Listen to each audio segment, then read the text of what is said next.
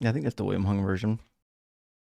All right, friends, give me 1 second. I think all the streams are live other than TikTok, and we'll see. Maybe TikTok won't give me a violation today.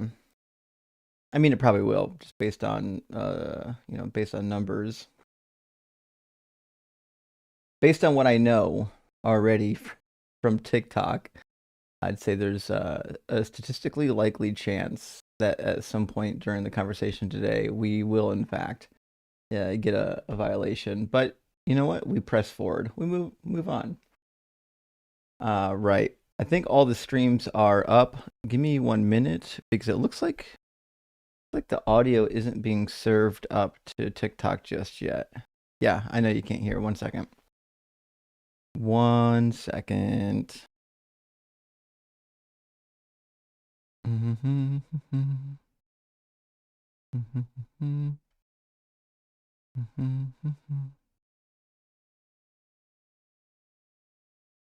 Okay. Now you all should be able to hear me on TikTok. TikTok was just having one of those weird glitches where the audio wasn't. It was decided it wasn't going to feed, but the audio should be working out. How you doing, Marcy? Hello. I'm doing Good to see you. grand. Not really. I've had 9 hours of sleep in the past 3 days. Oh no, why?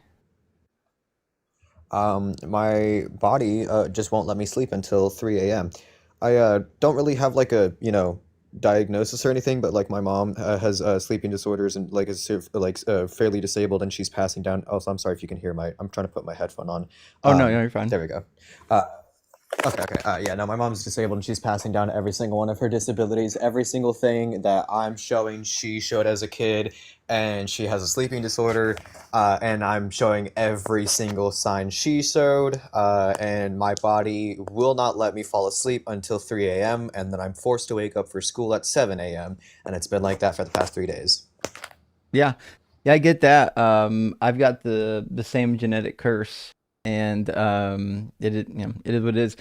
You should, this is not medical advice. Talk to your doctor. I've used a number of medications to help with sleep. Some of them work, some of them don't. But one of the reasons why I can stream till 3 in the morning is because I've got the same problem you've got. Yeah, I've talked to my mom about that, and she said that like she really doesn't want me doing that because she does want me to get me like dependent on sleeping medication in order to fall asleep. That's a fair concern. I understand why somebody would be concerned about that. But yeah, yeah. I mean, what are you gonna do? It is one of those things where you have to like weigh the pros and the cons. If the con is that it's preventing you from like doing what normal people should be able to do, then it's a problem. Um, so I don't know. I have a sister with the same problem. Like I said, it's genetic. But I would say for me personally, this is me.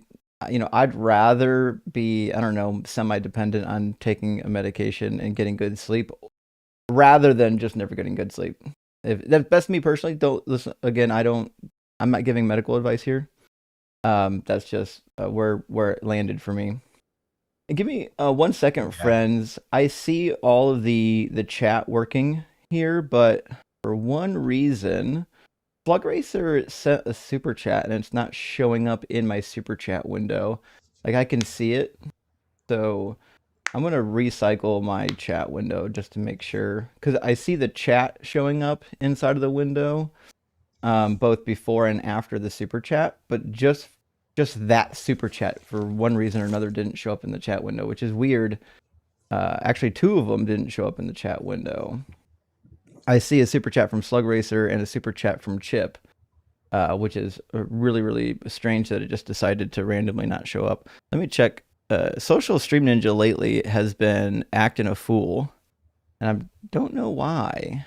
Um, so I'm in Social Stream Ninja. I don't see. Let me see.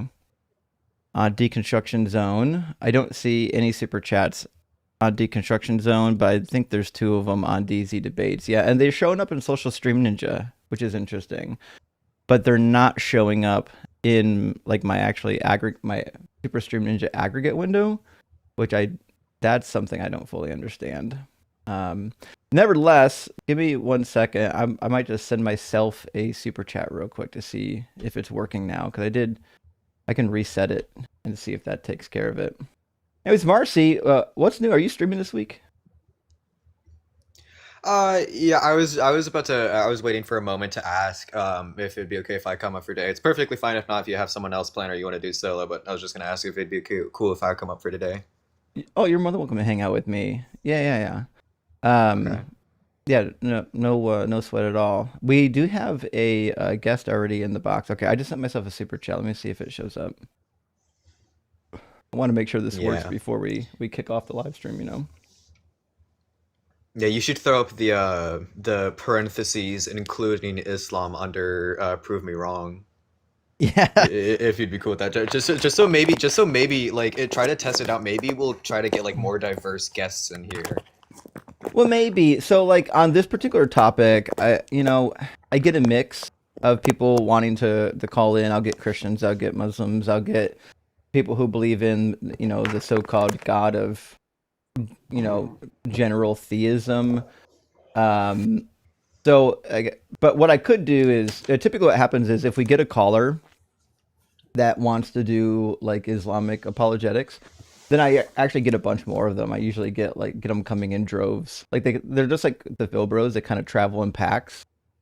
So that's Yeah. usually. Oh, there we go. Now it finally loaded. In fact, all of my super chats loaded now. I don't know why Social Stream Ninja was kind of behind. It just decided it was going to be behind for one reason or another. So we should be good to go now. Slug Racer, I got your super. Appreciate that, friend. It says, who decides what myths are in the Bible? Why the Bible with Og and his bed there, but Og wielding a mountain with ants or clinging to Noah's Ark isn't? That's a really good question, Slug Racer, and you've probably heard me talk in the past. In the Talmud, they describe how King Og was able to survive the flood, and it said that he clung to the outside of the ark. Also did the Rama, and so here's my thought on the assembly of the Bible. Of course, I believe in the documentary hypothesis. I'll put a long form video together sometime soon on the documentary hypothesis, but the general idea is this. They had these general mythologies that were floating around in society. And typically, just like early Christianity, there needs to be an impetus to collect them all and to put them into some level of organization, right? And so it seems like the impetus for the Israelites was probably the Assyrian invasion and also the growing cult in Jerusalem. So that the larger the Jerusalem religion grew, and the more bigger and centralized the religion grew, the more they then have to get a standardization of the religion. You need a standardized text, you need a standardized location, you need standardized practices. But it seems like this probably started more or less once the wars started happening. Because once your people are moving around and they're under threat, and some of them are being wiped out and moving to other locations, you do need some standardized format. And so to me, I think this meant the texts were collected and edited probably during the Assyrian invasion and then after the Babylonian invasion. And because the Judeans were like the only ones left standing, they were the ones that really got to stitch them together and make a large scale, cohesive narrative, which is why we see like the Book of Chronicles going back and correcting the Book of Samuel. We see the Book of Genesis and Exodus telling stories that are purposely designed to bring shame to the northern tribes. Because the people doing this were the Judeans. That's why if you read through Genesis and Exodus and the rest of the Torah, the Judeans are the ones that show up as the heroes all the time. And Chip, thank you for the super chat. Princess, for sleep issues without meds, cognitive behavioral therapy can be helpful. I've never tried that, but I've talked to two different therapists about it. I personally haven't benefited from it. I didn't find it to be all that helpful. but I am aware that it helps for some people. But my biggest problem is I've just got an insane level of energy, and my brain never wants to shut off. You guys can probably gather that from watching my streams. And Gizzard, my friend, good to see you, friend. Thank you for the super chat. Says Twitch says you're streaming Baldur's Gate 3. Probably need to change the topic. Actually, I did that on purpose. I'm gonna tell you why. Because there is no topic for non-gamers. So if you go to Twitch, also I hear somebody's microphone making crazy noises right now. It sounds like someone's pressing Oh, a my button bad. over and over again. Is that? No, It's I okay. was. I forgot to mute my mic. I'm sorry. I'm responding to comments. Some people are just being top tier silly individuals. Oh, okay. I was like, what's that tapping noise? All right. So all right, y'all on my Twitch. So there is no like you have to pick a game when you stream. You're actually not allowed to stream without a game picked, right? And so there was like this Bible game. I forget the name of it. I forget the name of the Bible game. I used to pick that for the longest time. And then I was like, why am I doing that? No one cares about this Bible game on Twitch. Like, it's got like maybe 2 followers. I was like, I should just pick a game that people are actually playing and then be done with it. That being said, I was forced against my will to play Baldur's Gate 3 just so I could know what the game was. And it was a game for sure. Nevertheless, that's why I have a game picked on Twitch. Is because they won't let me say I'm not gaming. What are you gonna do? And Silatax, thank you for the super chat, friend. Says Jesus drove an Accord, but he didn't like to talk about it. For I did not speak on my own accord. John 12:48. That is the case. And his disciples were a clown car. They were all in one accord. It says in the Bible. So it seems to me that the big benefit of the biblical story has to be Honda. I think Honda, like a big Chinese automotive, might have put the Bible together. And Kevin, thank you for the $20 super chat, my friend. I appreciate it. Says, love your channel. Well, I really appreciate being here and watching the channel, and your support makes the channel possible, friend. All right, we have some people waiting to get in the guest box, so I won't belabor that any longer. Let's grab Servant of Yeshua, and then John Hernandez will grab after that. Hey, what's up? Welcome in, Servant. Are you at least 18? Yeah, I'm 20. Sure. And is it safe to assume you're a Christian? Yeah, I'm Catholic. Sure. And what do you think is the best argument for the existence of God, preferably the God you actually believe in? I mean, for one, Fair when it warning. comes, I'm pretty sure I know what, this person. He's a Phil, bro. Yeah, bro? I think I've talked to Servant of Yeshua before, actually. Yeah, I mean, obviously, I don't think that the proposition that the Christian God is, like real is a provable proposition, but Here we go. Okay. Well, God then as in, but God I as in guess the so. What ultimate, that as in what the that ultimate. I guess what that means is you're not going to give an argument for that God. You're going to give an argument for a I'm gonna generic give an God. argument for God. Yeah, for just God. Sure. Yeah. What's the Yeah. argument? Is it Yeah, I would is say it that premise based? Because if it is, I'll write down the premises. not necessarily premise basis. I mean, it's really simple. You could put it into premises, but it's really simple. It's just simply the fact that there's no coherent that without an infinite mind that grounds abstract concepts in the laws of logic, there is no justification for knowledge in itself or truth. Therefore, due to the negation of that proposition, then necessarily an infinite mind must exist. Adorable, but it doesn't hold water because you have to believe in transcendentals already, which even if you believe in transcendentals, I don't think this argument works. But in order to convince me of the first step of the argument, you'd have to somehow convince me that transcendentals and abstracts actually existed. Okay, so yeah, when it comes to like the reason why I would say that abstract concepts in itself exist, like for example, the laws of logic, would you say that they intuitively exist? No. They don't exist? No. So does truth or true propositions exist? So no, again, so propositions exist, but truth doesn't exist. So what you're Truth doesn't confusing. exist. No, I didn't say that. I said propositions exist. Truth Yeah. itself doesn't exist. Truth isn't Truth a it's- thing. If you Okay. want me to explain it, or you just want to be Yeah, no, stupid it's the fine. whole You can time? explain. You can explain. Okay. You can So explain. truth isn't a thing that has existence on its own. It's an evaluation of something. Just like if I said like here's a number of words. These words mean something. Well, the thing Yeah. that they mean is not something that exists independently of anything else. It's just a description of something. So when I Mm. say truth, I'm saying truth is when we go out, we take a proposition and we analyze it. Say, hey, does it appear that this is something that actually happens? If I said that the sun sets at night, is it a correct statement that the sun sets at night? And if so, we call that thing true. But truth itself doesn't exist.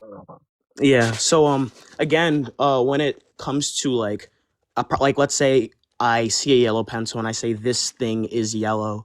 The reason why I'm saying that it is yellow, it's due to the fact that I'm a alive, conscious, and rational being, right? Yeah, that's like how words work. Words are Yeah, spoken exactly. typically by live conscious beings. Yeah, so like what's like the justification for believing in that our reality that we are viewing in itself is actually objective reality? What's the justification for that? I never said that the reality I live in is the objective reality. So again, So it's not. this is So poisoning the well. if I say So this is deconstruction, can I ask you? so this is poisoning Can the I ask you well. something? I know you want to crash out really bad right now rather than let me No, what answer, but the reality is like I'm just going to give you the answer to the question you asked me. Like if you don't want me to Okay, answer questions, you could just you not can ask answer me it. questions and then I won't have to mute you so I can answer them. Did you want me to answer the question or not? Yeah, you can answer. Okay, so now we can restart. What was your question so I can adequately answer it? Yeah, my question was like what the justification for believing that we have like access to objective reality is. Again, I didn't say we have access to objective reality. What I would say is that our minds have access to some kind of reality. It seems to be some sort of subjective reality, but we behave as though we are living in Mm. an objective reality. Oh, the problem of hard solipsism is going to be one for you and for me. The difference is, like, I'm just willing to admit that hard solipsism hasn't been solved, and you're going to make up a claim that Christianity solves it, but you can't actually demonstrate it, which means you just have the same problem. Yeah, so do you believe that all like propositions have to be demonstratable? So are you like a physicalist? I'm a nominalist. I don't believe that all propositions have to be demonstrated. There are some that seem to be just by their own virtue true. So if I said, Mm.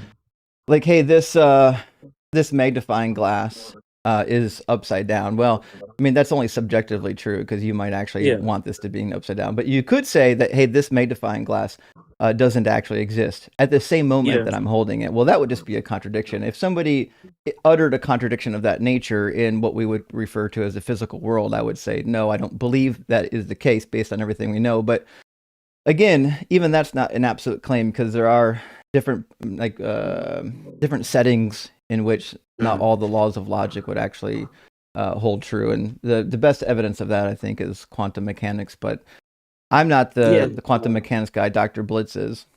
So under like that, worldview where you're saying that like the laws of logic in itself they wouldn't exist and they'd be purely subjective. If I say that to me in myself that I didn't God say that. exists, so if I say that God exists in that God exists due to the fact that we must be created beings, and under my own logic, since logic is subjective, I didn't say logic that's was true. subjective. I don't know Logic why you isn't keep doing that. I never you said that. said logic was you did say the laws of Nope. logic were subjective. No, I didn't. Okay, so are they objective? What I said is the way we're using them is subjective. If I said that this magnifying glass is upside down, Uh-huh. that's not a violation of the laws of logic because it doesn't appear to be upside down. It only appears to be upside down because the usage of this object is subjective. Like Okay, but the laws of you logic might are want objective, right? to you might want to use this upside down. You might have even designed it to be used upside down, but it's still a magnifying glass. So like the laws of logic have ways that it can be used, but this is not a contradiction. A contradiction would be saying that this does exist and does not exist at the same time. And if Exactly. somebody says that it does exist and does not exist at the same time, I would say, hey, that seems to violate what we know from the laws of logic. I would Mm. need a good reason or a good example to go against this trend, this thing that seems to always be true. But again, Mm. none of it is 100% certainty on anything because any of us could be wrong about anything. Yeah. So what you're saying is like as we know of it, the laws of logic are objective, but they're the way we use it Nope, didn't to say that. describe things are subjective. What? Could you Nope. like explain? Things that have objectivity means that they have ontology that's completely independent. And I don't believe that about the laws of logic. I think the laws of logic don't exist. They're just ways that we describe the behavior of the world. That's all. Okay, so for example, like if there was a person who sees things completely differently, like a schizophrenic, do you have like justification for saying that what they are seeing, their delusions, do not exist?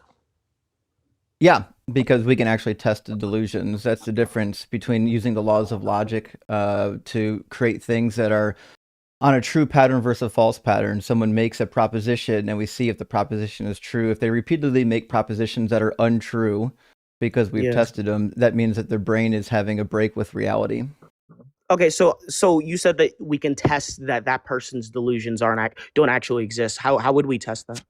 I didn't say that they don't exist. What I said is you can test if the person is delusional. If the person is outside and they're saying that the sun is not in the sky, and 50,000 people are outside saying that the sun is in the sky, then that person is having a break with reality. Wait, why does the fact that more people don't see it show that that's not objectively in reality?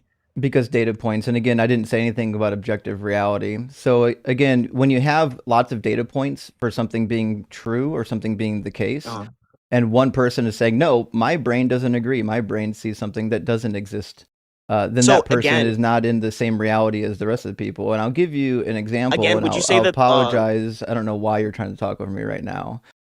So again, I'll give you an example. My mother used to tell people that I have a sister. I won't give her name right now. Both of them watch the channel.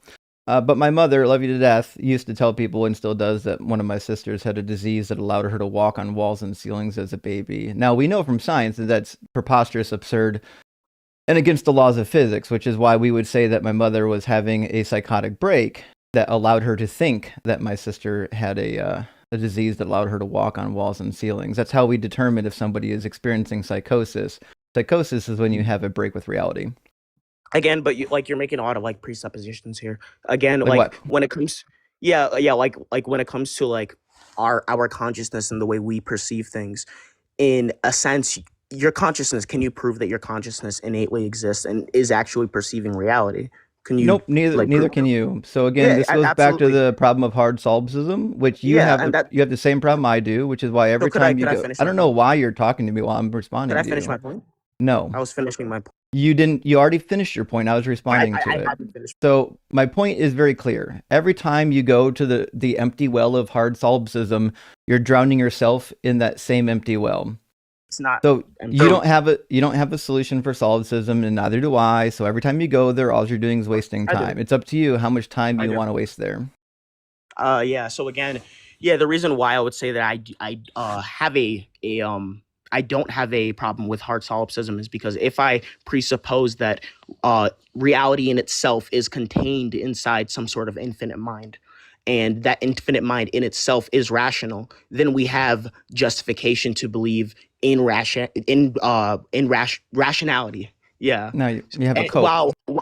while in your worldview, when it comes to like you viewing reality, since you cannot prove your own consciousness, then you still have no justification to say that just because more people are seeing something, it makes that thing true or objectively true. And again, you can't even say objective. You actually haven't given me the solution yet. So what you've said is in your worldview, you believe that you have a solution, but you actually don't have a solution.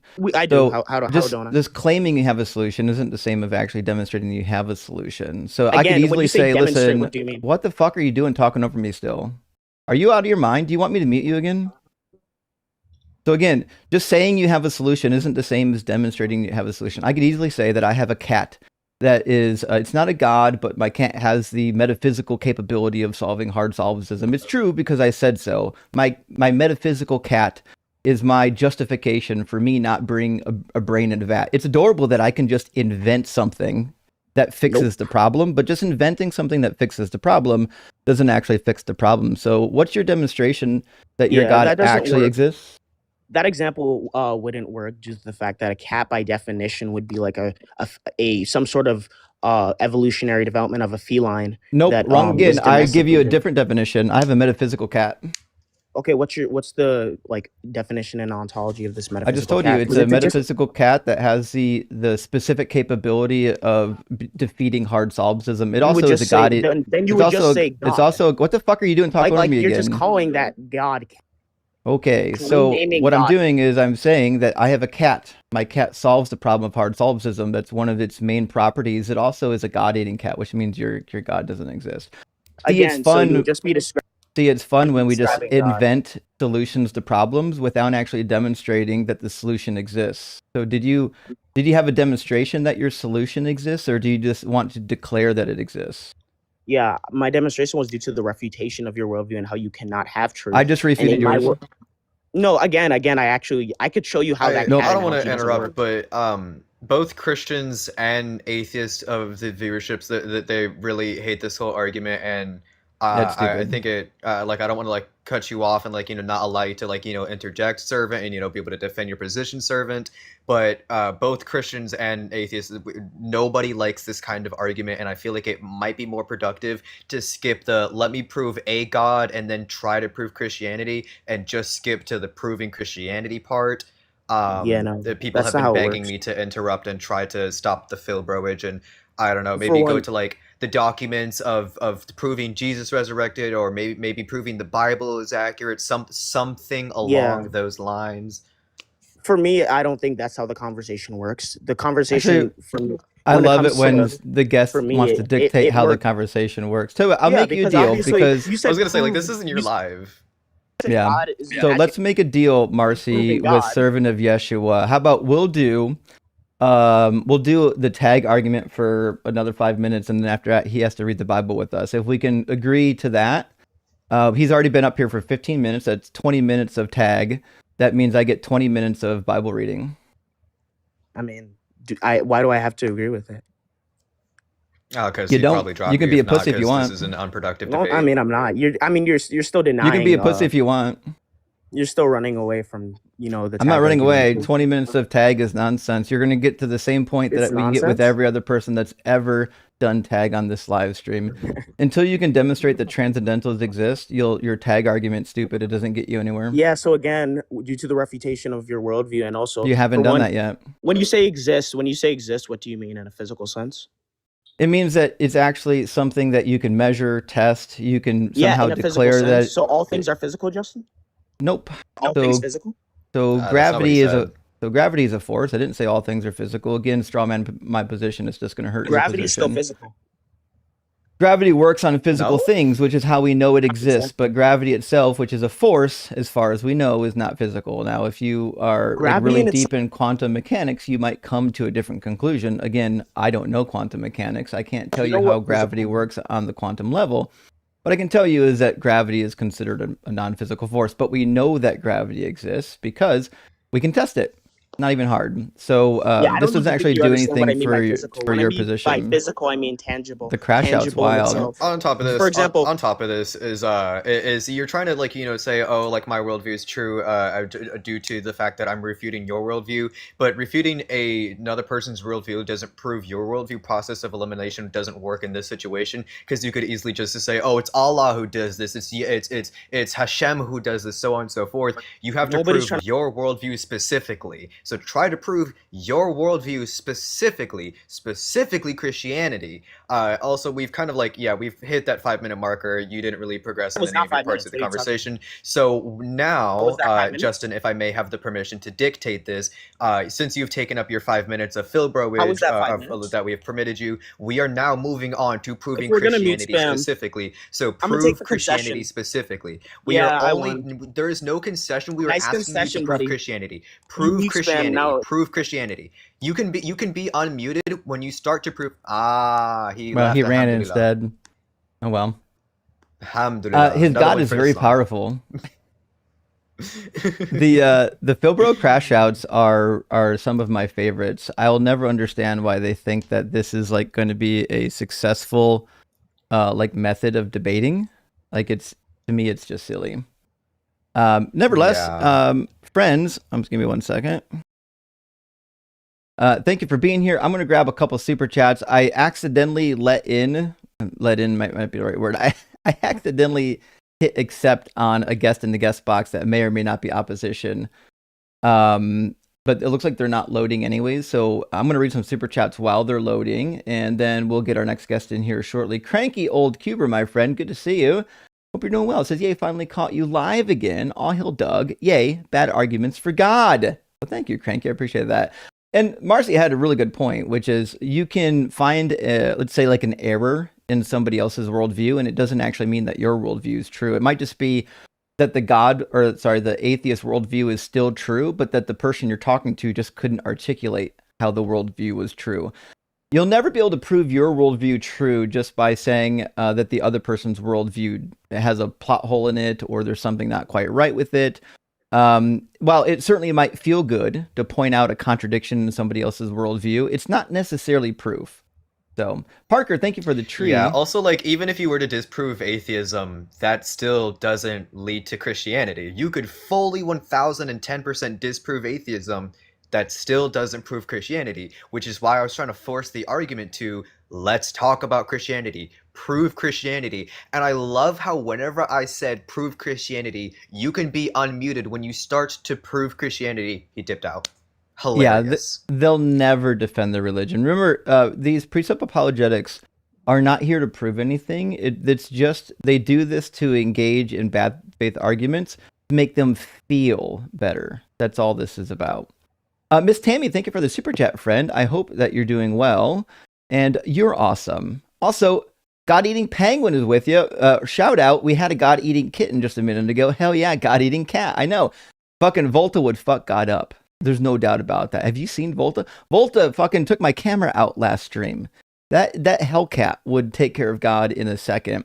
And Dugosaurus erectus, thank you for the 20-hour super chat, friend. That's huge. Says, I humbly offer up my own moniker of Dugosaurus erectus for the name of T-Rex.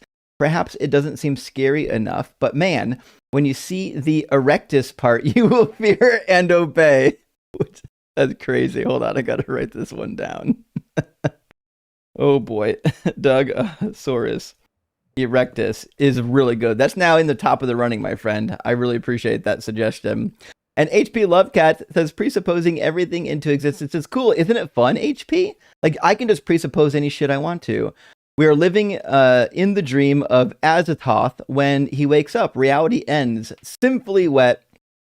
Wait, did we miss a letter? SWS, simply wet. FS for Sharon. Horrors unite in rock hard for Doug. It is fun. This is one thing I love about Ems. Ems will be like, okay, yeah, God exists. Now tell me about the Muslim God.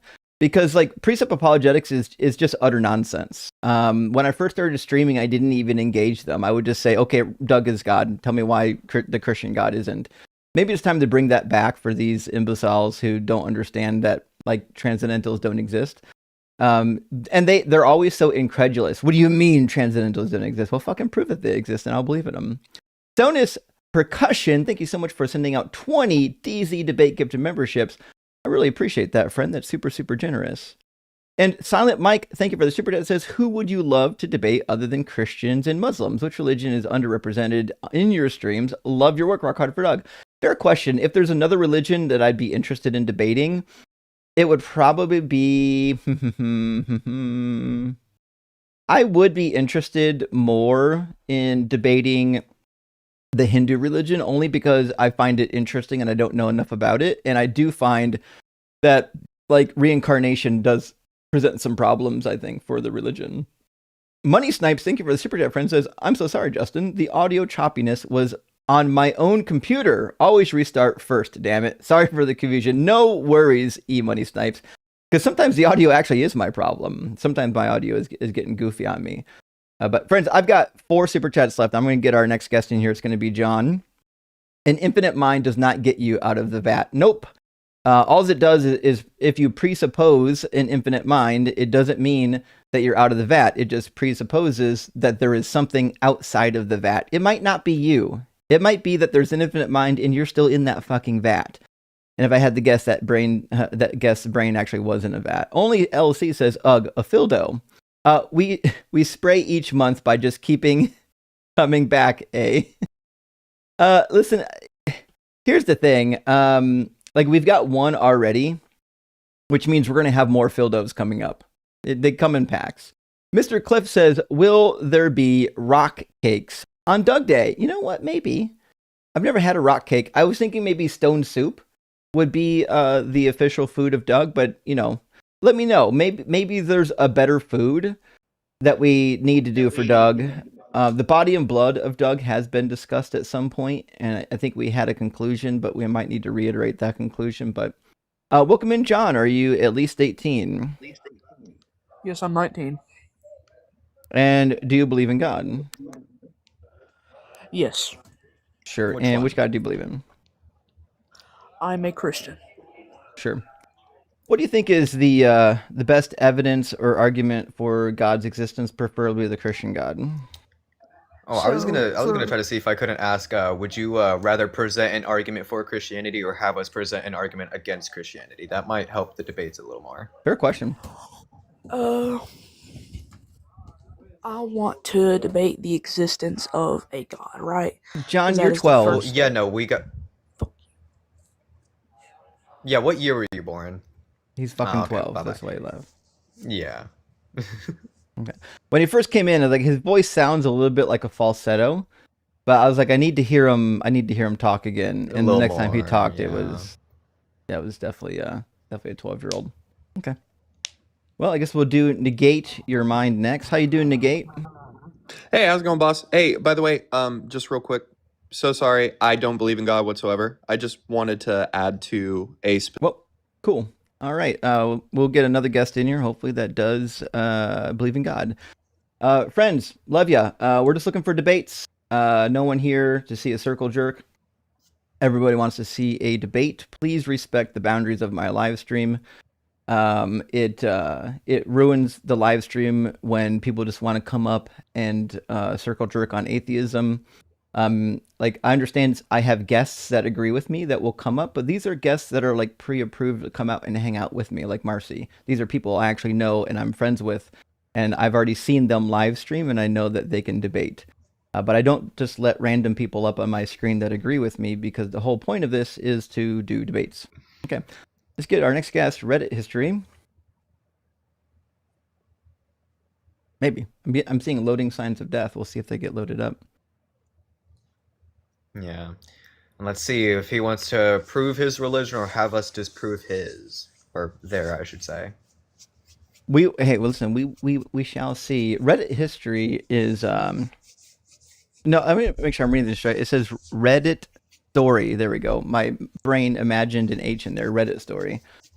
Well, there are certainly some stories on Reddit, but this might not be one of them because they're not loading. So we'll see if they can get loaded up. Anyways, friends, I'll make the same announcement that I make every live stream. Almost every live stream, I end with 3, 4, 5 people in the guest box.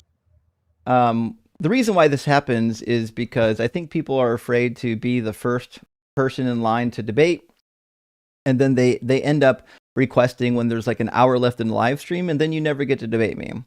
Or Marcy, if you want to get on the debate stage, you want to get on at the beginning of the live stream and not end up waiting 3 hours and then not even get into the debate because you were in the queue when there was like an hour left of the stream. So get on in the guest box. We'll get to the guests typically roughly in the order that they come in at. If you're watching on Twitch or YouTube, you can get into the debate just by using the link on the screen, tiny.cc/dzguest.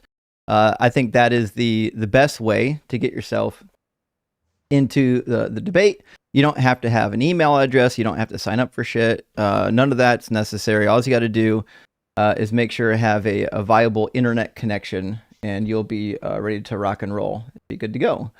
Also, give me 1 second. I gotta fix my. Somebody said that Jesus loves me, which isn't unsurprising, but I just wanted to let him know that I am freshly 18, so he might want to back up a little. You're little too old for me, Some crazy shit, actually. It's my favorite go-to thing. Is like, dog, I'm barely 18. Why are you going for me? I'm barely 18. Yeah, this is a debate space. We're gonna have to ask that people don't sexualize my guests. I would greatly appreciate that if we could keep that if we can keep that rule in place. certainly would be helpful to me and to the live stream and to those watching the live stream. Nevertheless, I think Reddit story might be back again. Let's see if we can get Reddit story into the conversation this time.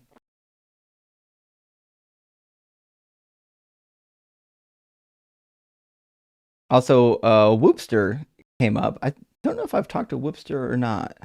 It can be hard to track sometimes.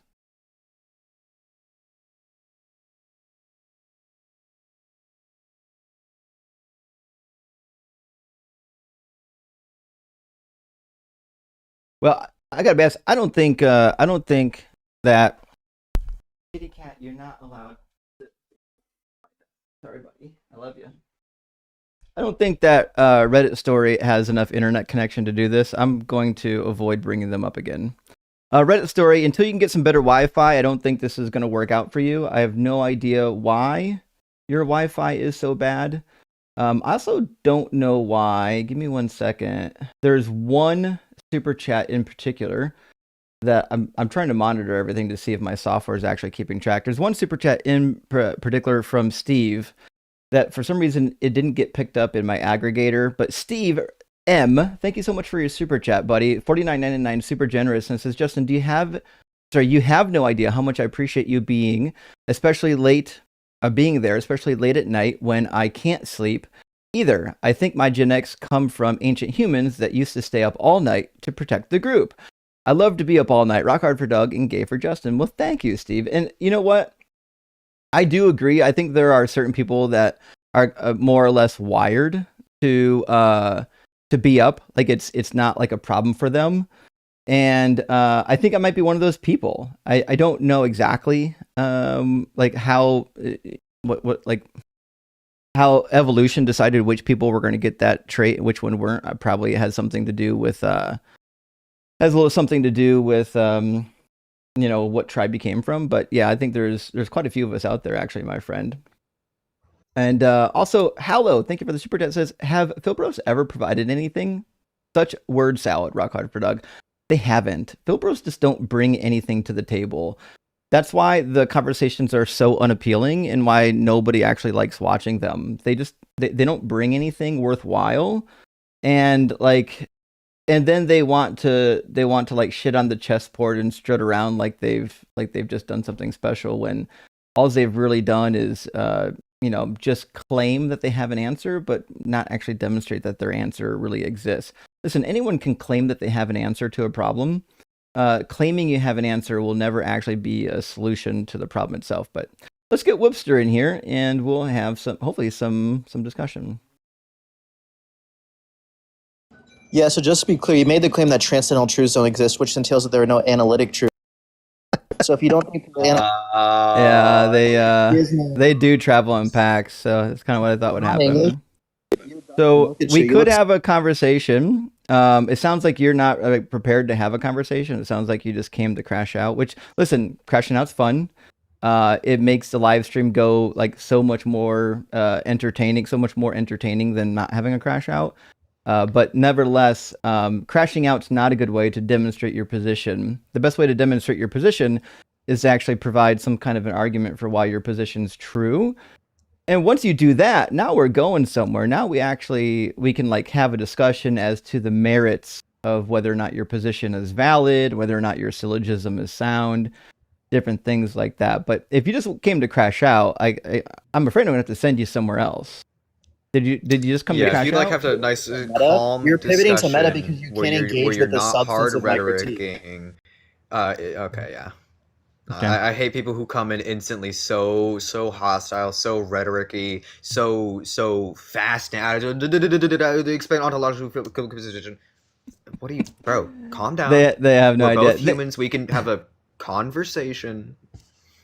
They're hoping as long as they talk fast enough that nobody heard anything they said, they can just demand victory. And I don't know who they think they're convincing here, but it's not going to convince anybody on this live stream, that's for sure.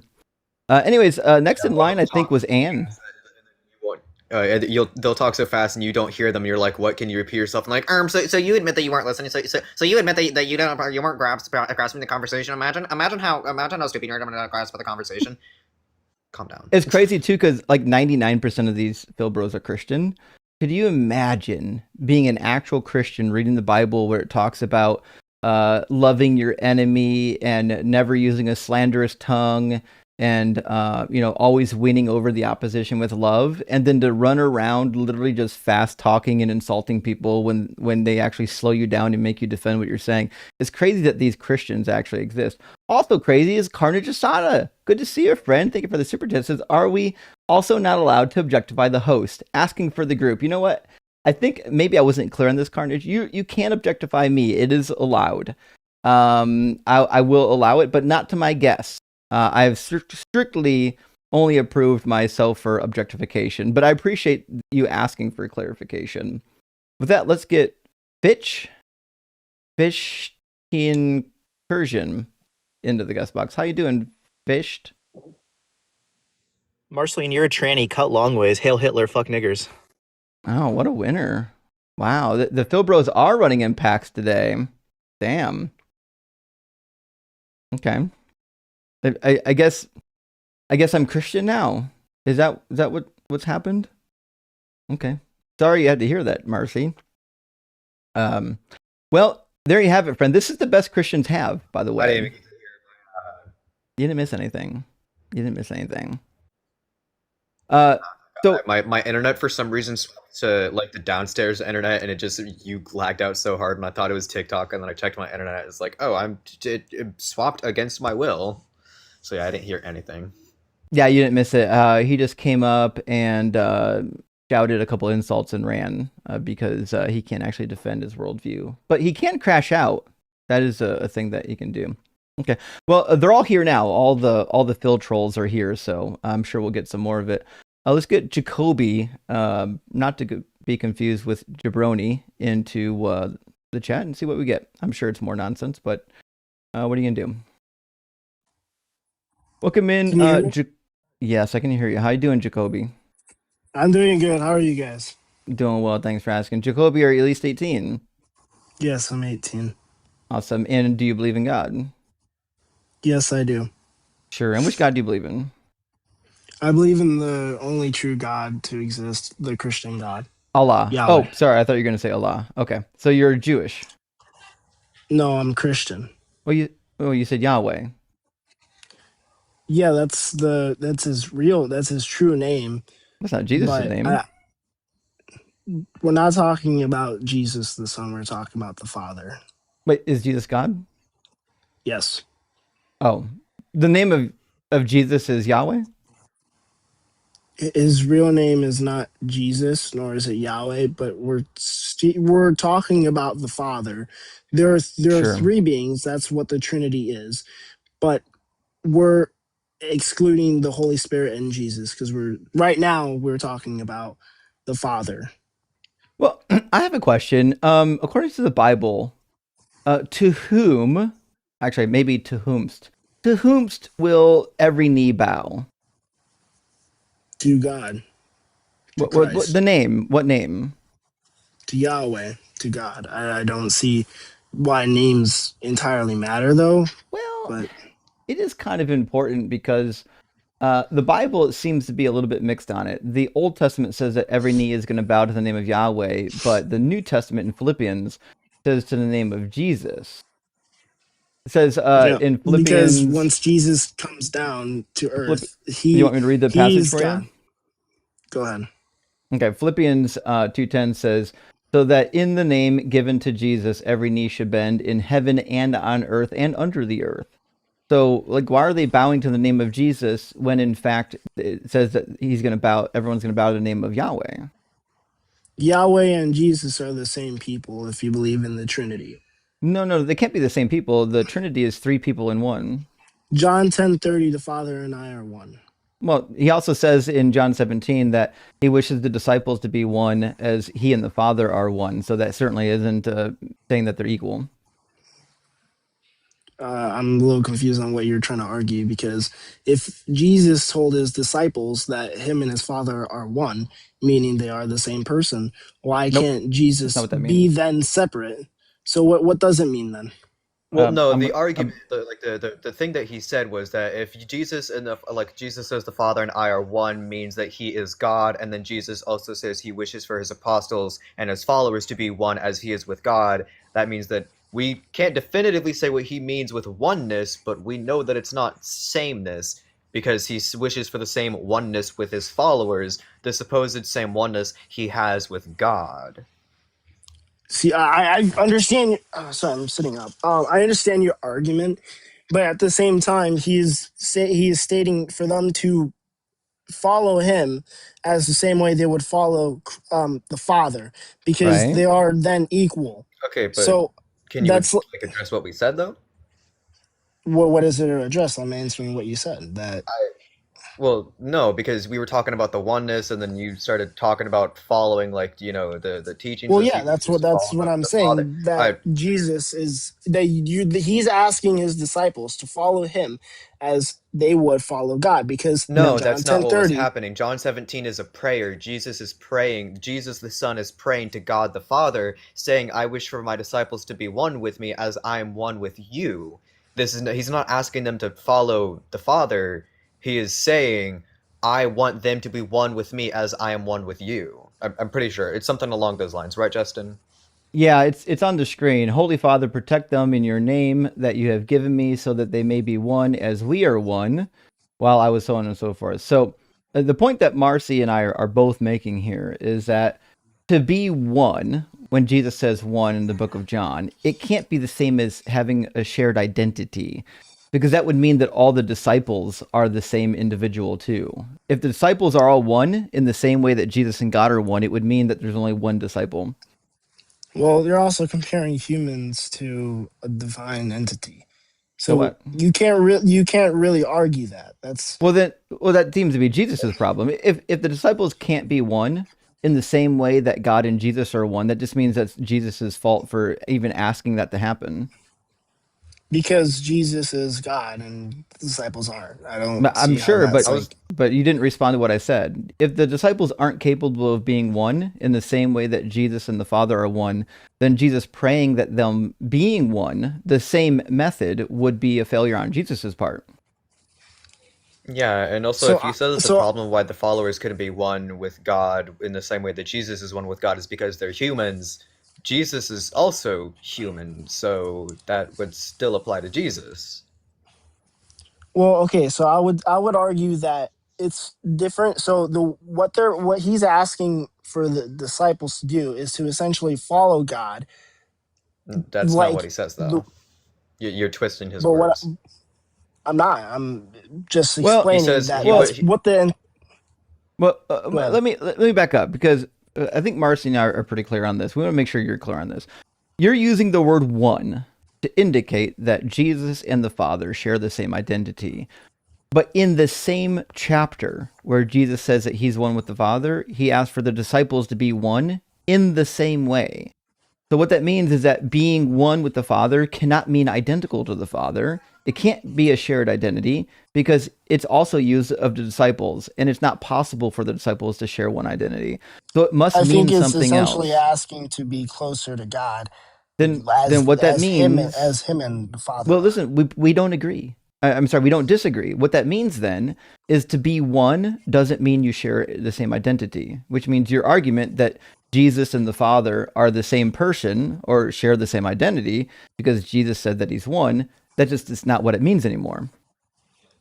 Well, I would also throw at you that when Jesus is getting baptized, it is also stated that Jesus is speaking to his Father, and the doves of the heaven, aka the Holy Spirit, they all that it comes down. So the So what? three are also separate at the same time. They can I know coexist, they're and separate. I don't.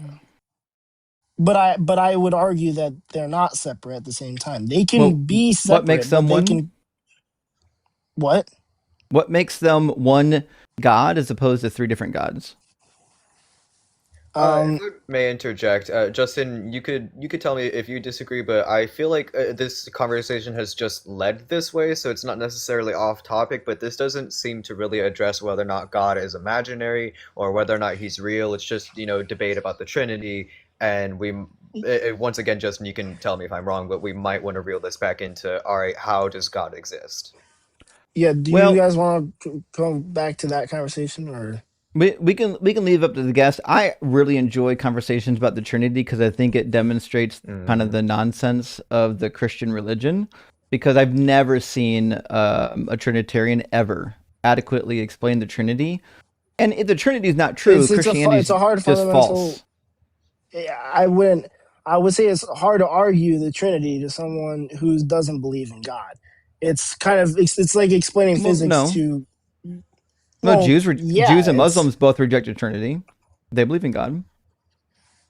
they don't believe in the Trinity though. You don't believe in the I Trinity know. Yeah, because they you're believe not in God Christian. and they still reject the Trinity. So me not believing in God has nothing to do with rejecting the Trinity. I reject the Trinity for Well, the same reason Jews and Muslims reject it, and what would you say that is? because it violates the laws of logic, and I don't have a good reason to believe that God Well, violates the laws of logic. isn't that the whole point, that God is supposed to go past the dimensions of our world and time and physics I because don't think he's he a can. non-dimensional. Well, then he isn't really God, is he? Well, no, because let me ask you, laws of logic dictate things that you and I probably agree are impossible. So, for example, can God exist and not exist at the same time? I would argue he can because he's God. So God cannot exist and also exist at If this he could in the do anything identical in the same world, moment. it would not be possible at the same moment. But if he That's what I could just control it, asked. I asked in the same but now moment. you Can he clarified. that no, I didn't clarify. I said it at the same time. At the same time means in the same moment. I would argue no then at the same time. But if There we you're go. talking about And in the two reason separate why God timelines, can't do that is because God follows the laws of logic. to our understanding, yeah, I would say that. Because if he was also, if he's not God, then he can't bend the rules of our world, right? I believe that God created the Yeah, universe and I'm time sure. itself. Well, let And me stick you with one syllogism, and then we'll move on to whether or not God even exists. Because I think Marcy's go ahead. right. I love the Trinity, but I don't know if the audience does. So, tell me if No, you no, agree or I'm not disagree. set the thing to the Trinity debate. Okay. What's up? Premise The only number thing we know is the one. Trinity. I'll put it Okay, up on the so what are you screen going to so throw you at can me? see it. Premise number one. In 1 John 4:12, it says, "No one has ever seen God." Do we agree? Okay, so this is cherry picking of the Bible. I'm not No, going I to didn't cherry pick. disrespect you, but I'm just grabbing one verse and reading it for what it that's what says. I'm cherry not cherry picking is. That's not what cherry picking So is. Cherry if picking is when when you you read one passage in the Bible and then you ignore the ones that disagree with you. Like the whole idea of cherry picking, like it came from this concept that when you pick cherries, you pick only the good ones and you don't pick the bad ones. That's not what I'm doing. I'm not avoiding other passages just so I can read this one. It just happens to be that this is one passage that is either true or false. So the so proposition no one in so First saying that John no one has ever 4:12, seen God. the So proposition saying in that no First one has John seen God, 4:12 is either true or false. Is the it's proposition true or false in the false? sense that they have never seen God's true form. It did They've okay, seen God in the bush of fire, for example. That wasn't obviously God's true form. When God when he revealed himself to Jacob, that doesn't mean that he revealed his true self. Because if we did, we'd be blinded, which is in the Bible. That's happened. sure. If So when then Jesus it, says, "If you've seen me, you've seen the Father," he was lying. no, because it's literally just God What is taking on. Jesus? Is Jesus the true form of the Father? No, he's taken on the human form of So he's of not. God. So Colossians he's says taken. that, No, isn't it Colossians that says Jesus is the visible form of the invisible God? like I said, he's taken the human form of God. So it's not the true Of form all of of God or God. part of It's God? still it's of God. No, all of God or part of God. Colossians It's part of 1:15 says God. that. I didn't ask you It's if it's part of part. God. Okay, You so you asked Jesus, me if it was all of or fair enough. some of. Yep, you're right. You're right. Colossians 1:15 says that Jesus is the image, meaning exact imprint, the image of the invisible God. So you're telling me that that's not actually true. Jesus is actually the visible image of part of God. Which part of God is he the image of, and why is it that in Trinitarian doctrine Jesus is 100% God? Jesus. Okay, so I would go ahead. No, I was just gonna say that someone pointed out in the comments that it's not the you don't have the right verse up. It's John 1:18, not John 4:12. Also, What I just double to checked it. clarify. I did 1 John 4:12. Hold on, let me make sure I wrote it down Okay, right. yeah, First So John please. 4:12 I says just no one want has to ever seen also. God, but there's a duplicate in John to be clear. It says something very Okay, okay. similar to this in another passage. Sorry, go ahead, So Jabroni, Jacoby. uh so first of all, I just want to clear that up in the comments. I don't understand why people are like, being disrespectful to me. I don't. I'm just I, trying to debate. I'm not here Listen, to make you I'm guys not feel reading the stupid. comments. I don't think you should read the comments either. I have no idea what they're talking about. Just focus on us three. Yeah. All right. So what was your question again? Why? How can God? How can Jesus be part and all of God? I forgot. I'm sorry. Right. Yeah. So what I'm asking is, if Jesus is a representation of only part of God, that means Jesus isn't 100% God. And that means you don't actually believe in a Trinity, you believe in partialism, and partialism is a heresy. So that's like saying that if I take a bite out of, say, a cheeseburger and say this is a cheeseburger, is it still a cheeseburger? I just want to throw that at you. Is If you remove the burger from the cheeseburger, it's not a cheeseburger. Well, just take a bite out of the cheeseburger with lettuce, tomato, whatever comes Oh, with the well, it cheeseburger. could still be a cheeseburger, but it's not 100% of a cheeseburger. It's like 90% of a cheeseburger now. But that's what I'm trying to get at. It's still God. But So there's but no it's only part partial of it. God, or there can't be when it comes to being Right. God or not. So But it's but if I'm a human, but my right? point is, hold on, buddy. Hold on. I don't you're gonna miss my point. I don't think you've grasped it yet. The Trinitarian doctrine says that Jesus is 100% God, which means he's not like God with a piece missing. 100% of Jesus No, is one I believe identical that to he is 100% 100% of God. Jesus. I believe he's 100% Jesus and 100% God. That's the whole Then, point of him coming well, down to die for our sins. Because if if he was if a God regular and human, Jesus are 100% identical to each other, then there's no distinction between the two of them, and that would mean that Jesus is the exact imprint of the Father, which means when he says, "If you've seen me, you've seen the Father," which that means that they're identically the same, which means Jesus couldn't say that no one has ever seen God because they've seen him. but like I said, when the verse says that no one's seen God, it's never seen God in his true form. So when Jesus, Wait, is as I Jesus not the true stated, form of God? no, because he's a human in that sense. He's taken on human form of God. He is So not God in So itself you've as contradicted without yourself form. again. If Jesus is And not I the true haven't. form of God, then that means it can't be true that Jesus says, "If you've seen me, you've seen the Father." He's only part of the Father. No, it's not being part of. It's just that he is. So, okay.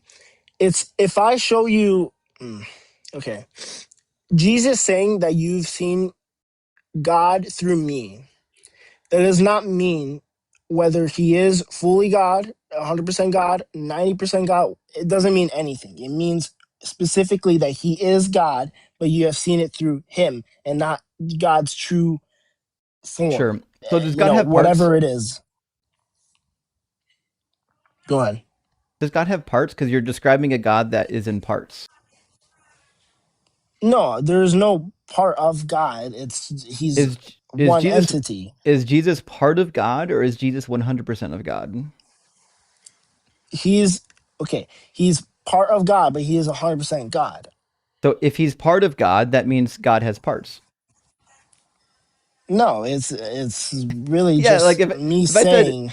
if I said the glass is part of this magnifying device, the glass is a part. It's a piece of But it, if right? removing Jesus doesn't equate to God not being fully God. Is if that's It because when you it say that is. there's parts of God, if okay, if you say that you are okay, if you remove Jesus, does God still exist? Yes.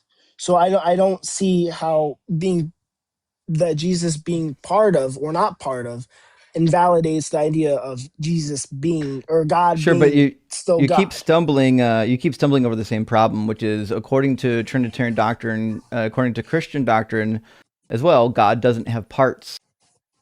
So you keep describing a God that is in parts. But okay, so what I'm trying to argue is that there is no parts, but Jesus is taken away from God into human form. But there is still no part because God is still Well, this one being, there would and be so is the parts. Trinity, the whole There Trinity. So what there would I'm be parts so if Jesus is not 100% of God. Then what that means is that Jesus because is then he part would of be God the God. Father It in the means that human Jesus form. would. I know what it means. It means that you're heretical. So I'm not heretical. if Jesus is not 100% of God, not identical to God, that means he's just part of a God.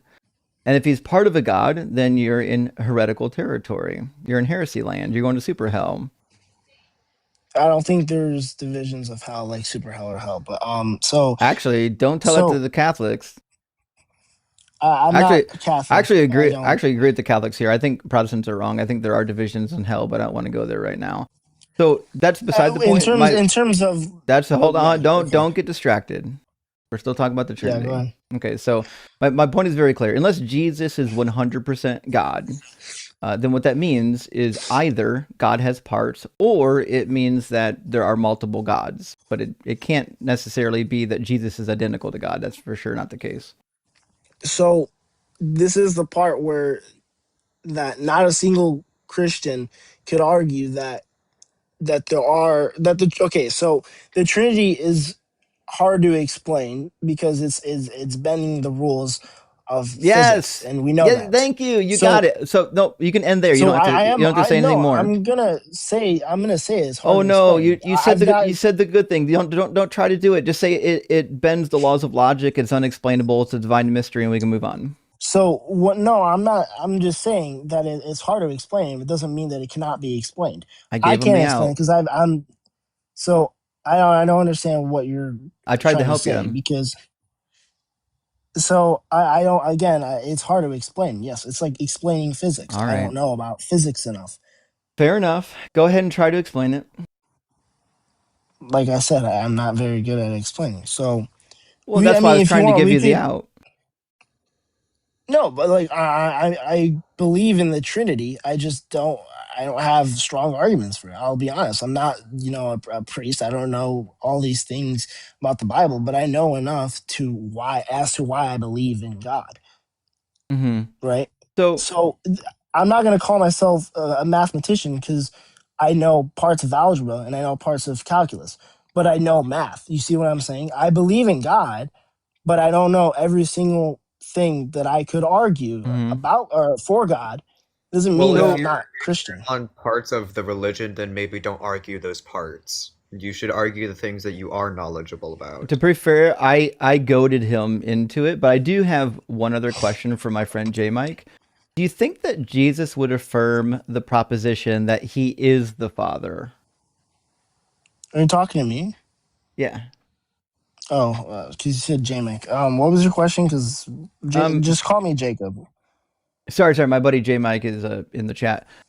Do Oh, you agree with the proposition that Jesus would say that he is the Father?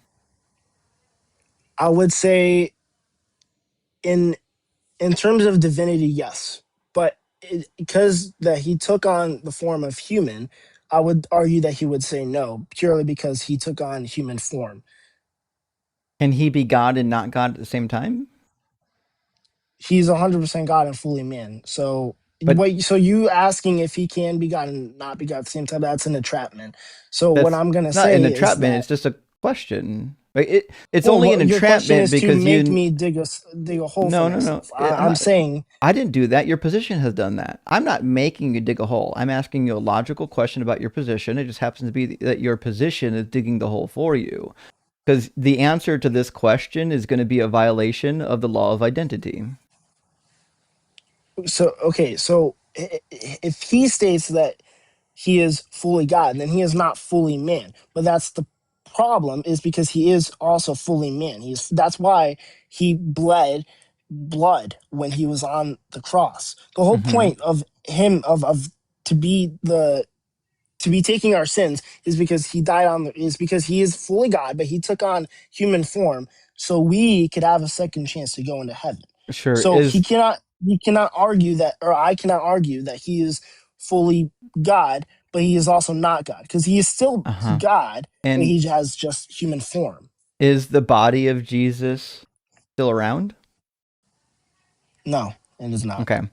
So what that means is that God has parts again, right? If Jesus is 100% God and the body didn't always exist, it means that there's a part of God that once didn't exist, came into existence, and then now doesn't exist again.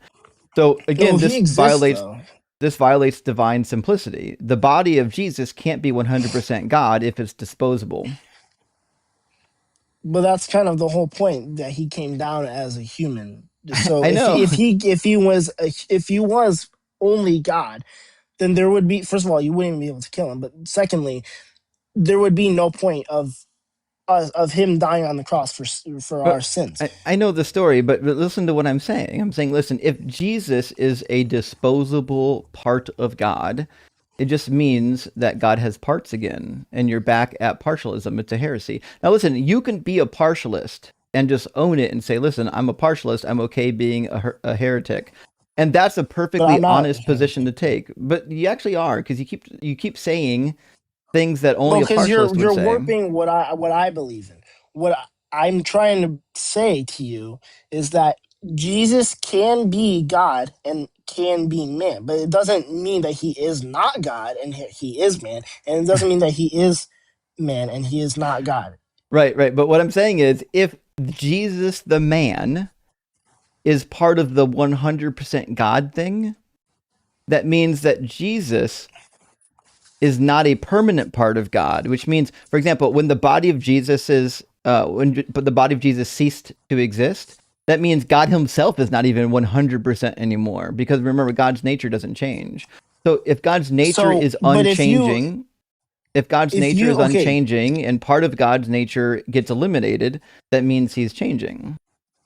So, but if you're arguing that if Jesus dying means that he isn't fully God, then you're also stating that God without Jesus isn't fully God, which is not what I Yep. believe in. Well, Because but regardless that's if Jesus existed or not, he would still be the God, the Father of the universe. I I don't know what see you're how that's saying, but what you've described is not what you believe. Like, so you're describing one state of affairs, and then you're saying, I actually believe another state of affairs, which you don't. So if Jesus is 100% God, then what that means is God has a body. If Jesus' body is disposable, that means when God lost its body, part of God went missing. well. He Unless also you're rose from unless the you're a dead, and modalist then he ascended to heaven. with the So body, right? there's no sure, yeah, with the Okay. body. So you still That's run into the same meaning, but that's just problem But that's because what I'm saying is prior that to he's the taking on. incarnation, the body didn't exist. Well, yeah, because what would be the point of coming down as a god, as God? What would the point be? There would be no point, right? So Well, that's kind of the whole point. I So agree with him you. There coming was down no as a point. human. So okay, but what I'm saying, if there is no human form, then we can't. He can't take our sins, right? That's kind of why Yeah. he But comes down from heaven as a human. So again, you arguing about him being a human, it's not so you keep necessarily describing, and I'm sorry to interrupt you because you sound like a nice young man, but you're not really on point. Like you keep describing why God did something, but why he did it isn't relevant to what he did, right? We're not asking why, we're asking about the what, right? So I could give a okay. damn what his reasons were. I'm asking what did he actually do and what is the nature of God? Because if the nature of God is that he has a disposable body, well, it just means that God's nature includes parts that are disposable, and now you're a partialist. Well, I don't see how having a body though makes it disposable. It's essentially it's just coming down as that form. Do you know what I the don't see. disposable? Do you know what the word disposable means? Yes, I know what disposable It means. just means To it's be able to get rid indispensable. You of. can get rid of it. Yeah, okay. So if Jesus' Yes. human body is something that God doesn't require, he can take it or not take it. It's a disposable piece, just like this cup is a disposable cup. So my I would point argue is, that he does require the body so we could take on the sins of the world. so was part of God's body missing prior to the incarnation? No, because there would be no there would be no point. It's like a teacher teaching another teacher. There's no point. There's literally they're both at that level. So if Jesus comes down at the level of God, there would be no reason for him to die on the cross. So That's him called coming down as God is modalism. going. So him coming Okay. down to our level is kind of the whole point But of Jesus you dying on the keep cross. describing the reason why he did it, and the reason why he did it has nothing to do with our conversation. Listen, if I Well, it asked kind of you, does. well, no, it doesn't. Just pay attention. If I It asked you, does. hey, well, Jabril, just hold on a second. If I asked you, does Jabril have 5 brothers? Whether or not you went to the market on Thursday has nothing to do with whether or not you have 5 brothers. I'm not asking you about why you did anything. I'm asking about the nature of your relationship with your brothers. I'm not asking you why God did anything. I'd love to get there. To be fair, I love that conversation, but that's not what I'm talking about. I'm just talking about the nature of the existence of God, not about what he's doing or why he's doing it. So my point is very clear. If God has this piece of him, we're going to call this piece the body. In fact, actually, sometimes I find that illustrations are helpful, and maybe it's just because I need them, it's not because you need them. But I'll do an illustration here to further demonstrate what I'm trying to say. So I'm going to draw maybe a diagram of sorts, and I'm going to start really easy. I'm going to say this circle here is going to be God. Yeah, we agree? Yes. Okay. Now, does God have any parts inside of this circle?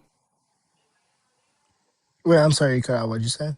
Does God have any parts on the inside of this circle? No. Gotcha. Okay. Now, we might say that Jesus, we're just going to put Jesus, JC down here. Jesus is inside of the God circle. Sure. Okay. So this means 100% of God includes JC, right? Uh, Okay. So 100% of God includes JC. It's going to include the Father, and it's going to include the Holy Spirit, right? well, so why are you putting the Father when God is the Father? Are Well, you hold on. God can't be just the Father. God must also be Jesus. 'Cause remember, Jesus and the Holy Spirit are part of God. well, he doesn't need to be. There's a reason why Jesus Okay, prayed to Father. so is Jesus not God? He is God. Okay. Okay, so if Jesus is God, that means he's included in the God circle. So the God circle is 100% of all things that are God. Okay, sure, go ahead. Okay. So if the God circle is 100% of things that are all God, that means inside of this 100% needs to be the Father, Son, and the Holy Spirit, because the Father is God, the Holy Spirit is God, and Jesus is God, right? Mm-hmm. Okay. Now, within this 100% God circle, you're telling me that this part right here, the Jesus Christ part, actually has a Mm-hmm. secondary piece. That secondary piece, we're just going to draw down here. Well, I'm going to label it right here. This part of the green Mm-hmm. circle that is outside of the red circle, we're going to call that the body. Because remember, that body didn't always exist. That body once was not part of this circle. It's part of a different circle. So what that means is that Jesus's body was not part of God. Do we agree? Wait, I'm sorry, cut out in your last like 2 seconds. Sorry. Right. So if Jesus's body did not always exist, that means that Jesus's body is not part of 100% of God. It's something that maybe God entered at one point, like a vessel, but the body itself of Jesus could not have been God, correct? Um, sure, but I would Okay. also say that, like I said, the body was needed though.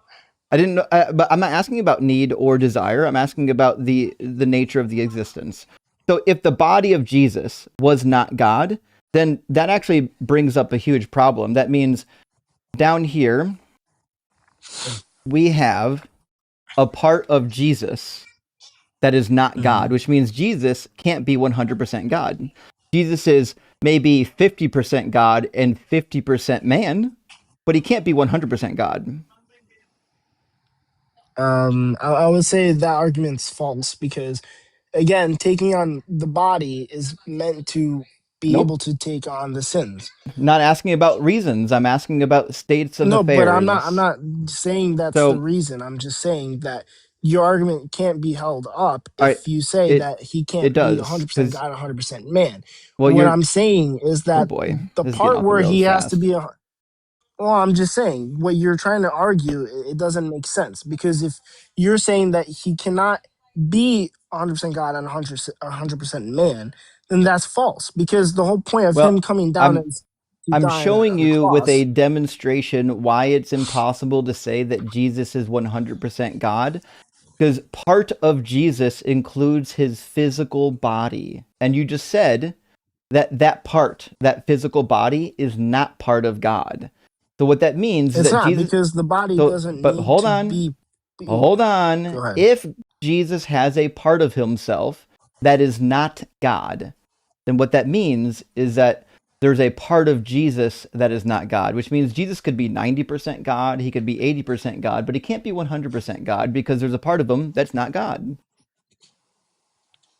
So I'm just trying to understand why it's not necessarily so I'm just a little confused why it's not I wouldn't say clicking because that sounds disrespectful, but I'm confused why it doesn't make sense to you as to why Jesus needs the body in Nope, the order for need. us. Listen, every time you say need, all I you're know doing you're is trying losing to the plot. not talk No, no, about I'm need, not asking but you what about I'm need. Nope. I, but that's again, not it's not every time you necessarily a use the word question need, about all you're need. doing is missing the point. No one cares about need. I'm not talking about Listen, specifically the whenever need. you say the word need, just assume I agree with you. I don't care about the need. Just pretend I agree with you on the word need. I don't care about that. I'm asking about what is the nature of this thing's existence. I don't care what it So needs what or I'm wants. arguing that Well, what you're I'm not arguing trying to anything tell yet. you though. Hold on. This is not difficult, okay? You've already told me that there is a part of Jesus that is not part of God. So that means Jesus has two parts. Do we agree? Go ahead, yeah. Okay. So I'm going to draw a Jesus diagram, and he's got two parts. We're going to say one part is God, and one part is, we'll just call it body. Jesus' body. So Jesus is made up of two individual parts. Now, if there is one singular entity in Jesus, Jesus is only one entity, right? He's not two entities. Go ahead. Okay, so if Jesus is only one entity, that means a percentage of that entity is God, and a percentage of that entity is in fact body. Do we agree? But I would argue that it's still 100% of each. No, it can't be It 100% of just each. because I would but what I've been trying to say about the need. I don't want you to stop me. Listen. This is what I'm trying to say. Tell you what, The I already told you need I is agree with the important. need. I don't care. I already agree. I You're know, right. but He fucking needed the body. reeling Let's it move back on. in. No, I'm we don't care. reeling it with Jesus needed a body. We don't care if he needed the body. We're questioning whether or not the hold on. body is God. But hold on. You're not letting me get to my point. It's I'm You're not talking about I the agree with your need. I'm point. You don't talking have to about convince me. why. I already agree. He needed the body. Let's go. Let's talk about the nature of the body. So again, my point is So very clear. Either Jesus has parts or he doesn't. You just said that Jesus is but made what up I of part again God I'm and trying to part argue to body, you. and you can't be 200%. What I'm telling you is that again before you keep telling me to not talk about the need. I'm not talking about specifically the need Well, that tell you what, I'm not I'm going gonna do towards that. this, Jabril. I'm gonna give you one chance to talk about whatever you think this fucking need is doing for your argument, and then I'm gonna make sure you never bring it up again. Okay, so go ahead Hold and on. tell me what you You think. Oh don't need no, to be hold, stop, stop, respectful. stop, You stop, don't stop, need to be stop, stop, respectful. stop, stop, stop. I don't care about this need argument. I want to dispose of it. So tell me what you think Jesus's body was needed for, and then we can move on and get to the part that actually matters. Go ahead. Okay, first of all, I'm not trying to interrupt you, okay? Second of all, I'm not talking about the need. I'm purely stating that the body of Jesus, if we're talking about the human form of God, Jesus, I am purely stating that there is no need besides the taking of sin that for a body of God. The whole point of him coming down is to die on the cross because it's like I said, it'd be stupid to have a God come down, die as a God. You can't die as a God. So what I'm trying to get you to understand is that the whole point of your argument, it doesn't coincide with the argument of is God 100% man or 100% God. There's no reason to be arguing if he's 100% man or 100% God because he's Yes, still there is. 100% God. Nope, No, that's what you haven't because demonstrated. Declaring it to be true doesn't fix the problem. So this is what we're trying to figure out so far, right? So you've already told me that Jesus is not 100% God because part of Jesus is a body, and that body is not part of God, which means there's a part of Jesus that's not God. So what that means so I'm is that explaining that what he that is 100% means. God So though. what that no, you haven't. So what that means is that the body of Jesus, as you said, not me, you said this. You said the body of Jesus is not God because of this one. I showed you that the body of Jesus is disposable, which means the body of Jesus can't be part of God because God can't have parts. He certainly can't have disposable parts. So what that means is that Jesus is part body and part God, but he's not 100% body and 100% God. But what I'm trying to explain to you that again, there is no need for the body. I agree with you on But the I topic don't of that know there's why no you need. keep saying need. Need has nothing to do with my argument. God could either need it or not. It does nothing for the argument. My only question is what is the identity of Jesus and the parts of Is Jesus? God. Okay, There's no so part of Jesus. It's only okay, so 100% God and the only is reason why Jesus's he's body part man. of God? No, I don't think his body is part of God because Okay, so there's is Jesus's body part of Jesus? yes, because Jesus, the whole point of Okay, Jesus so was I'm to die gonna on a cross. I think you keep like going back on what you said prior. So I'm going to put it on a notepad so you don't forget what you said because you keep reverting back to things you already agreed to. So premise number 1 is that Jesus had a body. Premise number 2 is that the body was not part of God. We're still in agreement here, right? Yeah. Okay. Premise number 3 is that the body was part of Jesus, though, right? Yes. Okay. So what that means then, in the conclusion, is that the body was part of Jesus that was not God. Do you follow? Sure. Okay. So what that means then is that Jesus has at least two parts. He's got part God and part not God, which means there's going to be a percentage. Maybe he's 90% God, maybe he's 50% God, but he can't be 100% God because part of Jesus is defined as not God already. So I'm confused as to why you're stating that the body declares that he is either 90, 95, whatever percent of God or human.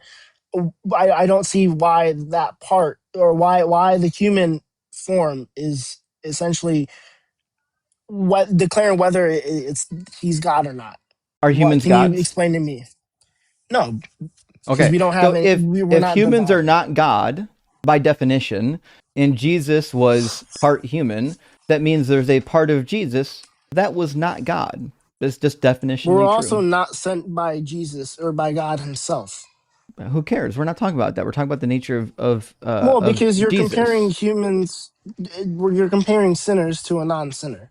No, I'm not. That's the problem. I'm comparing identity to identity. The fact that we sin is irrelevant to whether or not Jesus has parts. Well, because if you're saying that if we're part God, which we're not, then therefore Jesus is part God. But that's not true because I didn't again, say that. that's That's what you just said. I don't That think you're actually because listening that to me. I since didn't say anything about us. What I'm saying is that Jesus has at least two parts. One part that's God and one part that isn't God. That's it. and If you why can't they coexist? That's what I'm because asking. because one is strictly not God. No one's asking can they coexist. We're asking what is the percentage. So let me do this very quickly. So Jesus, right? This circle here represents Hmm. 100% of Jesus. So inside of this circle is 100% of Jesus. We agree? Uh-huh. Okay. I'm Now, getting my charger. Continue. if this circle is 100% of Jesus, everything that is Jesus is in this circle, then what that means is that Jesus has at least two parts. One part that's God and one part that is not God, because the body is not God. Now, you can't be not God and also God 100% because they're opposites of each other, right? So for example, if I said that this crayon is 100% crayon and 100% not crayon, that's a direct contradiction. You can't be 100% crayon and 100% not crayon. So Jesus can't be 100% God and 100% body because the body is defined as not God. So he's got to be part. Okay. He's got to be part God and part body. But again, you're comparing. So you're using like a human. So humans, we sin, but the whole point was for Jesus to come as a human, and that's why I'm trying to say that I you have can't no really idea why argue. you keep going back to this. I don't care what I'm his not point talking about the was. need. If God So, wanted to but come what I'm back as a talking about, human, if God wanted to come back as a human, he could have done so in a way that didn't violate the laws of logic. He could have always so had a but what body. I'm Hold on. Ba, ba, ba, ba, ba, ba. He could have always had a body, or he could have just transformed. He could say, I'm a spirit now, I'll be a body tomorrow. He could, that's modalism. He could have also but just what I'm always had a telling body, you but he that doesn't always is have a that body. But what I'm telling you that there's a divinity and there isn't when you're talking about the human and Jesus's body. Jesus's body is completely different versus my body or your What's the body difference? or Marcy's. The What's the difference is difference? that he was divine and that So he the didn't body, sin. no, you We just said you said the body wasn't divine. Yeah, See this? ours is the No, bodies no, no, of no, the oh, human, no. Now you not see this. Jesus's body This is why because I'm like I making said, notes because you keep going back on what you said. You said no no premise no number no, hold one, and on. you agreed to No it no, that hold Jesus on. had a body No, and that body was not part of God. So is the body part what of I'm God? Yes or telling you, no? oh my gosh, the body is completely Jesus's body is different from the body that you and Is I share because Jesus's body Jesus part was of God? sinless. Yes or no? Jesus was sinless. Was his What I'm trying to body point to part you, of God? Yes or no?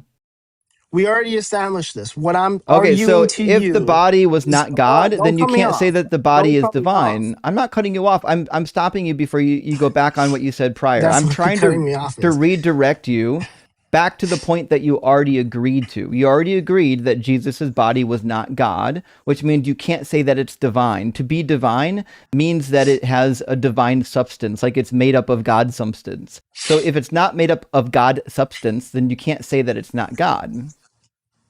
But what I'm trying to tell you is that the body that Jesus took on is different from the body that you and I have. I don't What's see why different about that's a it? problem. Like I said, he was sinless, and we have So what? literally so much. What do you mean so what? So that What does proves that he being was sinless? divine. But no, it doesn't prove he's So divine. that What means does he, being yeah, it does prove he's what does divine. being So the sinless whole have to do point with of being divinity? sinful. So what I'm telling you is that being sinful means that you go against God, that you are rebelling against God, whether So you what? mean to or not. So what? So what? So that means that the human body, that my body is completely different from the body that Jesus had because Jesus was So sinless. I don't what? see how that's Being sinless so. doesn't Jesus, make you God because Zechariah and it Elizabeth, does. according to It Luke makes chapter him a 1, God. were righteous according to all the laws of God. Righteous does not mean sinless. I didn't say David sinless; they was were righteous, righteous. So again, but that's what you're arguing. That's what you're trying to tell me. the laws of God don't entail that you'll never sin. And the God of the Hebrew Bible never once said anything about being perfect or being completely sinless. He just says, "Hey, when you sin, make sure you do this thing." He's actually worried about whether or not you screw up every now and then. He's okay with that. Well, that's what sin is. Sin is okay. First of all, no, that's not true. You saying No, that it is God true. is okay with you sinning, that is not true. No, God is I not didn't. okay with us No, I say sinning. he anticipates that you are going to sin, and he gives you like specific examples of what to do when you do sin. Yes, repentance. Yes. So, so I'm a little confused again as to why you think there is no difference between God's body, Jesus's body, versus you or mine. Or Because you I told me don't see. already. So you already told me that Jesus' body is not part of God. So if Jesus' body is not part of God, then you can't then go back and say it is part of God. Either Jesus' body is part of God or it's not. Which is it? So what? Again, are you Wait, are you okay? suggesting that if I live a sinless life, I just become divine? You can't live a sinless life. So I said no, if I lived a sinless it's life, not would I possible. become So no, divine? Well, it is no, possible. So we'll try this again. If I lived a sinless it is life, would not I just possible. But what? okay. It's a hypothetical. Just fucking answer it, man. If I live a sinless life, do I become part of God? But no, you don't because Do I become not divine? just no, not just divine. Why? Okay, so I was giving a if specific me living, example. I don't need an example. If me living a You do sinless need an life, example, no, clearly. I don't. If Well, me you sim- kind of do if because I'm me explaining to you living, that you're it not was just. explaining anything. You're confused. Just listen to what I'm I'm saying, not and maybe confused. you'll I know what I'm grasp it. saying.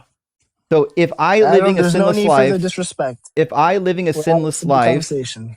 if I living a Hmm. sinless life doesn't mean that I become divine, then that means Jesus living a sinless life doesn't mean that he becomes divine, which means the So sinlessness. before you continue, what I was Stop. I wasn't finished. So what that means is Jesus' divinity, if he has any, has nothing to do with him being sinless.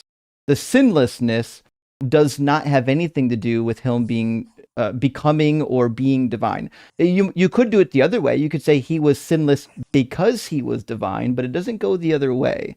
But that doesn't fix the problem I because wasn't arguing that. you already told me that I the was body giving just an of example. Jesus was not God. So it doesn't matter. Whatever you say about sin, none of it matters because you already agreed on premise number 2 that Jesus' body was not God.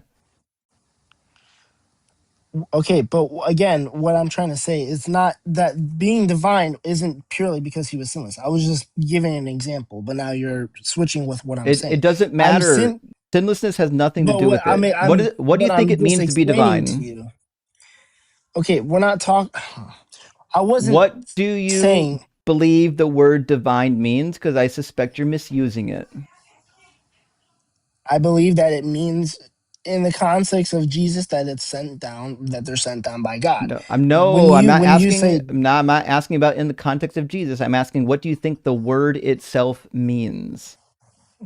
chosen by God to be, So I'm then not entirely sure.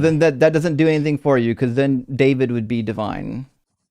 David was chosen I by would God. I would not argue. I'm I'm Well, not then this does saying nothing that. for your argument. If Jesus and David are divine in the same manner, that doesn't mean that David is part of the Trinity. This you've literally just ruined your argument now.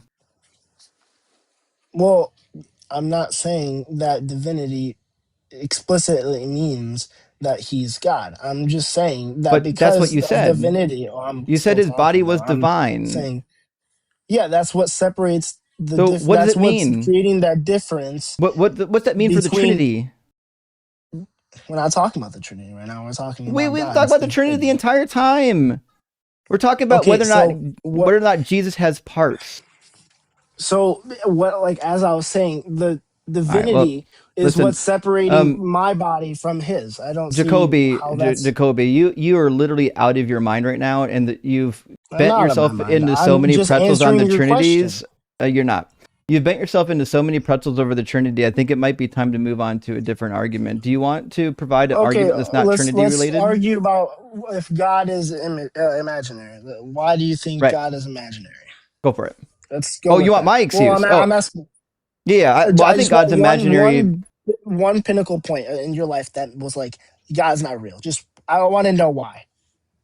Yeah, because of logic. So, the God that is almost genuinely, generally described in classical theism entails contradictions. I don't think that contradictions exist. And so, if you tell me there's a God that is perfectly loving, perfectly powerful, and omnipresent, meaning he's in all places, I say poppycock. I don't think that you, first of all, I don't think you can even exist outside of space and time. That means you can't actually do anything because you need time to do things. And also, if God was perfectly loving and he had the power to do what is always the good thing, always the best thing, and then he doesn't do it, then that God either isn't perfectly loving or it does not exist. And the fact that natural disasters exist, I think, prove that the God we're So talking if about either kids doesn't die of exist. cancer, I didn't do say doctors cancer. exist? Didn't say cancer at No, no, all. I'm just So I've stating. said natural I'm just saying. disasters. I said natural disasters. What? I said natural disasters because natural disasters, first of all, cancer is another good argument, but I said natural disasters because you and I probably both agree that God is responsible for natural disasters. Well, what I'm saying, I'm giving you a question to answer, like as an answer. Why? So because just let me get there. I'll explain to you. All right. If kids die of cancer, do doctors exist? So Yeah, if bad things because happen in the world, doctors didn't does design God cancer. exist?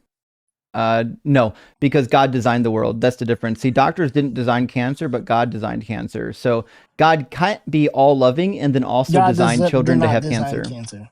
So God yes, did he not did. design them. Yes, he did. So God No, designed a human body. Yeah, yeah, he created Adam and Eve, but sure. when they And had ate from the could tree of God have made it so knowledge, that the human body doesn't get cancer? he made it to where we were quote perfect in terms of not able to see the evil, the perverted mind of ours. That's why Hmm. when Adam and Eve ate from the tree, that's why they had to put themselves with clothes. They had to clothe themselves because they were perverted. Right, but that doesn't answer my question. Could God have designed the human body in such a way that it wouldn't have cancer? And you kind of almost said it. You said yes. So what happened was Adam and Eve ate the fruit, and then God And then redesigned the therefore human body. So no, because God Adam and Eve redesigned it. had God kids. redesigned it so that they would have cancer after the fall. No, he didn't redesign anything. After the fall, Well, everything came to shit. That's the truth. well, that's because Everything God and designed it to be everything. that way. Like, listen, I design machines for a living. If I design a machine so that, I don't know, there's a safety mechanism. If you do the wrong thing and you try to run the machine with the doors open, there's a safety mechanism to make sure that you don't do that. And if you do that, the machine shuts down. Boom. It doesn't let you hurt yourself. That's a reactionary control mechanism, right? But God didn't do that. When Adam and Eve got off the rails, he cursed them and made it 10 times worse. He redesigned the human body so that after they would fall, they would get cancer. That's not something that humans did. Humans didn't design the human body, God did.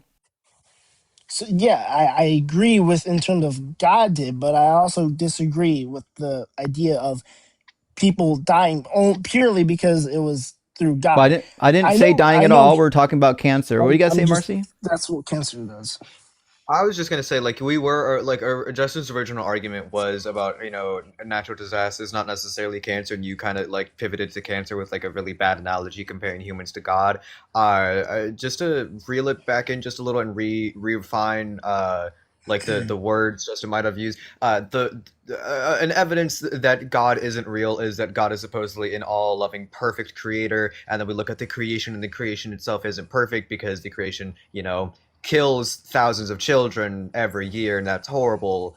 So we look at like the supposed creator, and we would guess that if it's a perfect creator who's all loving and all good, he would create a maybe not perfect, absolute heaven on earth, but obviously it shouldn't have genuine atrocities happening every single year. So we look at the evidence that's in front of our face, and it doesn't match what we would expect upon having like a perfect creator. So what I would throw at you is that if God did create a perfect world, that would I mean that explicitly he went isn't. against that. I explicitly went against that. I Well, I specifically know. said not I'm a stating perfect to you. heaven. No, we're talking about world, not heaven. But okay, I so know. I'm sorry. Are you what I'm listening to any of the words that I'm saying? I don't want to be rude, but like it seems like you just didn't no, listen to I a heard word that what I you said. said.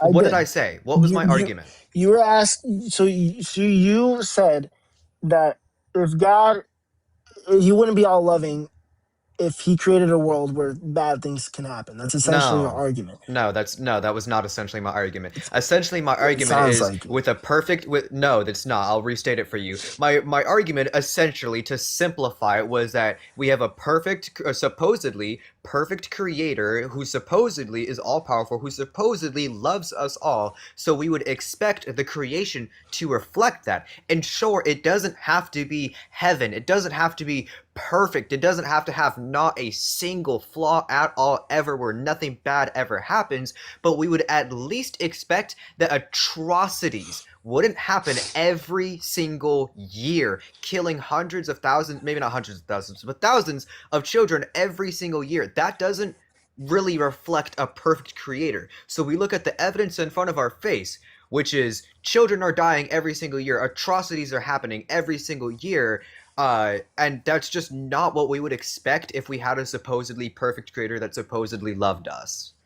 So if God made a world where we wouldn't have to go through those things, would that mean he's all loving? No, because he's essentially creating a world of robots. Because if I No. okay, don't for think you example, if understand the argument. I don't think Mm-mm. you I understand do the under I argument. do understand, I'm but what I'm saying throwing at that the you, claim no, you're not. I'm saying the claim that God is all loving and all perfect and has a perfect creation doesn't reflect the reality that we see in front of us. I'm not trying to make an objection of, oh, God isn't all loving or God isn't all powerful or something along those lines. I'm not rejecting one of God's properties. I'm saying that God's supposed properties does not reflect the evidence in front of our face. so but what I'm trying to throw at you is that it can, but but you, I'm assuming that you don't believe in God. Well, what I'm gathering from you is that you're kind of perverting the idea of a world that God created. So the world No. that we live in, So I'll really I don't explain even my know. argument for like a seventh So time now. you already, We're I looking don't, at the claim I that there's understand a what your perfect argument creator. is, No, you but don't, because your response to but it isn't addressing anything I said. Your Yeah. response to it isn't addressing anything I said. We have a supposed perfect creator, which would reflect with a relatively good creation, but the creation, their supposed creation, is not good. So the claim is not matching the evidence in front of our face. That's like the structure of the argument, is that the claim doesn't match the evidence in front of our face. Right. So, Jacoby, I think the reason why this conversation I is don't know so why you had to painful mute me is though. because, well, It's because, disrespectful. well, you weren't listening to Marcy, and then you started talking over I her. listened. I heard it like Like, three so, times. Jacoby, you But can talk over me. I actually don't mind it all that much, but please don't talk over Marcy. So, I think I the reason wasn't why this talking over conversation her. is getting, we all watched you do it. The reason why this conversation is getting painful is Okay. because, like, we keep stating our position on something, and then you completely strawman what we said. Like, that's not at all what the argument was. So, Marcy left the room for a second. I'm not sure what's going on there, but the point is, like, if God is completely benevolent and good, then there's an expectation, right, that this world would not have unnecessary suffering. And I'm trying to say that just because the world is imperfect doesn't mean that there isn't an all loving God. That's what I'm So trying to say, once again, we're regardless not if that's asking what for you're still perfection. arguing. We aren't But that's asking for perfection. okay. Okay. First of all, I don't need you to raise your voice at me. Okay. Marcy Secondly, did not raise I her don't. voice. There was a I mean, time I to it. kind of So I kind of did, but it is getting really frustrating whenever we keep on okay, making the it can same be argument and frustrating, you keep but on not understanding it. I do completely So, understand what you're saying. But what I'm okay, but but it sounds Jabroni, like you guys this is the aren't problem. Is understanding. like Marcy and I have both restated our claim like 3 times, and you're still not listening to us. Neither one of us has ever said that there should be perfection here. But no one said there should be zero suffering I here. didn't say What that what we you guys said said that. is that it is unexpected in your worldview that there would be unnecessary suffering. So Okay, and it's I'm trying to mhm. explain that, but you guys keep thinking that Well, I'm not. And you're I'm not trying to clearly explain it because stating you said perfection and we never did. I'm not stating Yeah, you said just exactly because the world perfection. isn't I'm perfect saying as doesn't mean that there's not a creator, and we keep on okay, saying that we're if not just asking for because the world perfection. isn't as good as you would expect it to be from a perfect God there. If the world isn't that, that doesn't inherently mean that there is not an all-loving God. It actually is. Because I that know there's that's an evidence. It's an evidence against it that we have a claim that would lead us to this conclusion, but we don't have that conclusion. The conclusion doesn't match reality. So the claim would lead us to believe this thing, but this thing doesn't exist. So the claim so if has God evidence forced the against world, us. if God forced a world where there wasn't any atrocities, then he wouldn't be all loving. I'm not stating that has No, to be that's not perfect, true. but if he, What does it that would be even true because mean? he's. Are you suggesting that Of in course. heaven, like in Revelation 21, when the heaven comes down to earth and there's no more suffering, that God's no longer good?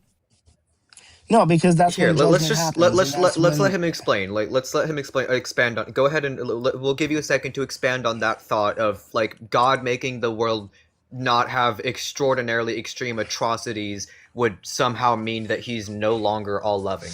Please expand on that thought.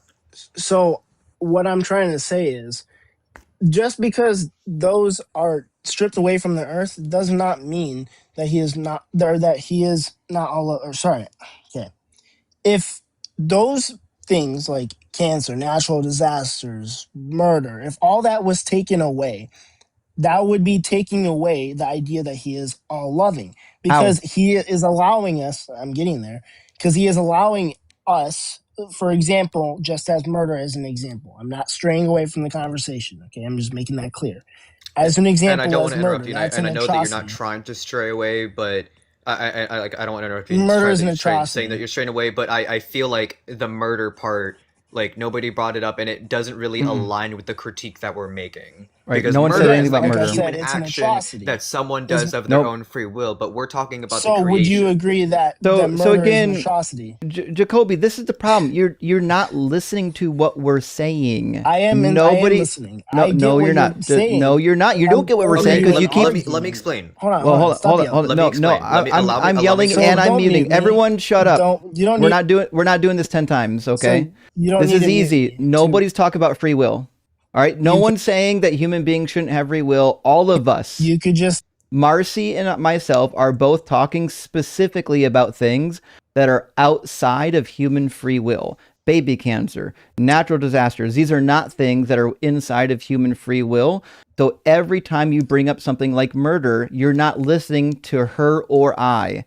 Neither one of us are talking about human free will. So please, for the last time, can you address what And we're saying rather than what you I'm want not us to talking about say? free will. I'm just Murder's a and free, stating that's as no a murder is a because whole. free will hold decision. on. Yeah, that's why I was trying to correct you before you like got too deep into your rebuttal. Is I wanted to give you a chance to like talk and explain expand on your thoughts. I was just trying to say that when you bring up murder, something we haven't brought up, you're talking about an action that is done by a human, but we're not talking about that. We're talking about the designs inside of the creation, such as the tectonic plates on the earth that cause earthquakes, which kill like I believe 300,000 people a year, about around that number.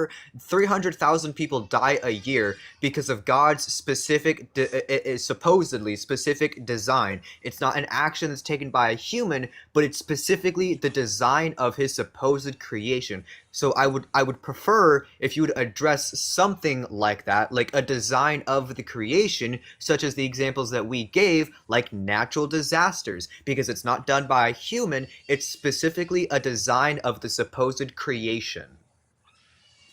So And please expand I'm on your thought with that. okay. So because if you remove that, it doesn't mean, or if you don't remove that, it doesn't mean that God is still, if he's all loving or not. It doesn't. That's they're not. I'm not objecting that. So I'm why? not So why are making you an objection arguing of that? God's attributes.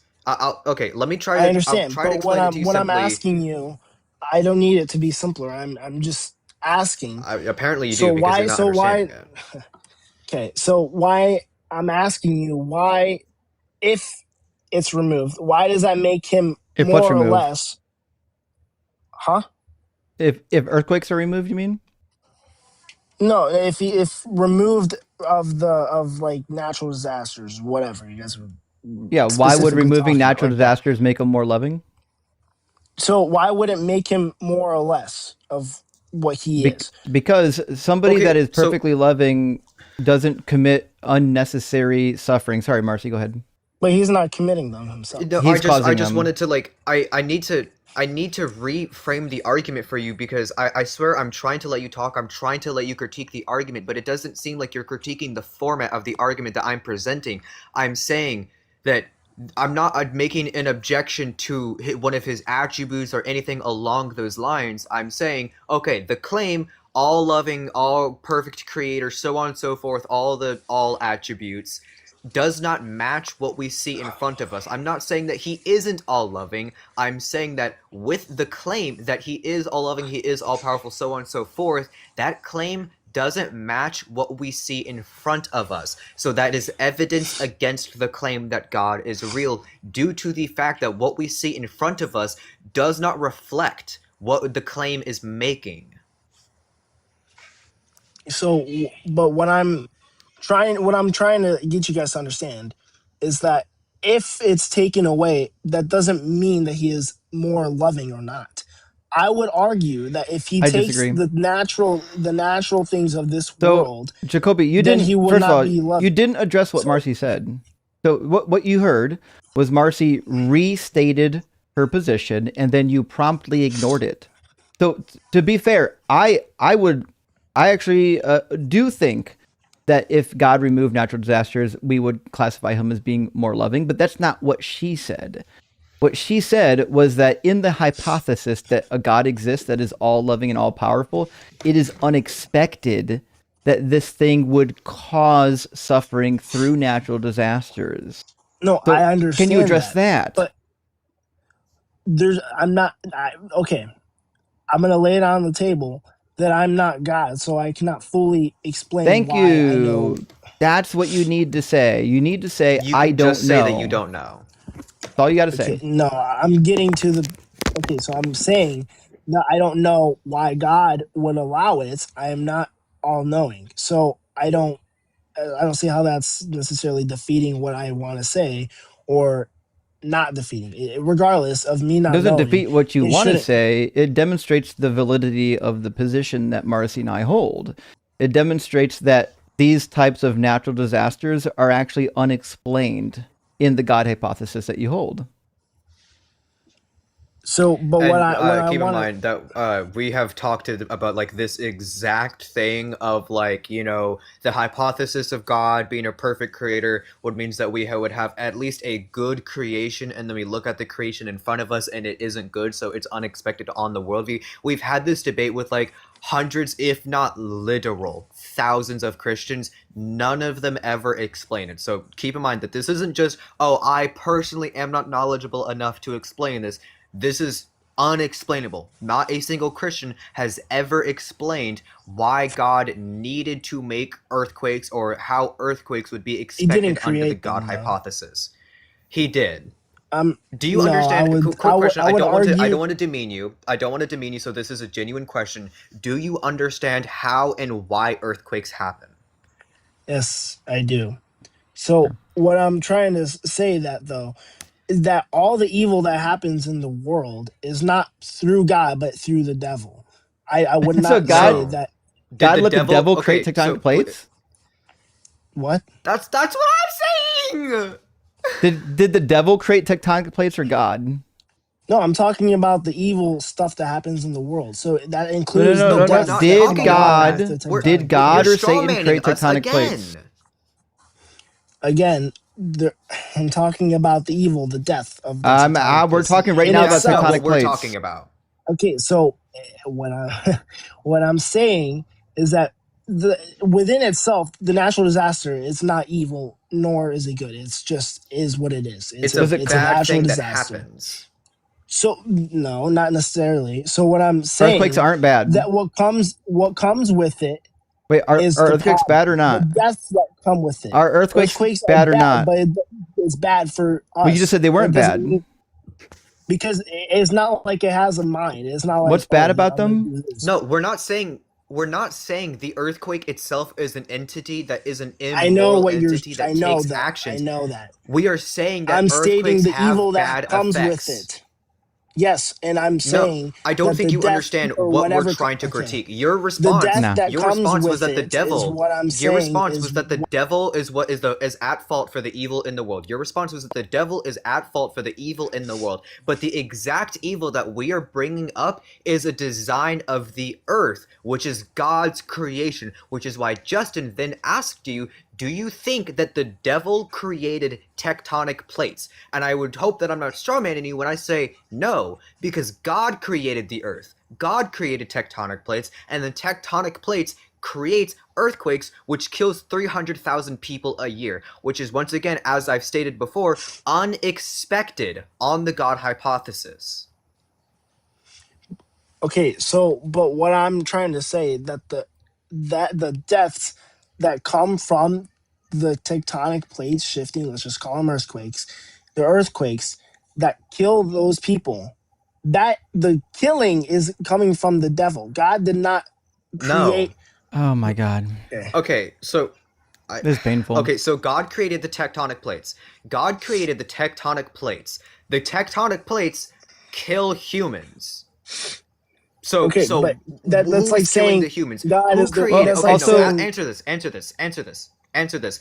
Who created the system that is killing the humans? Who created the design that is killing the humans?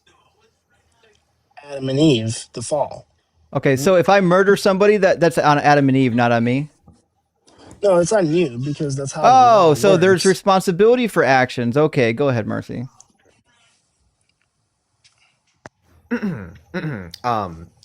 So Adam and Eve did not create the tectonic plates. The tectonic plates are the design that kills the humans, which God created, which, as we are saying, is unexpected on the hypothesis that God is all loving and all powerful. If he knew that creating tectonic plates would kill 300,000 humans a year, then it is unexpected that he would create tectonic plates given the fact that he is supposedly all loving. If he is all loving, he wouldn't create a system that is unnecessary. It doesn't need to be in place that kills 300,000 humans every single year. So, so are you trying to say that God is bad, or like what's your like end No, goal? we're trying This to is say crazy. If it's crazy, you can for just kick the me off. I'm just 17th trying to time, understand. for the 17th, for like the 7th. Okay, he's gone. He's gone. Oh dear God. I have Oh, no dear idea God, bro. why He's- it was so hard to track. None of these points were difficult. Okay then. Well, friends, that was fun. We're gonna move on to another guest after I read just a couple of super chats. And if I'm oh, no, actually, Jacoby did come back. Maybe it was an accidental slip. We're not going to belabor this very long, though. Let's want to make sure they get the last word. How you doing back? I accidentally swiped on Yeah, my that phone. happens. So, So, All right. can you respond to Yeah, what Marcy was saying? I kind of forgot, if I'm being honest. Fair enough. Okay, no, I was about to say that to restate the argument format for like the 17th time now, the criticism is that the hypothesis is that God is all loving, all powerful, all knowing, so on and so forth. Then we would expect a creation that reflects that. However, it doesn't. With the given example that God supposedly designed a system, tectonic plates, which kills 300,000 humans a year, every single year. That is unexpected with the hypothesis that God is all loving, all powerful, all knowing, so on and so forth. So, but okay. So I'm trying to ask you though, out of like your argument, so like what's your end goal of the argument? Are you trying to like disprove God, or like Nope. bye? The end goal of the argument is that it is evidence against the hypothesis that God is real if the creation does not Bye, reflect Val. it. I understand, but I'm asking you, like, at the end of this, when we're done talking about what, like, whatever's at fault, right? What I'm trying to see, like, are you trying to defeat the idea of God? Are you like, No. what do you So I'll repeat Wait, why are you- again. This is why are you trying to evidence predict where against this the is going? hypothesis. again? again, no, I'm Listen, just stating if stop you say he's stop not all trying to like loving, just stop trying to get ahead of the argument and just participate in it. I am. I'm just asking what the end is. That's all. I'm just simply Yeah, because asking. you're Okay, yeah, trying to get the ahead of it. goal of this argument It's not getting the ahead of goal it. of I'm this just argument is that it is merely evidence against it. To make an analogy with or like with a similar structure of this, if there was a hypothesis that I punched my brother, we would expect my brother to have a red mark on his arm due to the impact. And then we'd look at my brother's arm and there's no red mark and he is not in pain. And that is unexpected under the hypothesis that I punched my brother. So that is evidence against that I punched my brother. Now, maybe I punched him and it was so light that it didn't leave a mark. It could be that way, which is why it is evidence against it, not absolute 1000% definitive disproving it. And that's what we're doing with God, is that we would expect under the hypothesis that God is all loving, so on and so forth, that the creation would reflect that, yet it doesn't. So it is evidence against God, the high God hypothesis. This is merely, hey, this thing, if this thing were to exist, we would expect this, but we don't see it. So more than likely, this doesn't exist. okay. And so I'm again. I'm trying to understand how does that disprove it though? Like I No one said entirely that. see what. Okay, No so one said that it did. for like Hold on. the third, fourth, maybe I fifth agree with time, you I said that I could evidence. see why. Okay, Yes. question, and I'll let me ask you a question, and I'll answer you. I'll educate you honestly because not everybody knows the difference. Do you understand the difference between evidence and proof? Yes, I do. Yeah, evidence is simply all right. This is kind of what we're leaning towards, given what's in front of us, and proof is 100%. You can't deny this. You're asking how, like, why? How does this disprove God? We're not saying that. We're saying that this is evidence against it due to the fact that it is unlikely under the God hypothesis. It is just simply unexpected, it's unexplainable, and it is evidence against it. Keyword evidence, not proof. Okay. So I just I'm just trying to understand how it's evidence towards why he's not all loving as death isn't it's That's natural. not Because what we're trying to make. So you just said it's evidence of against that he's all loving. That's been the No, argument for the evidence past against his 15 minutes. existence. It's evidence against his existence. Well, 15, 20 minutes ago you said it was against him being all loving. Now you're saying it's what Yeah, against what his I because 15, 20 existence. minutes ago we were arguing. Because 15, right. 20 minutes ago we were arguing if he removed earthquakes, would it make him more or less loving? But we have moved on slightly from that topic and we went back to his existence merely. Right. And what I said was and what I said is not identical to what Marcy was arguing. I said that if it's true that natural disasters and whatnot are caused by the God, it's evidence either that the thing doesn't exist or that the properties aren't what you think they are. Like he can't be all loving or whatever. But listen, like you've been up here for well over an hour, and as much as I do enjoy this conversation, this like the problem of evil is one of my favorites. I know my audience well enough to know that once the conversation gets over an hour, people start checking out because they're getting bored of hearing it go in circles. So, tell you what, please think about this. Come back. We can do another round on the problem of evil if you really want to, but I don't want to make my audience check out because we're dragging the same conversation out 10 times over. Okay. No, I completely understand. Listen, at the end of the day, I'm sorry if you've had any bad impressions of Christians. I'm gonna speak on Not behalf of of you. myself. Thank you. But I just want to lay it out here that I don't see you guys any differently as the way I would see my mom or my dad or my sister, whatever it is, because I have full respect for you guys. I respect you for having a respectful conversation with me and having me up here for as long as that I was. And I fully respect your guys' beliefs. I'm not going to diminish that or I'm not going to, belittle you because, you know, Sure, we appreciate the virtue signal. I'm just laying it out on the table. I have no hatred against you guys. You guys are great people. I'm sorry if We if didn't any really of you think you have bad did, so it's kind of impressions. odd that you state that. No, I'm just letting you know because I've had a lot of conversations with people who think I'm a bad person for what I believe in when I'm just purely debating. I'm glad you guys let me up on here. No worries. Hey, listen, thanks for Sure. coming by See and ya. chatting with us, Jacoby. Take some time to think about some of these things. Coming back and chat with us again. I was once a Christian in your shoes, fighting on the other side, and I think the logic and evidence of the whole thing brought me over. And maybe one day I'll be back on your side, but until the evidence is presented, I guess I can't see that ever happening. But we do appreciate the conversation. All right. Well, thank you guys for having me on. But have a good one, you guys. Cheers. Well, he gave it his all. He sounded young. I didn't ask. I don't think I asked how old he was, but it sounded like he was working with a pretty small toolbox, probably given to him by watching YouTube videos. But to be fair, even like well-trained apologists make this mistake. I was watching a video by who was it nowadays? I forget somebody.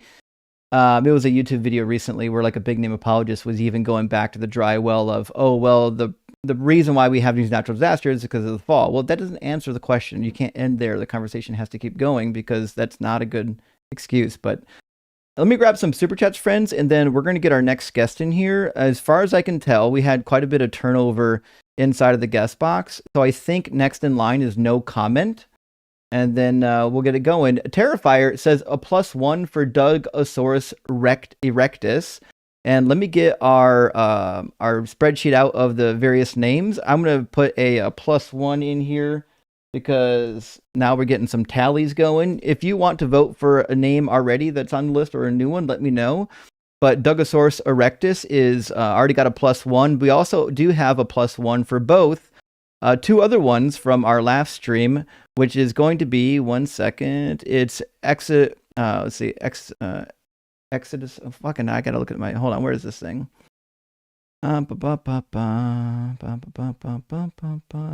Rexegesis. There we go. Liking the live and following the both of us. If you enjoy this content and would like to see this content more often, follow the both of us. I do my own lives on Islam specifically. He typically debates all, but mainly Christianity. So make sure you like the live and follow the both of us if you like this great content.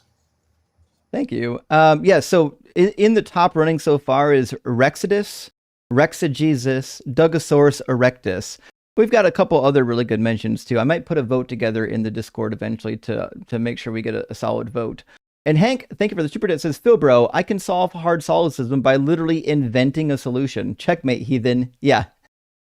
Yeah, mate, that's all airtight logic. I know. Isn't it crazy? They think just inventing something fixes the problem. I have no idea.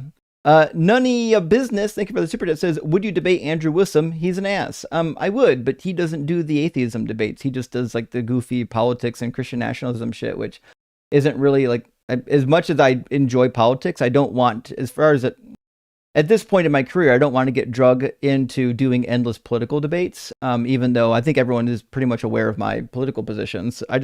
I kind of want to keep the main thing for now. God Sinner, thank you for the super chat. Says, sorry for spelling. Hard solipsism has always nagged at my brain. Is there a time I could ask you or someone else about it? Love, Doug from Kara. Well, there is on the 12th. I'll be doing a Q&A. So that's not this weekend. It'll be next weekend. I'll be doing a Q&A on that Sunday. So I guess it'd be the 13th, right? Or, fuck. I forget which day is Sunday. Anyways, next weekend I'll be doing a Q&A. Please do drop in and we'll talk. Actually, that's this weekend. Hold on. See, now I take that back. One second. On the 12th, I'll be on AXP. The weekend after that, I'm going to be in California for the California meetup on the 18th. So it means the 19th, I'll be doing the Q&A. So on the 19th, friend, come by. We'll have a chit chat. Prisoner fan, good to see you. It says, happy Rex Manning Day. Have you seen the 90s movie Empire Records? You know what? I actually haven't. It is one of those movies I feel like I'd actually enjoy because it's roughly about my time period. But no, I haven't. And I'm kind of a movie loser. Sometimes I'll get around to it, though. I am actually doing some anime now. I'm doing the Vinland Saga. And it's pretty phenomenal. Milf Wrangler, thank you for the super chat. Says, Phil Bros are the Arby's of interlocutors. And while I think you're right, I do think this might be throwing some unnecessary shade at Arby because I do love the meats, even though I'm not eating them anymore. And I have always appreciated that Arby's had a higher quality fast food than the others. But, I'm not really eating there anymore. Mega Trex, thank you for the super chat. Says Justin, are we having white or red wine tonight? You know what? I'm not having any wine yet, but later tonight I'll probably have a little bit of wine, and I don't know what I'm going to have just yet. Whatever strikes me, but I am going to have some grapes eventually to snack on because now that it's the warm weather is coming around, fruit is more abundant, and it makes for an amazing stack. Re-AI, thank you for the super chat. It says, New Atheist here. You've helped me a lot and still are. I'm still getting through your clips. Letting go of eternal life was not pleasant. I get that. How did you do it? I still feel myself craving it. Well, I don't think you ever get over it, but it's like most things. Like the way I would describe it is I do remember like when I was like a young man, when I was like in high school and I had like my first heartbreak. It feels like you'll never get over it. It can be so painful. It just feels like the whole world is crumbling around you. But then you do what everyone does and you get over it. So my advice would be this: let it pass. Embrace it for now. It's frustrating. It's angering. It might keep you up at night. But embrace it for now. Talk about it. Have conversations with a therapist if you need to. Have conversations with people in the Discord. We've all gone through it. And eventually, you will in fact move through this. You're going to go through the stages of grief. You're going to be angry. I remember specifically when I hit my angry phase, I needed to watch Matt Dillahunty on AXP because sometimes he would say things that really helped me. I can tell that he and I were probably on the same page there. And sometimes I was just he'd be debating people, and sometimes he'd get a little hot under the collar. I'm like, yeah, he feels what I feel. It's okay to be angry and to let express your emotions, but I can tell you that you'll kind of get past it. But the thing that you might want to do is go ahead and to say, okay, I don't know if I'm going to live forever, but what can I do today to make today a valuable day? Because just because the movie is going to end doesn't mean you don't want to enjoy the movie. Enjoy the movie. You're already at the theater. Eat some fucking popcorn and have a good time. X Million, my friend, thank you for the super chat. And did you change your screen name? Anyways, Dear Prophet, Hebrews 5, 8, and 9 says the Son was made perfect. He was cheating, lacking free will, and the ability to sin. Indeed. So this is actually, I've made this case before. It's in Colossians and Hebrews. Basically, it talks about his perfect nature. If he was perfect, he couldn't have been tempted. James says the same thing, says God cannot be tempted, which means we've got a contradiction. Either Jesus overcame all temptation to be sinless, or he didn't. He clearly didn't if he's God. But of course, free will doesn't exist at all. But super rock hard for Doug. Simply wet for Sharon, and super gay for Justin. Well, thank you. I appreciate that. And X Million, you're 100%, you're hitting the nail on the head here. Jesus didn't do shit if Jesus was divine and Jesus was God. He just maybe had a rough weekend. And thank you for the follow-up super chat. It says, also, it is true that if you lack faith in Doug, he may choose to remind you of his divinity by stubbing your toe, or does mankind simply bring that calamity upon himself by taking his eye off Doug? Well, see, that's the thing. You don't want to take your eye off of Doug because that's where the ground is, where your feet are going to go. So it seems like this is not strictly something that Doug wants, but something that does remind you to keep your eye on Doug. But I do understand getting a stubbed toe on the ground is unpleasant. I have quite a few of them. It's if you ever had turf toe, you understand. But see, the reason why turf toe is so prevalent is because it's a warning not to replace Doug with fake earth. That's why all these football players and soccer players are getting turf toe. It's a reminder from Doug to go back to natural ground. And Dylan, thank you for the super chat. Friend says, I tried a limerick for some previous callers. Beware of the Philbros of fill their words account for nil. A barrage of their scripts defining words omits. Their ways will make you ill. That's pretty good, actually. Rock hard for Doug. Thank you for that, Dylan. Y'all come up with some pretty good rhymes, but I'm really bad at this. This is one thing I appreciate the community for, is there's like a lot of artistry in the community, and it's something I never got. I wasn't gifted with artistry. So thank you for bringing some to the channel. I've got 3 more super chats, friends. Actually, I got a bunch more, but I'm going to read 3 more super chats. That way we don't drop all of our guests out waiting. But Caroline, thank you for the super chat, friend. Says, Ugaritic text questions. Love it. Are there texts from the catalog, that's KTU is the catalog of Ugaritic texts in German, only translated in German? Well yeah, it is. If yes, are there the UT and CTA still good to read? I may not speak German, but I do French and English. Love from Montreal. Well, Big W all the way to Montreal. So you'll find various translations in the catalog. CTA is one of them, KT is one of them, and the Ugaritic tablets is another one. Personally, I've struggled to find any of them in English. I think the best way to find English tablets is probably through the Cuneiform Digital Library Initiative. Almost every cuneiform tablet that I know of from the Ugaritic is probably up there, and if there is an English translation that's widely available, it's usually up there. There are some books that you can buy, and I realize that there are some that are poorly named that would make you think that these are English translations of the Ugaritic tablets. In fact, probably about 6 years ago, I asked one of my old Hebrew professors where I can find an English translation, and I got nothing. To be fair, unless somebody else knows of it, I still don't know of any resource that has a comprehensive English translation of all of the catalog of Ugaritic tablets.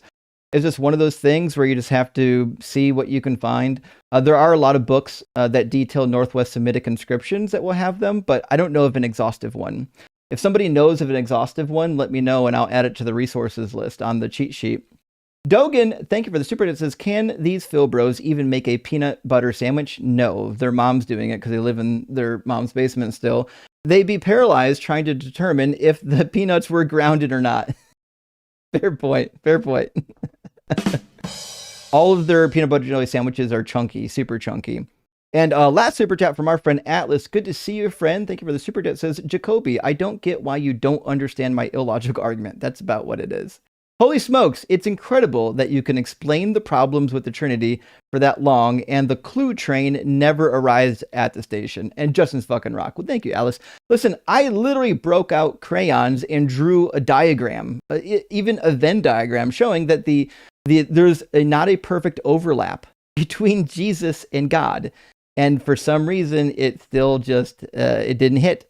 Sometimes even a well-drawn diagram isn't enough to get somebody over the hump of learning, but we do what we can. All right, let's get Lily in here from our TikTok queue, and we'll get some conversation. I do see Mathis came back. Mathis, I'll get you here after we get a couple people that came in before you, so hang tight, friend.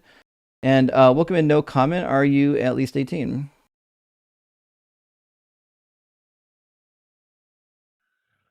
No comment?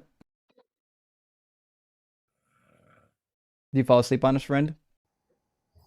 I think guess they got comment hasn't on that. I guess they got no comment, huh? Okay. Well. Maybe they're really interested in method acting today. I don't know. I guess next in line is going to be Leo and then Minty. So let's get Leo in here. Also, I didn't turn my streaming lights on yet. So chat, now that the sun's gone down, if my video is too dark, let me know. I can turn on one of the streaming lights. But I thought the background lights might have enough. I'm not really sure. But Leo, welcome in. Are you at least 18? Yes, sir. I may sound young, but I am 18. Sure. And do you believe in God? Yes, sir. Glory to the triune God. Gotcha. So you're a Christian? Are you a Protestant or a Catholic? Catholic, good sir. Cool. Are you driving? Catholic, yeah. No, I just parked, so. Gotcha. Okay. What do you think is Not driving, no, sir. I believe you. I'll give you the honor policy.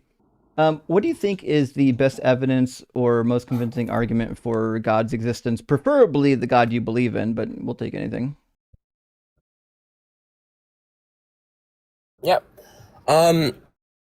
So I really started off, it's not gonna be long, but I really started off atheist, and the argument that really convinced me is twofold, but I'd just go right now with creation.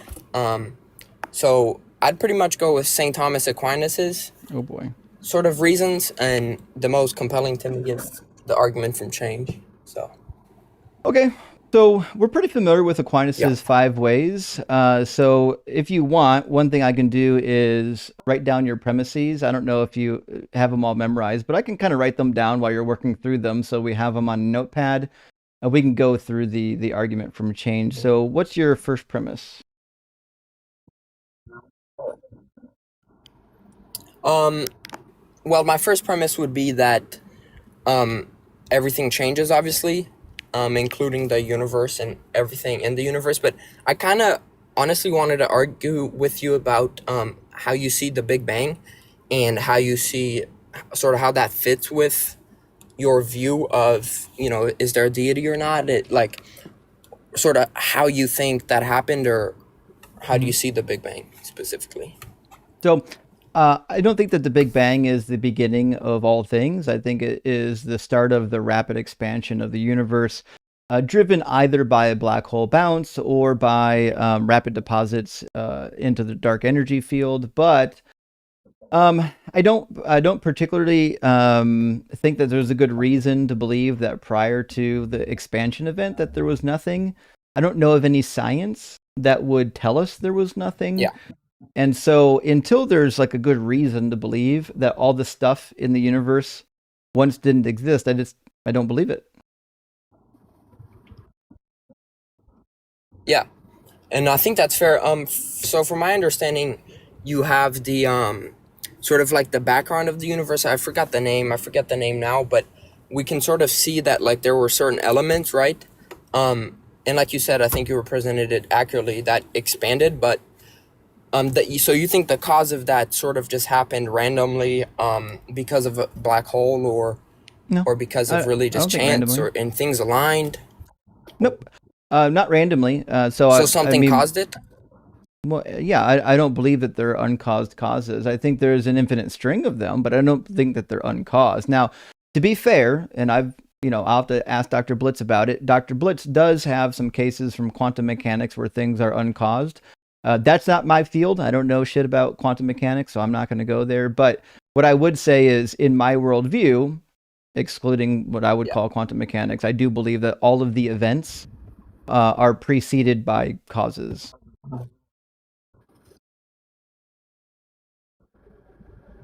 Can you expand a little bit more on that?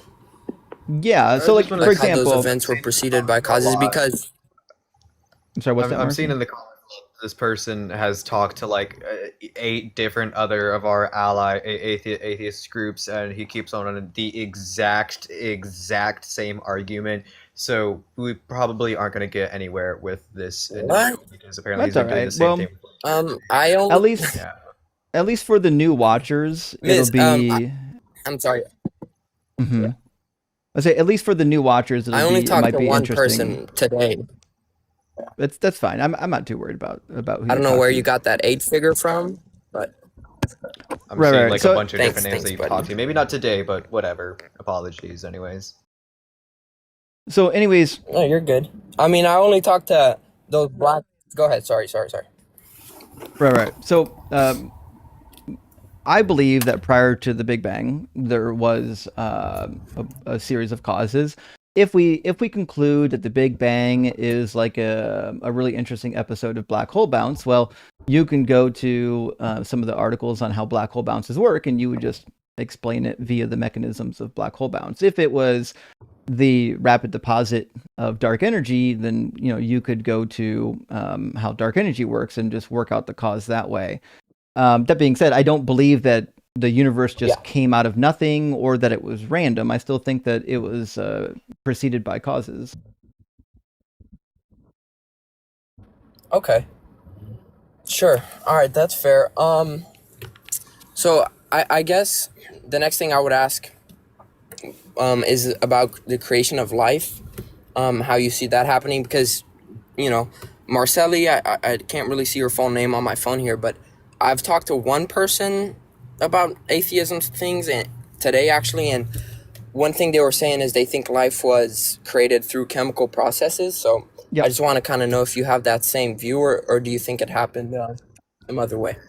I mean, relatively, it's a little deeper than that, but relatively, like the building blocks made building, like here, maybe let me reword it. Like uh, there's certain chemicals that when mixed together they turn into amino acids. When amino acids mix together they turn into proteins. And I'm not the most educated on it. I'm 18, I'm still in high school, I'm not a biologist, but like relative, I'm not going to be able to go too deep into the details, but like it kind of like they like they end up like mixing together and forming proteins. The proteins gain metabolism. Once again, I'm not too sure how. I'm not a biologist. I'm still in high school. I'm just explaining what the academic Yeah. consensus is. They gain the ability to metabolize, then they start to self-replicate, and then slowly, once it gets more and more complex, they start to develop like singular cell life forms. Then after a while, the singular self life form was able to slightly evolve, and billions and billions and billions and billions of years later, we got us. So relatively kind of it's detailed. I'm not too knowledgeable on it. Okay. Once again, I'm 18, still in high school. I'm not a biologist, so I'm not going to be able to argue it too much in detail. But relatively, yeah. No, yeah, that's fine. I mean, we're on the same playing field here. I'm also 18. I don't really obviously I'm not an expert, but yeah, because to me the scientific consensus from my Why research do I hear turns is that we haven't seen or observed anything in the natural world where you have nothing and you have the starting point, pretty much chemicals or no life, that then turns into life through some miraculous, I guess you could call, chemical Well, process. no, it's not miraculous. I thought It's the not really scientific miraculous. I consensus explained it. was that It's we not don't really miraculous. I know how the explained it. first. No, we do know. Like I Yeah, said, can you please not interrupt like, me? Because I didn't interrupt you, so that would be fair. I apologize to be rude, but you were making objectively false claims about my position, so I'm trying to correct you. Also, we're gonna need you to pull over, Leo. We can hear you driving. How? Okay. I said that the scientists don't know exactly how it happened. No, we do. So you do understand that knowing how something happens and personally witnessing it Yeah, are you two can go separate ahead if you want to things. talk. You go ahead. The floor is yours. So, I mean, you said something really interesting though, which is that, like it can't be true because we haven't observed it, but like we've never observed God, right? So, like abiogenesis is based on scientific findings and then also inferences from the scientific findings. So just saying like unless you see it with your own two eyes, that means But it the didn't consensus exist. Would actually mean that your position is false too. So I'm not sure that's the bar you want to raise to.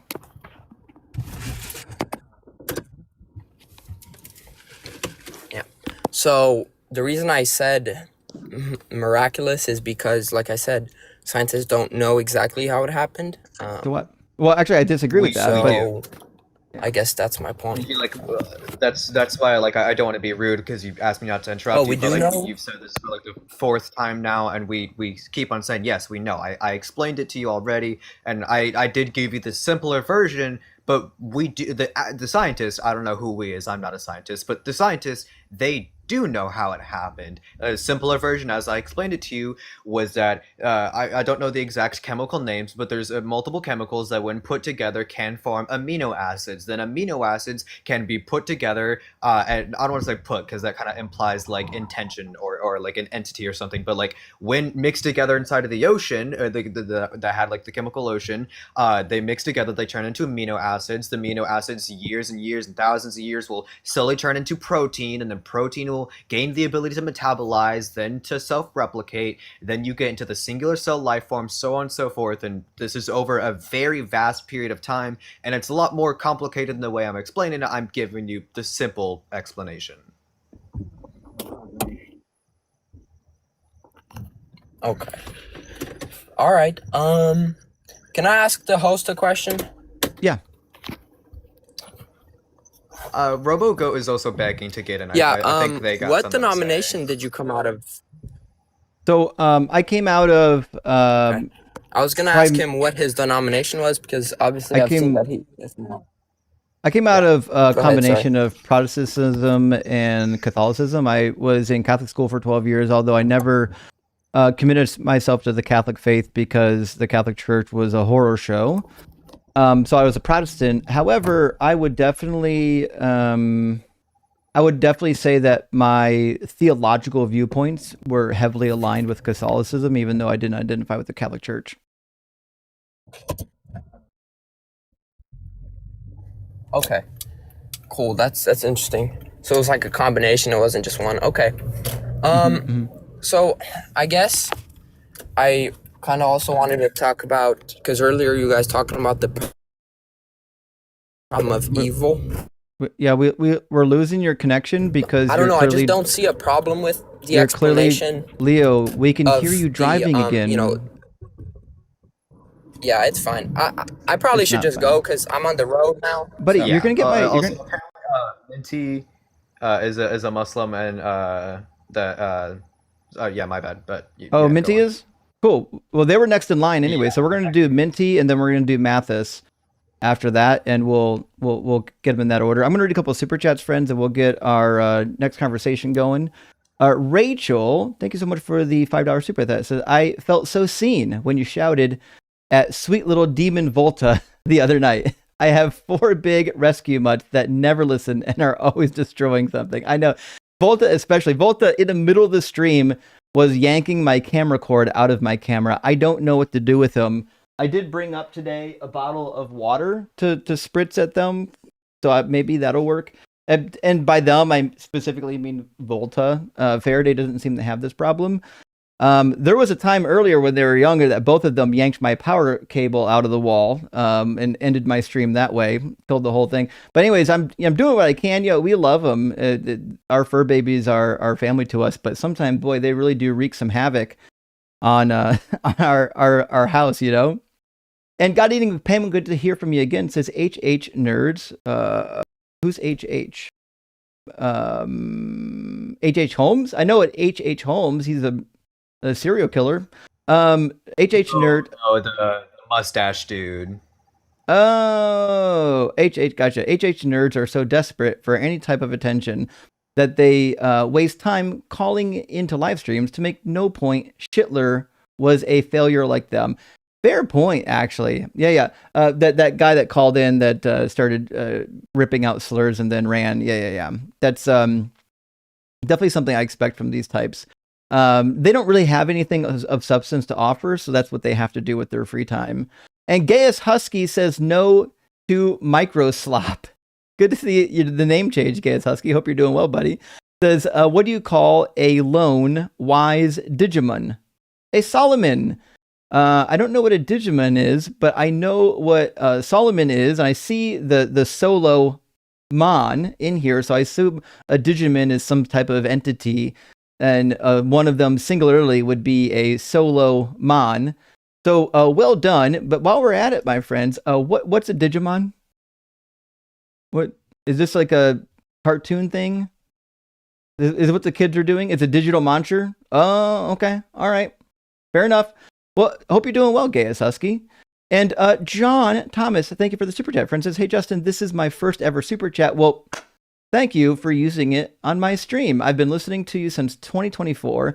I think it's just now that I got the means to contribute. Thank you for all that you do. Rock hard for Doug. Simply wet for Sharon. And thank you. Well, John, thank you for supporting the stream. It's because of like awesome supporters and listeners like you that I can even do the stream. Remember, the stream is basically audience funded. Watching my videos, supporting me via super chats, becoming a member, all things that help to support the stream. And Jennifer, thank you for the $5 super chat. Says, if it's the McDonald's CEO, it is indeed 100% of the cheeseburger, even after the bite. Rock, doing it again. Hey, stop! Goddamn Volta. All right, hold on. I gotta reset my camera.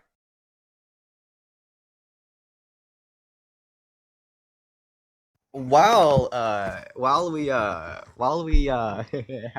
have some free time, a robot goat is not gonna like me for this one.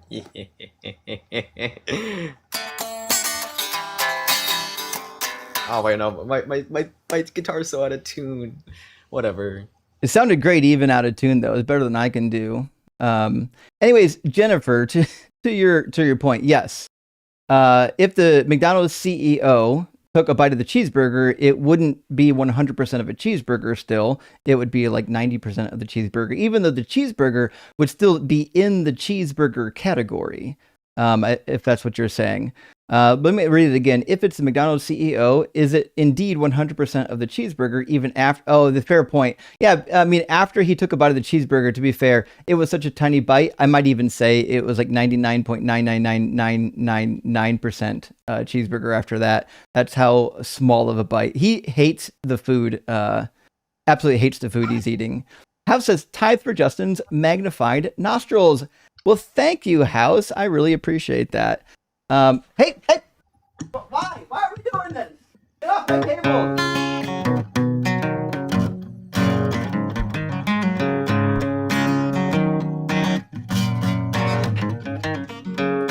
Sweet home Alabama.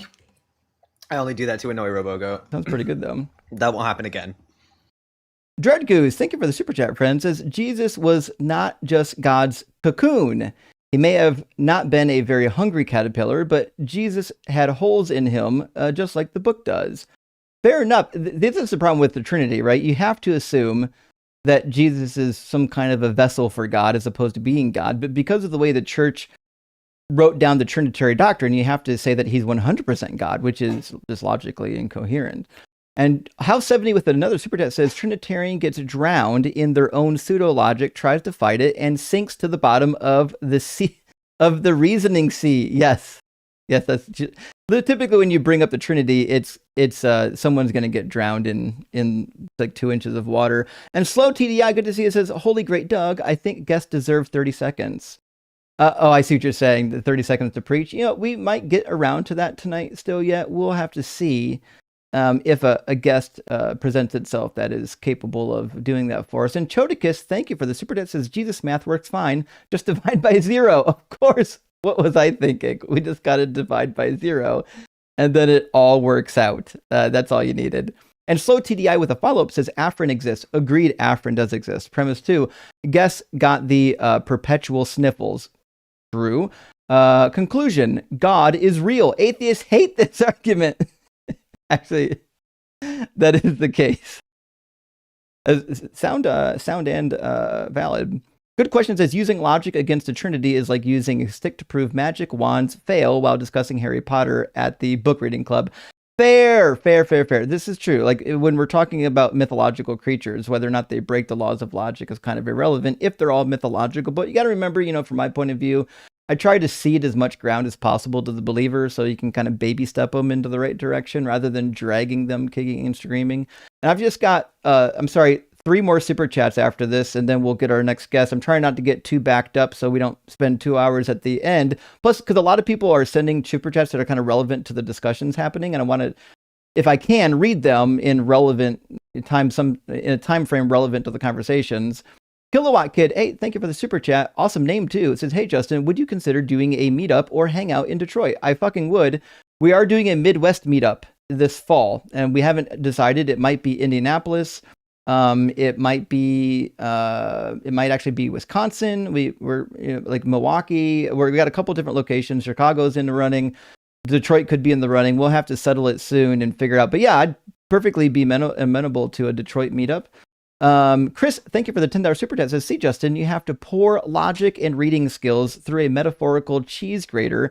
Then you'll understand this Christian nonsense. Hail Doug, the rock of grammar and logic. Indeed, if I know anything about Doug, it's that Doug agrees that words have meanings and grammar matters, unlike Christians. And Low Bar Bill, good to see your friend, says Jacoby Paul reminds me of Billy Madison quote, everyone in this room is now dumber. Actually, hold on, I gotcha. I award you no points. And may God have mercy on your soul. 100% reminiscent of that. I'm actually on board with your friend. And last super chat for now from our friend Pat. Good to see us. Says, I absolutely love it when these wingnuts claim we have free will, but at every turn God creates hardening of hearts and causing massive confusion and inputting evil spirits in the people. Where into hell is free will? It's not there. And you know what, Pat? This reminds me. I used to do a live stream that was just Christians don't have free will. And I would discuss this based on, the biblical readings that you're bringing up. It might be time to go back to doing some of that. But let's bring in Minty Bum Bum, and then we'll do Mathis after Minty. Also, for anyone who has access to the cheat sheet, I added a new tab at the end of it. I'm adding another one today, literally as we're debating. I've been adding it in between conversations. And it's going to be on Deuteronomy 22 and going through the Talmudic sources and other sources demonstrating how this practice happened and what they did about it and why it's a valid argument. But Nitty Bum Bum, welcome in our ELC team. Hello? You're not 18. Minty Bum Bum, great. sorry. I am Minty, 18. I'm 23. I'm sorry. okay, you sounded really young. Salam alaikum. I'm 23. All right, sorry about that. Minty, you sound really young. Don't worry. I'm wrong apparently on your I know. age. I just kind of have a cold. I'm sorry. But Fair enough. So, Minty, are you a believer? I was born Muslim, and I guess I still believe in Islam, but For now. there's a little bit of a problem that I've been facing recently, which is why I want to, hear you guys out a little more. Well, I'll tell you what, Marcy knows quite a bit about the Islamic faith. And so I'm going to give Marcy the precedent during this conversation. I might hang out and work on the cheat sheet while you and Marcy are getting down to brass tacks. It's not exactly like a textbook kind of a thing. It's more of a philosophical thing I'm going through. But Sure. so, I'm pretty sure Marcy would know at least that, Islam has certain views about, the LGBT community, and that if you're somebody that's like attracted to the same sex, it in itself is not a wrong thing. But when you have a crush on somebody that's like the same gender, you can't like act on it. And that was what I believe for most. Burned to death. Yeah, and that's what I believe for pretty much all my life. And then I kind of got a crush on my best friend. So now I'm a little stuck, easier said than done kind of situation. Yeah, I'm a little on the fence about it because the way I feel, I don't understand why it would be something I should be burned for, because what I feel for her is like a genuine thing. It's not like a perversion or whatever. So I'm just struggling with that right now. Is there anything you can add? I don't know how I would try to approach that. Because like I don't want to try to convince you that your God hates you or something along those lines, but at the same time, like that academic consensus, Muhammad's words, Allah's actions, all of it points to if you dare, love somebody who it doesn't fit what he defines as love, that you should be put to death. I don't really know how to like really go about it. Like I'm not too sure how to interact with that specifically. I'm from like the brown community, and I don't have like a lot of information when it comes to like LGBT. It's not something that we talk about a lot, so I'm still like I'm pretty much in the closet, and I don't know how to tell my parents or just come out in my community. You don't. You don't have to. And I don't want to like try to, yeah. I don't want to like try to tell you to hide yourself, but like if you have a Muslim family, you live in like if you do live in a Muslim society, I don't know if you do, but like, it is very dangerous to out yourself. I moved away recently. Maybe that's why I'm kind of, trying to look over on the other side. But yeah, I just, what is like, because I feel so emotionally attached to Allah that it's just this, even though I know that it's wrong and I completely agree with everything you're saying, it's like this emotional connection that's kind of holding me back, and I don't know how to let go of that emotional attachment that I have to Allah.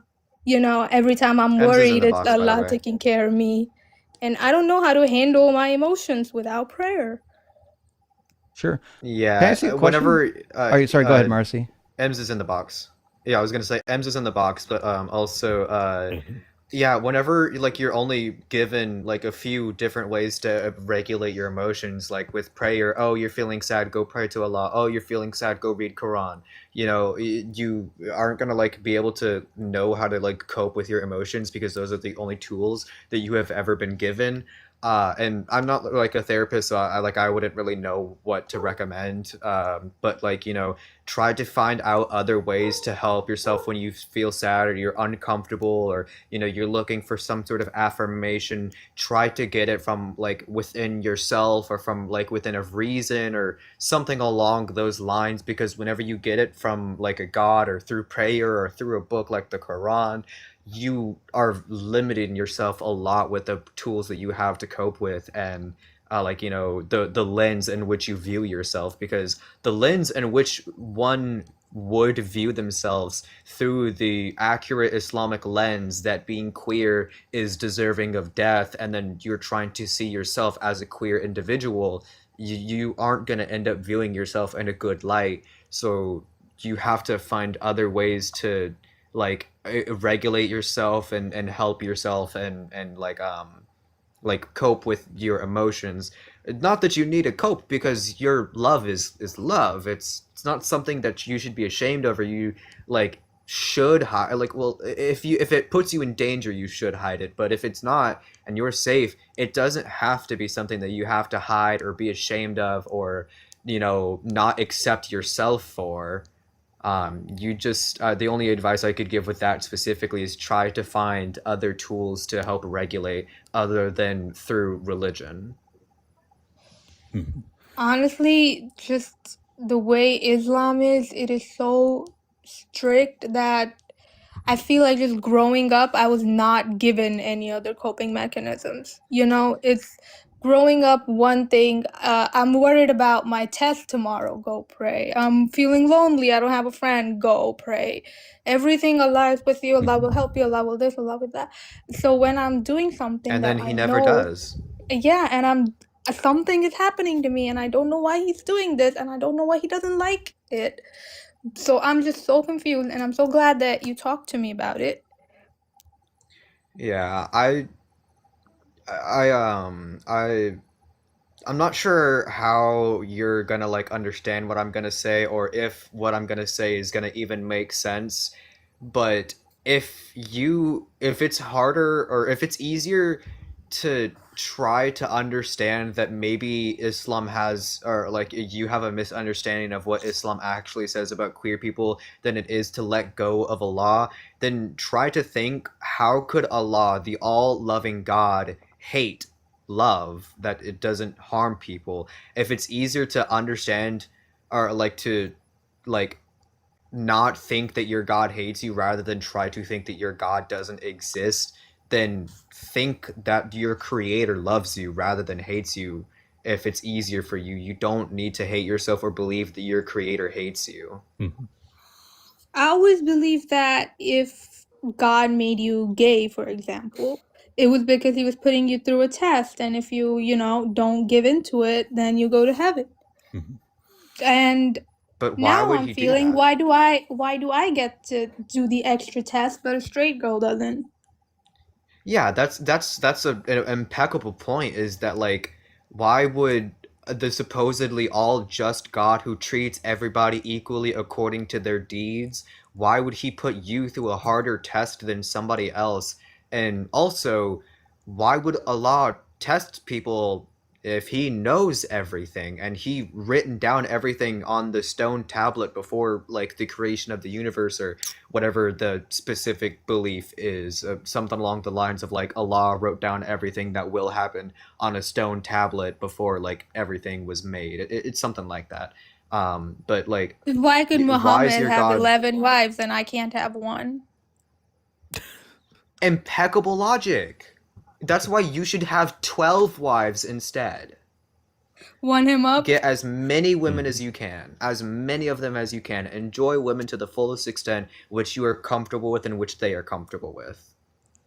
Thank you. I have never spoken to somebody, who's like an atheist LGBT person, so I guess you're the first, and we're in the same community now, I guess. And I really appreciate that you spoke to me about this. It means a lot. I know it doesn't mean a lot, but it means a lot to me. Well, That's okay. welcome That's to okay. step number 1 of being honest with yourself. Looks like you're doing it. Thank you. Mm-hmm. Yeah. Let me ask you a question. Is it possible? Do you think it's possible that maybe there is a God? It's just not the God of Islam? Honestly, I do feel like I've had a connection with Allah, whether you want to, Allah is just like God in Arabic, I know technically. But when I was researching more into atheism, I started learning a lot more about nihilism. I don't know if it goes hand in hand or if you can find a balance in the middle somewhere, but that seems like the complete opposite extreme. And it says that we don't have meaning. And if I am to be very honest, it's kind of a bummer, but Sure. Yeah, it's what that's makes to it yeah what makes to the most sense to me. Nietzsche makes more Mhm. sense to me than Muhammad, and I know that's a bad thing, but I don't know how to feel about that. But Minty, I have a question. yeah. What purpose do you think does Allah give you? A pretty shitty one, let's be real. Exactly. Just Yeah, pray it's to to He him. worship says him. he says Yeah. in the Quran that the only reason I've made mankind and demonkind is to worship me. That So just you means he have made to Yeah, little fans for himself. I don't want to be a little yeah. fan for somebody. So you don't yeah. have much Like of a if purpose either you way. So Yeah, but Yeah, there's that's what I was like, saying. Also, with atheism, you don't need to subscribe to nihilism, or at least not like pessimistic and depressive nihilism. It's kind of like like trying to get. This is like slightly unrelated, but I'm just kind of like bringing up the concept. It's kind of like whenever somebody's trying to get over social anxiety, and you have the dichotomy of. Oh my God! Nobody cares about me. That's so sad, and nobody will ever notice what I'll ever do. Or you could think about it like, nobody cares about me. Nobody cares what I'm gonna do, you know? You just have to think right. about it with like a positive mindset, because like you could be like, oh, nobody cares about me, or anything that I'll ever do, and that makes me so sad. Or you could just be like, nobody cares what I'm gonna do. Nobody's judging me. Nobody's making me do anything. Nobody cares what I do. Let me do me, you know? Right. I feel like most people that you debate on the basis of Bible, you debate on the basis of scripture, you debate on the basis of textbook. But for most of us that are really struggling, it's an emotional thing. It Mhm. is. You could open Yeah. the Quran and you can show me 20 things that are wrong in there, and I would not be able to defend it. But it's an emotional thing, and it kind of, at one point, it's like, can take a horse to the water, but you can't make it drink. Yep. Yeah. We get it. Listen, friend. Um, I know this. You're going through a really difficult spot, and I think there's a lot of people in our community that have gone through it already. I don't know if you're into Discord or not, but I would definitely recommend getting into our Discord. There's a lot of people that are in the same or have been in the same position as you, and it might be helpful to be able to dialogue offline with some people that might be able to give you some life experience on this particular matter. It's really nice because in the Muslim community, it's not very good to question any part of it at all. So even if I tried to talk to my imam, and he was like, your faith isn't strong enough or something like that. Right. So it's like, is it my fault? That's what I'm struggling with. Is They there always something want wrong you with to be the me? problem. Yeah. Is it me, or is it 1 billion people? Right. Yeah, it's the problem's not with you. The problem's with the religion. Well, yeah. I guess I needed to hear that. If Thank you wanna you. Thank you. follow me if you're not already, and then like go into my DMs, we could I talk just later followed you right if now. that's something you'd like. Oh, thank you. Yeah, if you want to talk to me later, we can do that. I'm not opposed to that. You know, I'm always willing to help somebody who's genuinely looking for help. Thank you. And I'm gonna be honest with you, I was kind of homophobic and transphobic until, all of this. I'm sorry about that. I feel terrible about it now. I just want to put that out there. Thank you so much. No, Thank it's you. I'll let you get on with the other people. Thank you for talking to me. Have a Well, yeah. it good was good night. to hear from you. That's a tough place to Bye be in. bye. I would say this, and I don't know how what. does Mhm. how does Marceline speak so well for an 18-year-old? What? I have no idea. I couldn't when I was 18. I was a mess. I'm just chill like that. Some people have I take it gifts. back. What'd you This say, is hard Ems? though. I said I take it back. Mmm. All right, friends, I'm gonna Astaghfirullah. read a couple super chats, and then I'm gonna get. I said I get Mathis in here next. Prior to that, though, I need to use the restroom real quick. And I'll repeat again. Hey, these live streams have been generously sponsored by private internet access. So I'm going to use this as a moment to play a commercial from our sponsor. It's 1 minute and 30 seconds long, and I'm going to take this moment and use the restroom, and we'll be back in just over a minute, and we'll keep the debates flowing, friends. Thank you so much for being here. Friends, if you're an atheist or a non-believer like me, one thing you never have to worry about is a magic man in the sky looking down, worrying about what you're doing with your genitals, or perhaps looking at your search history. That being said, there are real people who exist who do actually have access to your computer and your search history. They can access your IP address, your browsing data, and that's stuff you need to keep private. In fact, I was once working out of a hotel without a VPN, and another guest was able to access my banking credentials merely being on the same Wi-Fi network as me. That's why I want to talk today about our sponsor, Private Internet Access. Private Internet Access keeps your personal data unexposed to would-be hackers and thieves. This is even more important for those of us that are terminally online in the streaming community, as our accounts are constantly under attack. All of us are using a VPN for security reasons. In fact, I'm using Private Internet Access as I record this video. Now, I know my audience is made up of critical thinkers, and you might be asking yourself right now, why would we pick Private Internet Access over any other VPN provider? Well, there are some really good reasons. One, it's headquartered in the USA, and it's got 24/7 live support. It also gives you split tunneling access for free. It's got customizable encryption, adware, malware blocking, and you can get a dedicated IP address. It also allows you to have multiple devices on just one account. You can also select locations outside of your country of origin if you want to get access to things that might otherwise be off limits. Not only that, it's got a 30-day money-back guarantee, so if you try it and don't like it, you can get your money back and cancel the service. And last but not least, it's still currently 83% off with 4 months free of charge when you sign up. So use the link on the screen, piavpn.com/DZ debates. Get a VPN so strong that even fictional entities can't access your data. Fantastic. Hey, friends, thanks for hanging out with us tonight.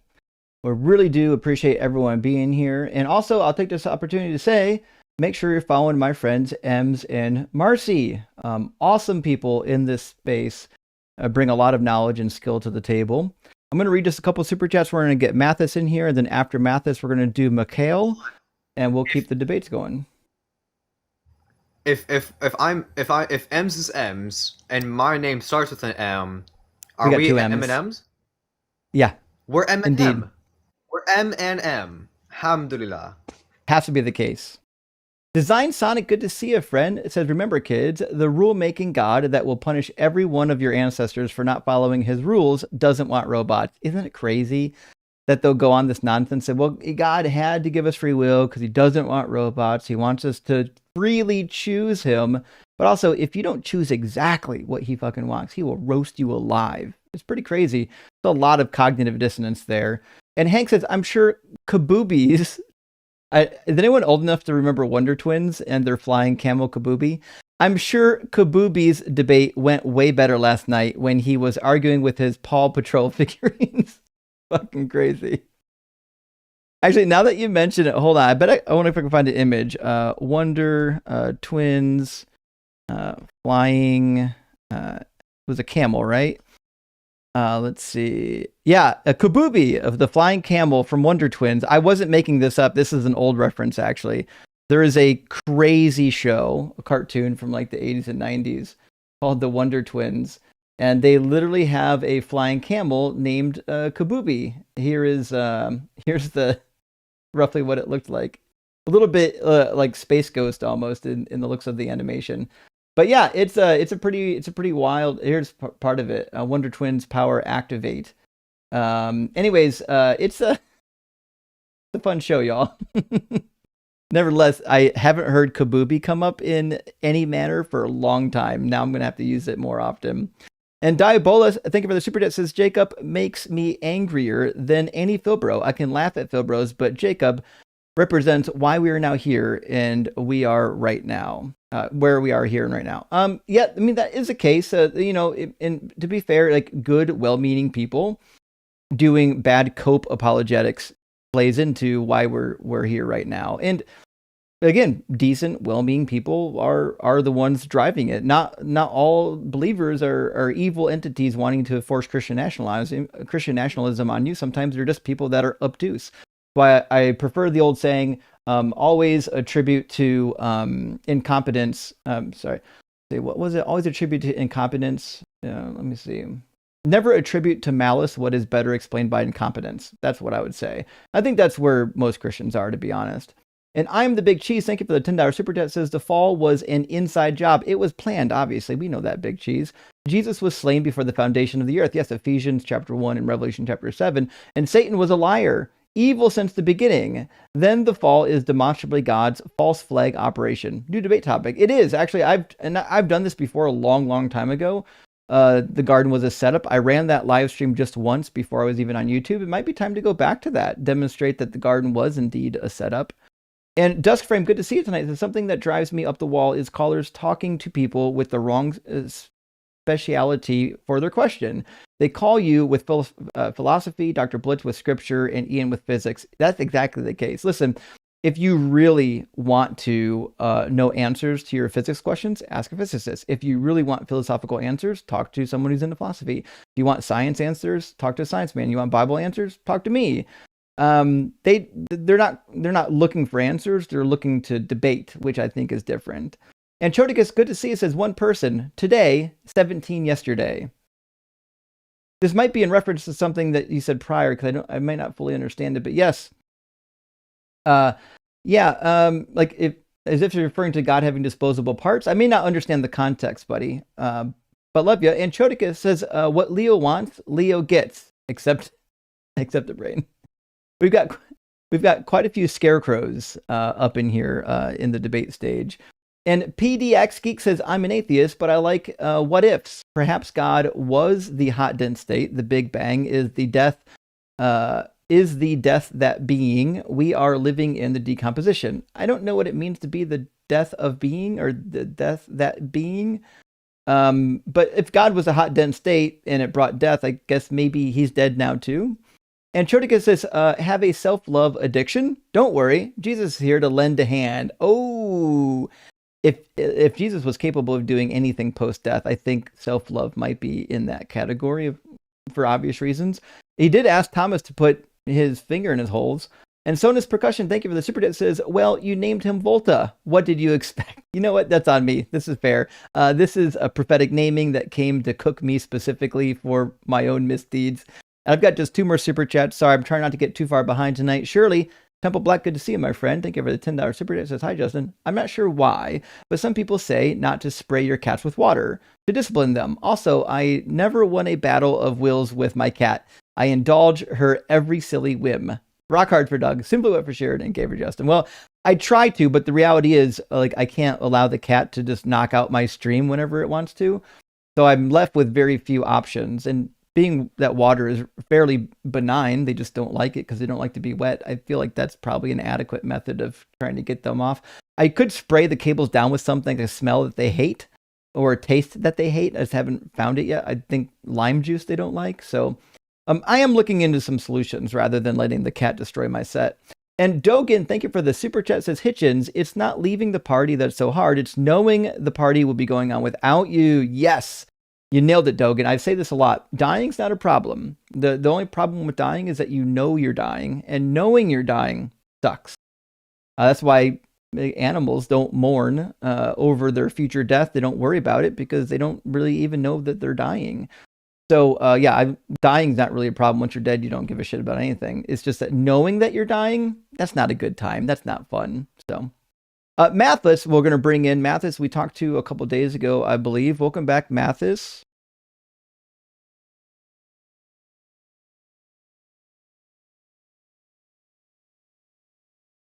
Mathis? You've been in the box too long, buddy. Is your equipment plugged in? Says that you've got a microphone plugged in. I can refresh it, maybe. Mathis, I hope didn't fall asleep. We talked to Mathis on 4-6. And we went through Malachi 4 and also the prophecy of John and Elijah. But I'm not saying that Mathis is with us. So Mathis, my friend, I'm sorry I got to drop you, but come on back if you wake up or if you want to have the conversation again for that. Now we're going to bring in Mikhail. Hopefully I said that correctly. Welcome in, Mikhail. Are you at least 18? And did I say your name correctly? Yeah, you did. A little bit Awesome. off. Good evening. My name is Mikhail. I'm 18, and yes. Awesome. Yes, hello there. And just do wanted you to tell you that... believe in God? Sorry. Yes, I do. I just wanted to say that I've been watching your stuff for a while. I'm glad to meet you, man. Finally. I wanted to queue up for some debates, but, you know, a lot of people were going in, so I didn't think it was the right time. I thought I'd join earlier to get a chance. That is the right thing. And I say at the beginning of every live stream, if you want to get into the chat, you want to get in at the beginning of the stream, not the end. Every stream, I'm saddened that I have to end the stream with people in the guest box because they didn't request up sooner. But anyways, which God do you believe in, friend? More than happy to talk about it. Yeah, I believe in Allah, the Muslim God. Sure. Barakallah feek. Why is your name Mikhail? Alhamdulillah. Why is my name Mikhail? I just like the name, man. Hello, is that your name? Because that It's is not not my a standard actual Muslim name. name. It's a pseudonym. It's a pseudonym. Yeah. Fair enough. Well, let's go through the steps then. What do you think is a good evidence or argument for the Islamic God existing? Because the Quran is the most, it's the most, how do I say, it's the most succinct and the most clear revelation, divine revelation that has ever been produced in the history of... Can I ask you something? Do you speak Arabic? No, but... Then how would you know? Well, because I use the translations of... Translations are not the actual scripture, though. Well, I just... Well, the thing is, I know that one translation is like no accurate ways a multitude. Could you say that again? And could you speak up? He's quiet on my end. Sorry, I was saying that I used a multitude of translations to try and get an average idea of what the Quran Sure, but the problem is if something is a linguistic miracle, then you would go to the linguistics it was written in. You wouldn't use translations. Using a translation of the linguistics that were used in a specific origin language does not translate well into the new destination language. So the English Quran does not carry forth the linguistic miracle of the Arabic Quran. And you not knowing Arabic would mean you wouldn't know the linguistic miracle in the Quran. I mean, just because I don't have... Am I not making sense? You are making sense, obviously, considering it would be best for me to learn the language before I actually know the Quran in itself, right? But the thing is that the way I went about it is, you're right, it's not the most straightforward approach, considering I didn't actually learn the language, but what I did do instead, the best step I took was that I just took a multitude of translations and got an average idea of what the Quran was trying to say. But what it was trying to say, what the Quran is trying to say, does not communicate a linguistic miracle in the same way that the original text would. Oh, yeah. That's perfect. That's a fault on my end entirely. Okay. So you would need to argue something that you can argue. And of course, Marceline, go ahead. But yeah, so allow me to lay down the foundations for my findings. So the Islamic idea of, monotheism, and essentially like the idea of one God creating everything, it's so clear and so it's Christianity and Judaism, they're not as succinct, they're not as clear as Islam is. Islam is always very clear with monotheism and who's responsible, so it's sure. Yeah. Can I ask you something then? I just want to slightly pivot with this, just so it might get into more of a debate versus kind of how do you know this? Well, how do you know this? How do you believe that the Quran is scientifically accurate? That it's divine. It can't contain errors and so on and so forth along those lines.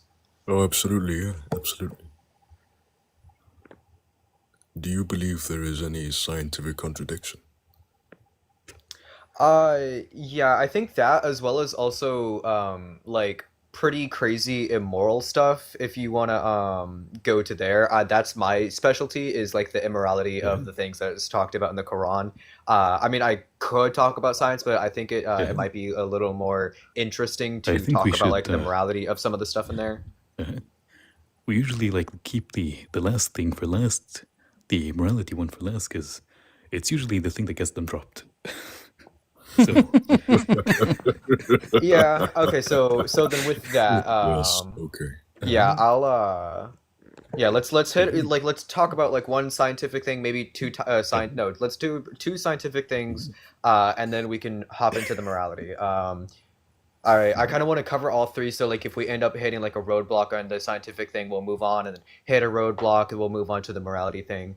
I'll have two objections. You can for the scientific part, you can choose which one you want. The Quran states that mountains are tossed onto the earth or placed upon them as paperweights, but we know that that's not how mountains are formed. Mountains are formed from the ground up. They aren't thrown onto the earth as if you were casting like cards or sticks.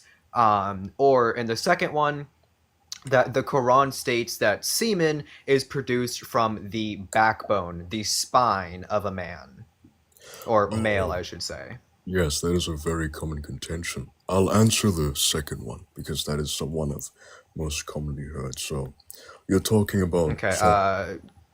Here, also, I'm gonna hate to. I might end up interrupting you. You can like continue talking if I do end up interrupting you, because I'll like ask Justin to pull something up. So like if I say like, hey Justin, can you pull up blah blah blah, and like you're talking, like please continue talking. Justin, can you pull up here, I'll try to send you the link, or just go on Google and look up tafsir.app. Yeah, I've got all the tafsir, so if you tell me what you need, I'll pull it up. So just don't. Okay, yeah, I was just gonna say, pull up Ibn Kathir on 86.6. It wouldn't work. It wouldn't work on the stream because the website is in Arabic, and we'll have to have Justin navigate through the Arabic, so it would just bore everybody. Let's just open up the normal You can use the X commentary. Yeah, specifically the Quran X, because the Quran.com app is always translating Ibn Kathir as like with such a liberal translation. But yeah, so make Ibn Kathir say things he never said. You're talking about. Anyways, yeah, as you were saying, verse 5 to 7, which specifically states that, if I just get it up here, just so I don't misquote it. There we go. It says, "Let man consider what he was made from. He was made from a spurting fluid, stemming or leaving between the backbone and the ribs." Yes. Yes. So here's the thing. So during the embryonic stage, when the baby is developing. Nope. No. I'll stop you right there. The linguistics, which is again why you have to know Arabic. The yakhruju, the verb of khuruj, is referring to something that is mentioned within the text. So it either has to refer to the baby himself leaving from between the backbone and the ribs, or it has to be referring to the liquid itself. It cannot be referring to testes. So I have a question for you. So yakhruju means emerging, right? To means come out. No, a better translation is leave. So like, for example, if I were to pour a water bottle on my desk, the best way to describe the water coming out of the bottle is yakhruju, like leaving the bottle on the desk. No. Yakhruju is describing a masculine object leaving from an area. Jameel, pouring something is not the same as the act of leaving. That is number one. A sub would be the act of pouring something. Leaving, again, the verb itself, yakhruju, is leaving. That is not the same thing. And the verb that is being used as an action doer. The action doer, which is how we describe words in Arabic. We have an action doer, and I think that the action is being done to. So we have the action doer and the action. The action here is the khuruj, or the leaving, and the action doer has to be mentioned within the context. It either has to be the baby himself, as in the man, let man consider what he was made from, and then a sentence in the middle that has nothing to do with it, and then the verb referring back to the baby. Or it could be referring to the liquid itself. It cannot be referring to testes. Yeah, because it specifically refers to a spilling fluid. Yes, I know. But I was asking you, and so you're just saying that it's specifically the yakhruj is like the masculine form of just referring to what? Sperm leaving? Yeah, sperm or the man himself. which we both know is not actually what happens. It's not the actual process, right? Yes. So the word is used incorrectly. It's not, the word is not used incorrectly. The person who wrote the verse does not know how to use it. Wait, but if the word is used, so if it's not used incorrectly, I'm getting grammatically it is not, syntactically and grammatically it is not incorrect. The content itself is incorrect. Okay, so right, that makes perfect sense. They just used the right word but in the wrong context. Justin, can you help me explain what I was saying? If you understood what I said. Is that not like... I said that the syntax applies and the grammar is correct, but the content is what is wrong. Oh, yes. Okay, makes perfect sense. Right, that's perfectly succinct. Right. Well, I guess we've addressed that once, that one contention. There's not really much else for me to say. Now you've kind of completely proven me wrong. Could you... that second objection, I believe the Quran was being entirely metaphorical because... It wasn't, no. It wasn't. Because all of the scholars would... Do you mind if I, finish? I was going to say... Of course, sorry, go ahead. I was going to say that when, as a Muslim, when you're defending the Quran, one common tactic you must do is whatever makes sense, you have to say is actually what the Quran is trying to articulate. But what doesn't seem to make sense, you have to say it's metaphorical. So that's why I'm picking and choosing. Where did you get that from? Oh no, it's just a tactic to it's how you defend the Quran really. Whatever doesn't make sense, one second, whatever doesn't make sense, you claim is metaphorical, but what does make sense, you actually defend and use that, say it does. Are you trolling? I'm telling you, that's how I feel like this. How you defend it, yeah. I feel like this is a troll. Mm-hmm. Because listen, I don't, Mikhail, I don't want to besmirch your name. I don't know if this is a troll or not, but you have to understand that saying something outlandish, if you don't like what it says, you just convert it to a metaphor, you understand why that would be silly, right? I mean, of course. I mean, I guess, but it's the defense mechanism nonetheless. It is. You have to defend the books, man. Well, let me ask you a question. If I was reading the Iliad and the Odyssey to you, and it got to a part where, by the way, ancient Greeks thought these were true stories. If I got to the part where I'm trying to tell you these are true stories, but we get to the part where they go down to Hades and they see Sisyphus pushing up a rock on a large hill for all of eternity, and you're like, hey, listen, I don't know how you can push a rock upwards for all of eternity. This sounds like an implausible story. I wouldn't then be like, well, it must be a metaphor. You'd be like, well, listen, either he's really pushing a rock or he's not. Why would you just now randomly choose to make it a metaphor just because it sounds weird? Well, it makes perfect sense why you bring up that contention. And the only way I can answer that question honestly is that, implicitly, we both know, we're not idiots, right? We both know that when defending this book, it's just it's just moving the goalpost and linguistic shifting most of the time. It's not actually trying to prove a point. It's just trying to make it seem like you've proven a point, really.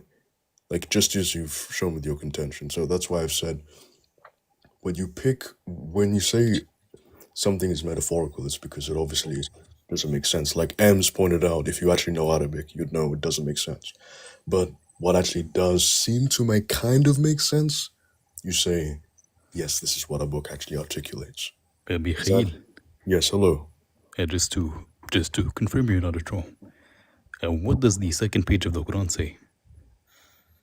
The second page of the Quran? Mm-hmm. There's Surah Al-Fatiha and then there's Surah Al-Baqarah. The beginning of Al-Baqarah, what does it say? Alif Lam Mim Dhalika al-Kitab la Rayba Fihi Hudal lil-Muttaqin. Alladina what? Alladina. I don't know the other, but I just know the first. Yeah. Okay. Good enough. I don't think he's trolling. Okay, interesting. I'm trying to be as honest as I can with you, gentlemen. That's as much as I can tell you about the book. I mean, I guess I'm a little bit shocked that you're just openly admitting that when the parts disagree with reality, that you're just going to tell me it's a metaphor. I guess I appreciate the honesty, but you got to understand from our point of view that's kind of like conceding that the thing doesn't make sense. Deconstruction Zone. Have you not? I've watched some of your videos, especially with Muslims, that when you've collaborated with them, and have you not seen the same trend? Whenever they, like when they're defending or when they're performing apologetics, it's usual like you'll either see goalposting or linguistic shifts, Mm-hmm. or you'll just notice that outright lying or just uneducated. I mean, Ems, for example, I remember he was bullying that one Muslim, like with his like showing like cornering him, showing him where he was wrong, and aggressively showing him, and the Muslim was kind of like a bit, like shocked with how fast that Ems was coming at him. I mean, you guys clearly see the same tactics circulating on over and over again. It's it got to be honest, it's just the tactic really. Accept what you can and like I kind of mean, shift the goalpost when it comes to what you can't accept. Yeah. it sounds like you're being honest, and I'm not going to fault you for being honest. So, I mean, I'm not saying that I'm mad at you for it. It's shocking to hear somebody admit it. You know what I mean? So, what are we saying now? Are we suggesting that the semen is metaphorical? We're suggesting that the Quran is entirely incorrect when it comes to describing the process of whatever it seems to articulate. I don't know whether it's describing insemination or development of the testes. I don't know, maybe formation of sperm. I have no idea. But whatever it's trying to describe, it's obviously inaccurate. So that's the only. I just want to point out, like, the scholars do take this literally. Like, the scholars do not understand this to be a metaphor. And like, sure, the scholars aren't the Quran or blah blah blah, so on and so forth. But like, when we go to the academics, and the academics, like, nobody understands this to be a metaphor, but they all understand it. Like, the people of the highest knowledge understand this to be a literal, supposedly accurate description of the formation of mountains. And like, sure, you aren't like forced to follow every single scholar, and like, you could say, oh well, it's my belief that it's metaphorical, but like, you just kind of have to prove that. Well, whether or not they believe, good Like, contention to bring up. I just, like, all the scholars understand this to be a literal description of how mountains form. So whenever you say it's just a metaphor, No, it, no, it I didn't might say. not like Sorry, be sorry. the May I politely just stop you right there? I didn't say it's a metaphor. I said yeah. when something doesn't make sense, you paint it out to be a metaphor. But when something kind of does make sense, you actually say it is real. It is what the Quran is trying to articulate. So whether or not the scholars are saying that Okay, it's well, real or like, it's a metaphor, they're still wrong about it either way. do Whether or not you they wish to take it. Can Justin, we might end up wrapping this topic up real quick, but I'm gonna try just a little bit. Could you pull up 3310 or 3110? I mean, I sent the screenshot in Yep. there. Yeah, I got it right here. Give me a second. With multiple different translations, even M's could go into like the actual Arabic word itself. But like, I know you're like me, you don't speak Arabic, and you like to use multitude of translations, and I'm perfectly fine with that. But each individual use is going to be like, or each individual translation is going to say that mountains are thrown onto the earth, like that, like Allah took it with his God hand, or maybe not his hand. He somehow did it. He took mountains and just kind of tossed them onto the earth, and that's how mountains are supposedly formed. But that's not how mountains are formed. Like, at Absolutely. all. So the Quran clearly gets it wrong. Yeah. And as you can see, if you notice, I'll read it out for you. He created the heavens without pillars, as you can see, and placed firm mountains upon the earth, so that it does not shake with you, and scattered throughout it all types of creatures. And we send down rain from the sky, causing every type of fine plant to grow on earth. So there was this. So the only origin of the verse I can understand it to be is that somehow there was this ongoing, like alternating apprehension that somehow mountains held the earth. We know that Well, that's not mountains. really Yeah. like the contention that we're having. The contention is that mountains, every single mountain on this earth, is formed from the ground upwards through tectonic plates. So whenever the Quran says that no, it's not from tectonic plates, Allah had placed them down upon the earth. And there's another verse, I don't remember exactly which one it is, but like, I'm not a liar, so please trust me, where like it had like kind of described it slightly differently, where it said that Allah had placed them onto the earth as if they were paperweights. So, like, we know that this is an extraordinarily inaccurate description of how mountains are formed. They are not placed upon the earth, they aren't tossed onto the earth. They form from the ground upwards, and there's not a single mountain that doesn't show thousands of pieces of evidence that they were formed from the ground upwards rather than being tossed onto the earth or placed individually or something along those lines, which the Quran describes it to be. Yeah, and like I said before, I understand the contention that it's wrong, which is perfectly understandable considering it is wrong by every interpretation. And like I said, the way this verse is touted out to be as a defense is that, well, I don't even know how they defend it. They just make it out to be some sort of metaphor, really. I honestly have nothing to say about No, they that. don't. I've seen, like, I have personally not debated, but I've seen apologists use this for whenever they brought this verse, they use it. Apologists are not scholars. Muslim Lantern and Orthodox Muslim and those YouTubers and TikTokers are not scholars. Like, you can't just like appeal to some random guy on YouTube called Muslim Lantern and say, "Oh, he said it's a metaphor." You know what I'm saying? You go to actual scholars. I understand that, but I'm not appealing to anyone. I'm just showing it's an example used. I know, but I'm telling you that when you actually appeal to scholars who have books published, they don't say that. The only people who do are TikTokers. I understand. I wasn't quite aware of that fact.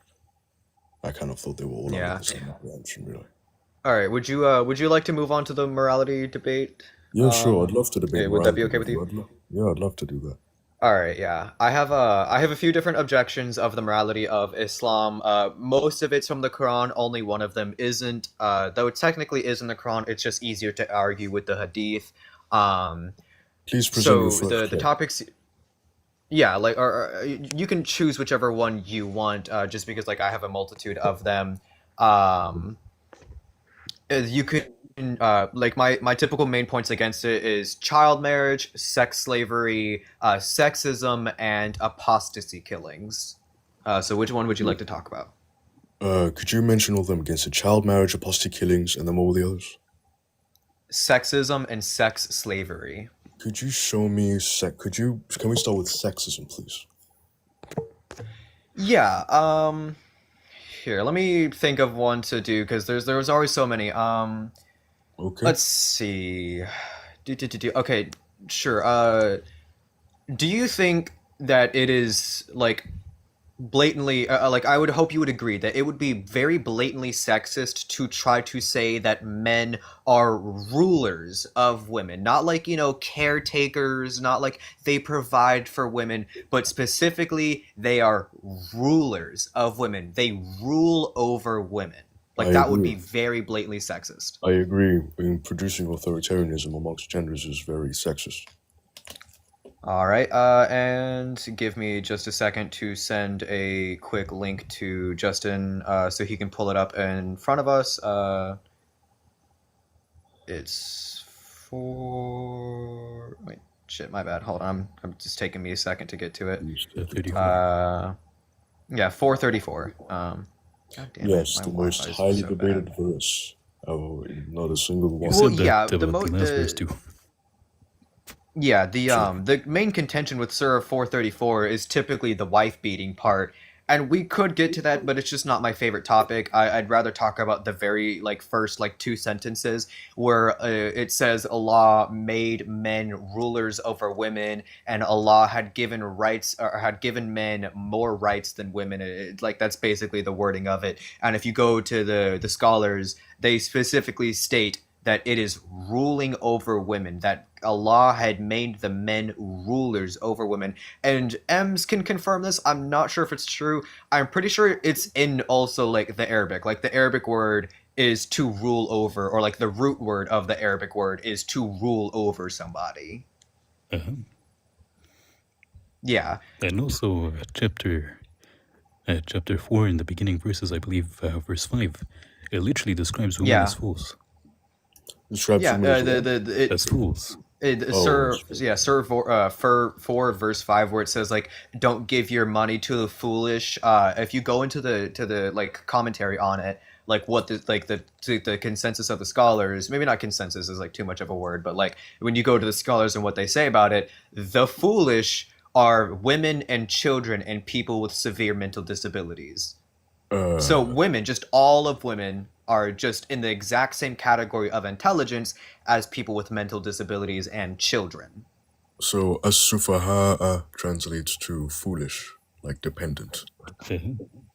It translates to the foolish, yes. Because yeah, for we're not some talking about reason like the speciation. We're not talking about like the word itself. We're talking about what the word describes, like who the word describes, and the word Yes. is describing women and children. Yeah, I find that to be very, very off-putting.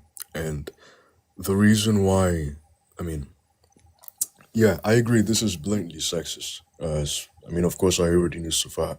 Like, I've read multiple translations. They say dependence, but I think Sufaha more accurately translates to the foolish. And I agree, this is a very sexist and abhorrent way to describe women and children. So, yeah, me and you on the same Okay. page. Let me ask you a lot more of a violent one then. Do you think that women should be able to tell their husbands, like, you know, she got married to somebody and she has her husband's like, hey honey, you know, I'm kind of in the mood right now, we should have sex, and then the wife is like, I'm simply not in the mood right now, I don't want to.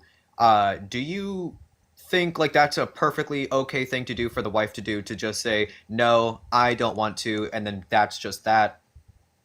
Absolutely, I agree. Yeah, Islam does not agree with that.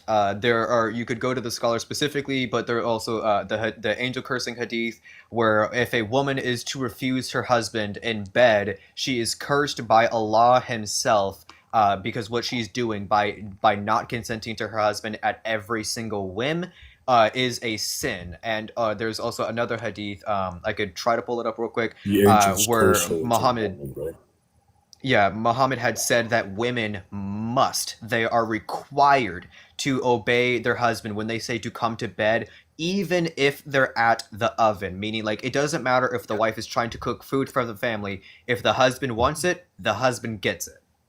Ems, do you have that hadith? Do you know the hadith for that? I don't have it Yeah, memorized. it's in Termidor. I believe it's yeah, it's Termidor like by the way, 1156, Justin, I believe. Did you know that if your wife is fasting for God, she's fasting for God, and you get horny, your wife has to break her fast to sleep with you? What? Yeah, he's not lying. That is true. That is true. If your wife is fasting and you feel like you want to get it on, she can break her fast. She has to break her fast to sleep with you. That's He's crazy. not It is lying. not that she can; she has to. No, so She- not that. she Yeah, you're must. right. You're right. Sorry. If had she before fasting, she has to take the permission of her husband because he might be horny. He's not lying. Yeah, that's the one about the thing, when a man calls his wife to fulfill his need, then let her come even if she is at the oven. That is Termidor 1160. So yeah, we have a hadith that says that not consenting to your husband every single time he asks of you, Allah personally curses you. Then we have another hadith that says women must fulfill their husband's. Hold on, I'm sorry. My parents just got home and my dog's freaking out to get out. There's another hadith. Charlie, calm down. Another hadith that says a woman must fulfill her husband's needs even if she's at the oven. And then we have another hadith that says that a man can force his wife to stop fasting just so they can have sex. The scholars have come to the conclusion, which all the hadiths support it, that a wife is not permitted to simply say, no, I don't wish to have sex.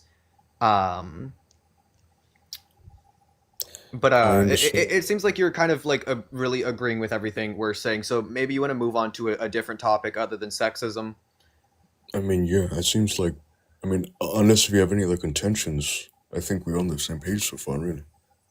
It sounds like, let me reframe it. I mean, Yeah, it sure. sounds like our objections you mostly agree with. And I'm not really sure where to take the conversation from here if you keep agreeing with us. I guess the more this goes on, the more it sounds like maybe you should just be an atheist, because if this God is, the Quran says he's the most merciful, this God is the most merciful, but he allows these horrific things. It just seems like the religion also don't contains a pretty forget, severe contradiction. that's a pretty good, very, very astute observation. And don't forget too, like the claims the Asma al-Husna, the 99 names of Allah, that call him to be the most merciful, the most compassionate, but yet he resorts to chucking human beings in hell merely for choosing their own religion. Right. So of course that's a bit of contradictory, don't you think? But a little bit like strange. Yeah. But yes, please continue with your contentions. I'd love to hear more objections Well, you have. well, it sounds to me like you're actually an atheist and you might be pretending to be a Muslim, because I've never seen a Muslim concede all this. And as nice as you are and as beautiful as your voice is, I think we have to move on to somebody who might actually be a little more in disagreement with us. Oh yeah, you're ready to catch me out. I'm an apostate. That's all right. Fair enough. We're glad you're an I apostate. kind of looked though. at your following and saw that you were following Ems and Justin. I was just kind of like, you know, I don't know about this one. Well, thank you. I mean, out of all four of you, Ems kind of caught on to me pretty quickly. But yeah, the only reason why, but thank you guys for having me on. The only reason why I wanted to be here was because, you know, I was kind of trying to show you that they all use the same tactics, really, to try and defend the faith. I hope my broad honesty kind of led you towards being more stronger in that conclusion. I mean, we agree with you actually on that. They don't have a whole lot of tools in the toolbox, which is why they do the same thing over and over again. But man, we appreciate you sharing with us, and best of luck on your journey. Please be safe as an apostate. I know it's dangerous. Thank you very much. Your praise for me are appreciated. I did look up some numbers recently, collected through Pew Research. I'm going to be putting those on the cheat sheet for discussion purposes soon, about the amount of people in modern Islam who are still okay with murdering apostates and other things. The data, I got to be honest, was more shocking than I thought it would be, and it's shocking enough that I think everybody should see it. So look for those coming up in the near future, and I think it'll be interesting. Now, we have somebody in the guest box that's actually already got their camera on and their mic plugged in, and they're ready to go. So what I'm going to do is I'm going to read just a couple super chats, and we're going to get Sam in here in real quick fashion, since Sam's actually ready and prepared. As I've always said, if you're in the YouTube guest box and it looks like you're actually prepared to go, like you're ready to rock and roll, I try to prioritize people that are actually ready to go so we can have robust conversations. And Brian says, "Thank you for having me. I'm gonna go to bed. Have a I beautiful night. totally get it. Thanks for get some sleep. Thanks for being here, buddy." Brian says, I can't tell if Jacoby is unable to track or too dishonest to attempt to track. Didn't get a single restatement correct. Could not participate. And to me, that was the most frustrating part about the Jacoby conversation. Is it sounded like he was trying to be genuine, but just could not follow. And I get it. Not everybody is good at logic. Some people can't follow, and some people can't listen very well either. But if you restate it 5 times and they still don't get it, I guess I don't understand why you're not getting it. But Klein, thank you for the super test. Says, what's your most favorite part of the Bible to debate? And if you were to pick one topic to dismantle Christianity, what would you pick? My favorite topic ever is to talk about the prophecies, and the reason why it's my favorite is because it is the one topic that just dismantles Christianity to its core. Listen, you can argue day and night about if God exists, but the minute you demonstrate that Jesus wasn't the Messiah, it's over. The other thing is the Trinity. If the Trinity is not true, then Christianity is not true. Either one of those things, it's dunzo capunzo for Christianity. And Layla Tanvast says, a way to dissuade cats from messing with something is to cover it in wax paper. You can call me Voss. Well, thank you. And Voss, I'll have to give that a try. I don't know how I can cover cables in wax paper, but I could probably cover them in some spray wax, like some fluid film spray wax would be fine. And Sully says, God didn't kill Dahmer before he killed because it distracted his free will, but ordered Amalekite toddler paste to stop them from sinning. Contradiction? 100%. Listen, if God needed to murder the Amalekites so that the Amalekites wouldn't do something he didn't want, then he could just inflict distractions or diversions on anyone's free will he wants. He doesn't have to pick and choose. You know what I mean? If murdering the Amalekites was the right thing to do to prevent them from growing up evil, he could have done that with anybody that was evil. Fair point. And Chodika says, Houston meetup when?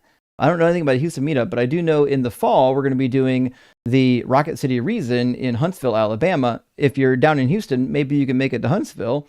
It's a short plane ride. And Design says, what I gleaned from science agency presenting as life seems to emerge from materials and anthropic systems, like green emerging from yellow and blue.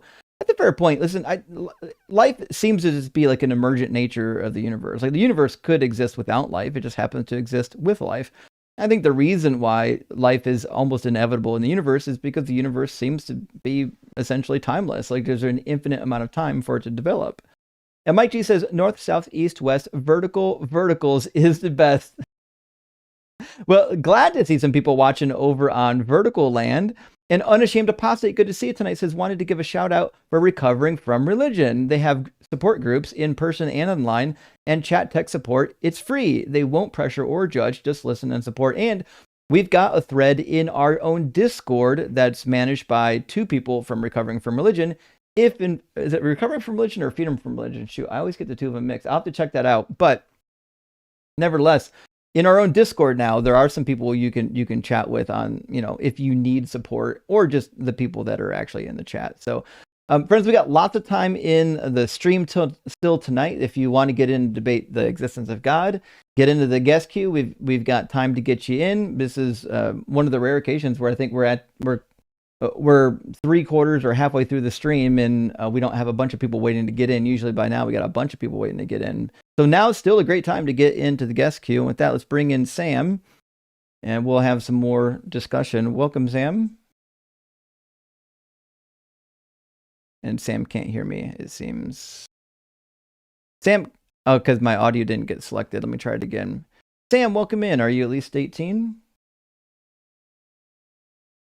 I can hear you. Give me 1 second, though. I don't know if the soundboard heard you. Let me make sure. Yeah, let me make sure that the output's working.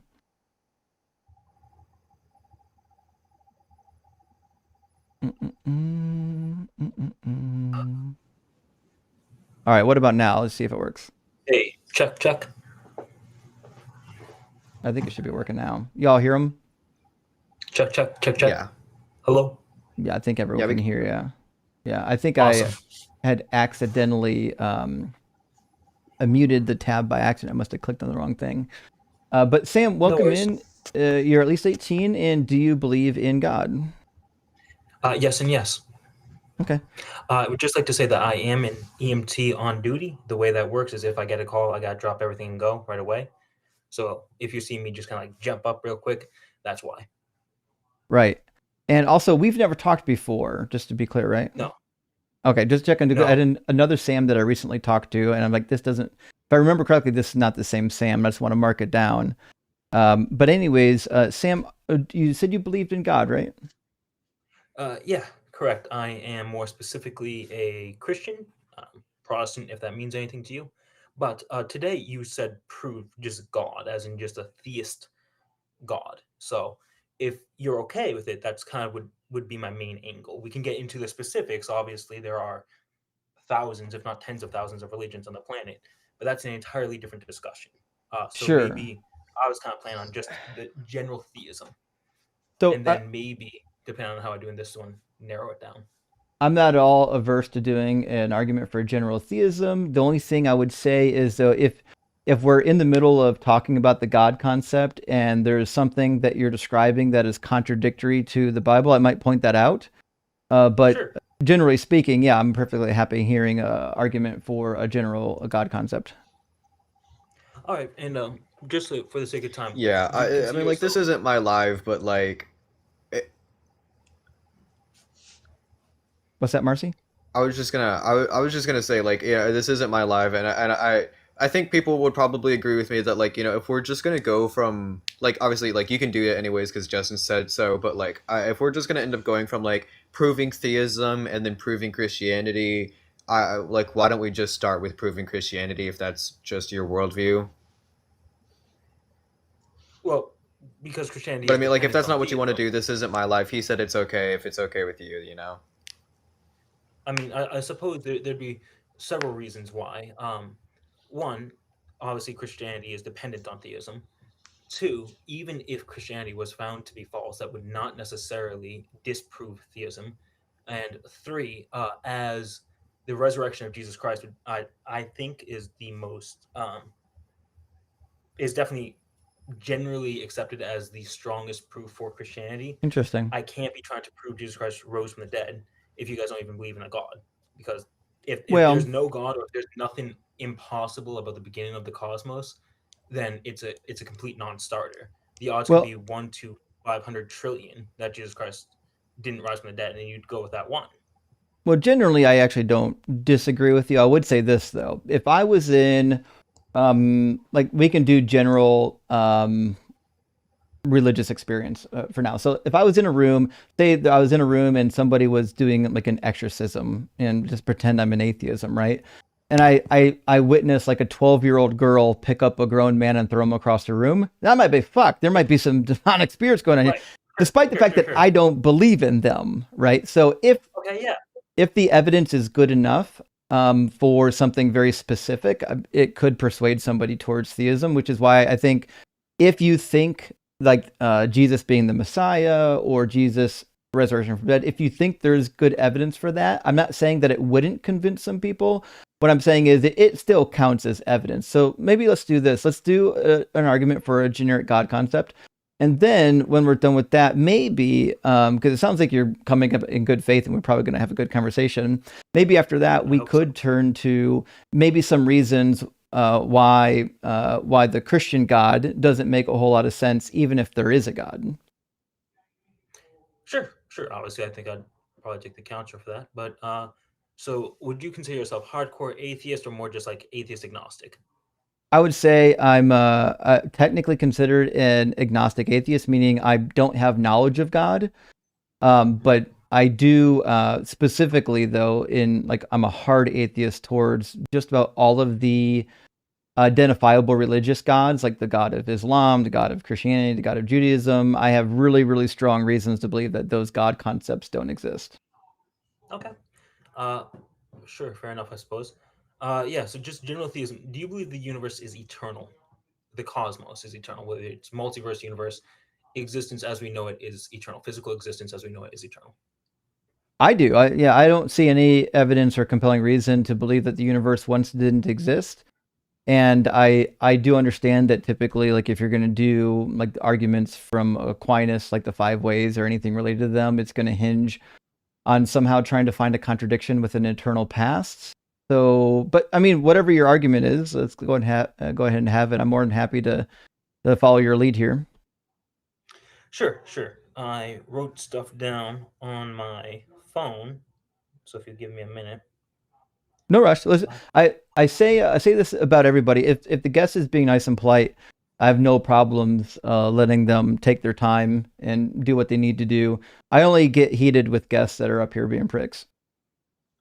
Yeah, that's perfectly fair. I am pretty much the same way. And honestly, if I thought that you were going to be a jerk, I probably just wouldn't have logged on. And I don't know. At the very least, if Christianity is false, I can at least put a good taste of Christians in your mouth. Sure. Anyway, so you're obviously familiar with the first law of thermodynamics. Establish that energy can neither be created nor destroyed. In an isolated system, it can only transition from one form to another. Mm-hmm. And that obviously physical existence as we know it is actually an isolated system, in that there can't be something outside of physical existence. There can't be something physical outside of physical existence, the totality of physical existence. I think whether you believe in a universe or a multiverse, it is an isolated system. So I think depending on how you're envisioning the universe, you could come to the conclusion that it's isolated because of like semantics. So for example, if the universe is not infinite in size, which I don't think we have a way of knowing that yet, then you could say that it's an isolated system because eventually there's a boundary. Like there's a part where the infinite universe or where the finite universe stops, and then therefore it could be treated like a single system. But I would say in order to come to that conclusion, I think we would need some evidence. And I don't think we even have the ability to make that conclusion yet. Maybe one day we will. But I don't, and maybe you know one that I don't. I don't know of a good reason to believe that the universe has like a end point to it.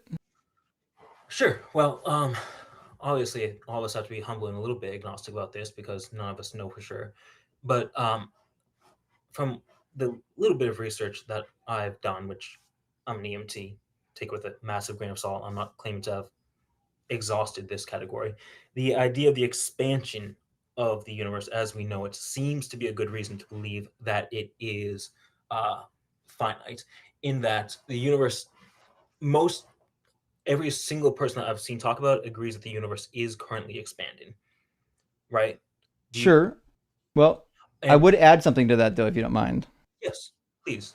So when we talk about the universe, I think scientists are typically talking about the known universe or the observable universe. So when we say that the universe is expanding, we're really saying the amount of universe that we can see is expanding. It might actually be possible that there's more beyond our universe. In fact, there's so much more beyond our universe that what we can see is actually just kind of a blip of expansion inside of a much larger universe that might not actually be actively expanding. Well, I suppose then that you would just kind of subscribe to the multiverse theory, given that. Well, so the maybe. idea is our universe. Yeah, sorry. I don't, maybe you help me out. I actually don't know how people are defining the multiverse, but I think my point is kind of this. I believe in one universe. I'm just saying that this is what we can observe. And it's possible that this, what we're calling the observable universe, is actually just part of a giant system. And our expanding piece is kind of like inside of a pocket somewhere. So I'm not sure if we can make statements about what's beyond the observable universe. Well, I suppose that would be a fair enough thing, in that at that point, the universe would just be the infinite. The universe would just be the equivalent of the Christian's God, as far as the Genesis goes. What do you mean? In that, it's very natural for all humans to wonder, where did we come from, not only biologically immediately, but cosmologically, where did we come from? So I think that every worldview, from agnostic to Muslim to Buddhist to Christian, is trying to answer that question. So your posit would be, as an agnostic, you're not claiming anything definitively. You're just saying, I think that there's a very good chance that outside of the observable universe is simply more universe. So that I don't know what the chances are. I'm just saying from your point of view, it's going to be difficult to support the idea that the entire universe is expanding, because now we're kind of making claims about things that we don't have information about. Let's say if I said all horses are either brown, red, or black, or white. Well, it might be true that I've never seen one, but it might also be true that somewhere out in another country, we've actually got a purple horse. The reality is it's difficult to support claims about things that we have no way of investigating, if that makes sense. Sure, but I will say, as far as the observable universe goes, it is undoubtedly expanding. Agreed. As far as anyone that I've ever seen talk about it. Yeah, we agree. So given that, in our observable universe must have had a beginning. Yeah? I don't think so. The observable universe must have had a beginning? No, I don't think so. What, if it's currently expanding, if it had been expanding for an infinite amount of time, there wouldn't be any meaningful, there'd be too much space between all atoms at that point, because finite things, physical things, have been expanding for an infinite amount of time. Do you see the paradox there? If there had been a finite, I don't think it's been expanding for an infinite amount of time. It would have expanded into infinity. Right, but I don't believe that's the case. So you don't believe that the observable universe is expanding? No, I don't think it's been expanding forever. Oh, well, yeah. I mean, obviously, I agree with that. So then, what happened? What do, in your worldview? So there's a couple. If there's a moment that it started to expand, what would? Yeah, I think there are a couple models for cyclical universes. One model is Big Bang, Big Crunch. I think that one makes a lot of sense to me, given what we know about the universe, which basically posits that eventually the expansion acceleration rate of the universe will continue to decrease so much that it actually starts decelerating, and then eventually gravity pulls it all back in. And when gravity pulls it all back in, it returns to another hot, dense state until we have another Big Bang moment. So it's basically an infinite cycle of Big Bangs and Big Crunches. There are other models you can go with, like cosmic inflation, quantum foam, and different things like that. But for what I can see from the data points that we have, I personally think that the cyclical Big Bang, Big Crunch universe makes the most sense. Okay, with the cyclical model, have you? I'm assuming you've heard of entropy, the idea of all energy is constantly losing some usable energy, and that usable energy gets converted into entropy. It's like a useless, dead, static energy. I don't know if that's the way I would describe it. So entropy as a measure of disorder is really basically just measuring energy in the form of heat, typically. So according to what we know about entropy, I mean, entropy basically always increases until it reaches equilibrium. And it's not to say that it, like the amount of entropy inside of an isolated system increases, because it doesn't. It always remains the same. But it always increases within the subsets of that set.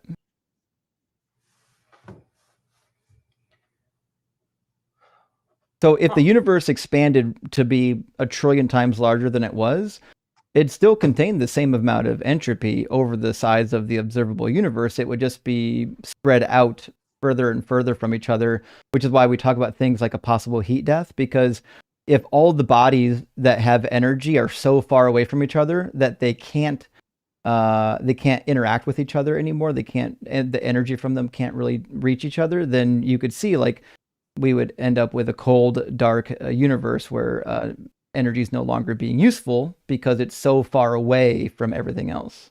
But the energy would still be there. Yeah, well, I agree. The energy itself would still be there. It would just be converted into entropy. Yes. I don't think that's the way I would describe it. I don't think energy is converted into entropy. I think entropy is a measure of energy. So, for example, when I went to school for engineering, and I was lucky enough I took a course in metallurgy at one point, and we did a little bit of entropy work. And it turned out like the way we understand entropy is probably not communicated well. When we talk about entropy, we're talking about the amount of disorder typically on a macro scale or a micro scale. Like the individual atoms inside and the molecules inside of like a piece of iron, when it's hot, they move around more. It's got more amplitude and more frequency in their movements. So we call that a higher state of disorder. So when we talk about entropy, we're really just saying, listen, the individual subsets inside of a set, when they have more energy, they basically move around a lot more and a lot faster. We just call that disorder. And that disorder is basically measuring how much heat, like usable heat in the form of energy, is inside of the system. Hey, Quantanauts in the box. Sure. Yeah, I see Quanta. Hold on. Yeah. I don't want to bombard Sam. He's up here having a good faith conversation. I don't want to overload him just yet, fellas. Or actually, fella, Quanta. Let me get Quanta on the screen. Yeah, no worries. Sam, does that make sense? So entropy isn't like something that's going to be used up. Like the entropy in a system is always going to remain the same. Like if I have, I don't know, 1,000 joules inside of an isolated system, it's going to remain 1,000 joules within that system, right? Sure. You mean energy, right? Not entropy. Yeah. Yeah. Okay. Thank you. I should clarify that. So energy. Explain the second law of thermodynamics. I may actually just have to log off and do a lot more research on entropy because, if so, I can summarize that.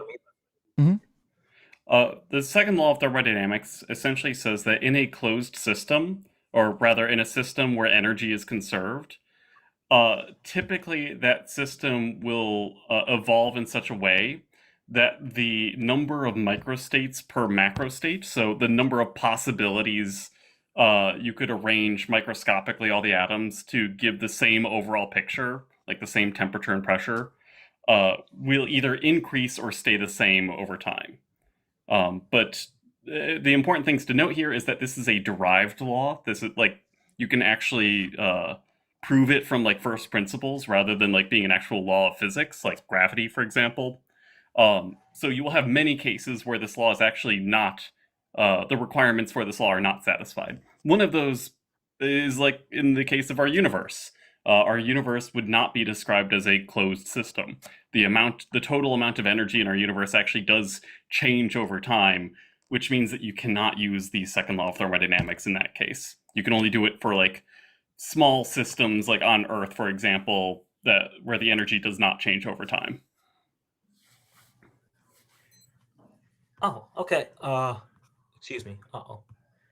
So, help me out here. So then, and at this point, you guys are just teaching me about entropy. I'm sorry, this is embarrassing. I probably should have done more research. But It's a hard subject. Help me out. Yeah. Well, I appreciate it. The way I kind of understood it is entropy is kind of like having a block of wood, right? And that block of wood is slowly burning, and the mass of that wood just gets converted into ash or maybe some smoke or whatever. And let's just say you could have a completely closed system. The total amount of mass of that block of wood would not change, assuming that we could prevent all of it escaping. But it would be converted from usable, like a block of wood, to basically unusable, ash. Is that not how entropy works? If so, then I'll probably it's want to related. log off. It is related to that. So if you want to talk about like usable versus unusable energy, that's more regards to temperature variations. So in order to do mechanical work, you need a thermal reservoir that's hot and a thermal reservoir that's cold, and by transferring energy from the hot to the cold reservoir, you can perform mechanical work. And as entropy increases, then temperature variations will average out, and you won't get any differences in temperature between two regions. Therefore, you're more unable to do mechanical work. All right. Yeah, that's what I understood. It's, entropy, as I understood, was basically just equilibrium, meaning that the energy can't go from low to high, high to low, because it's all perfectly even. Well, it can. It's a statistical law, so if you wait long enough, it will. But this is just saying, on average, what will happen is that temperature variations will even out. But like, if you say you have a box with just a bunch of particles bouncing around in it, and all the particles start in one corner of the box, the second law of thermodynamics says that on average, those particles will start expanding until they fill the space evenly. But it does not prevent. In fact, if you wait long enough, eventually you will find a case where all of those particles just happen to go back into the same corner. Like, it will happen eventually. It's just that it won't be a typical event. And forgive me if this is a stupid question. Like I said, at this point, I'm just kind of, I guess, relearning about entropy, which is not how I anticipated this going, but it is what it is. How would it do? So let's just say you got some electrons. It's just like random chance. Like a better example would be like if you have a deck of cards. Because there's no, if it's perfect equilibrium, wouldn't they be completely unable to move? No, they'll keep bouncing around. It'll just maintain like the constant temperature throughout. But the energy of each molecule will still be like about the same on average. Sure, but like, what would cause? But a better example is like if you have a deck of cards. If you have a deck of cards that are all started like sorted, like in the way that they are out of the box, the second law of thermodynamics that says that if you shuffle them, the more you shuffle them, the more you will likely get to a disordered state. But it doesn't prevent the possibility that if you keep shuffling, eventually at some point it's going to be ordered again. It's just that that's a rare event. That the shuffling continues to happen. So maybe I'm just but that's what happens in an ideal gas. Ideal gases don't like lose energy. The molecules are all still bouncing around throughout the entire event. Even when there's no usable energy left, the molecules are still all bouncing around. It's just that you can't do mechanical work with them. The ability to do mechanical work. So there is a type of, in thermodynamics, the ability to do mechanical work is to essentially like apply a force on an object. Essentially, that's what a motor does. And in order to do this, you need a temperature difference between two thermal baths. That's like what an engine does. Yeah. So then, how does entropy affect usable energy? It decreases it because, as I said, in order to in order to have usable energy, you need a temperature difference between two locations. But Okay, so as the entropy increases, those two temperature differences will start equaling each other. all right, and given that the totality of existence can't have existence outside of it, doesn't it make sense to believe that the totality of existence would be a closed system and that it's not receiving energy from anything outside of itself? I mean, I You'd be just correct in Googled that it, it's and not I know receiving you guys energy forgive from me. outside of According to itself. You'd be correct the, that it's not receiving energy from outside of itself. However, your intuition would not be correct in that the total energy is conserved. In fact, in our universe, more energy is just created.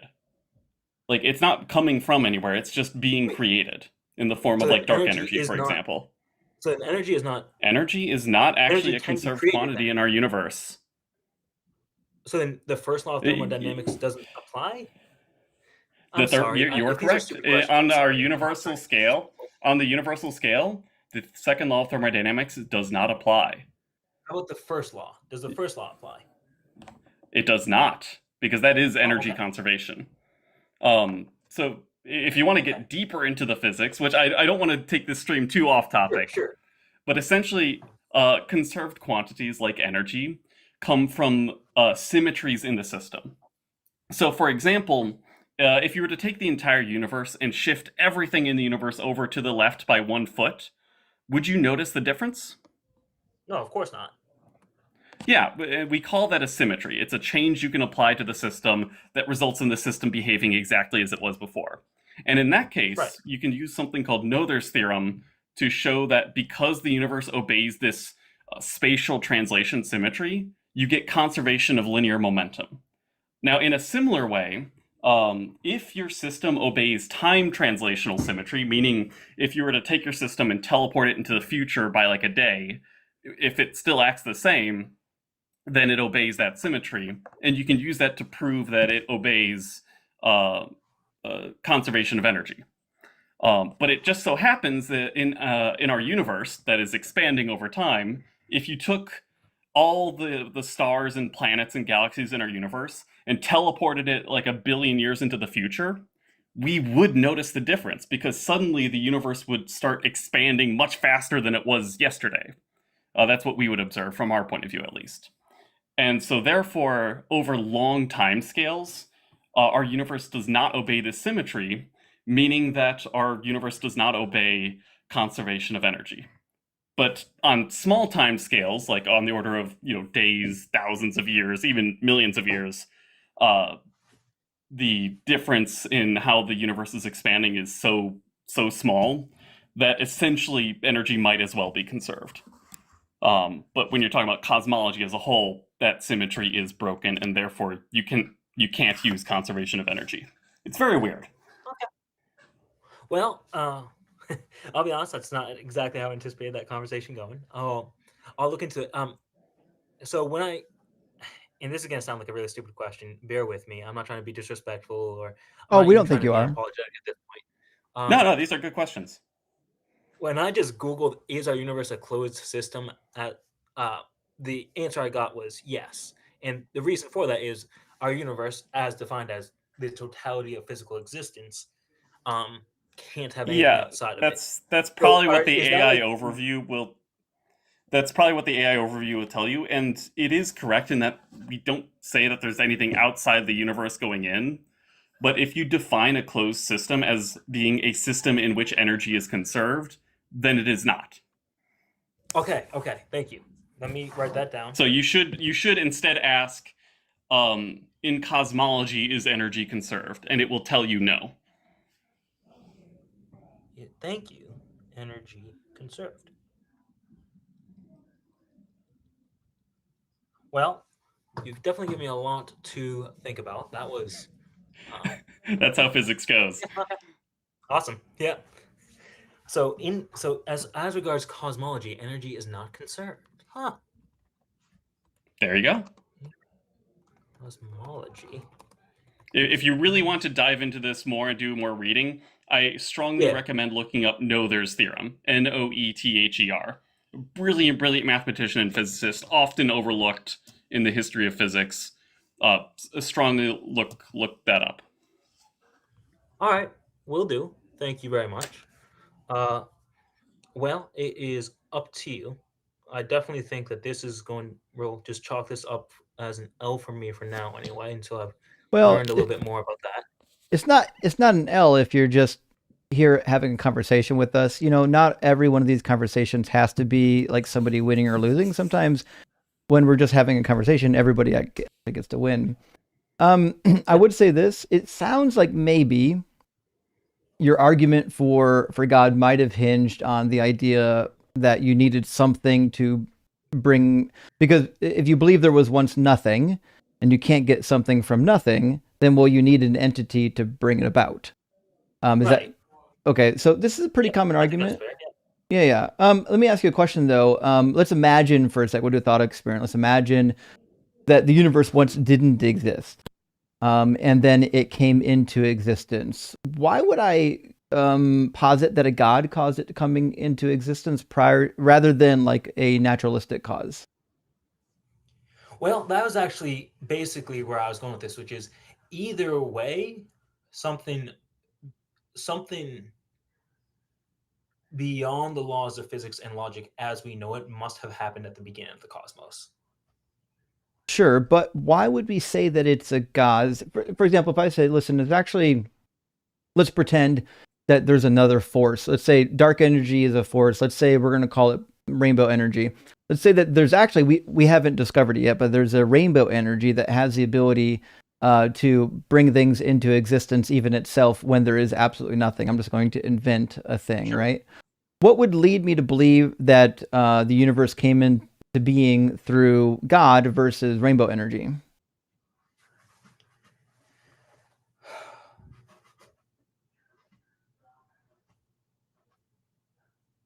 Well,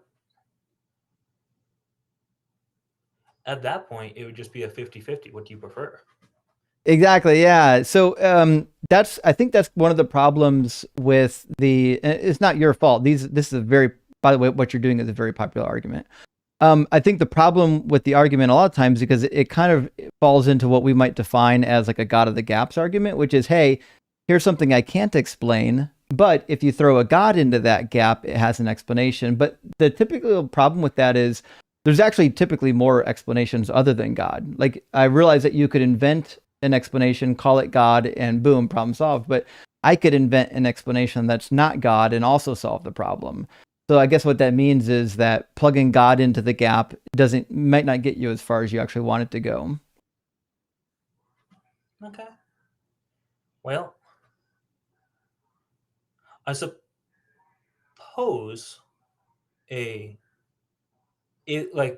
for instance, if we could have agreed that the universe must have had a beginning, we can say with absolute confidence that science will never discover a square circle. By definition, that is impossible.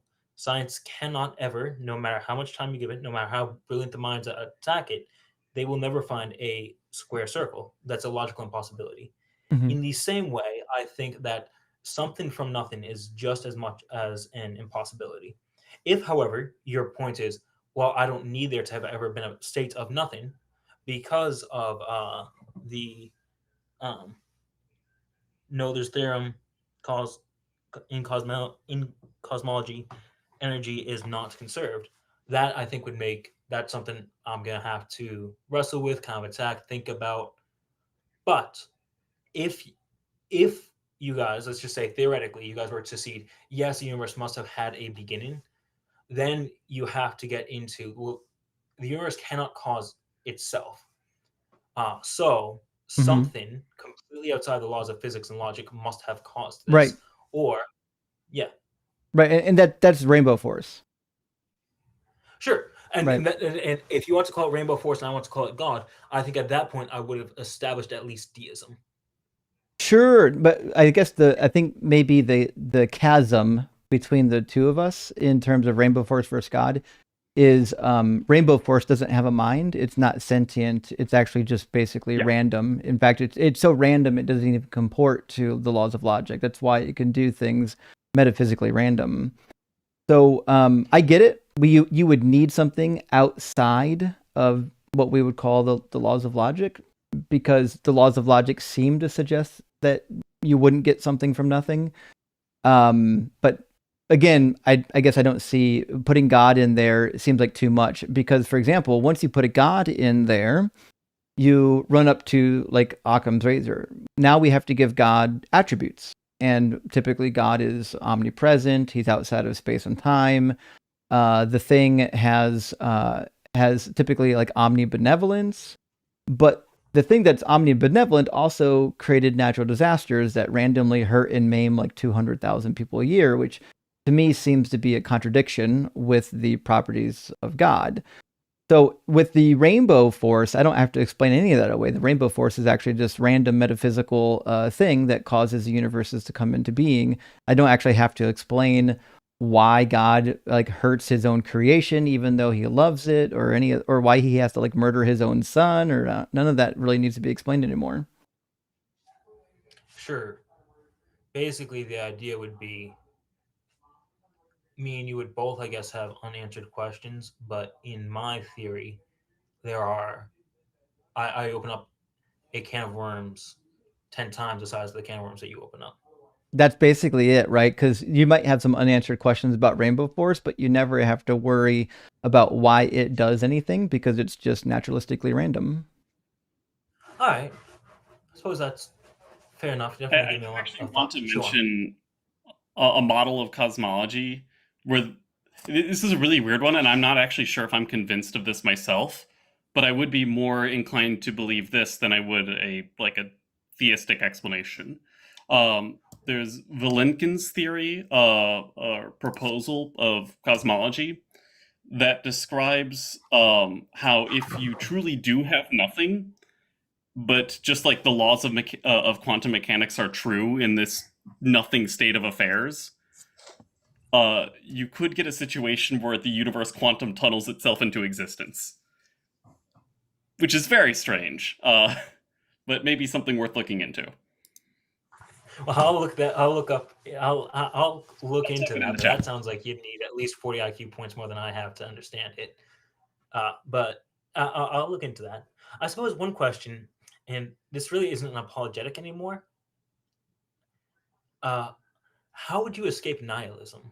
Because one thing I've noticed is that in a lot of countries that don't believe in God, they slowly start to creep towards antipathy, nihilism. You know what I mean? Well, like if you look at communism, killed over 100 million people in the course of 80 years. So did the church. The church killed millions of people. No, not millions. The church in the I disagree, actually.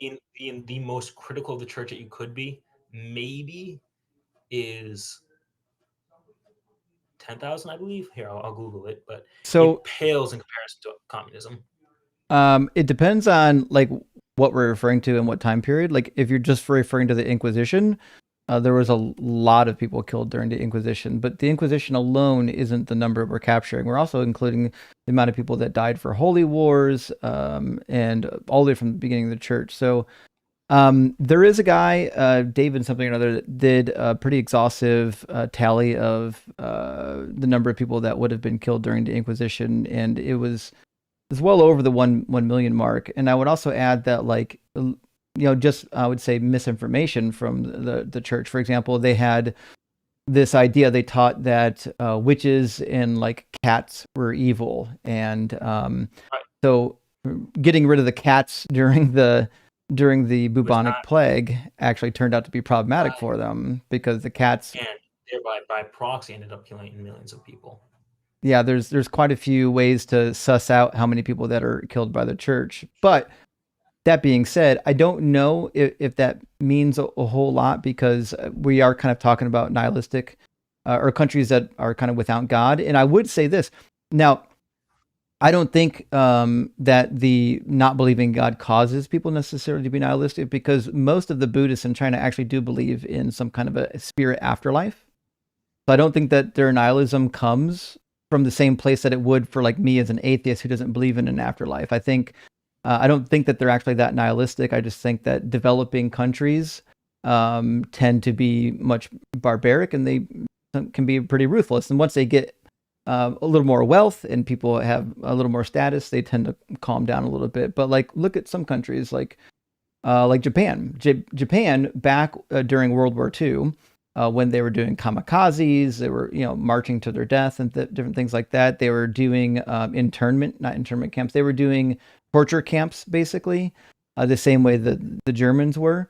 Well, those people believed in deities. They had a very strong religious belief that typically included worship of the emperor, but they were pretty religious, and they weren't Christian either. It seems to be that having a religion doesn't actually do much one way or another for nihilism. But I would say this: if you're an atheist, there comes a point, especially when you're a new atheist, where you wrestle with, hey, does anything matter at all? Like, if we're going to be wiped out, we're not going to live on, the universe is going to come to an end one day. Does anything matter? And that's certainly something that I think people should have to wrestle with. I don't believe that the atheists I'm familiar with typically fall into depression nihilism. I think they're more like happy nihilists, which is like kind of where I'm at. I agree. I think based on my worldview that nothing really matters all that much in the long run, but I think it matters a lot in the short run. But that's a whole different argument. So I would say to nihilism, I don't know if nihilism is something that a lot of atheists worry too much about. When I was a Christian, nihilism was something that Christians talked about because they thought if I don't believe, I would fall into nihilism. But for the people that already are in the non-believing camp, I personally haven't seen many of them that are like extremely nihilistic. Yeah, also, like, I was born and raised an atheist. I wasn't raised with any sort of religion or anything. And, like, oh my God, what's my purpose? Oh my God, does anything matter? Like, that just never really, like, mattered. Like, I was born, I'm gotta go to school, and then after I gotta go to school, I gotta go to work, and then, get a wife, so on and so forth. You just kind of, like, live life. It's not just, oh my God, what's the point of everything? We're just a floating speck of debt. Like, that just never really crossed the mind. And of course, I'm gonna have a vastly different experience because, like, there's not a lot of people who weren't raised with some kind of religion, but I was really just raised as, like, my mom gave birth to me, then, she loved and cared for me. Then I started going to school, and then after school, I got to go get a job, and so on and so forth, and just continue down the line of life.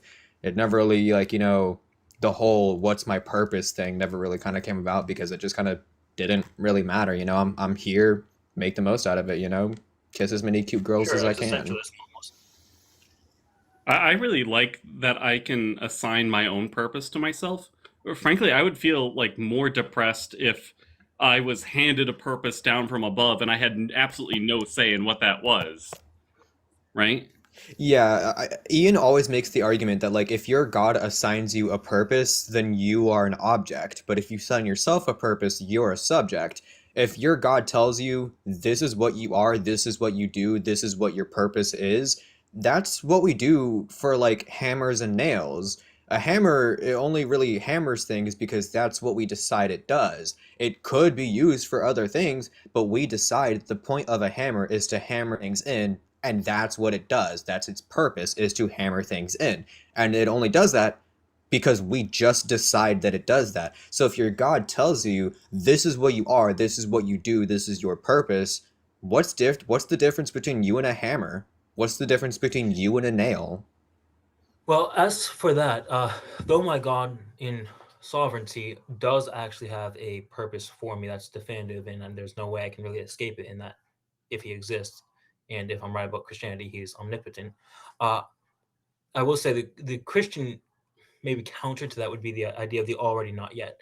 So that though God does have a definitive purpose for us, he has given us the task in the time that we have to suss out what that is, and to, in a way within providential design, try and go forward in a way that we think will be the most impactful, both for our own personal meaning and for bringing about the greatest good. So the even though you're right, technically speaking, God being sovereign over all will definitely have a definitive purpose for me. I, as an individual in time, not having God's perspective, it becomes incumbent to me to suss that out and figure that out. Does that make sense? So even though in the grand scheme of things, I guess I'd be considered a hammer and a nail, uh, I have to be the one to find out what my purpose is because there's just no other option for me. Does that make sense? Yes, but I would like to be the Yeah. person that gives the purpose, you know? Not just finds Yeah. and receives it, but like truly like I am the one who is giving purpose to my life. That's a lot more But Because I just sure, but as far as giving or finding, I will say either way, you escape the mentality of fatalism either way. Does that make sense? Because I do have to search and discover what my purpose is, better myself in every way so as to be better at whatever that purpose is. So I guess without getting into like really nitty gritties, we probably don't want to go down into the difference of discovering versus making one's own purpose, but it's not going to be the same as just absolute total fatalism as far as practically affects Yeah. the Christian. Hey, friends, as interesting as this conversation is, I think we've kind of moved away from our topics. Let's do one thing. Sam, I promised we'd go over some of your stuff, and then we would end by maybe giving a couple, maybe one or two reasons why I think that the Bible fails, even if God does exist, or why the Christian God fails. There's a couple reasons like I could point to. We talk about the Trinity a lot. I'm not really sure we want to do that again tonight, but like for me, I think one of the reasons why Christianity fails so hard is because it seems like the New Testament is just like a giant contradiction of the Old Testament, and it seems like the Old Testament painted this picture for like, hey, this is what's going to happen when the Messiah comes, and it gave us all these requirements, and then Jesus came and just didn't do anything. And so I'm looking at this book, I'm like, why would we believe that Christianity is true if he just didn't do anything God said he would do? I'm gonna hop down, but thanks for having me. Quanta, good to see you, friend. Hope you're doing well. Yeah, doing great. I'll probably do my own live soon. Later. Awesome. Right. So if I asked you, it said, listen, I believe in Yahweh, the God of the Hebrew Bible. And you're like, well, actually, Jesus is the Messiah that he predicted. He said it was coming. What would you point to in the Hebrew Bible where I can say, yeah, that is the Messiah? Well, I think that you'd have to point to several things. The first and most obvious is the promise that the serpent's head will be crushed in, but that hasn't been fulfilled yet. So we have to fast forward to something like Isaiah 53, which I'm sure you're familiar with. Yep. So I don't think that Isaiah 53 is about Jesus. I bet that if we read it together without the larger context, it might sound a lot like Jesus. I know that because I've done it dozens of times. Right. But I think if you include the wider context of Deutero-Isaiah, that's chapter 40 to 55, although scholars are debating that still yet, whether or not it starts at 35 or 40. If you read all of Deutero-Isaiah, though, he kind of tells you who the servant is on a couple different, like 10 different occasions. So for me, it's difficult to get to a point to think that there's a different servant that's going to come hundreds of years later that is kind of ignores the context of the passage. So like in 41, verses 8 through 9, it says, but you, Israel, my servant Jacob, whom I've chosen, the offspring of Abraham, my friend, you who I took from the ends of the earth and called from its furthest corner, saying to you that you are my servant, I have chosen you and not cast you off. I'm looking at this, I'm like, oh, interesting. The prophet says that Israel is a servant, and then he does it again in 43:10. He says, you are my witnesses, says the Lord, and my servant whom I've chosen. Like, okay, so does it again in 44, does it again in 44:21, does it again in 45, does it again in 48:20. But I think 48:20 is my favorite because it kind of illustrates what the goal of the servant is. And it says, go out from Babylon, flee from Chaldea, declare this with a shout of joy, proclaim it, send it forth to the ends of the earth, and say that the Lord has redeemed. his servant Jacob. And then he tells you in quite a few places that he's going to exalt himself through the redemption of the Israelites when they leave the Babylonian captivity. And then when we get to chapter 52 and chapter 53, it is depicting them leaving Babylon, the servant leaving Babylon, right? Even though they got their asses kicked. So when I'm getting to chapter 52 and 53, I just can't find a good reason to think that the servant is anybody but Israel. Sure. Well, I mean, it definitely is, in a sense, Israel, and that Jesus Christ is the fulfillment of Israel typology. Obviously, I'm sure you're intimately familiar with the idea that Jesus Christ is the fulfillment of Israel, or Jesus Christ is a symbol of Israel. Out of Egypt I've called my son. Obviously, that's talking about Israel coming up from Egypt. Why is that retroactively applied to Jesus? It's because the first writers of the New Testament believed that in Jesus there was a true fulfillment. Jesus Christ was the true fulfillment of Israel, and that's why us Christians have the theology of us being grafted into Israel, that we're grafted into Jesus Christ. However, in Isaiah 53, there are just some things that can't apply to Israel, which is why us Christians have taken the liberty of applying it to something messianic. It is by necessity something messianic, namely the innocence of the servant and how God crushed this servant despite his innocence, which obviously flies in the face of why God crushed the people of Israel. Does that make sense? God crushed the people of Israel because they had sinned. It was very obvious. Read any of the Psalms. I'm sure you're intimately familiar. You read something like Isaiah 53:9, and although he had done no violence and there was no deceit in his mouth, it was the will of the Lord to crush him. He has put him to grief. When his soul makes an offering for guilt, he shall see his offspring. He shall prolong his days. And the will of the Lord shall prosper in his hand. Like the by. Hey, I'm a drop down. I got a shower. Barcy, thanks so much for coming by today. Hope you're doing well. Hope you have a great night. Yeah, thank you. It sucks that the only two Muslims we got up here, one was a troll and the other one was just like the sweetest girl ever, you know? Yeah. It's like, damn, you know, we didn't really get any good debates on. I know. We will, though. We will. Well, thanks for having me up here. I appreciate it. Night. Cheers, friend.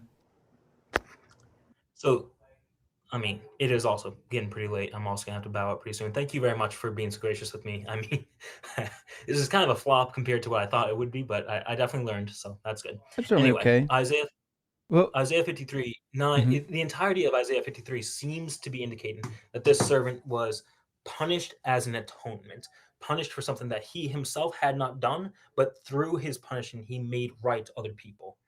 I think that can't apply to the people of Israel. It can't really apply to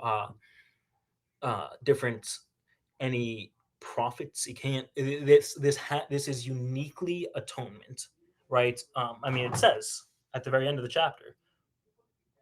Yeah, so I don't disagree with you that this is using atonement language, but I obviously disagree if you think that it can't be applied to Israel. So I'll explain using the context of Deutero-Isaiah and the writings of the same time period, like Jeremiah and the Psalms. So according to Deutero-Isaiah, the reason why they're punished is one, because of their sins, and two, because they're going to be a light to the nations when God exalts them. And the pericope starts out in verse 41 when he says, verse 1 and 2 in chapter 40, speak tenderly to Jerusalem and cry to her that she has served her term and that her penalty is paid, that she has received double from the Lord's hand for her sins. So the passage is clearly laying out that, hey, these people, these Israelites, they've received double for their sins. Well, why would that? Why would God give them double punishment? Well, he goes on to explain in Deutero-Isaiah, it's because through their vindication, right, when they are redeemed from Israel, the nations are going to see that Yahweh is the one true Lord. So by God pressing them down lower and lower and lower and making them look like cockroaches in the eyes of the nations, when he does vindicate them and elevates them to their proper status, all the nations are going to see that Yahweh is the one true God. And this is painted as like a vicarious atonement. Because Israel suffered, the nations get to come to Yahweh. And it's not to say that the nation themselves were all perfect. When it talks about the servant coming out of Israel, or I'm sorry, coming out of Babylon, we're really referring to the righteous remnant. We agree that the righteous suffered alongside of the wicked in Babylon. But the righteous that come out, those are the ones that the Bible says have been refined in fire. In fact, in Zephaniah, he says that those that come out are going to be of the remnant. The remnant of Israel shall do no wrong, they shall utter no lies, nor shall deceit be found in their tongue and be found in their mouths. They will pasture and lie down, and no one shall make them afraid. So this is Zephaniah talking about the post-Babylonian period. He says, hey, those righteous remnant that are coming out of Babylon, they are going to be exactly what God wanted. They are going to be completely without deceit or lies, because it's the wicked ones that are going to be killed off by Babylon, and the righteous ones are the ones that are going to be left, which is why we also have a really interesting poem in Psalm. I believe it's Psalm 44. It says, you have rejected us and shamed us and have not gone out with our armies. You made us turn back from the foe, and our enemies have gotten spoil. You have made us like sheep for the slaughter and have scattered us among the nations, which is, so the nation of Israel in the Psalm is saying, hey, you've made us like sheep to the slaughter. And the theme keeps rendering itself over and over again, because there are righteous people among the Israelites that are like, hey, why are we suffering alongside these unrighteous Israelites? And the answer is so that the nation itself can be used to show the glory of God when they get smushed and then eventually elevated to status. Yeah, sure. I mean, I'm obviously not in opposition to any of that. I think that that's all very, very true. But I think that as you get closer and closer to Isaiah 53, there, once again, we can read through it if you want. Yeah. I mean, it is late. You've been very generous with me. You've been very gracious to me. I'm really appreciative of that. So you okay if I read real quick? Yeah, I'll just checking. I'm going to pull it up on the screen so everyone can see the passage. And typically, because it doesn't start in verse 1, typically you want to start to get the whole context in 52:10. 52:10 lays the groundwork for what's about to happen in the rest of the servant song. Sure. All right. So reading ESV. What version do you have there? I'm in the NRSV updated edition. The ESV is not terrible. I mean, I'm not mad at it. All right, sounds good. The Lord has bared his holy arm before the eyes of all the nations, and all the ends of the earth shall see the salvation of our God. Depart, depart, go out from there. Touch no unclean thing. Go out from the midst of her, purify yourselves, you who bear the vessels of the Lord. For you shall not go out in haste, and you shall not go in flight, for the Lord will go before you, and the God of Israel will be your rear guard. Awesome. And so then pause. he talks. So let's pause there, and we'll kind of collect our thoughts. So right now, based on verses 10, 11, and 12, what do you think is happening? Israel is being called out from exile. Right, and how is it going to happen? When God says that he bears his mighty arm, what do you think that means? God's going to act in a way of providence that is a way for him to show off, basically. Yeah, exactly. Just like Egypt. Remember in Exodus, when he says he's delivering them with power and might, with signs and wonders through his mighty arm. This is what he's referring to. He says, he's like, hey, I'm about to act. I'm going to free you, just like I did Israel in Egypt, which is why verse 11 and 12 are actually reminiscent of the Egyptian Exodus. Remember, in the Egyptian Exodus, they had to go out in haste. So he's actually, you nailed it. He's comparing this current Exodus to the prior Exodus, with one caveat that this is going to be even better. You don't even have to go out in haste. You can go out at your leisure. Right. All right. So then 13 and 14, go ahead. Yeah. Behold, my servant shall act wisely. He shall be high and lifted up, and he shall be exalted. As many were astonished at you. So there's now a difference between the people of Israel and this servant. As many were astonished at you, O people of Israel. So his appearance was so marred beyond human semblance, and his form beyond that of the children of mankind. So I guess you said something like the difference between a servant and an individual. Can you repeat that again? Sure. So there's a syntactical difference. The author of Isaiah is now making a syntactical difference between the general people of Israel and this servant. Why? Why would we think that? as many were astonished at you. So, Mm-hmm. in a similar way that people were astonished that you guys just fell so low, people will also be astonished that this guy fell so low. But but if the metaphor is already the nation of Israel is a servant, I don't see why the you is now somebody other than Israel. Well, the you is Israel. The servant would be someone different than Israel. Why? Why would we think that? Because of the syntactical difference here. Let me see. I guess I don't see were it. astonished at you, his appearance. So, at the very least, grammatically speaking, the servant is being referred to as though he is different than Israel. I guess I don't see that. So the author goes back and forth between referring to the nation or the group of people versus singular and plural. One of the best examples of this is verses 24 and 25 of Isaiah 42. Watch how it's actually 42, maybe it was verse 26. Give me a second. Oh, what the fuck just happened? My screen just logged out when I hit a button. All right, give me 1 second to get 42 up. All right. Oh, it was 24. I don't know why it looked different when I pulled it up the first time. Okay. So it says, who gave Jacob to the spoiler and Israel to the robbers? Was it not the Lord against whom they sinned? So this is really interesting. He refers to Israelites as they, and says, in whose ways they would not walk and whose laws they would not obey. Gotcha. So it's a they right here. And then, would you agree that the they necessitates Israel to the robbers? The last identity that the they can be referring to in that specific verse would be Israel, and of course, that makes sense. Right, yeah. I don't see how that would be. Well, that doesn't seem even. You have to let me finish reading to see it. Sorry.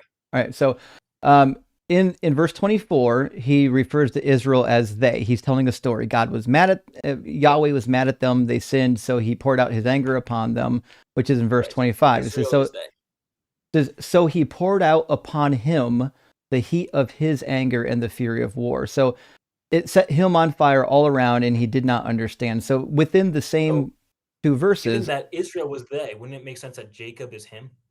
No, Jacob is Israel. Yeah, okay, I agree. So then it's just referring to Israel in two different ways. Okay, yes, exactly. Jacob is the him and Israel is the they. No. That's not what we see in Isaiah 52. No, it didn't say that. In Isaiah 52, there's an opposition. There's like, you guys were kind of like this, and like, Sam is strong as an ox. I am not the ox. Israel, he was marred like you, which means he is now separate from you. Me being strong as an ox necessitates that I'm not an ox. Awesome. And the reason why that can't work, my friend, is because if you look at the passage, Jacob and Israel are being mentioned here as a they, and the him is not referring to a single individual, right? It says, I think that just seems a bit. Sorry, didn't mean to interrupt you. So it says Jacob and Israel in verse 42, right? So these are groups of people. Jacob and Israel refer to all the children of Israel. Same identity. So there's the metaphorical head of the people of Israel, Jacob, their father. Then there's the actual people of Israel. Mm-hmm. When it refers about they, it's probably Israel. When it refers to him, there's Jacob. There is an immediate context in this passage. Jacob doesn't exist. Clearly aligns the him with Jacob. There is nothing like that. Jacob doesn't exist. He's dead. I think that that doesn't seem honest to me. I think that I feel as though you're not. I don't want to accuse you. Would it at least be a reasonable interpretation if someone was to just read that? Would it at least be fair for them to think, that they probably refers to Israel and the him probably refers to Jacob? I don't think so, and I can show you exactly why that doesn't work, because if you read the rest of Isaiah, he does this going back and forth between him, they, and we pretty often. If the pronoun has a noun only 3 sentences before it, then I think that that's a little bit different than what we see in Isaiah 52. But what I'm saying is that you can transition, like if you have a metaphor as a group of people being referred to in the singular and the plural, you're more than it's within your right to transition between plural and singular pronouns as you need, depending on how you're telling the story. course, yeah, Case in context would point, dictate. 43:10. You are my witnesses, says the Lord, and my servant who I have chosen. So he's saying witnesses. There's a plurality of witnesses, and they're considered to be a singular servant. Yeah, of course. Okay, and then And in right that here, context, there's nothing in that would make me think that the servant is distinct from Israel. right? Yeah, exactly. There's nothing in Isaiah 53 that would lead one to believe that the servant I is said that distinct about Isaiah from. 43. In Isaiah 52, there are many things that would make me think that. Well, I know you think that, and I promise we're going to get there. We're just not there yet. So I understand your point of view. I used to hold your point of view at one point, and I don't hold that anymore. So nevertheless, the prophet switches between singular and plural, referring to the nation, with or without Jacob being present. So, for example, in 44, he says, "Hear now, O Jacob, my servant." Well, servant singular, right? Mm-hmm. As is Jacob, as is, because that's a clear metaphor. Yeah, and you is plural in this instance. Same thing with back here. Back here, Sure, referring that would probably be referring to Israel, which is plural. Right, but that's what I'm saying is you can refer to these people in plural or singular as you need. 100%, whatever the context is. You know what I mean? Mm-hmm. Definitely. In that specific context, I completely agree. Okay, so then I guess I don't understand the argument. If the author is using a metaphor referring to a nation of people as a singular servant, I don't really know why we need to say that he has to use the word Jacob in order to then use a singular pronoun. May I have your name real quick? I don't think I got it yet. Yeah, it's Justin. Or what do you want me to call you? What's that? Justin? Dustin? Justin. Justin, I'm sorry. Justin, if I say you are as strong as an ox, mm-hmm. that most people would take that to mean that you are not actually an ox. I think we know, yeah. That's why when we look at Isaiah 53, it's just a metaphor for the nation being a singular person, which is made a number of times. Well, once again, why does it say very explicitly that the servant, this individual, whoever he is, had done no wrong? Yeah, because and that he suffered for the sake of his people. Well, it doesn't say that. Yes, it does. It says at the very end of the chapter, the anguish of his soul, he shall see and be satisfied.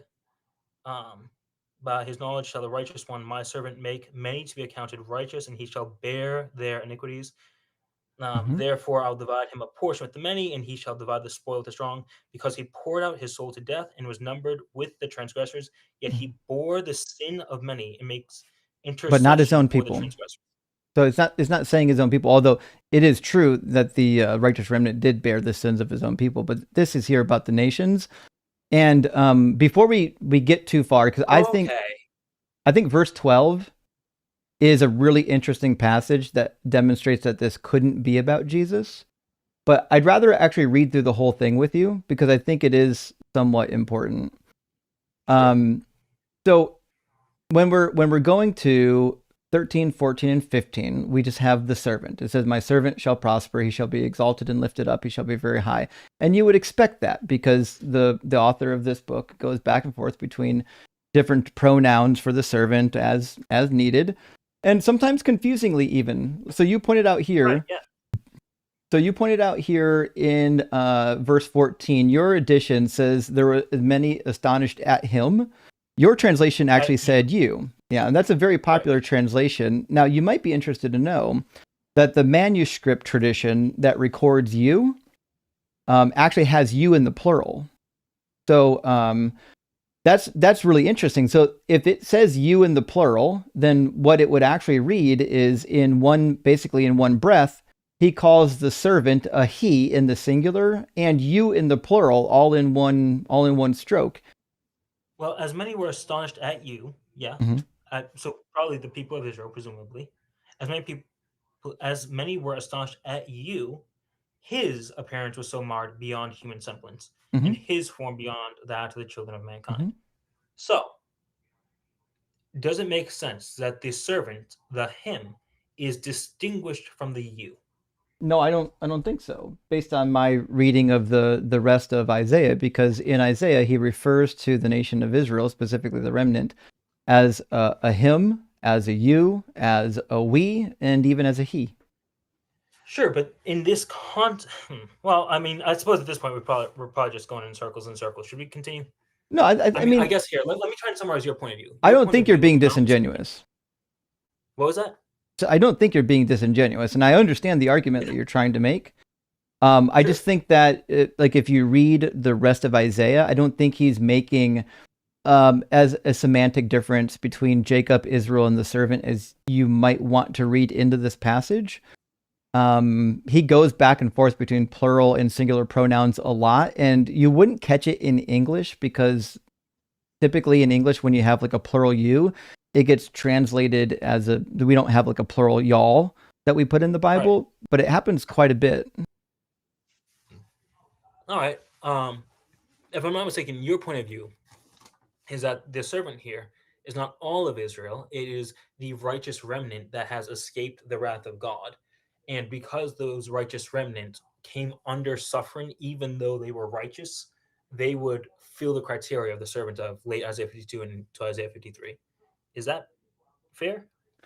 That's your general idea, and I think it'll actually become clear as we read through it. And I understand that this is like a highly poetic passage, and so it might feel like it's hard to pin down, and that's kind of how Deutero-Isaiah writes. He's very poetic, and sometimes it takes a little bit to actually like pin him down and say, what the fuck are you actually trying to say here, guy?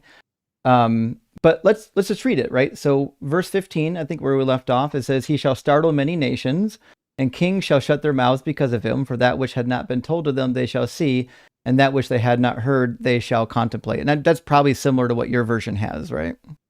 It says, he shall sprinkle many nations in ESV.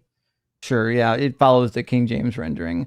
There's some debate as to whether or not it's going to be sprinkle or startle. I don't know if it's worth our time to worry about the translation difference here. But I would say that if we're reading in context with the rest of the prophets, this actually checks out. So I would take you to like Micah 7:16 in relation to Israel. The nations shall see and be, he's talking about when they come back from Babylon. The nations shall see and be ashamed of their might, and they shall lay their hands on their mouths, and their ears shall be deaf. Which comes up in Zephaniah and Joel as well. This idea that when God vindicates his people from captivity, they're going to be shocked. Oh no, what the hell just happened? In fact, he talks in Isaiah, I think 56 and 59. Let me grab it real quick, make sure I'm quoting that one from memory correctly. He says that these kings are actually going to bring you their wealth. And he says they're going to be bringing you gold and silver. Yeah, I believe it's 49 verses 7. Yeah. Kings shall see and stand up, princes, and they shall prostrate. I almost said different word. Prostrate themselves because of the Lord who is faithful, the Holy One of Israel who has chosen you. Because this is the redemption of Israel. The kings are going to prostrate themselves before Israel.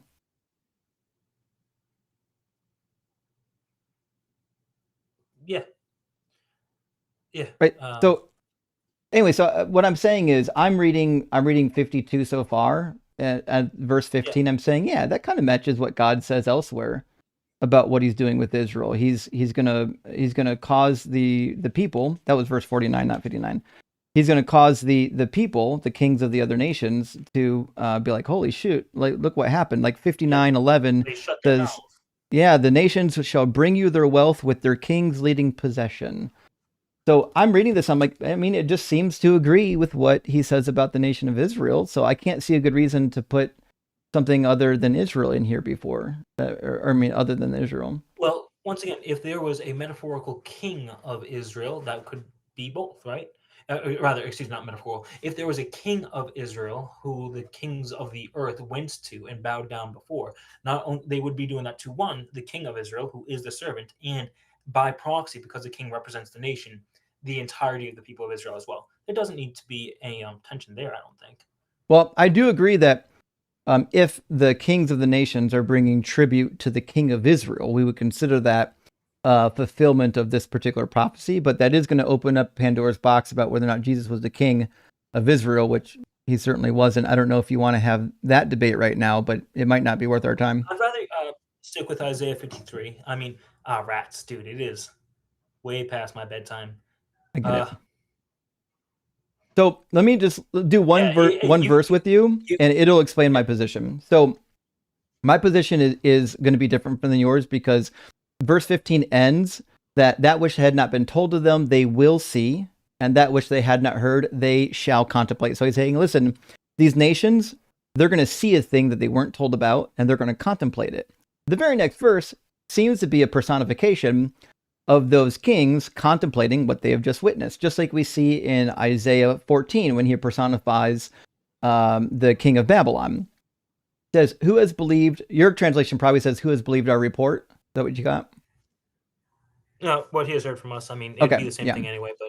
It is. It depends on how you translate it. But it says, who has believed our report, and to whom has the arm of the Lord been revealed? So I'm reading this, I'm like, oh, this is now a personification of what the nations are going to say when God redeems them. Because we know who the arm of the Lord was revealed to. It's revealed to the nations. So I'm reading this not from the viewpoint of Jews. I'm reading this now, 53, up until like verse 9 or 10, is actually a personification of what the nations are going to say. The nations are speaking here, not the Jewish people. Sure. Yeah, that makes sense to me. But I get that Isaiah 53 is notoriously difficult because of how, like, grammatically incorrect the author of the book wanted to be. Even in content, like, it's just not true that there is no deceit. There is no violence found in him, and no deceit was found in his mouth. The very obvious reason the people of Israel were punished was because of their wickedness, because there was nothing but deceit found in their mouth. The Lord found no one righteous, not even one, which is why he was. Well, that's Paul. Was, quote, forced. That's the Old Testament. Well, I mean, the New Testament. Again, the Old Testament doesn't say that's that. the New Testament quote in the Old Testament. Right, but that wasn't a quote from the Old Testament. That's a quote that Paul gets from the Book of Psalms, and he mostly got it right. But I don't think it needs to be interpreted the way that you think. The Book of Psalms is in the Old Testament. It is, it is something that's found in the Old Testament, and given that the Book of Psalms was written by the covenant people of Israel, it's fair to take that statement and apply it to Israel, seeing that the author of that particular psalm did just that. Well, what I'm saying is the way Paul is using it is to say that every human being is unrighteous because they have sinned. But that's not the implication of the writings of the Book of Psalms. And Paul's... Sure, I don't want to get too off topic. I agree with that. Paul took some artistic liberties with that. I'm not going to deny that. I think that if you see the Christian worldview, you would see that Paul, as an apostle, would have authority to do that. I don't want to get into that discussion right now. I'd rather just stay with Isaiah 53. Well, I only bring it up because in Luke, it says that Zachariah and Elizabeth were righteous according to all the precepts of the law. And in the Hebrew Bible, it describes Joseph and Noah as being Tam and Tamim, which in Hebrew just means without blemish. So I have good reason to believe that there were some people that actually did live righteous, like completely righteous lives, just because the Bible said it. But that's beside the point. The point that you're trying to make is that the Israel was never perfectly righteous, but that's not the point I'm making. I'm saying that, specifically speaking, when you dial out on the passage, it's clear from Jeremiah, Ezekiel, and Isaiah that the righteous remnant coming out of Babylonian captivity, those people are going to be without sin. That's why Micah 7 says, hold on, Zephaniah, sorry, is what I was thinking of. Zephaniah 3 says that there will be no deceit found in their mouth. Let me grab it for you again. Because all the people who were deceptive got killed off. It's right. It says, I will leave in the midst of you a humble people and lowly. They shall seek refuge in the name of the Lord, the remnant of Israel. They shall do no wrong and utter no lies, nor shall deceit be found in their tongues or found on their mouths. So, or on their tongues and in their mouth. So Zephaniah and the other prophets are making this case that God needed to do the Babylonian exile to punish the nation of Israel, to bring the other nations to Yahweh, and to refine the nation of Israel so that coming out of Babylonian captivity is just going to be this righteous remnant who will finally do what God wants them to do rather than being this wayward, rebellious people.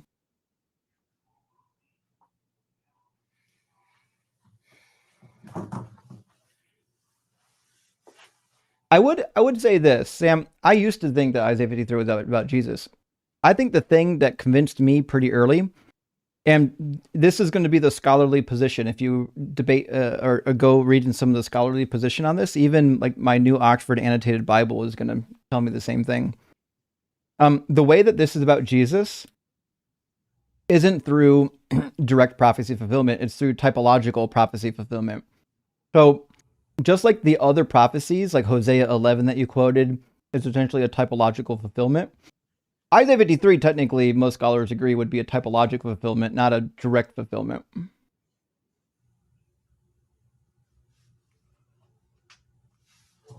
that make sense? Sure. Yeah, And I can see that. I know it's the reason why that's such a compelling position, even for a Christian, is because if you interpret this as a direct prophecy fulfillment in Jesus, it basically just contradicts every other prophetic fulfillment in the Hebrew Bible if you're using the original context. I think the only way you can get to a Messiah that dies is through typological prophecies. You'll never get there using the actual prophecies of the Hebrew Bible because the legitimate interpretation of these prophecies actually negate Jesus even being able to be the Messiah, because it says when the Messiah comes, like in Jeremiah 33, it says that there's always going to be a king on the throne of the house of Israel, and there will always be Levitical priests, in the plural, offerings, grain offerings and burnt offerings, basically in the temple. And then Ezekiel describes it, says the Messiah in chapter 46 is going to give this many lambs, this many goats, so on and so forth. So if the Hebrew Bible is saying, hey, when the Messiah comes, he's going to really sit on that throne and there will be Levitical sacrifices happening forever, that's Jeremiah 33:18. Well, I guess that just means that the Jesus stuff doesn't work anymore. If Jesus was the final sacrifice, then that means that God, the Old Testament, lied about doing sacrifices during the time of the Messiah.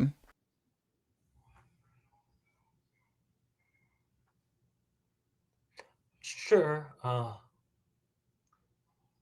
Guess I'll have to look into the Jeremiah and Ezekiel. I will say that as far as the idea of a Messiah that dies as atonement, Isaiah 53:12. Therefore, I will divide him a portion with many, and he shall divide the spoil with the strong, because he poured out his soul to Mm-hmm. death and was numbered with the transgressors. Yet he Yeah. bore the sin of many and makes intercession for the transgressors. Yeah. It's not unreasonable for people to read that and think, there's someone who will pour out his soul to death, and in pouring out his soul to death, make intercession for the transgressors. I don't To think say that that's completely unreasonable is not fair. I don't think that is unreasonable. I don't think it is unreasonable. I think it's a view that can only come about if you're not intimately familiar with what the rest of the prophets are saying or what even the rest of Isaiah is saying. So I think the context is actually what helps you to interpret this passage. But if you're looking at this passage, you're saying, well, this must be an individual. Well, it certainly couldn't have been Jesus. It might be somebody in the future, but it's not Jesus, because it says in verse 12 that he's going to be allotted a portion with the great and divide the spoil with the strong. Well, this is strictly military language. The spoil that's referred to in the Hebrew Bible means like war spoils, which he certainly couldn't have done. And then verse 10 says that if it says when here, im in Hebrew typically just means like if. It says, but anyways, it says, if you make his life an offering for sin, he shall see his offspring and prolong his days. But like Jesus' days were cut short and he didn't have any offspring, which means if this is about a human being, I don't know why we would make it about Jesus. Well, I think that if Jesus Christ actually rose from the dead, then yes, he prolonged his day. And as for his offspring, I think a very easy way to understand that would be those who are Christians, those who follow Christ, the mini Christs. So Well, the offspring, I think, would be metaphorical, but it's not unreasonable to take that as metaphorical.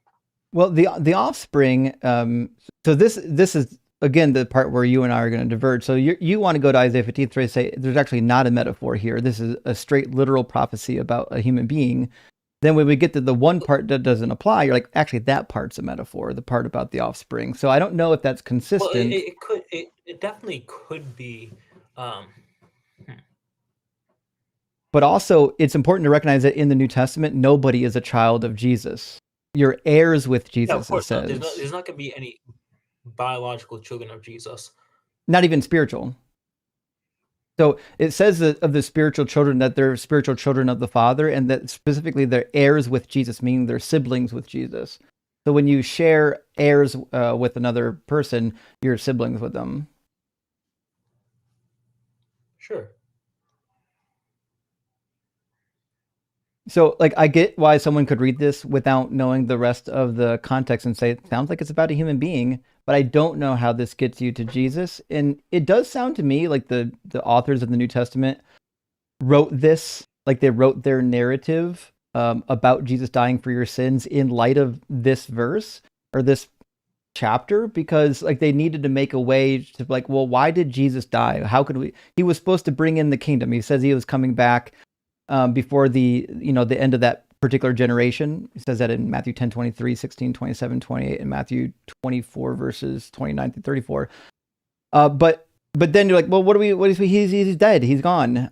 So like, what else can you do? You're going to go back to the Hebrew Bible and say, here's something about somebody suffering. Let's apply it to Jesus. Or you're going to leave the movement. So you can see why the movement, not wanting to leave their Messiah, would go back to the Old Testament, searching for anything that sounded like Jesus and come up with basically one prophecy. Why would they not want to leave their Messiah if he was proven to be not the Messiah? A sunken cost Like at the fallacy. end of the day, obviously there were dozens of messiahs at that time, and the one thing that all of them had in common, except for the cult of Christ, was that when the Messiah died, the movement died. That's not true, though. Actually, it definitely didn't explode like Christianity did. Christianity didn't explode. If the movement didn't die, it dwindled and dwindled and dwindled until it died. Well, but that's the thing, is Christianity didn't explode. It never became really popular until the Romans adopted it under Constantine. Prior to that, and Why even would the Romans have adopted it if it didn't become popular? Because Constantine's mother adopted Christianity, and they wanted a religion. Hold on, Sam. I'll tell you. Okay. So Christianity didn't have wide adoption. Even Origen, one of the early Christian writers who did most of the apologetics that many Christians today are still using, claimed that no, the Christians were few and tiny in number.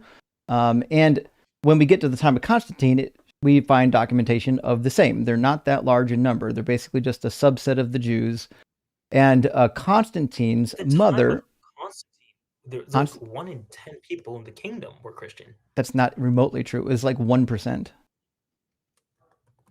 So that's why I'm trying to tell you. Constantine made Christianity a legal religion, and then Theodosius made it basically a compulsory religion, which is why it blew up under the first 3 emperors of that kingdom.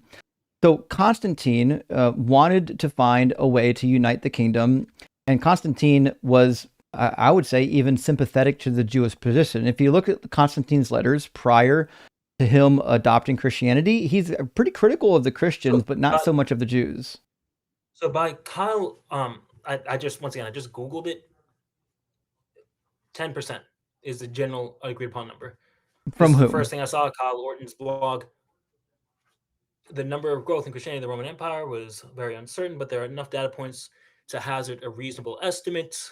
It is generally agreed that Christians, having started with a few dozen adherents in 30 AD, made up about 10% of the empire's 60 million people. Who's the source? 300 AD. But who's the source?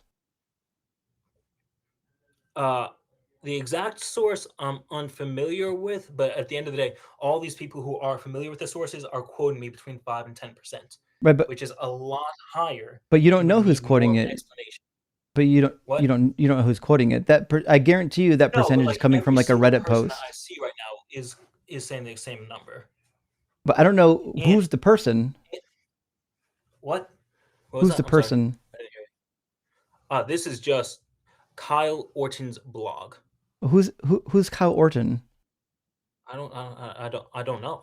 Here, right, so that's what I'm saying is when we're looking at historical sources, you can't just quote anyone who agrees with you. Like, you can go into history and see what people at that time period were actually saying, which is why I brought up the writings of Origen. Origen says that it was a small fraction. Well, I mean, do you know who Bart Ehrman is? I do. I know who Bart Ehrman is, and he specifically wrote a blog. At the time of Constantine, he specifically wrote a blog about that number being overblown, and saying that it was that large at the time of Constantine doesn't actually fix the problem, because we have numbers from during the Constantinian reign. We don't have numbers from before it, right? So the numbers happened after Constantine already converted and started forcing it on people. He literally demanded that Jews be forcefully baptized and that all the books of Arius be burned and anyone found with the book of Arius would be murdered. So like Sure. But real quick, you said that at the time of Constantine, it was about 1%. That's just not accurate, right? Well, again, I disagree. No, okay. Find me one scholar that would say that. I mean, I'm sure I can do it. In fact, the number that I got was from a scholar. I'd have to go back and actually find it for you again. But what I'm saying is, we don't have numbers, like good numbers from the time prior to Constantine, because Christianity wasn't large enough for anyone to really care that much about. I mean, okay, if you want to, I mean, this isn't the first time I'm looking into this, which is why I hazard the about 10% guess, right? So I've not even heard someone hazard a guess below 5%, and 5% is the most like conservative, which is, by the way, millions of people. And what's more, Christianity is weird in that it started at the place that it could have easily been disproved, and the Jews would have wanted to disprove it. It was disproved many times over again. That's the point. So if you just read the early critics like Porphyry of Tyre and Julian the Heretic, and also I would add Celsus, it was disproven over and over again. People just didn't care. So that's the problem that you have with a religion like Christianity. Once it becomes like a nationalistic religion, it doesn't matter if it's true or false. Like people are going to adopt it. Those guys are well before it became a nationalistic religion. The religion of Rome, the religion was illegal. No, he wasn't. It was legal. The religion of Rome. I'm sorry. Was, no, that's just wrong. That's just wrong. They were religion against the Christians, I think, is what I'm thinking of. I forget who wrote that. Julian did. There were many documents. What? Julian did. And he reigned in when? 360 something? What was that? He reigned in 60 something or 360, yeah. I'm not sure about that. There was a document that Origen was responding to specifically against the Christians. Origen is responding to the writings of Celsus, and Origen came at the end of the 2nd century, beginning of the 3rd century. He wrote like he was born like 180 or something. But my point is Constantine reigned prior to Julian the Heretic. Julian the Heretic reigned like 30 years after, maybe 25 to 30 years after. That was just a misspeak by me. Yes. Right. So, but my point is pretty clear. Like the reason why Christianity had such a large following is because it was spread by the sword, and whether or not it was a large following or not prior. By the sword? Yeah. Okay. Before Constantine, was Christianity spread by the sword? I didn't say at all forms in time. I said by the church, by Constantine and those who came after him, like Theodosius I, Theodosius II, all those people that were actually part of the official Roman leadership. They spread it by the sword. Prior to that, it doesn't appear to have been spread by the sword. I never claimed that. But what I'm saying is, in fact, whether it was heavily persecuted prior to that. Well, it was somewhat persecuted for sure. There were like a lot of there were different, maybe 2-year, 3-year. I think the longest one was close to 10-year times of persecution. Then there'd be a break from the persecution. So it wasn't as though there was just constant persecution throughout. But when there was persecution, it was pretty heavy, and most of the time it tended to be in the east. There's a few isolated occasions when it was the entire empire. Most of the time it was in the east, which, as you can imagine, that's where Christianity started. That's where the persecution would be. Which, given that it was throughout an illegal religion, and periodically it being illegal became enforced. It's a surprise that it continued to spread like it continued to spread. And like I said, at the very beginning of Christianity, you have James, as Protestants would say, he's the brother of Christ that gets converted to Christianity. You have all the apostles, all the disciples of Christ who saw their Savior die. But they didn't. They heard about him dying. But none of that happened. What? None of that happened. They didn't write a single thing about it. So like what you're saying is you're reiterating the biblical story, just demanding that the biblical story is true, but I reject the biblical story. So Matthew, Mark, and Luke, and John were anonymous documents. You can't just, do you agree that the biblical story was probably written by either eyewitnesses of the events or people who had access to those eyewitnesses? They're demonstrably not. If you just read them, Matthew, Mark, Luke, and John are all written in a third person anonymously. Matthew certainly didn't write Matthew. He quoted his own conversion story word for word nearly from Mark, who wasn't even there and didn't change a single thing. That's a preposterous thing. Mark was the earliest of the Gospels. Well, He wrote you have just after I don't think you 70. could find me a single church father that doesn't think Matthew, Mark, Luke, and John were not written by Matthew, Mark, Why do Luke, I and care John. about church fathers? Because they are the people who are interested in finding out what books are legitimate, what books aren't.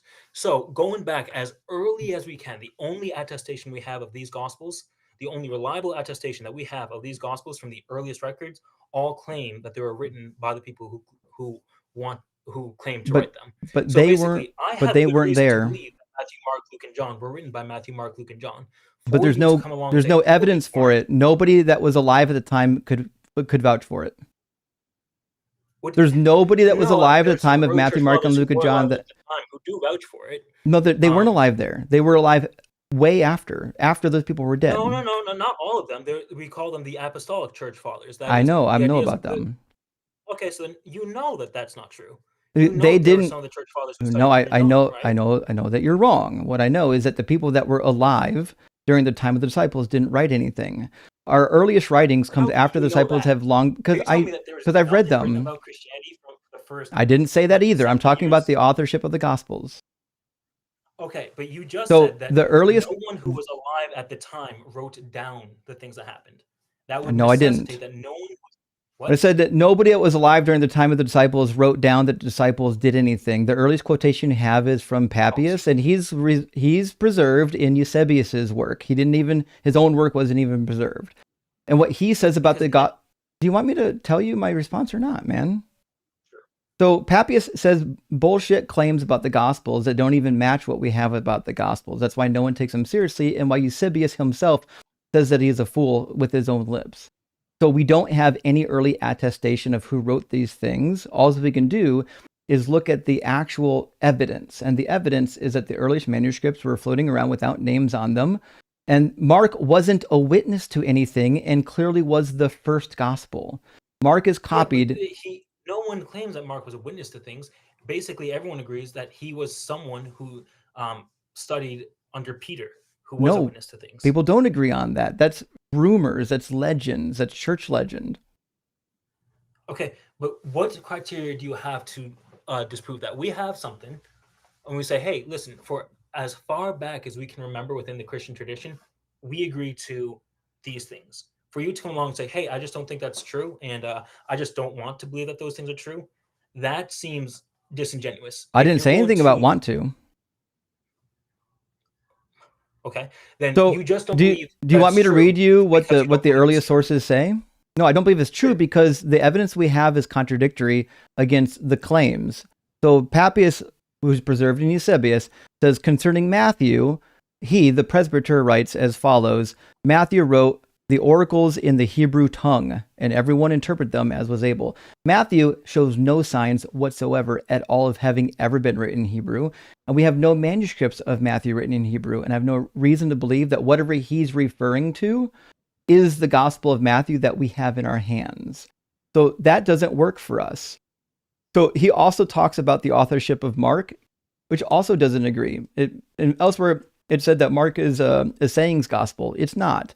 Irenaeus says that Matthew also issued a gospel written among the Hebrews in their own dialect. Well, that certainly doesn't make sense either based on what we actually have.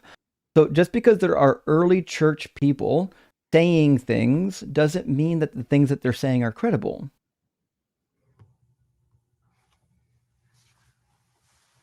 Well, of course not, but that's not the question. The question is, why would you believe that it's not credible? And just because you have some people who are confused on some of the details doesn't mean that you can throw out literally everything that we have. I'm not doing that. What I'm saying is the authorship of these books are suspect in every way possible, and the earliest people to talk about the authorship of the books can't tell us accurately what they are. When they talk about these books, they're contradictory. They don't actually line up with what we have in our hands. So when they say things, I have no reason to believe that what they're saying is related to what we're holding in our hands. Maybe there was an early copy of Matthew that was written in Hebrew that was tiny and way different than what we have, and then people built on it at some point, but we don't have any evidence of that.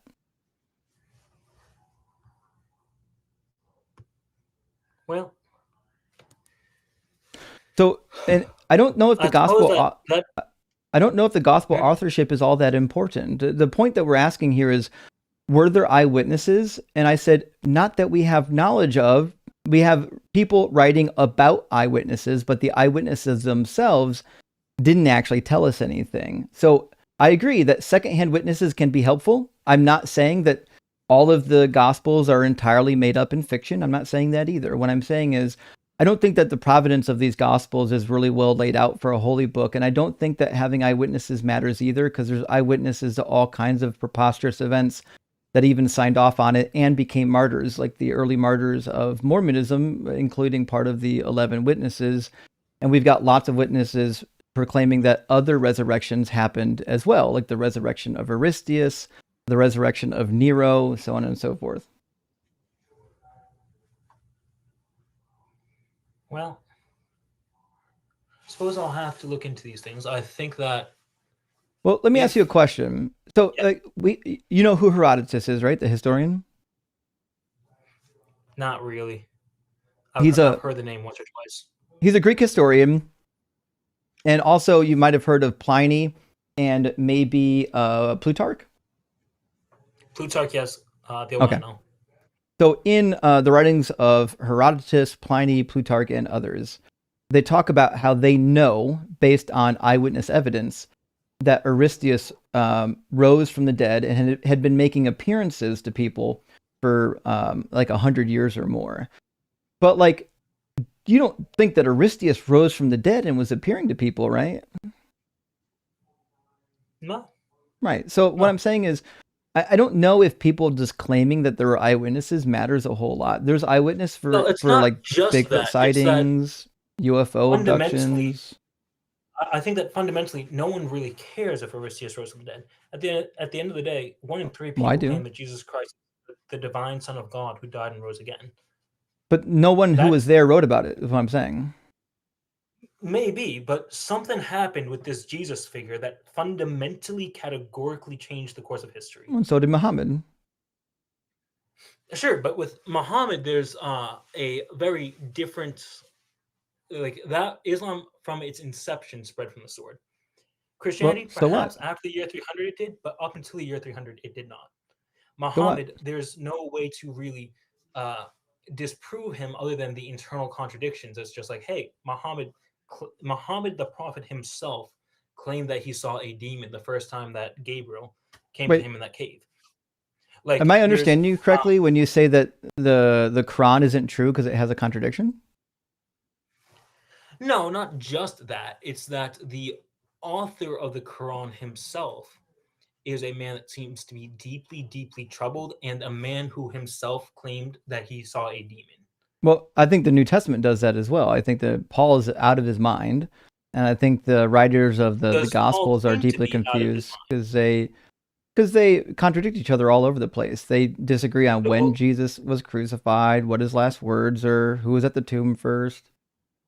Sure, perhaps, but at the end of the day, Muhammad's a bit different in that Muhammad gave a oracle from God that wasn't actually an oracle of God. He had no idea. He had no way to discern between the two. The first time that he received a message from Gabriel, he thought it was a demon. It was only when he talked to his uncle and his wife, who was old enough to be his mother, that they convinced him that he wasn't, and that Muhammad was out of his mind for 6 months to 2 years. He was under a spell cast on him by a Jew. These are all things that would make me think that this guy is not a reliable messenger. So perhaps there is a little bit of difference when it comes to the details of the resurrection. The earliest creed that we have is given to us by Paul, and basically everyone agrees that it wasn't him. And what is that creed? I'm sure you know what I'm 1 talking Corinthians about. chapter 15. Yeah, we know about it. Yeah. So no one's saying that the early believers of Christianity didn't believe it. No one's saying that. Sure. But So the early Christians believed it, and in their belief of it, despite severe persecution because of it, it could have been very easily disproved. All But the it Jews was. would have had to do, all they would have had to do was just, obviously not. At the end They of the day, did. it wasn't easily disproved because 1 in 3 people still believe the gist of that creed. But So they it wasn't, but at they least it wasn't didn't. effectively disproved. So just because some Jews were running around disproving the nonsense of Christianity doesn't mean that people are going to deconvert. Just like I can show you every lie that Jesus ever told, and you're not going to deconvert right now. Like just disproving something to someone's face is nothing to whether or not they're going to stop believing it. Because at the end of the day, most people are believing this stuff because they either had a mystical experience, or it makes them feel a particular way, or they just like the theology better. Sure, and those are all legitimate enough reasons to believe. But when it's a bit different for the first generation and the people What's immediately different? after that. Why? Why is it different? Because those people didn't already have the structure and framework of theology that I had. The So what? apostles didn't have. So what? What's theology have to do with whether or not the New Testament is reliable? Like the New Testament has Sure. Well, I mean, we're fundamentally. getting into different. I didn't say that Well, would be like, a claim that the New Testament is reliable. but All it's I'm saying not. is that for It the can't even tell you when apostles Jesus was born. It has like a 12-year gap between Matthew and Luke as when Jesus was born. Okay. Like, don't you think And I mean, at the end of the that? day, we know more about Jesus than we do about several emperors of the Roman Empire, for crying out loud. So what? All right. We know about Muhammad more than just about any figure in history. Well, We've got like I mean, thousands of hadiths. well, Muhammad was not written in. It's a bit different. It's not truly ancient in that Muhammad came along 600 years after Jesus Christ, and two, it's Wait, are you because saying that Muhammad was Islam a is ruler. not as credible, but just because it came 600 years later? I think it's actually No, 500 no, years not at all. I or didn't say that at all. 450. All I said was, one, it's not. Uh, the Christian documents are much, much, much older, or at least the Christian What tradition do you is mean by much, much, much older? older. Because like we have early Quranic documents that date like within a generation of Muhammad. Sure, but Muhammad was a ruler. Muhammad was an emperor of the Muslims, basically. He Uh-huh. was someone that it wouldn't be at all surprising to know a lot about him because he had a lot of people following him and hanging on his every word, and people who went to war under his tutelage. Muhammad, he's like any other king, any other emperor. We know a lot more about him because he was more than just an emperor to the Muslims. He was the last divine messenger of God. Jesus Christ, though he was a messenger of God, divine son of God, he didn't have an earthly empire. He didn't have armies under his command, and he didn't make war on the entire world and succeed in large part. So Jesus Christ, the followers of Jesus Christ, did not have the benefit of the sword to back up everything they said. And we have to keep in mind Christian documents, not thoroughly throughout, but at not small periods throughout the first 300 years when Christianity was not legal even, was very heavily persecuted. So, and yeah, it wasn't throughout the entire Roman Empire. Maybe at one time it was illegal throughout the entire Roman Empire, particularly in the East for large chunks of that time, from when Christ died to the year 300 AD. Christianity was periodically made illegal, and the Christian documents were burned, and the Christians were persecuted. So, because of that, you would expect to see a lot less Christian literature just in sheer volume. Actually, I disagree. So Basically, like Jesus Christ wasn't a king and Christians didn't have the ability to defend by force their documents, unlike Muhammad. if Christianity was as popular as you say it was, there should be a shitload of documents. We actually don't have them. Oh, there are. There's just not nearly as many as there would be if it had not been persecuted. No, I disagree. I don't think the persecution matters. Like if Christianity was literally 10% of the Roman population, I have no reason to believe. It's not me saying that. Freaking Bart Ehrman says that. After. So this is my point. If Christianity was 10% of the population prior to Constantine, we should see a lot of people writing on it, and we just don't. If there was a lot of Christians in the early Jewish movement, like during the life of the 12 apostles, we should see at least a lot of Jewish people writing about it, and they don't. What we do find is a lot of contradictory evidence. Like the Gospels, to me, they contradict each other way too many times to think that this is a story that is given by eyewitnesses. Like Jesus and Paul couldn't even be on the same page. Paul says he got his teachings directly from Jesus, but he directly contradicts Jesus on the law. Jesus says to be great in the kingdom of heaven, you have to follow all of the laws and teach other people to follow the law. And Paul says, nope, don't even get circumcised. If you get circumcised, Christ is of no use to you. Like, well, wait a minute. Ephesians 2 says that Christ abolished the law in all of its precepts and requirements. But Jesus says that that's not the case, that it's going to be in effect until heaven and earth pass away. So, like, I find it very doubtful that Paul and Jesus had any meetings post-death, even though they just directly contradict each other.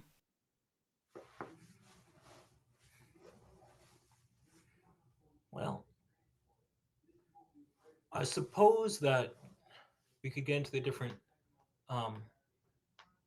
theologies behind it. I think that when Jesus Christ is talking about needing to be perfect, he's talking about pre-new covenant, as he is the person who initiated the new covenant. So Jesus Christ, he is the one who, according to the Christian tradition, fulfilled every jot and tittle of the law. Therefore, he didn't fulfill anything, when he though. died and rose again, we have his holiness. Paul is saying, hey, listen, Jesus Christ already did that for you. So now you live by the law of love, and you no longer need to try to justify yourself to be, basically, Paul is saying you don't need to prove yourself to be perfect by following the law. So my question is, Jesus Christ already did that. Should you follow the law? Should I follow the Mosaic law? Yeah. No. Right. But Paul says so. I mean, Jesus says so. Jesus says, do not think that I've come to abolish the law or the prophets. I have not come to abolish, but to fulfill.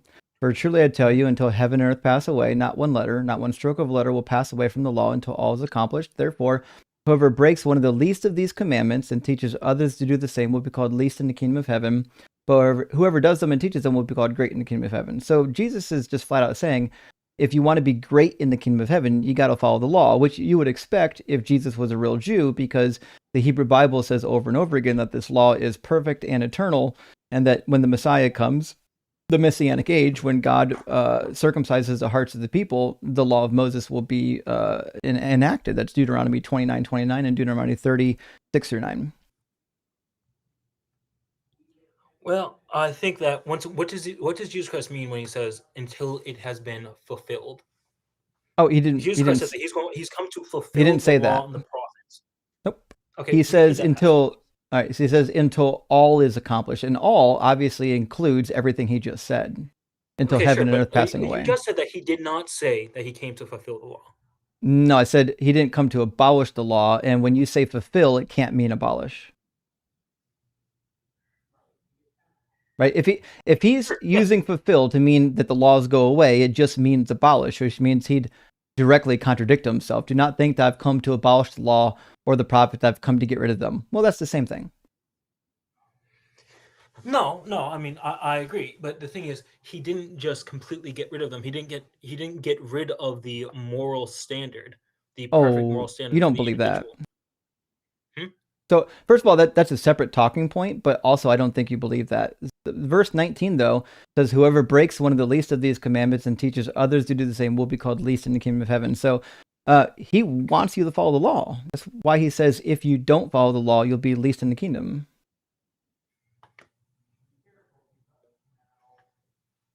Now, I don't think that you believe he got rid of the moral law, because there's lots of moral laws that I can guarantee you're not going to like Deuteronomy 20. If a woman is found to not bleed on her wedding night because there's no blood on the sheet, she gets stoned. You don't like that moral law, do you? No. Right.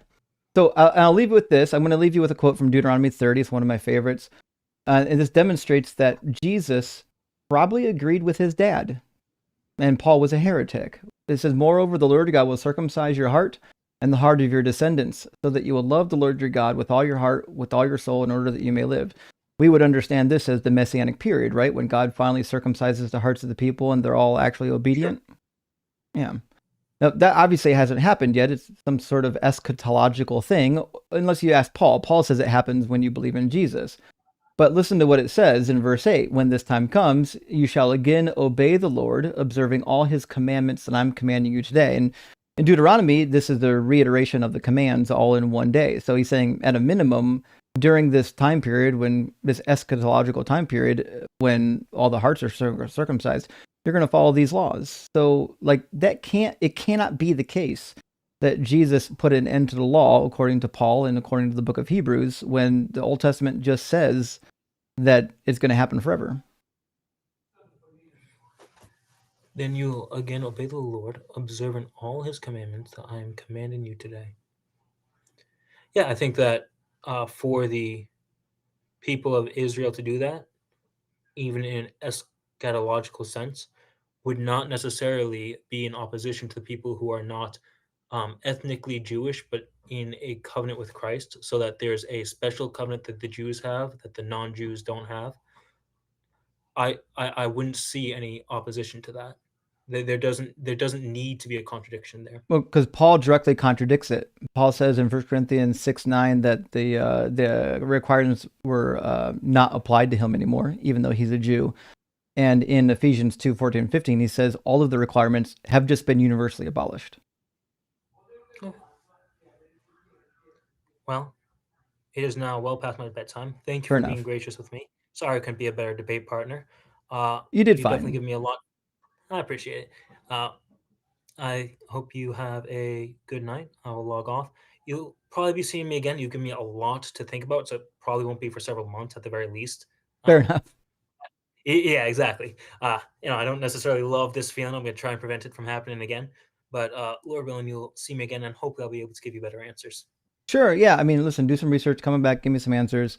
More than happy to have you back up again, and we'll find another topic that suits our fancy, and we'll have at it. All right. Sounds good. Thank you. All right. You have a good night. Cheers, man. Nice guy. Hard to get challenged, though. I certainly understand that when you're getting pressed on some of these things pretty good. I think he handled it well, though. Hey, Cyber, welcome in, bud. Hey, I can't be up too long because I'm going to be watching a movie with my wife. But I did want to bring up too, because you mentioned Pliny the Younger. Pliny's letter to Trajan is really telling about the persecution. He's writing in 111, and he's in Bithynia and Pontus. It's the end of his career. Pliny the Younger was like the lawyer for the emperor. He served under 3 emperors, to include the emperor who, like, according to church tradition, put open season on the Christians. And when he writes to Trajan, he runs into the Christians, and he's like, I don't know what to do with them. I've never been in trial with them. I don't know what to do with them. And then he explains how he knows they're a religious group, and he explains that he tortured some of them and they made confessions. But when Trajan responds back to him, Trajan flat out tells him, don't hunt them down just for the fact they're Christian. Like, make sure they're actually committing crimes and then prosecute them for those crimes, but don't hunt them down by virtue of them being Christian.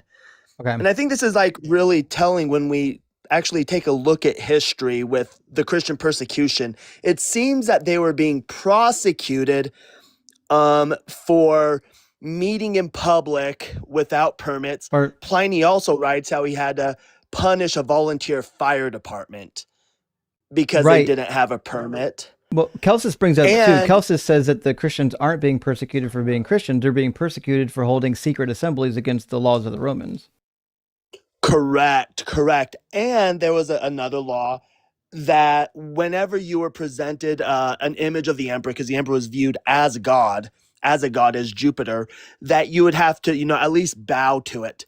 And these Christians, when Pliny talks, he's like, we know this was a religious meeting because when we got there, they were singing hymns. They meet once a week. He's just listing a bunch of things that you do at like a mystery cult. He's just listing a bunch of church things. And he presented them a picture of the emperor. They refused to bow, and he punished them. So it seems that they were prosecuted, not persecuted. These laws also applied to the Greeks that refused to bend a knee, to other nations that refused to bend a knee. They got prosecuted as well under these same laws. The laws are shitty, they're horrible, but it's prosecution, not persecution. Appreciate it. That's good. Good, man. Well, the friends. But anyways, I'm gonna read. I was gonna say, message me back. I sent you a text earlier, I think yesterday, concerning your Thursday streams. Let me know what you think. Okay. I'm on it, buddy. Thank you. Thanks for having me up. Cheers, y'all. I'm going to grab 5 super chats and get Darius in here next. Mike, my friend, thank you for the super chat. Says, please watch some YouTube videos on the amino acid glycine. I had terrible sleep problems for years, not anymore thanks to glycine. Have helped several other friends also. No way. Let me check into that. Hold on. Glycine, sleep. All right, I'll check in with some of that. I've never heard of glycine in terms of sleep. I'll definitely give it a look, though. I'm just Googled it. It looks like there is some articles on it. So it looks like I'll have some literature to go on here. Thank you. And I'm the Big Cheese. Good to see you again. Says, always possible Jesus resurrected, but there isn't a God. Actually, I agree. Nothing about resurrection proves God existence itself, even if I grant it happened magically. Jesus could be a magic liar or an alien. True, it could be an alien. It could be true that one of the Romans gods resurrected him for purposes that we don't understand. There's all kinds of other ways other than he is, in fact, God. And Bob Southwell says, is there a way to create and use a mute function in OBS or whatever? I mean, yeah, it just depends on where your source is. That you alone control that would stop the stupidity of TikTok muting? Nope. There's no way to stop TikTok muting because the mute button from TikTok only works inside of TikTok. Like I can't mute TikTok by muting OBS. Like OBS is not feeding into the TikTok stream, if that makes sense. I'm getting the audio from TikTok. So like I could theoretically mute TikTok in OBS and the guest would be muted to everybody on YouTube, but I can't mute them on TikTok. There's no way to do it the other way around. If there was, I would have done it already. So fair question, but no, there's not a way to do it.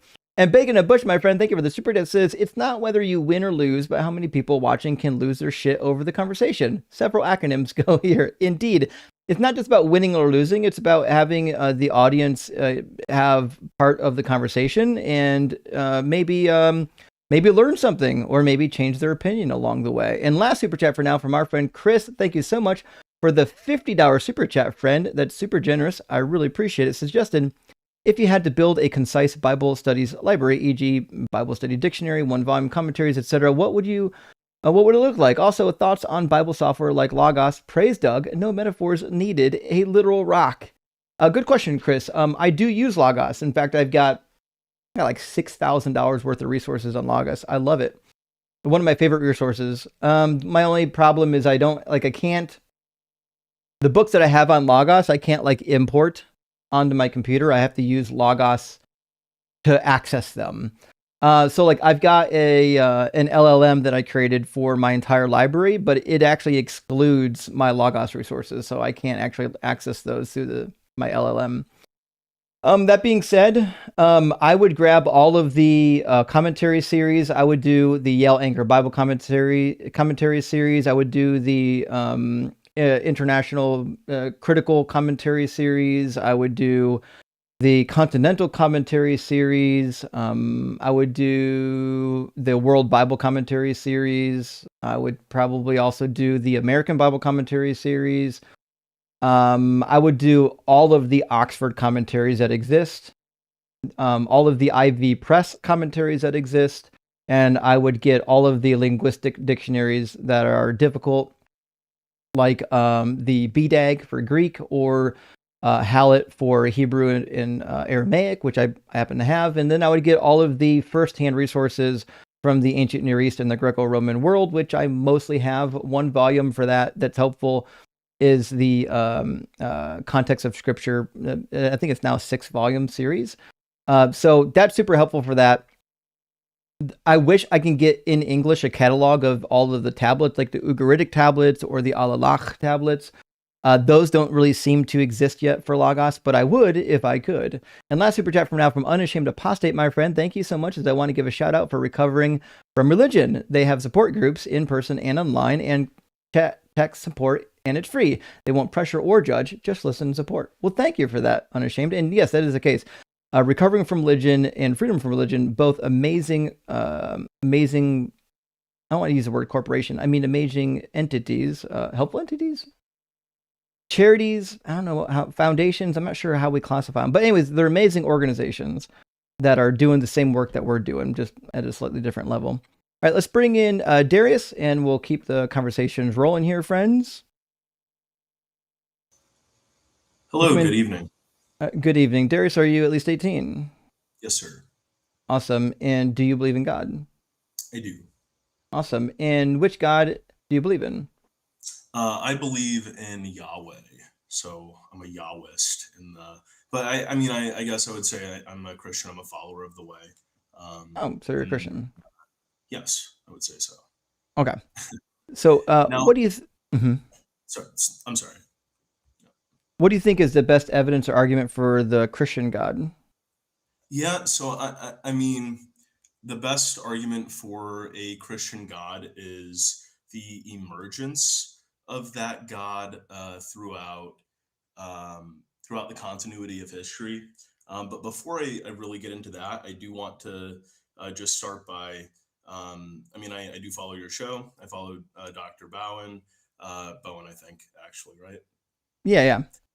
Yeah, and I'm sympathetic to a lot of the arguments and a lot of the science that you guys present, even a lot of the philosophy. But I think that there is, I think that you guys look at the same set of facts and come to a different conclusion around them. I think that, like, if we take a look at the claim, for example, your God is imaginary, is imagination co-locative? No, it's not. So if it's not What do you think co-locative, co-locative means? so, well, in my field, co-location refers to something. It's like a server in somebody else's warehouse. Yeah. Yeah. So if imagination is co-locative, then we can have the same imaginative thought at the same time, and you can instantiate that thought on demand. So, like, that's not people How don't do you think hallucinate. co-locating imaginations work? Well, if you were to prove something from imagination, then you would have to prove. Like induction. So I'm looking at this I don't like to unite faith and science. I have my faith. I'm a Christian, but I think that it's an improper application of scientific principles to try and. I think Sam, the previous guest, there was a couple of issues there, but the strongest proof, to just directly answer your question, is probably natural law theory, probably seeing the expansion of that and starting before Christian writing, so starting with Plato's and then moving into Aristotelian thought, Zeno, the Sophic thought. So I think there's and I would probably place myself within this line of thinking, probably alongside Kierkegaard. So I think that we do have to address the absurd that you show on your show, right? So there's a lot of things within scripture. I think, do we need, baby bone cancer? Well, we are not God. So for us to try and ascend past a set that, that, like, for us to try, we are contained within nature, to supersede that, to move into a superset, into supernature, as like Budziszewski, 2011, I just wrote a paper on that. Was Zeus wrong for raping women? I'm sorry? Was Zeus wrong for raping women in Greek mythology? Absolutely, yeah. Why? Because rape is totally wrong, no matter the time. Not to Zeus. Thought. So Zeus is incorrect. Which no, is why the thought it's an internal critique within the Greek religion. If the Greek religion is true, is Zeus wrong for raping women? Of course, he's wrong for raping women. Why? He gets to decide what's right and wrong, doesn't he? Well, he doesn't get to ascribe divine command theory because he is because he is not the prevailing god of the time. Whoever the prevailing god of the time is. So who's above Zeus? Yahweh. Wrong. I said within Greek mythology. I didn't say within Christianity. So try this again. Within Greek mythology, if Zeus is the supreme entity and he rapes women, is he wrong? Well, there's a pantheon, is there not? Or am I wrong? Well, there is in Yahwistic worship as well, but yes, there are other gods. Yep. So you're asking, is Zeus always wrong for rape, even if he is the god of the Hellenistic? Yes, he's always wrong. Rape is always wrong. Based on what metric? Rape, because that is again, I would cite Plato. It is wrong for the general good of the society. So if it's Oh, not something that's interesting. beneficial to the good So it's of the whole society, then it is. gotcha. And for the extemporaneous particulars of human flourishing, which and we get into the Aristotelian, perfect ruler ideas. But again, my argument is that natural law theory, so the Aristotelian So infantile my thought. point is, and I think you're just take a breath. I don't think you're moving too fast here. If it's wrong for Zeus to rape women, even though he is the highest deity within the Greek pantheon, then why is it okay for Yahweh to do anything Yahweh wants?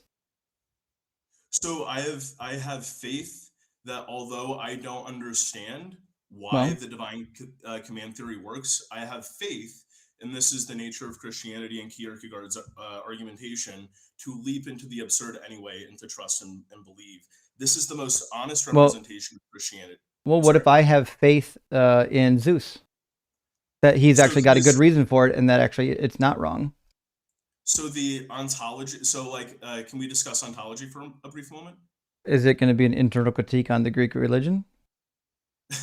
uh, I will directly relate it back, yeah, to what Okay. you're saying.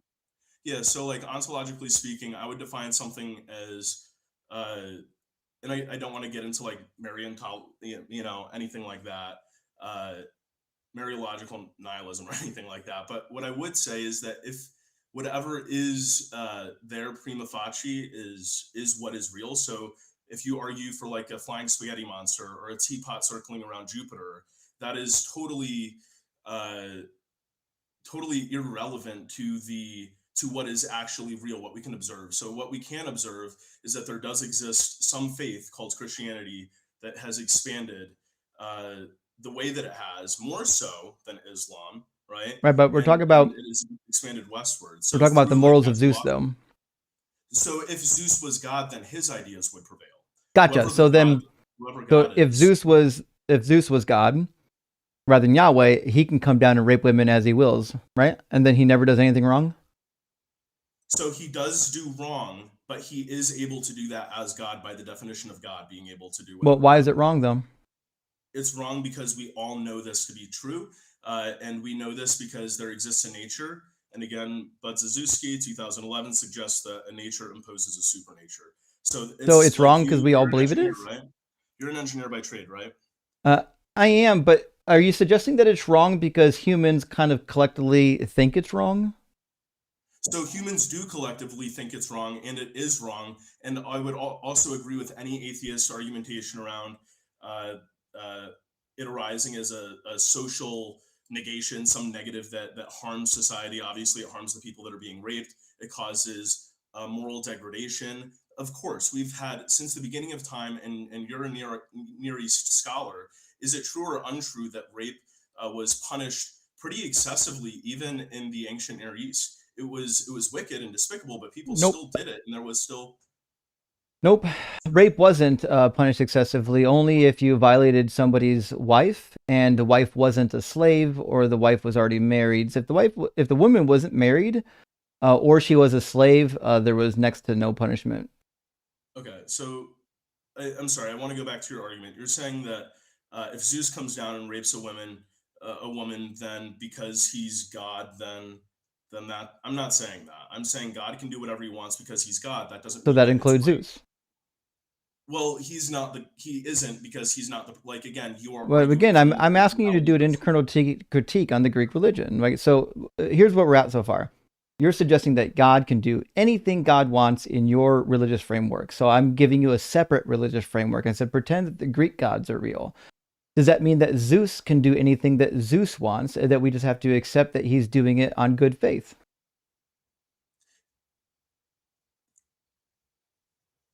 What does it mean? What do you mean by accept? Do we just have to agree that we can't question Zeus for raping women? Well, by the virtue of us not being God, we wouldn't be able to. Right, So that's my even if we point. were able to, like, we wouldn't. I'm sorry. Well, that's my point, right? So you're saying if Zeus is a high god and he decides he wants to rape women, we're not allowed to question whether or not that's a good or bad thing. I think we're allowed to question it. I think you're leading me a little bit. Of course, we're allowed to question it. Sure. Okay. So if I decided that, hey, I don't actually think that Zeus raping women is good. I think actually that Zeus might be kind of an asshole. Would I be wrong? No, I have this problem all the time. Like I ask God all the time the theodicy issue. So of course there's the theodicy issue. What my argument is that even if there are the terrible things that exist that God allows, let's say that we're uh, all the way Calvinism, right? And we believe that God ordains our very steps. Uh, then yeah, we do have to kind of accept that.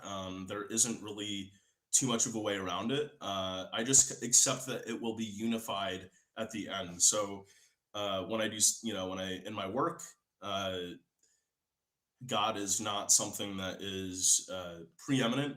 Uh, it's not something like I think you're assigning way too much value to like the veracity of events occurring or not occurring in the New Testament. I mean, you're right. Of course you are. Your posture is one that is historical, but I think you're applying something that can't even be applied because when we look at this Greek God, he doesn't even exist. So the God Well, you're neither does Yahweh, like, though. well, he does in so much that he is the prevailing, paternal figure, so to speak, of Western legal tradition, So right? if So we have people, natural law well, theory he that has nothing underpins to the do with Magna Western Carta. legal tradition. It So underpins the Magna Carta, underscores the under English Bill of Rights. under So like we the can go down all the under the documents. Western legal tradition, Yahweh is not specifically mentioned. There's lots of appeals to like the God of I'll back off. nature and to like a deistic God. Yeah, I get Yeah, that, but but deism is from but where, but right? Like I don't think none of that matters. Listen, people used to come on, believe in Christian. God. Of course they're going to It's Christian. attribute. Of course they're going to attribute stuff to God. I don't really care about that. Just because people attribute stuff to God doesn't mean that the God is real. So when we're talking about if God is real, we need to actually ask: is there any evidence to believe that God is real? And within the God that we think is real, are there internal contradictions? And I think the Christian God has a lot of contradictions. I think the Trinity is logically insane. Well, so that's something that is not for our understanding, right? There's Well, things that that's the point. If I described a God to you that was illogical and just said, "Well, it's beyond your understanding," like you're not going to accept that as an answer. well, so why can't you so I understand as a scholar like the need for uh falsifiable and testable evidence, observable experimental evidence. I don't see faith that way. You are trying to attach uh, theological and historical methodology and No. correct I'd accept methodology an as a argument. critical scholar, right, of the ancient I Near East. And I'd accept a good argument, like a metaphysical argument. yeah, so that's what I'm saying. I believe that I can make a strong metaphysical argument for the Christian God, starting with Plato. So well before Jesus or that ideation. So I don't think that the arguments around the Bible, like of course there's going to be contradictions and consistencies. It's written by so many people over so many, and of course it borrows from uh, from the Epic of Gilgamesh and all of these things. We can hold nuance. We can walk and chew gum at the same time. I trust that. What I think the strongest argument is Kierkegaard's leap. God is an emergent, observable, right? So we all know, with the exception of some socio and psychopaths, again, and we know this. We all know that it is wrong to rape someone with like a lead pipe. That is No, universally wrong. we don't know that because the Bible says that it's going to happen and God ordains it. Where does that said in the Bible? It's going to happen in Isaiah 13, 16, 17, Zechariah 14:2, and First, 2 Samuel 12, 11, and 12. I can read them for you though, and Numbers 31. I trust you. So I believe you do. I just don't want to, I'm not lying. It says their infants will be dashed to pieces before their eyes. Their houses will be plundered and their wives raped. And God takes credit for this. This is what he's going to do to the Babylonians as punishment. It says, "See, I'm stirring up the Medes against them, who have no regard for silver and do not delight in gold." And he says similar things elsewhere, like Zechariah 14:2. He's punishing these people by having them raped. So it can't always be wrong. There must be instances where it's okay. Well, I don't understand. I don't understand why.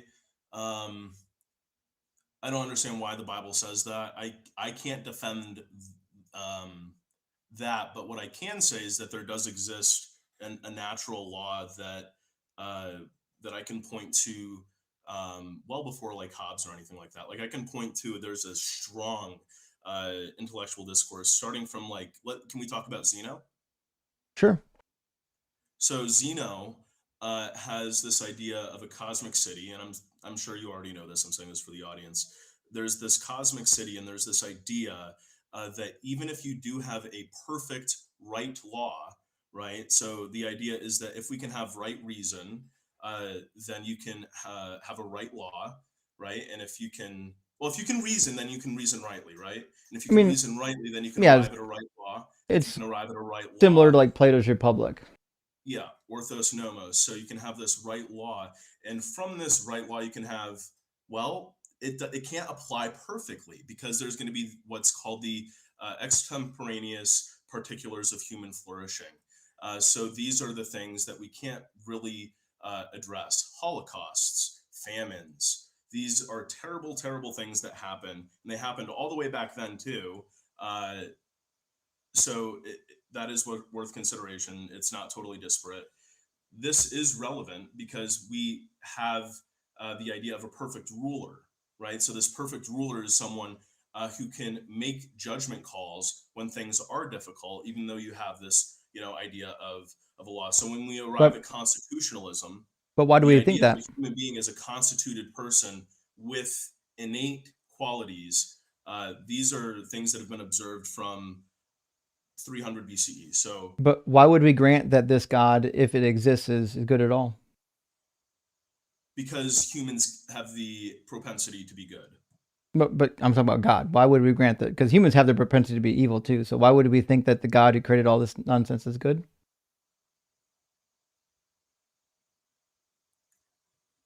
It's a tough one, I know. He chooses to be good. But how do we know that? He tells us that he chooses to be good. Would an evil God tell us that he's evil? I think I would like to believe that he's perfectly honest, and he gives. Would an evil God be honest? Can an evil God be honest? No, would an evil God be honest? Like if God was evil, like he's not going to tell you he's evil. He's going to be like, hey, I'm dope. I love you. We're homies, but also I'm going to come fuck you up. Do you think that? So are you going to make me argue from the framework of like a Yahwist? No, what I'm saying is, when you believe in a God, you actually don't have any reason to believe that that God is good. That's can only ever just be an assumption. Can we say that the moral framework that has been codified throughout history continuously through like legislative effects, again, Magna Carta, English Bill of Rights, going back through these documents, there do seem to be prevailing themes of justice. There do seem to be. I agree. So these prevailing what's it got to do with God? Come from since they are innate, inductively observed throughout nature, right? This has to come from something that is supernatural. It's the idea of a supernature. So if you have nature, then there exists supernature. And this is argued by Buddha's. This is argued by, I can't pronounce his name. I can spell it, or perhaps you can pronounce Pete Buttigieg. Not. I'm just fucking around. He does the trains, I think. But Bud Suzuki in 2011, he's a philosopher from the University of Texas at Austin. And to be perfect open disclosure with your audience, he is a Christian. I disagree with a lot of his writing, but he is a philosopher. He's like a William Lane Craig, type fella. So he can do philosophy. Let me ask you a question, because it seems like humans' propensity to want justice goes back a long way. I think they disagree on what justice is, which is probably where I would press. So for a long time, it was thought to be okay to punish like the entire family of somebody who did something wrong. So for example, let's say somebody unjustly killed one of my cousins, or maybe two of my cousins. Well, it might be just for me, to go and murder a couple of their cousins, even if those cousins had nothing to do with the situation. People thought that that was acceptable in tribal warfare. But nowadays we would say, no, that's not acceptable. We can't do that kind of nonsense. So I'm not sure that just because we have an innate sense of justice that tells us anything about what justice actually is. I think our definition. What's that? Do you believe that it hasn't been consistently taboo throughout history to kill other humans? You don't think that's the case? No, not necessarily. In fact, in the Bible, like it's always been bad. For everyone that says that it's bad, there's 10 people who would say that, or excuse me, for every 5 people that say it's good to murder someone, there's way more people that would say that it's not. If it weren't so, then we wouldn't we would have way more killings. But we're not talking about murder in general. We're talking about blood feuds. Blood feuds is when somebody kills somebody in your family, so then you kill somebody in their family, even if that person had nothing to do with the initial killing. And I can give you an example from the Bible. So, for example, it says in 2 Samuel 21, there was a famine in the land in the days of David for 3 years, year after year. David inquired of the Lord, and the Lord said, there's blood guilt on Saul and on his house because he put the Gibeonites to the death. And remember from the book of Joshua, they were supposed to let the Gibeonites live peacefully. The whole deal. And then Saul went back on his word and, or on that covenant with the Gibeonites and murdered some of them. Anyways, so the king called the Gibeonites and spoke to them. So now David calls the Gibeonites. He's like, hey, God's been mad at us because what happened to what's left of the Gibeonites.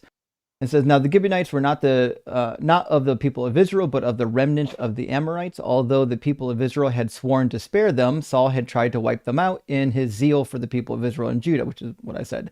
David said to the Gibeonites, what shall I do for you? So he's like, okay, listen, there's a blood feud. God's mad. God's mad that the Gibeonites were murdered, even though Saul made a covenant or the Israelites made a covenant under the name of Yahweh that we wouldn't wipe you out, and Saul went back on it. So they asked the Lord for help, and this is what they come down with. It says, they said to the king, the man who consumed us and planned to destroy us so that we should have no place in the territory of Israel, let 7 of his sons be handed over to us, and we will impale them before the Lord at Gibeon and on the mountain of the Lord. And the king said, I will hand them over. So that's what happens. King David selects 7 members of King Saul's household. And then they're impaled. It says, the 7 of them perished together, and they were put to death on the first days of the harvest at the beginning of the barley harvest. And then God was clearly appeased, because it says at the end of that, they did all that the king commanded. After that, God heeded the supplications of the land. So what we've got in the Bible is a God who actually is like okay with blood feuds because he's maintaining one on purpose. So would the Christian address of this would be one of them that I've seen is that the preeminence of blood feuds in the past, when people are more tribal, people have become less tribal over time, literally less tribes, as they get like annihilated and wiped out throughout history. So as that is the case, some Christians, dispensationalists, I think, and again, you're an expert in this, I'm not, this isn't my field. And by the way, I do really quickly want to say I'm not a William Lane Craig guy. That is just another philosopher who happens to be a Christian coincidentally. But yeah, just to really quickly address the presence of blood feuds and what looks like a shifting framework, moving the goalposts. A dispensationalist would just say God works in different times, and he says okay to divorce at some points in Scripture because of the hardness of their hearts, right? So these goalposts move throughout history because of divine command theory, which I struggle with, but I just have to have faith that that is the case. So these blood feuds are less they're less prevalent now because people are less tribal. People aren't. It's less kosher to do so. There's a society and a framework that is inspired deeply by that Western legal tradition and natural law framework that I talked about, that would suggest that it's detrimental to the good of society that Plato talks about, that Aristotle talks about, that Aquinas talks about, that Hobbes talks about. So I've cited 5, 6, 7, 800 years at this point of the prevalence of a natural law theory that speaks to the goodness that's written on people's hearts. And even though there is and I do want to let you know, like, yes, there is terrible atrocities in Scripture, but the Bible is not prescribing those things necessarily. I think in this case, it actually might be the case that he is, right? Yeah, because so the basic premise of the argument is that, listen, blood feuds are unfair and unjust just by the nature of people that weren't involved in the killing being killed. It's just an unjust situation for the person being killed. The second premise would be, well, God endorses blood feuds. At a minimum, he endorsed this one. So then the logical conclusion would be, hey, we have at least one instance where God endorsed something that was unjust. What do you think? So how isn't the most faithful thing for me to do as a Christian who has come into contact with a lot of these ideas, actually starting with Dr. Joshua Bowen and then tangentially with you and others. I think the most faithful thing for me to do is to look at this and say, my faith is my faith. If I try and science my faith, if I apply the same rigor and methodology to my faith, then it's not faith anymore. No, Right? Is it I'm not faith? doing science. I'm just talking about applying logic. You are applying a scientific methodology, and we can. What I don't think that logic? it's. I don't think it would be. You are This 100% applying this the is methodology. metaphysics, right? So this is what you're using. You're using philosophy, right? I'm just using philosophy too. I think my logical syllogism here is sound and valid. Blood feuds are not just in any time frame. God endorsed blood feuds. Conclusion: God endorses unjust actions, which would be a contradiction because Deuteronomy 32:4 says He's just in all of His ways. So the problem is that you are tying God to. Let's see. So blood feuds are not just in any time frame. I agree with premise one. Premise two is that God endorses blood feuds. So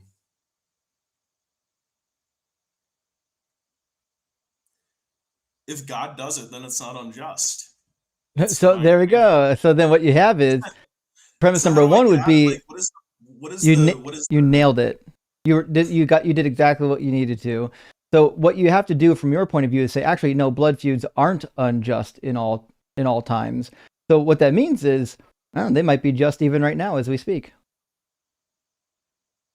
so why can't I say that the Israelites who came out of Canaan, who, like, I've listened to a lot of these, like, lectures and talks, they a lot of the times just did whatever they want and then said that God told them to do it, right? So Oh, it's like, isn't that religion? Isn't that a lot of what so religion is? I mean, the question then you're asking right now is, hey, did this Bible story actually happen? And if we're going to Well, so I'm question not this Bible assuming. story, Yeah, I'm we not can kind of assuming question that all of them, right? scripture. I'm not assuming scripture is. I believe that the autographs, which we don't have access to, are inspired, but still written by men. Even the autographs, right? I would say that. So, like, I throw Paul out. I think I agree with you on everything you've said about Paul. 100%. I would say that I follow Jesus and what Jesus said. What Jesus taught was to follow. And Matthew 28:19 says, "Go therefore and make disciples of all nations, baptizing them in the name of the Father, the Son, and the Holy Spirit, teaching them to observe everything, not some things, everything that I've commanded you. Yeah, I will be with you until the very end of the day." So, or the age. So God is telling us to do something. Jesus, the God man, is telling us to do something totally different than Paul. They thought that he was someone from Satan, an angel of Satan, right? So this is what the Bible teaches. This is the truth, and in my opinion, from what I've read, I don't think Paul's right. But I think that God, and I think that the Israelites, I think God is, maybe the Israelites misunderstood God. I think they misunderstood him, and I don't think that God said to do those things, because why would God say to do those things? I think the people who wrote it down got it wrong. So if we're going to go into the Bible and find things that are difficult that we don't like and say, oh, then maybe they wrote them down wrong. But I guess I don't really know what the point of having this book is, because like Moses theoretically wrote like 614 laws. How can we know if any of those laws came from God? Well, the Ten Commandments, right?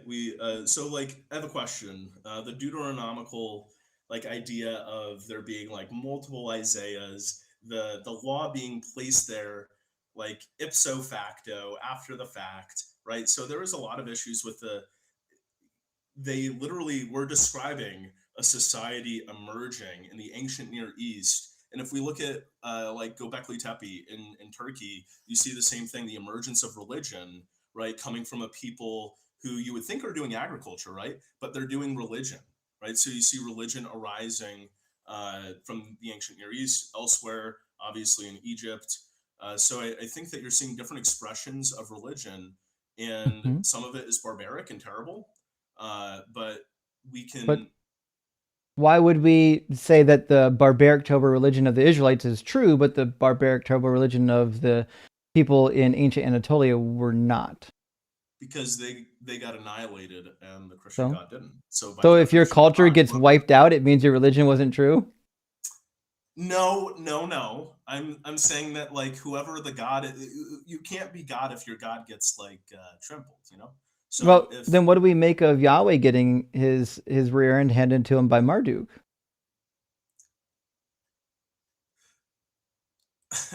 well, where is he now? Right? Yahweh Well, is still preached, and people are Yahwists to this day, but people are not following it. I Marduk don't know. already proved his might, and he's on vacation. I'm unsure what you. I mean, he already had his boxing match with Yahweh and won, and now he's going off fighting other stuff. But that's not the religious consensus, and by that I What just do you mean mean by majority. what do you mean by religious I consensus? mean What's by that majority. mean? I mean majority. Like the majority of the world is Christian, followed by like Islam, right? So what? So it might be Islam now, right? I Like mean, what's growing fast? pretty soon it's gonna be Islam. Again, I don't know what majority does for you. It doesn't. Majority opinions don't really mean anything to me. Like it, just because a Well, lot you of people can't be believe something God. doesn't mean it's true. Well, yeah. So the idea is the preeminence of Christian ideation, and whether you want to say that that's because of war or not, right? You can. I think that there can be solid arguments that the Byzantine Empire was warding off attacks from the Ottoman. That like there can be different ideas, right? But I think that if we look at the Western legal tradition and the Christian ideas, deistic ideas, God ideas, right, that largely align with the God that we see throughout uh, the New Testament, um, we can start to see that there is this emergent God across the entire world But uh, the New Testament through contradicts the Old Testament on the nature of God, though. Like love in and the Old deep. Testament, it says that God is one and He shares His glory with no other, and that every knee will bow to the name of Yahweh. But the New Testament says that Jesus shares the glory of God, and that He's actually three in one, and that every knee is going to bow to the name of Jesus. It doesn't seem cohesive. It seems like contradictions. Well, it's three in one. I mean, What's that even mean? do you accept syllogisms? I do. Do I you, love do you, syllogisms. okay, yeah. So, like, by the like, this is, I think, and I think this is something that should be addressed. Is oftentimes you'll have this conversation and you'll say, well, I'm Yahweh because I fulfilled the prophecies and this, that, and the other. But you didn't. You literally I did not did. go and sit on a donkey. When did? I did. Do you have a picture of it? Do you have anyone who wrote about it? Actually did. I did it, and my brother did too. We were at the African safari in Port in I uh totally concede that point. That was a little yeah, in Ohio. You don't think riding a totally. donkey is special, right? You know people ride donkeys. But Jesus is this figure who they protected the writings, right? Didn't they protect the writings? The I don't think scribes, so. it wasn't holy to them. They didn't I mean, keep it's it holy. in the like holies. Not until the Masoretic scribes, really. So prior to the Masoretic scribes, there wasn't like a single scribal tradition that they could lean on. There was a whole slew of tribal traditions. And to be honest, like a lot of scribes couldn't even read what they were writing down. They were just copying it letter for letter. They had learned how to copy, but they didn't always actually learn how to read it. So why can't you have faith that like you have a lot of biblical training?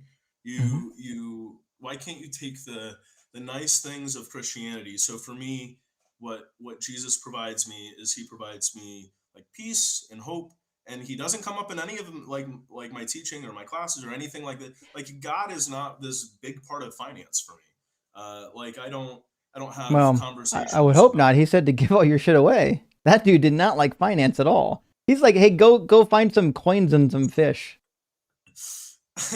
Well, like I mean, I think that God is like religion is like totally separate, and to make it and to disagree with the metaphysical argument of the natural law, like I haven't really seen an address of that. You are taking Well, the I examples can of give you some. one. Okay. Yeah. So natural law basically says that there are things that we kind of know instinctually, naturalistically, that are right or wrong based on like some sort of shared perception of nature. But that can't be true because like we can't agree on things. We can't agree on whether or not slavery is right or wrong. We can't agree on whether or not women are people versus property. We can't agree on whether or not justice applies to the nobles versus the commoners.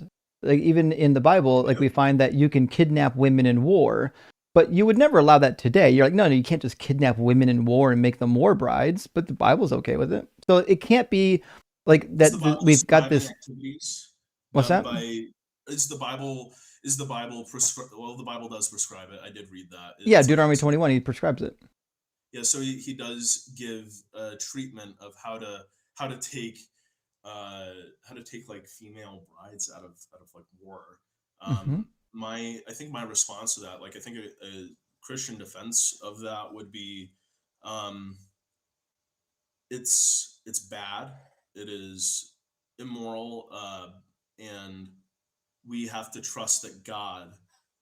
We have to believe. You have to, because you're not God. Like, no. So we just have to believe that that it's okay to kidnap women. I don't think it's okay, but God said it's okay, and that's what God said. Like I didn't say that. God said. So then, I'm just objectively speaking, is it okay to kidnap women in war? No, like that's. But God said it is. I just don't understand why God did it. And I don't trust the people who wrote it down. The why is irrelevant, right? If God said you can do it, then you can't say that it's wrong to do. Because God says, in fact, he says in Deuteronomy 12:28 that by doing these laws, you'll be doing what is good and right in the sight of the Lord your God. So that means this is one of those things that's good and right. How can we trust that that's actually what was said? Well, that goes back to the point that I was making earlier. Like, if the passages we don't like, we're just going to say, actually, we don't think that came from God. Well, what stops me from saying, hey, none of this shit came from God? Well, so I don't think any of Paul came from God because he's totally contradictory in every way. There's no harmonization. So like for every time you say that there's a contradiction, I promise you, like you guys did this the other day. And this is the part that I think is slightly a little bit, like I feel like you guys should give a little bit more credit to some of the arguments. For example, it is logically consistent that Judas could both have unalived himself by hanging himself and then falling into a pit. Oh, disagree. Why do you think that's not possible? You don't it says think that someone could fall and it says he fell headlong. When you get broken off of a rope, like say you put a bad rope on a tree or something, you don't fall headlong. You actually just fall feet straight to the ground. So you're making an argument that he couldn't have fallen headlong because the kinematics don't line up? That's how gravity works. Yeah, you don't just flip over while you're falling out of a tree. Like if you're hanging, sure you do. Centripetal force. I took physics as well. Centripetal force. Hold on. Why the fuck did my live stream get a violation? Hold on a second. Live visibility restricted for 10 minutes. Live is not eligible for recommended. You know, fuck TikTok. TikTok's the worst thing that's ever been invented. It's not you. Don't worry about it. Be careful with some words like hanging yourself. But the point is, like, I know enough about physics to know, like, if you're being hung and the rope breaks, like you're not just gonna randomly go like head over heels. Like there's some stuff that has to happen. Also, like how high of a tree do you think this was? I think it could have been like off like maybe like a cliff type of deal. Like so like who's to say like if this man is falling like yes I understand like he'll negative 9.8 meters per second, you multiply it by his mass or whatever, like we can all do that, but what I'm saying is like that is not faithful to reality because centripetal force is like centripetal force is a good example. Or what about multiple bodies and gravitational, like again you're speaking only in with respect to I'm not an engineer. I got a degree in math, but like my point though is that there's a fair bit of physics, and I think it would be wrong to say that like who's to say that like something didn't like hit him. A branch didn't hit him and cause and he got tied up in the thing and it started swinging around and there was a lot of wind. So listen, there's a lot of things it could say. It didn't say it, but it's interesting to me that we're kind of stuck on this because I actually didn't bring it up. You did. It sounds like this is something you're wrestling with, not me. I think that I think strong argument, like we can say that these people were human beings who didn't write down well what God said, and I think that religion arises out of society. It's emergent. The laws and the ideas of Jesus Christ, what he said, is still being preached. We are not hearing much from Zeus or Aphrodite, So what right? though? And huh? I guess I do. I don't know why we keep going back to this well of, well, Christianity is still popular, therefore it's true. Like, I don't really care if it's popular. Like, if 90% of the world believed in Islam, Islam would still be untrue. I agree, but like you wouldn't see people changing their minds about. Like I So don't hear. Well, yeah, that's maybe not the strongest argument. I think that. So how do you describe the emergent, unified themes that present themselves throughout the artifacts of the Magna Carta, the English Bill of Rights, the United States Constitution, and the hundreds of constitutions that have they were arisen the since? same people. Like, the people who did the Magna Carta and the Bill of Rights and whatnot, these were all part of a humanist movement that came out of a place in Europe where people weren't getting what they considered justice. They were getting persecuted specifically by the Catholic Church. You gotta remember, a lot of people that came over from Europe to America during that time period came over because of what the religious people were doing. And so I agree that if you have a group of people that leave a persecuted nation, a lot of them are going to kind of come to an agreement on some of the stuff that they don't want. But to say that they're unified and all in agreement doesn't say anything about whether or not the religion is true. It came from their religion. And So it a did lot of not. these writers, well, so the deistic ideas that did like if we like read through the Federalist Papers, we read through John Jay, and we read through Jefferson. Like if we read through the primary source literature, like yes, it's way more deistic. There's not really a strong Christian argument, but it's still the argument for uh, these ideas that are inscribed. So how are you going to posit this new philosophy that's this modern atheism? And again, it's like that 2011 uh, flavor of and it's strong. It's like four horsemen atheism, though. Like when we look at it, because you're making these arguments that it's like the Hitchens argument. Well, it's kind of ridiculous, and there's the moral inscrutabilities and all of these issues. But the problem is that those are just particulars. That exists everywhere. That's not a disproof of God. Well, The you don't have existence to of a strong disprove something that moral. doesn't exist. I mean, that's like, I think that's a misapplication of what's happened. Like, it's the burden is almost always going to be on the person who thinks that the imaginary thing exists. Like if I said that the tooth fairy actually inspired the Magna Carta, now it's the burden's on me to say that the tooth fairy, or to demonstrate that the tooth fairy did it. Well, I'm saying that we can observe Well, inductively these actually, principles. These principles I could give you the are same inductive argument. What percentage of people do you think feel that it's beneficial to clean their teeth? beneficial. Yep.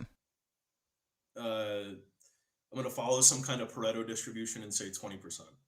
That's it? I'll say 20%. Yeah. Hold It's on. either 80% or 20%. That's my guess per the Pareto distribution.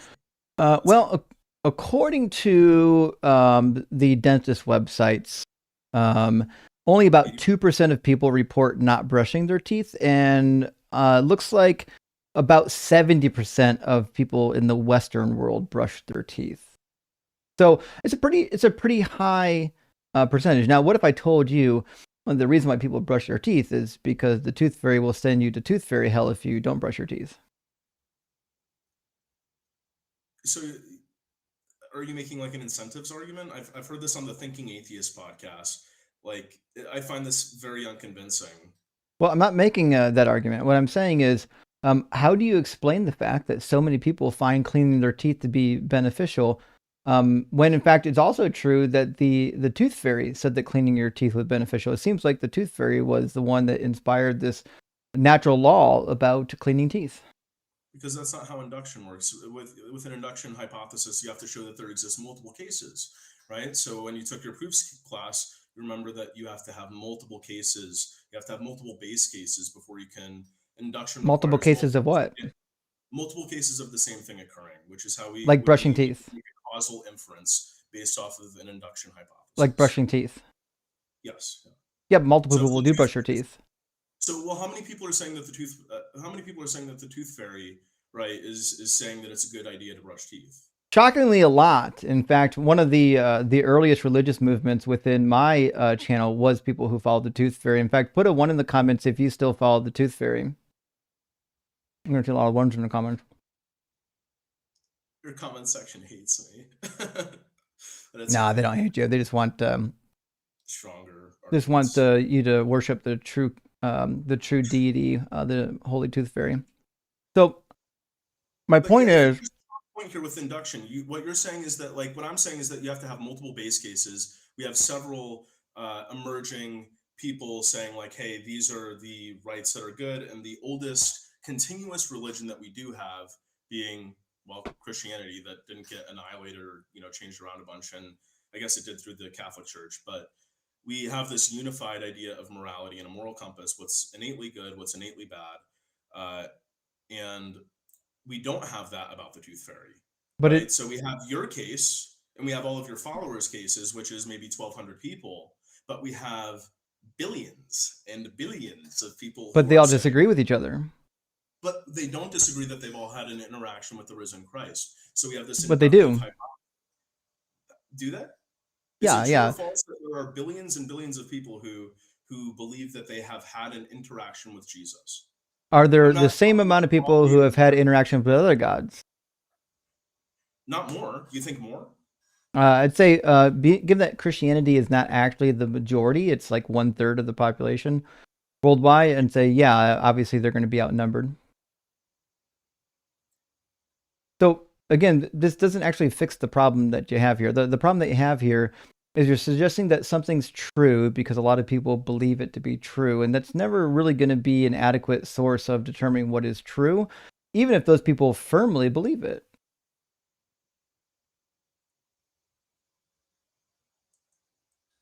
I don't think you would see like the realistic and literal expressions of these beliefs across societies, civilizations, times, because it hasn't occurred in any other. No other religion has impacted theology as much. Well, I mean, every religion has its own theology, which means every religion has a 100% impact on its own theology.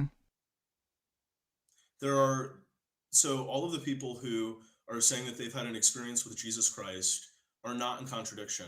There may be in contradiction in the characteristic, in the manner, in the measure, right? But they are all saying. Was Paul in contradiction?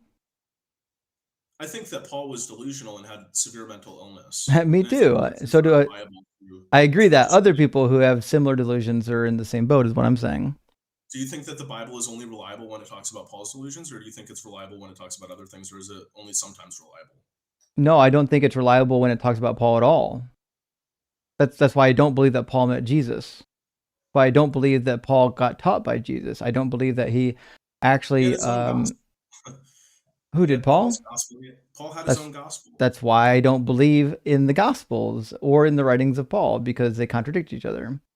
But that's the incorrect conclusion. Like you're weird. Like I agree with you on the availability of the evidence and what it looks like, what it says. But what I'm saying is like we wouldn't have this aggregate of behavior toward a God, an inclination to do the good thing, right? There's nothing. What good thing are you talking about? Like altruistic behavior. What does that to do with religion? Have you not met Buddhists? How would you? Well, they're doing it because they believe in some kind of like karmic idea, right? Yeah. So doing things for your belief is not evidence that your belief is true. But so that's not altruism, though. As an atheist, how do you describe altruism? Because altruism is Buddhism has altruism. It's built into the tenets. Can you say that again, please? Yeah, there is altruism in Buddhism. Okay. Right? So you're not supposed to seek wealth. You're not supposed to seek property. You're not supposed to seek worldly assets for yourself. In fact, you're supposed to give that away and serve. So like altruism can exist in like any religion. It doesn't matter if it's related to the Christian religion or not. So do you not have like what happened when you became a Christian? Was it just like an emotional experience? You don't believe that you had an experience with Jesus Christ? Not important or relevant at all to this conversation. Okay, that's fair. I apologize. Fair enough. Yeah, So so my point is like when the Bible is full of things that even you as a Christian have to say, well, I don't think that actually came from God. All it does is it makes more and more of the Bible seem less likely, especially because the God described in this Bible, I have to believe that the God violates the laws of physics in order to exist, and the laws of physics and the laws of logic, which I just don't think is a necessary leap that I'm willing to take. do you think that how do you deal with Kierkegaard, either or, and the absurd? How do you deal with that? Because I think that that would be a beautiful reconciliation for what you're describing. To say none of this makes sense. The evidence is to the contrary. I know better, right? Kierkegaard agrees with you until then, and he says, "But I am not God." For what? For you to then conclude, so everything you've said to that point is sound and valid, right? But after that point, to then make the conclusion, ergo, God does not exist, does Well, not.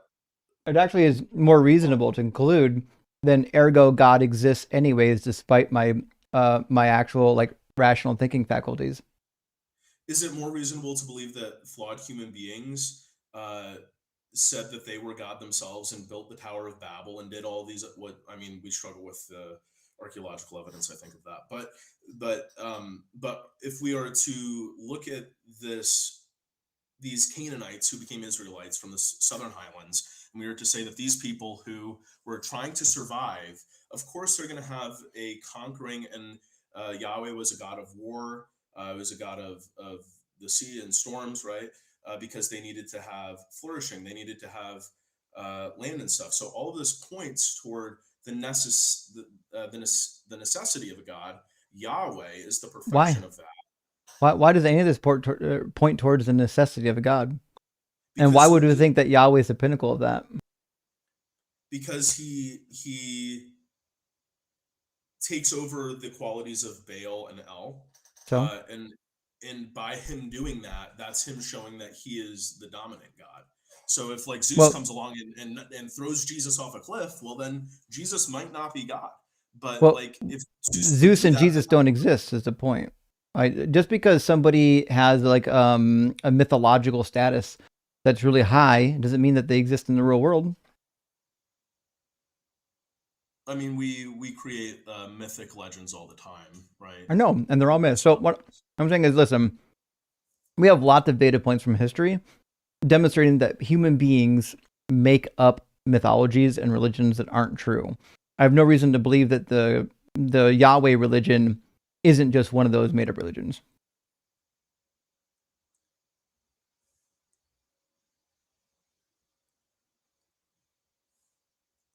So you wouldn't say that the principles being that Jesus directly taught being the preeminating idea of love and compassion and goodness, and that being purported through all of our laws and legislative processes and republicanism, and having a slow Nothing legislative. about Jesus' teachings made it into our laws. Jesus says don't even have kids. He did, Yeah. Well, did Paul say that? Because Jesus says don't own possessions, sell all that you have and give it to the poor. What about Jesus? Is it like, okay, like I know I'm kind of clinging here. What about Jesus as like a Nazarite, the Jesus Way podcast? What about those ideas of Jesus as just who he said he was, and throwing away a lot of the Pauline elements and just accepting Jesus as the God man and just accepting what he said? I think if you get rid of Paul, you have a Jesus who is a Judaizer that believes you should follow all of the law of Moses. And I think that the law of Moses is barbaric and heinous. And so if that's the version of Jesus we have to cling to, I think it's one of the worst editions of him. But I've heard other folks make the argument that the Deuteronomical legislation and laws that came there were added after the fact, and the only things that we do have are truly like the 10 Commandments, not those 600 laws that appear. Oh, that's not what they take. Typically, the earliest legal code is called the Covenant the covenant code. It's in Exodus. It's about 3 different chapters worth of laws. After that, probably came the Levitical law code, and then after that is going to be the Deuteronomic law code. The Deuteronomic law code probably written during the reign of Josiah, maybe even by Jeremiah's father, which is why we see a huge crossover between Jeremiah and the Deuteronomy law code. That being said, just because these things were written in different time periods, that doesn't actually make the problem go away, because Jesus believes that these things did come from God in full. He doesn't necessitate that the exact way that it was written necessarily, right? Because he was a tecton, he was a carpenter, he was a builder, right? So he did traveling for his work and stuff. I'm not totally convinced that he would have known all of the stuff, right? He doesn't. That's the problem.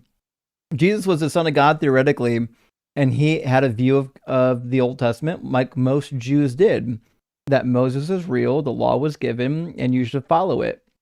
So when Jesus says to follow it, you're right. When Jesus says to follow it, where it came from no longer matters. He just says follow it anyways.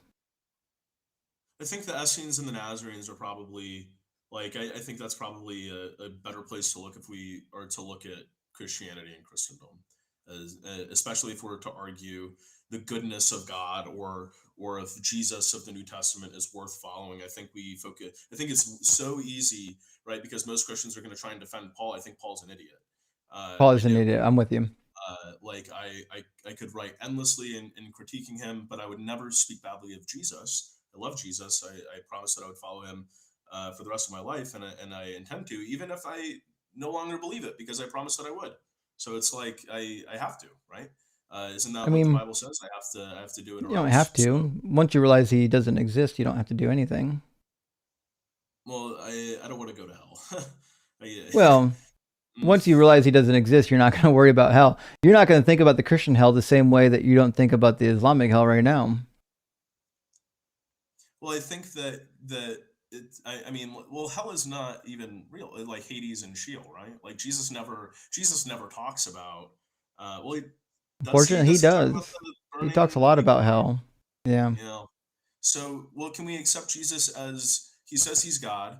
But I think that if we just accept that and accept that the New Testament writers maybe got, and some of the Old Testament writers got a lot of it wrong, they weren't there, some of it was made up, but we can still accept that Jesus is God because he said he was God, and we can't. But why would we accept that? Because we can't find his grave. We don't know where he was. So what? He was Show me Aristeas' grave. Was he a celebrity at the time? Yep. Okay. Was his body protected by like a Roman guard? Nope, and neither was Jesus's. That was story is literally only told by the Bible. Only the book of Matthew even. Not even William Lane Craig thinks that part's credible. Well, to be fair, I don't agree with William Lane Craig on a lot, but true. I should not have invoked him because that set everybody off. How I guess I don't think we're going to agree, so I would ask you a question very respectfully. So like as a scholar, as someone who did used to be a preacher, and as someone who has spent a significant amount of your life studying this professionally and contributing to the scholarly community, and I'm guessing is deconverted because you're an atheist, right? I don't know if you would describe yourself as that. So for me, I throw away Paul. I just say I follow Christ. And I like the Nazarene ideas and the Essenes, but I am a little bit nervous about the tenability of a faith that does prescribe some of the atrocities in the Old Testament. And I think that I have to just accept that these things were written incorrectly by people who were trying to, like again, not the Akkadians, who are the people that the Israelites were attacking. The Amalekites or something like that? The Amalekites, and there's a couple other groups, the Philistines they hated, and also the Babylonians and Assyrians. Yeah, so these sieges, these events, I think a lot of times we see this in scripture. The Israelites do the exact opposite of what God tells them to do. Yahweh and his Ashura and all that and his consort. So like they're worshiping other gods. Yahweh has a wife in some instances, right? So I think that people are getting this wrong, and if we just look at Jesus, like, I don't know if there is a historical Jesus. I don't want to speak out of turn. I shouldn't have said that. Like, I don't know. I don't know It if sounds like, according to let me historical summarize this. science. It sounds like you like Christianity, but you're probably coming to the realization that it's not as sound of a position to hold on to as you would want it to be. Well, when I went to grad school, it became um, when like critically engaging with material makes it more difficult. But I just try Hmm. and have faith that God makes it all work, right? Yeah, Well, yeah, I just need to I trust get that it. God is. I used to think the same thing. Let me ask you a question. Don't you think it's just more possible that if there's a God, it's not the God of this book? Well, who would it be? Well, it could be a God that you've never heard of because he's so far beyond your understanding, or she, that not a book would even come close to adequately describing. But it certainly can't Okay, be a God that's self-contradictory, right? why not? If he's like, does there exist like does there exist a set that contains the empty set? You know, like how many elements are in the empty set? Well, You know, like that's I don't a think it's that's a problem imposed by misusing words. Like that's not a like these types of paradoxes aren't real paradoxes. Like the sure empty they are. set that includes a The set. Fugano axioms are 100% real. So, well, no, what I'm saying is the problem only exists because people are using words to describe something that they know isn't in existence. What I'm saying is, if there is a God, why would we think that it's already been described by one of these other religions? If only one of them, if we're like, listen, all these other religions are wrong, well, except for this one religion, and then when you look at that one religion, you're like, well, actually, it looks like a lot of stuff in this isn't true either. What's more likely, that that one religion that's full of problems is the one true religion, or that there's a God out there that's not really adequately described by any of these religions, and maybe you don't get to find out until you're dead? I would be more inclined to not believe in any God, Well, welcome to because atheism, my friend. well, I would be more inclined to believe that there is no God if there isn't some leap, Kierkegaardian leap for me into Hmm. into an abyss, right? Like, because Kierkegaard would say everything that we just said, and he says, have you read much of? I'm sure you have. You've read it probably more than I have. I read a little bit. I was kind of forced to in seminary, and then when I got the Fear and Trembling, I'm like, okay, well, maybe I don't like this guy so much. So he's extremely dense. I can't think of a more dense writer in theology for me anyway. And when I read him, I see someone who struggles with the evils, the pervasive evils that do exist, and he says, "I don't like. Do you think there's something bigger than you out there? You don't think that there's like some collective conscious, like, because you're talking Well, about there could the be, but it's universe. not this God.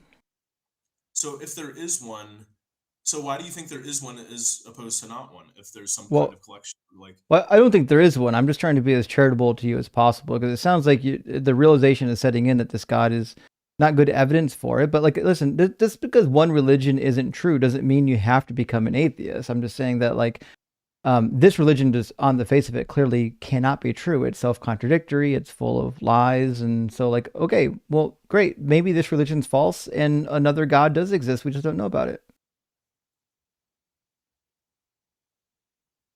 so you think the Christians just got it wrong? You think they're just wrong? Yeah, and that's why the New Testament is mostly written by Greeks, and it was populated by Greeks and was adopted by Greeks because the Jewish people at the time period largely and overwhelmingly rejected this Jesus nonsense because it directly contradicts the Hebrew Bible. The Hebrew Bible over and over again tells you that the Messiah is going to do a number of things, and Jesus didn't do none of them. So, as a Jew, you wouldn't have a good reason to adopt Jesus. But if you were a Greek and you're like, "Hey, this Jesus guy died and rose from the dead," you're like, "Oh man, this happens sometimes." In fact, they thought various Caesars died and rose from the dead. They had a number of people they thought died and rose from the dead. So if you're a Greek, like, oh, let's add another god to our pantheon. Great, we got another one. It was not a big deal. Yeah, they would just instantiate like some other god to come in. They distributed all of the attributes or the functions of God, rather the functions, the things that God does whether that's the agriculture, the rain, or fertility, right? Venus. So I think that yeah, I think I can't not be a Christian because I said I was going to be a Christian. So like I believe in God because he tells me I have to, and I'm going to burn in hell if I don't. And also I love him. Well, you think you do. When I was a child, I loved an imaginary friend, and then eventually I grew out of it, right?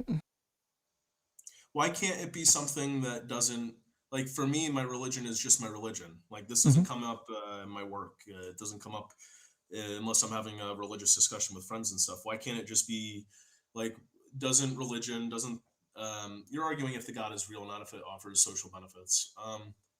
Well, if it's real because the people are experiencing benefits from it, like even if there is a placebo effect of that God, even if we do have randomized control trials showing that prayer doesn't work, we do have the belief. We actually do have research showing that longevity and long-term outcomes for patients who are spiritual and are religious.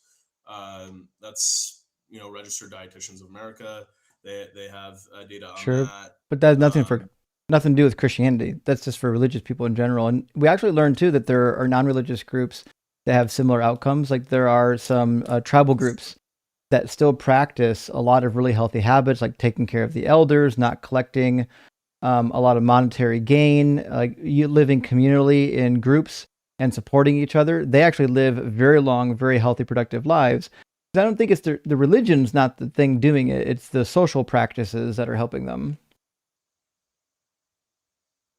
You don't think that the social practices are a consequence of religion? You think it's the other way around? Yep. Then why don't we have terrible religions that do That rape and horribly to pillage? We do. I Yeah. just don't think it's my religion. But they um, did. in Like some cases. So quite a while. Like the most dangerous place you could be in the Western world, in America specifically, if you're a child, is in a church.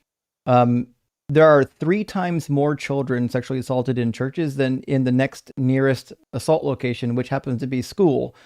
Um, and it gets even more stark because not all children in America actually have to go to church. They all go to school. what happens if you control for the Catholic Church? I bet those numbers go way down. Oh, Catholics go way up. They're worst offenders.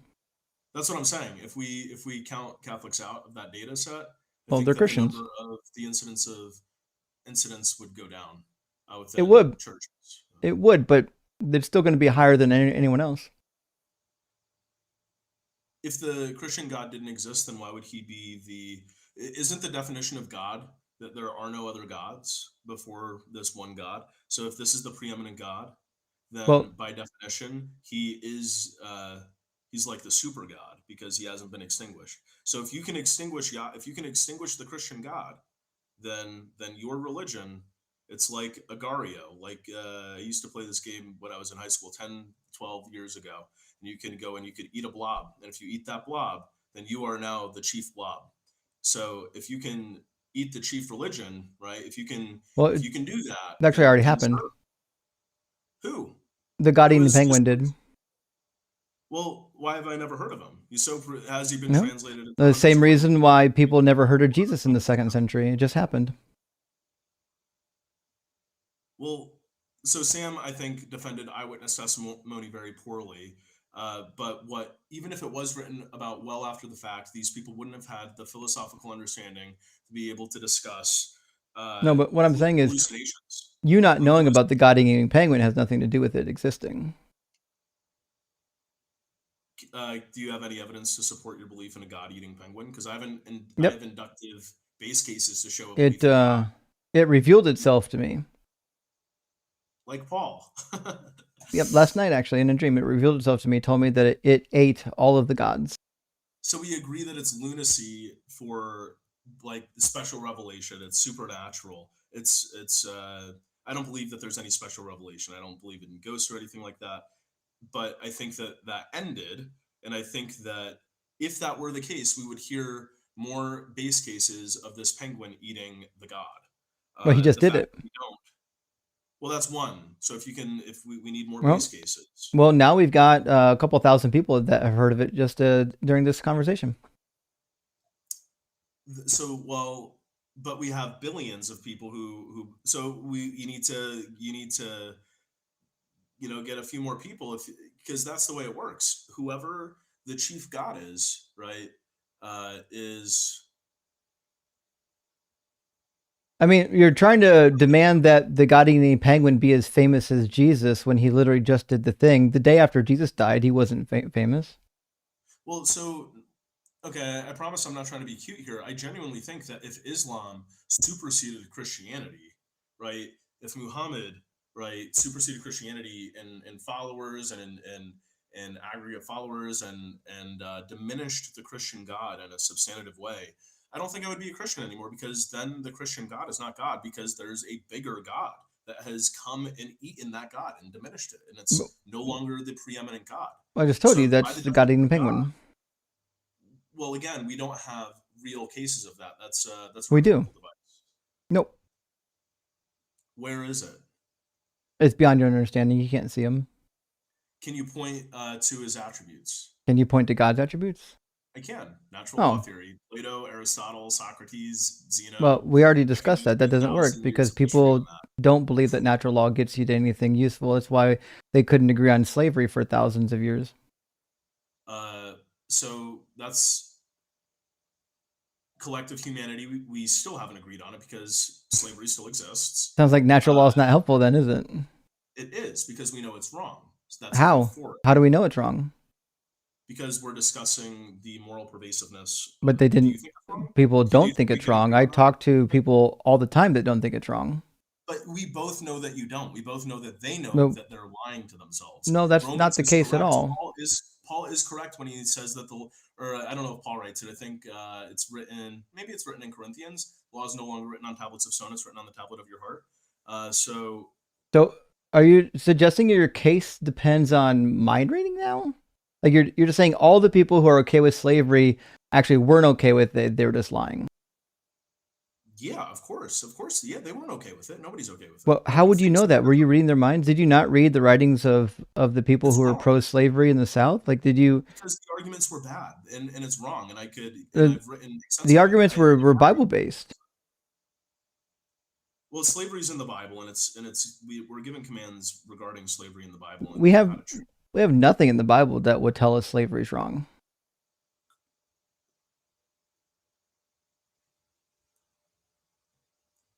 If there is neither female nor male in Jesus Christ, or Jew or Greek, do you think men and women cease to exist?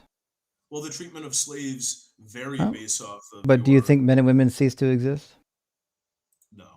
All right, so you can't say that got rid of slavery then.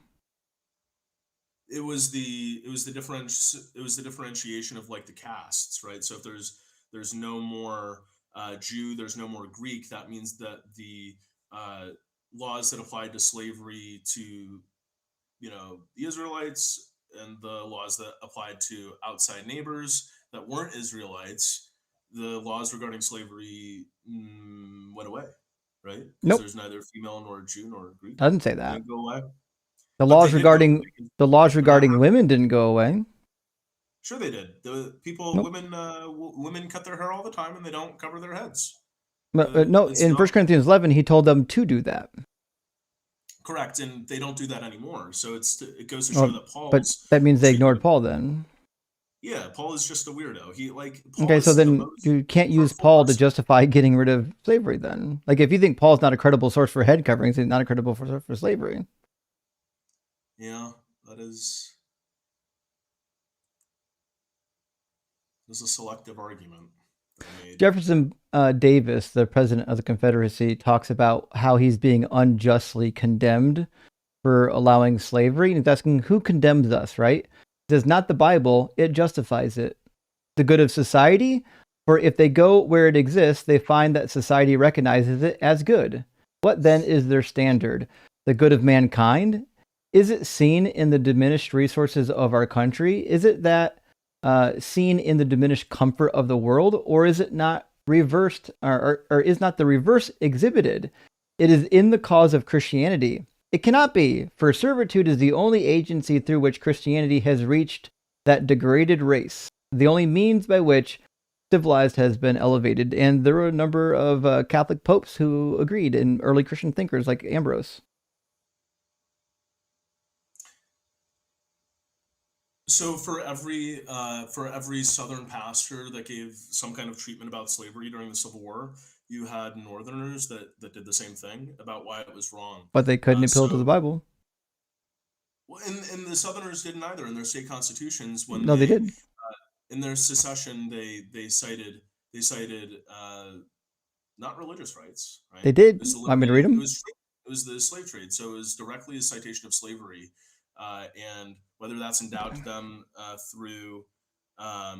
Well, if we're going to pull up, we should pull up pull up the state constitutions, which are citing slavery, and whether that's through manifest destiny or through other means is, to be debated, but it is debated, right? So this is directly now like intersecting with my field. So I'm happy. I'm extremely comfortable in this area. I have my books Sure. Right here at the primary literature with me. Look up the writings of Stephen Hale, the commissioner of the Alabama Secession.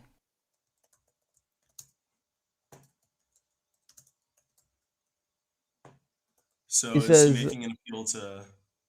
Yep. It says, what Southern man, be he slaveholder or non-slaveholder, can without indignation or horror contemplate the triumph of Negro equality and see his own sons and daughters in the not distant future associating with free Negroes upon terms of political and social equality, and the white man stripped by heaven-daring hand of fanaticism of that title to superiority over the black race, which God himself has bestowed. So he says God himself has bestowed superiority of white people over black people. So that's not unique to him, and that is literally eugenics, and that's not a mainstream idea. That's racism and eugenics, which are not supported by Christianity. And that's not eugenics. Eugenics is about breeding. Yeah. So, are you familiar with the extension of this and the pigman and the idea of how this like follows through the 18th and 19th century? So, like, I know, this, I know about how the eugenics plays into the racism of African Americans being like what they would consider subhuman. Yeah, yeah. So the idea of slavery, though, of course, the South, they're going to cling on to that. But the North, again, if we look up primary sources from the North, you see a totally different treatment of it. And again, it, slavery was the reason for the Civil War. Obviously, there were issues with trade. You had, you actually had, trade lines being taxed. You had the railroad issues. You had farming as the major center of industry in the South. Industry was kicking off in the North, but you had issues in the North too. You had the Triangle Shirtwaist Fire. You had all kinds of issues, right? So I don't think that trying to tie this to God, while slavery existed and people said it was okay because God said so back then, that's the same thing people are doing today. I'm not saying it's okay. I'm saying I don't understand why people are saying that. I think it's wrong. But what can you point to demonstrate that it's wrong? Because the Bible doesn't say that it's wrong. That's my point. Well, what I'm saying is I would point to all of the thinkers that the aforementioned thinkers. But I could easily just point to the ones that disagree. Well, those are not.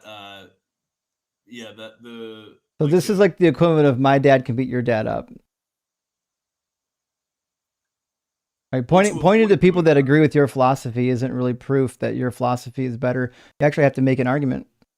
So if you're going to argue from like the farthest edge of the Overton window, then I don't think that that's representative of what people actually think, right? So the prevailing ideology is that the natural law theory. You mean when slaves were legal? Huh? You mean when slaves were legal? What about when slaves were legal? You're talking about the Overton window. I'm trying to figure out like when. Yeah. So the Overton window being like now, fast forwarding today. So slavery today is still legal, right? Like in some areas. So why would you think it's wrong? Well, because the law is not a right law, right? It's not orthos nomos. How do you know that? Because it is not benefiting the good of and the welfare of all of the people in that society. Who says it has to? Socrates, Aristotle, Plato. Like, if you So want to disagree with them, if your then source provide is a better argument. your I can source is cite them. if your source is Laws. Plato, then it sounds like you should believe in the Greek god. It sounds like you got the wrong one, because as it turns out, Plato didn't say slavery was wrong. Socrates didn't say it was wrong. Well, actually, they did. So Aristotle and Plato both make, well, specifically Aristotle. So I see what you're getting at. You're talking about the idea of the citizen, right? So the citizen not being anyone except for a land-owning white man, right? But this thought is challenged by Zeno. So the idea of having castes, things like that, are kind of thrown out by the idea of if we can reason, then we can reason correctly. Plato says that the acquisition of slaves is difficult and they're not easy to manage, and one should punish them properly and not spoil them. Is that what the Bible says? So Plato said. The Bible says something similar too, actually. So it's saying to be good to those who are even your slaves, right? Is that what it's saying? No, it says not to spoil them. Punish them properly. Don't let them be spoiled. Exodus 21 says you can beat them, and if they die a couple days later, you're not held accountable for it. So I don't think Aristotle says that, though. Aristotle supports the I looked up Plato of the polis, right? So so Aristotle is Plato's student, right? So I don't want to hide the ball here. Socrates, Plato, Aristotle, and when you see that the concept of the polis and the general welfare of all of the citizens of that society, and it's the virtue, right? So being virtuous. Have you read Politics?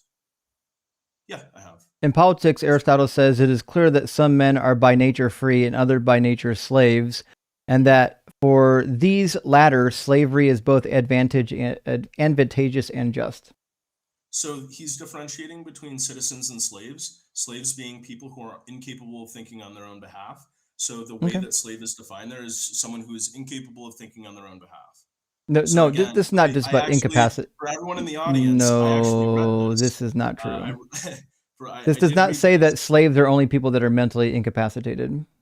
That's not what I'm saying. I'm saying that slaves are considered people who are not virtuous within that society. That is Aristotle's No, show me the quote for that. Sure, I will pull up the literature. I can actually cite it. Why am I doing that? Yeah, the literature on this. Let me pull up a paper on this. I have it on demand. No, just quote me. Give me the actual source where he says it. I will, because. Gotcha. Yep, I promise that I will. All right, so.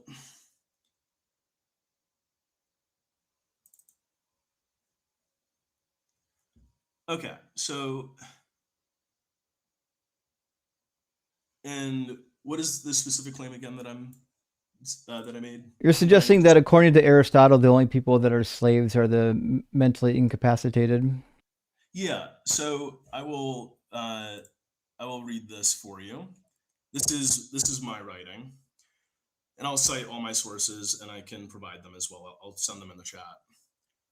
So since humans range from quote unquote natural slaves to quote unquote absolute kings in Aristotle's view, no single universal fits everyone. Corbett, 2009. Regarding natural slaves, Kraut, 2002, provides a treatment of Aristotle's slavery, discussing the reasoning behind it and emphasizing that those who are incapable of reasoning themselves but do understand it are effectively slaves. While the language is strong, it provides for useful context when considering the reach of the idea. I'm not interested in what paper you wrote about it. I want to hear what he said. Yeah, so I'm happy to pull up Corbett 2009. So this No. I want you to tell me what Aristotle said. I'm not interested in what other people said about him. Yeah, so Aristotle says he defines that in laws, which is actually Plato, not Aristotle. Plato's laws, you see the definition of a slave is someone who is not virtuous, incapable of right reason, and not. That's what I'm looking for. Where can I find that quote? You can find that in laws. You can go and read it. I actually. I'm not here to do the research for you. I cited Corbett. I have it open in front of me. If you let me know where it's at. What chapter? Can you give me a moment? Yep. Thank you. Because I will pull the direct. Like, I don't understand why you don't believe that I didn't do my homework, but for your argument's sake and for your viewers, I'm happy to show my work. I'm not actually aware of any early Greek thinkers that said anything about making only slaves of like the people that are mentally deficient. That's not what I'm saying at all. That's a misrepresentation of what I'm saying. Who is a slave according to Aristotle, or who's allowed to be a slave? No. There are natural slaves, right? And then there are slaves who, like, the word slave is misconstrued and misunderstood there. That's not, you are not contextualizing that properly, and I don't think that that's honest, and I'm pulling up the source. I'm just asking you, when I say slave, I'm talking about a human being owned by another human being. Yeah, so that's not at all what's being talked about here. Well, that's what I'm talking about. We're talking about, yeah, so I'm talking about like metaphysics, and I'm talking about the three major works by Plato, the thought of Aristotle, and again, I didn't think that I would have to go back to the primary source when it's in a peer-reviewed journal. Do you think that that is something that is reasonable for me to have to do well, if the question is Plato said something or Aristotle said something, then I think you should actually go back to what they said.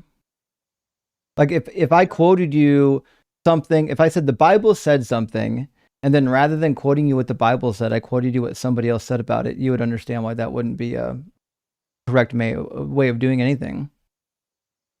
Again, if we have peer-reviewed research that has synthesized this already, I have read it, but I am literally having to, like, I'm on ResearchGate right now requesting this article because I'm not signed in with my institution. So there are licenses for these things, as I'm sure you know. Let me try one more time to pull up the direct quote of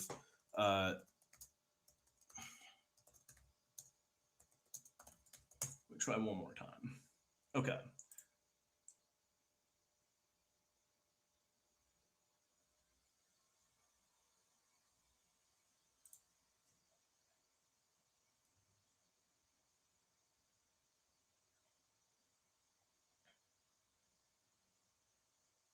Yeah, so like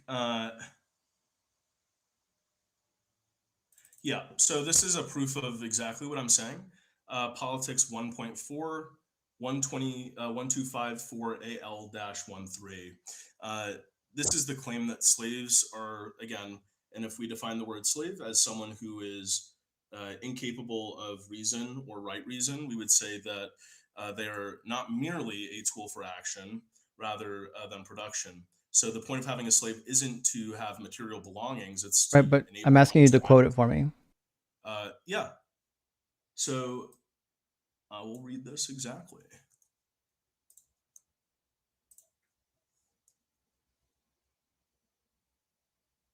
I mean, it's literally in Greek. I can't read Greek, but Topos text. You can get it in English. It's do we trust the translation? Do I we mean, trust the translation, or should we? Yeah, I think doulos in Greek is pretty easily translated into doulos English. is slave. Yeah, so that's so this is translated by Harris Rackham, and let's see. So the exact is Because I'm looking at politics right now, and it says I'm in 1.4, and it says a slave is a living possession and property, a number of such instruments, and the servant is himself an instrument which takes precedence over all other instruments. For if every instrument could accomplish his own work, obeying or anticipating the will of others, like the statutes of Delius, or the tripods of Hephaestus, so on and so forth. So he's just saying that the slave is someone's property. So that, I think, is a fundamental misreading of what is actually being said by virtue of it's quite literally not saying what you just said that it said. I can show you the exact text. Yeah, let's put it.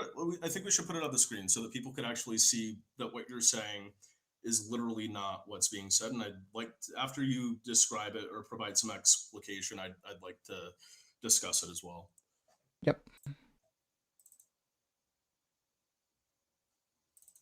In referring to slaves, it says, and so in the arrangement of the family, a slave is a living possession and property, a number of such instruments.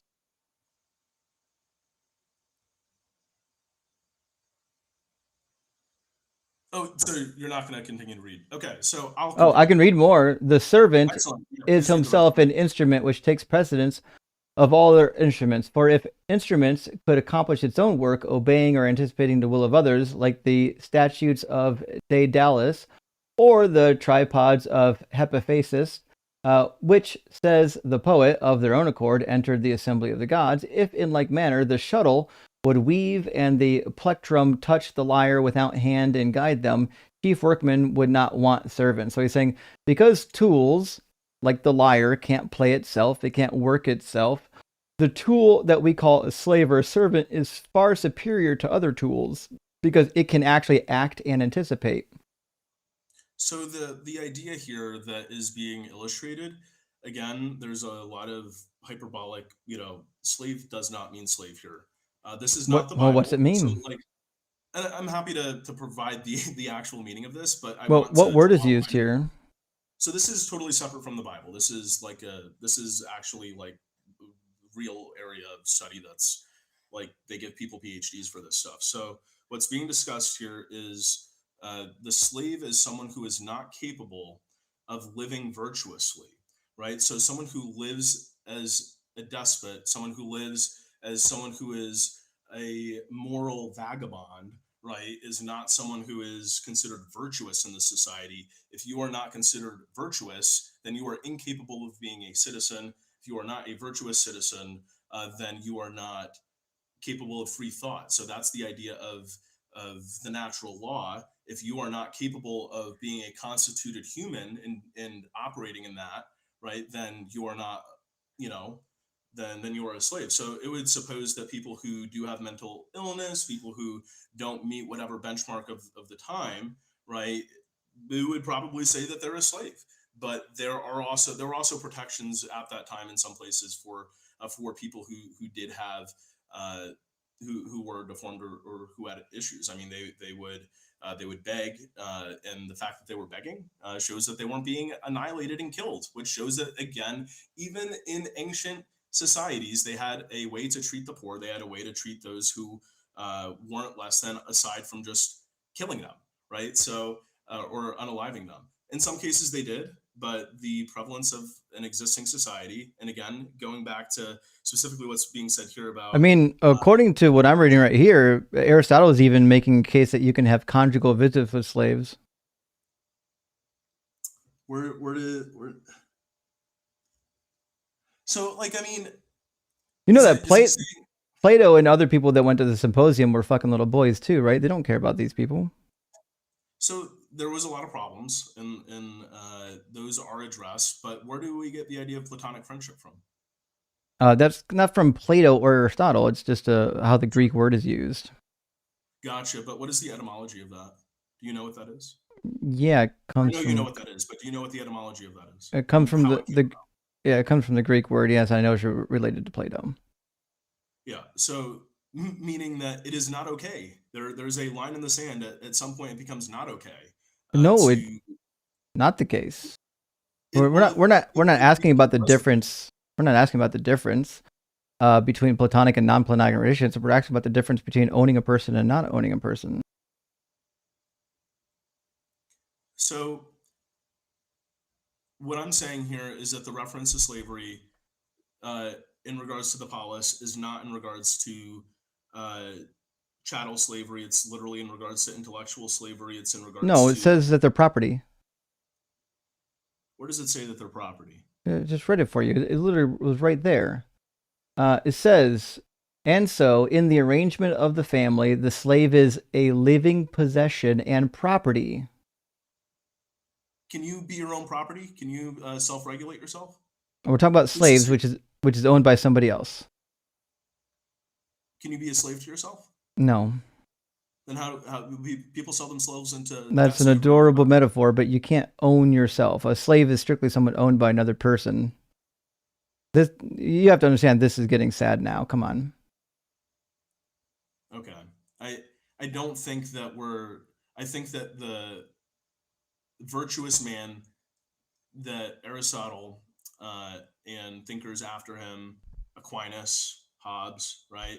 I think they're pointing toward the inviolable things that make us humans, our conscious, our sense of right and wrong, which Sure. again aren't totally arbitrary. If it weren't, like And Justin, if it weren't so, then I would like what would and stop none of you? that could help them understand that slavery wasn't right or wrong. They all agreed that slavery was just a natural form of life based on the laws of nature. If that were so, then why wouldn't it be arbitrary? Why would we now have it be totally incorrect for slavery if it was totally subjective? It never was subjective. It was always Exactly. Thank you. I don't believe in objective morals. You do.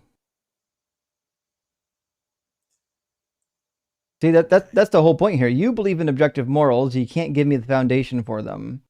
Your foundation is like this, like flapping in the wind. it's 1,000 years of philosophy, Justin, and you haven't Well, substantively they don't proven it. agree. Right? You can't say that philosophy is my objective moral when they don't agree. So like, what do you mean philosophy is get your objective morals? So some people do disagree, but we have this like we have this. Would you agree that there seems to be a linearization around Christian thought and ideas? I don't even know what you mean by linearization. What do you mean? You had to linearize things all the time and Yeah. differential equations. Like, I don't know what you mean in terms of the morals of the Christians to linearize yeah, so Christianity. the thought starting in one place and being extended but not distended, right? Being extended and not being taken away from, being properly extended throughout history. And there is a clear line of that thinking that has literally not been imitated anywhere else in history. I've I never have no seen it. idea what you're talking about. What in Christianity hasn't been implemented elsewhere?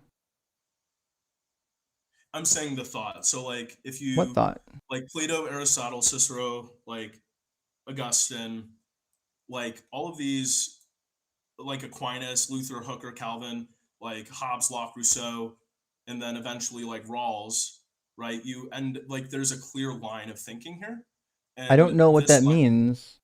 Like So modern the line. philosophies are like 66% atheists. Yes, that's my point. We've So it taken God sounds out of like it. That's the whole point. if philosophy then is an indicator of anything, it's an indicator that God doesn't exist. Well, we have subsidized the things that a God might do to more certain things, like uh, a jury, right? So instead of having a witch trial and burning someone at the stake, we now have a jury by your peers. We have the Fourth Amendment, But which prevents unlawful, search and seizure, right? So we but that have existed prior to Christianity. yes, yeah, yep. But I the don't understand concept what Christianity has to do with any of this.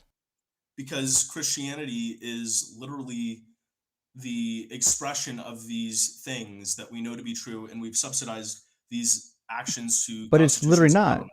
Christianity can't be an extension of what we know to be true, given that it's just patently false, and it endorses things that we don't think are true, like slavery is okay, owning women like property is okay, selling your daughter as a concubine is okay. If we know those But things to no be false, Christian then agrees with Christianity that. can't be some sort of a linear connection to it. I don't think any Christian agrees with that, and I think it's much easier to just say that people wrote it Agrees down with wrong. what? I don't think any Christians agree with like grape or slavery What or they used owning to. women. They used to. Like For the vast majority of the church, until like the 1700s, they were still allowing concubines. that's not good. I know, because the Bible says it's okay to do. That's what I'm saying. Like you're trying to compare what Christians think now to what Christians have always thought, and there's never been a unified Christian thought. That's why Martin Luther was okay with confiscating the property of the Jews and burning down their synagogues. He was a notorious anti-Semite, though. Notorious. So were most Jews. So were most Christians. Most Christians were anti-Semites for a long time. Do you think it's cherry picking a little bit to pick Luther? Like, come on, Luther. Nope. He's the biggest anti-Semite in like history, aside. He's Well, the maybe not. linearization of anti-Semitism in Christianity. In the American expression of it, potentially, right? He was European. He came over here, but Luther I came think to America? his ideas did. Sure, they did. Oh, sure. Yeah, they went everywhere. Yeah. my question is, how do you reconcile, like, because I have no doubt that you've had plenty of Christians tell you, like, "Oh, you're just like denying the truth that you know." Like, but we both know that it's always wrong to like hurt other people. So if you that is something that is known across all religions, It's across not all though. societies. It was not. You don't think there's a universal law of not hurting other people? If there was, then the ancient Jews wouldn't think that it's okay to commit genocide. They wouldn't think it's okay to murder babies. People are like literally right now. Look at what happened between Israel and Gaza. There are innocent people that were harmed, and they think that they have a reason to justify that. People don't agree on these morals, even if you think that they do. I think that people use the Bible to achieve terrible actions. In the same way Gazans people aren't use Christian. Islam and other texts, and people will do terrible evils in the name of religion that will turn, that'll make your skin crawl. But that doesn't mean that the actual faith is incorrect. Like, if But Jesus was a real person? that was your argument. You're saying that the reason why this religion is correct is because it somehow comports with our modern notion of morals, but it doesn't.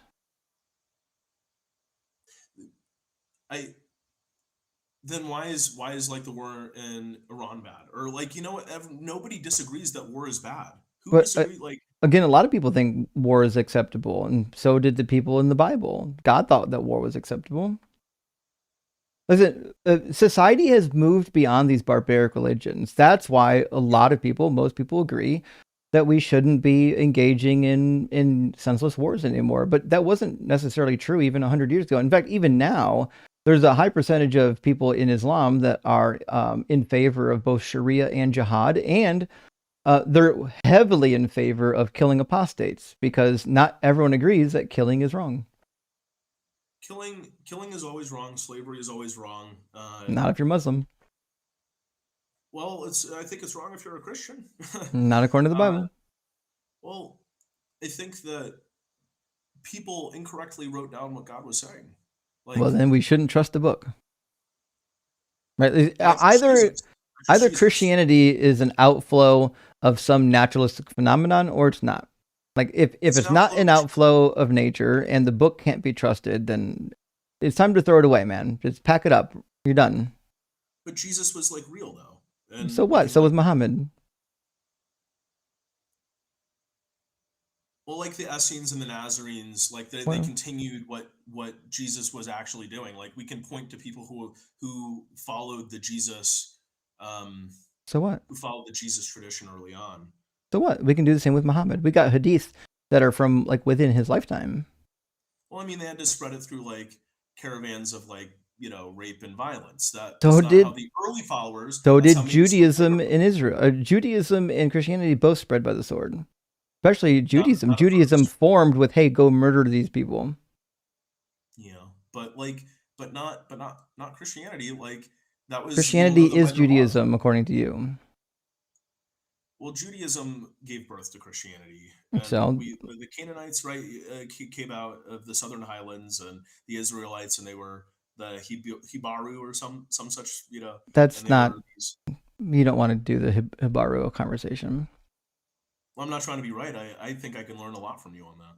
But The Hibaru only sound like Hebrews in English. In actual Hebrew, the Hebrews are called Evrit or Evri, and they're from the ancestor Ever.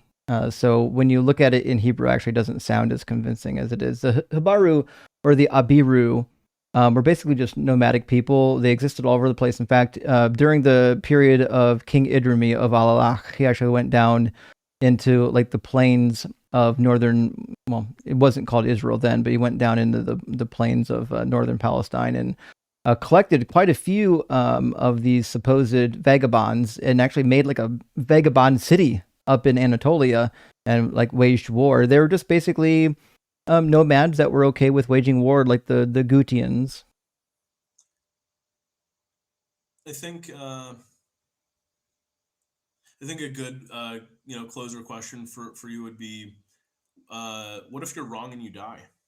I know Oh, what happens if I'm wrong and I die. If I'm wrong and I die, oh well, right? But if you're wrong and you well, die, what if you go to hell? Well, what if you go to Islamic hell?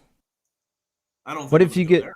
what if you get reincarnated as an ant because you didn't achieve enlightenment because you thought that the Christian God was okay? I don't think that I'll like if I got See, reincarnated as an like ant. your question assumes that only Christianity is true, right? That it's Christianity versus atheism, but you could be wrong about any other religion.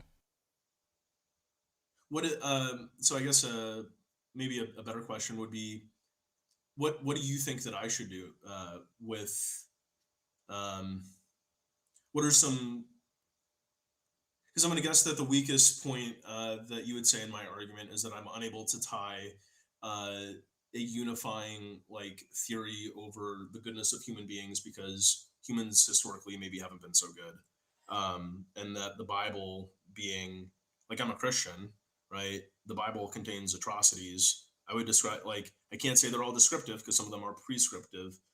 What harmonization, if there is any, can exist for me. It's my understanding that Dr. Bowen's wife is also an Assyriologist, but Mm-hmm. has decided to um, arrive at the other side of that coin. She's still What a are some theist, yeah. how can I harmonize some of these things? And for me, like maybe the ultimate thing isn't a desire for truth. Maybe it's a desire for comfort in some of the niceties that. Now it is the desire is for truth in my professional work as a scholar, as someone who is engaging with the literature, like as an economist, like that's something that's extremely important to me. But it's not like my faith is not intermingled at all in that, Mm-hmm. right? So how can I move forward in an intellectually honest way that doesn't totally destroy like my theology? Because it's a pretty quick deconversion process from here. If because like I'm not stupid. Like of course I've thought about what you've said before. I've seen you before. Um, what are ways for Christian scholars to maybe separate the Christian from being? I don't want that to be Mm-hmm. attached, right? I want to. Well, Dr. Bowen and I both have the same alma mater, so. mm-hmm. One of the things I would say is, I had a number of professors, even though I went to Christian institutions, that I would classify as agnostic. You can believe in some agnostic form of God and still like prefer that God to be similar to the God of the Bible and just kind of get rid of the bad stuff. But my suggestion is like, listen, if you're gonna take a form of God that to believe in, and it's really more based on your own logic and your own reasoning, then you don't really need the Christian God. Like you can call it God, just maybe don't call it the Christian God. Like if believing in God really helps you, like, and you really need that, I wouldn't take that from you. I've got people who went through like narca, I want to say the name get banned, NA and AA, who they feel like having a higher power really helps them. And I'm not going to go to them and say, hey, you shouldn't believe in God.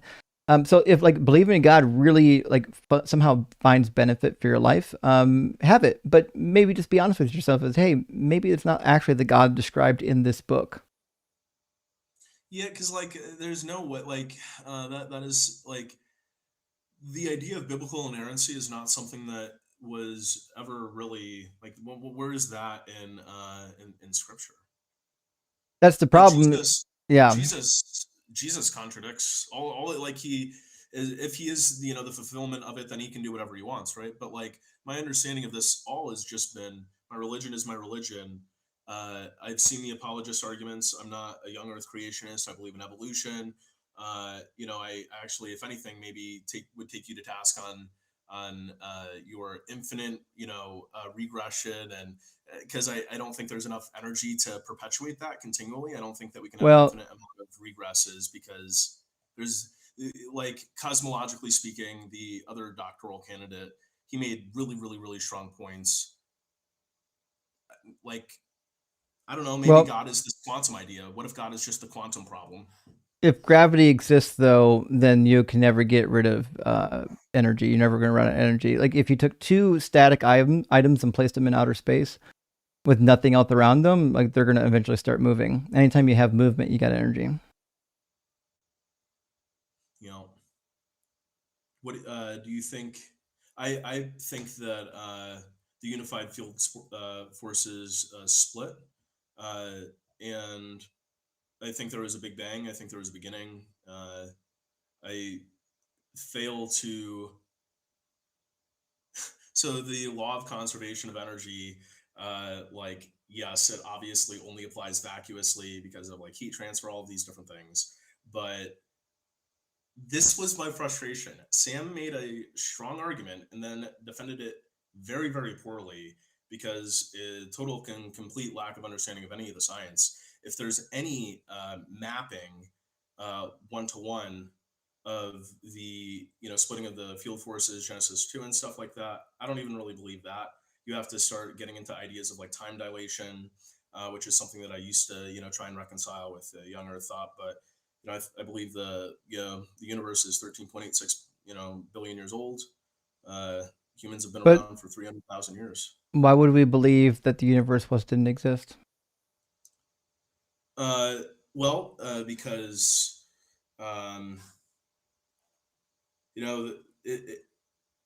it's not really a closed system, so I haven't seen any science to suggest that the universe is a closed system. And philosophically, like I think the closer we get to like understanding any of this stuff, like I did a little bit of graduate math and topology in grad school, but my physicist professors told me, they said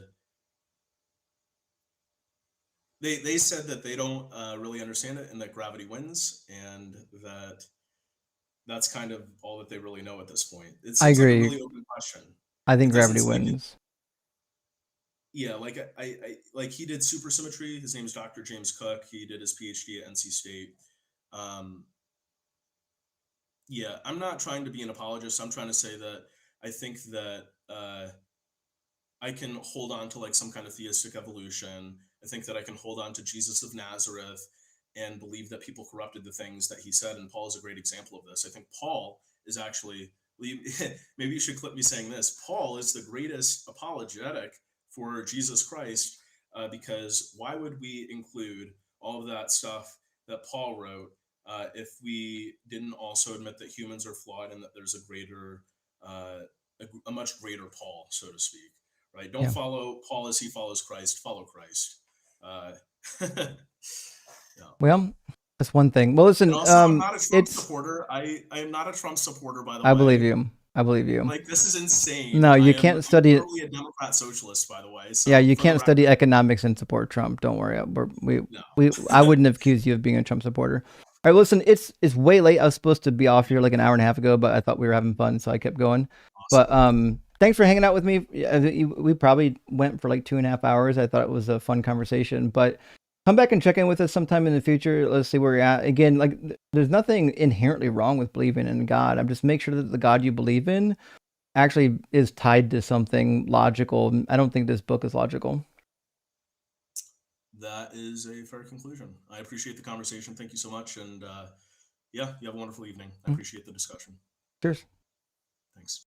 Nice guy. I hope he gets through it okay. I remember being in the phase where I was just like relentlessly fighting against what became the inevitable. It's hard, and he didn't sound like a bad guy. He's just doing what everyone does. You're fighting it, tooth and nail. But what are you gonna do? That's part of the process. Clever Moniker says, we never mind doing the Trinity. Oh, thanks for letting me know. Actually, Dove, I love talking about the Trinity. To me, it's my favorite pretzel subject, where you actually just get to watch somebody turn into pretzels. The Trinity, everyone thinks that they can explain it, but nobody can. And Gentleman says, is Jacko trying to move a sofa? Wow, the pivots. Oh, fuck. Yes. Hold on. Pivot! Pivot! Nailed it. Pivot! Pivot! All right, that's a long one. We got some pivots in there. Pat says, yeah, this all great designer needs to be shit. Yeah, needs to be sacked. Didn't do a good job. Failure. F on the paper. And Pat says, when God commands murder, like, you know what? Listen, murder's always bad unless God commands it. Then you get to do special pleading, and because reasons, right? Hank says, Jacoby would fail remedial sandpit. Hold on. Wait, what? What's sandpit? Hold on. Sand pit. I feel like this is a joke of like the easiest game on the playground, failing the sand pit. And I could agree with you. The Jacoby wasn't he wasn't doing a whole lot. And Pick, thank you for the super chat. Says thanks for everything you do. Rock hard for Doug. Well, thank you, Picket Beads. I really appreciate that. Also, good question, says Jesusaurus Rex. You know what? Good question. I liked you until just now. I would never name anything I liked after Jesus, like Jesusaurus Rex, but I get it. You were doing your best there, friend. Still love you.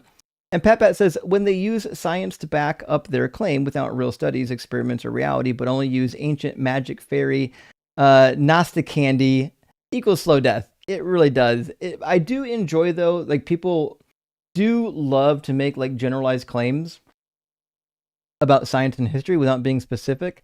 And I've found that over the course of time, like when you press them on the actual claim, quite often they don't actually know where it came from or why it holds true. They're just kind of generally repeating like something they heard, like they saw it in a headline.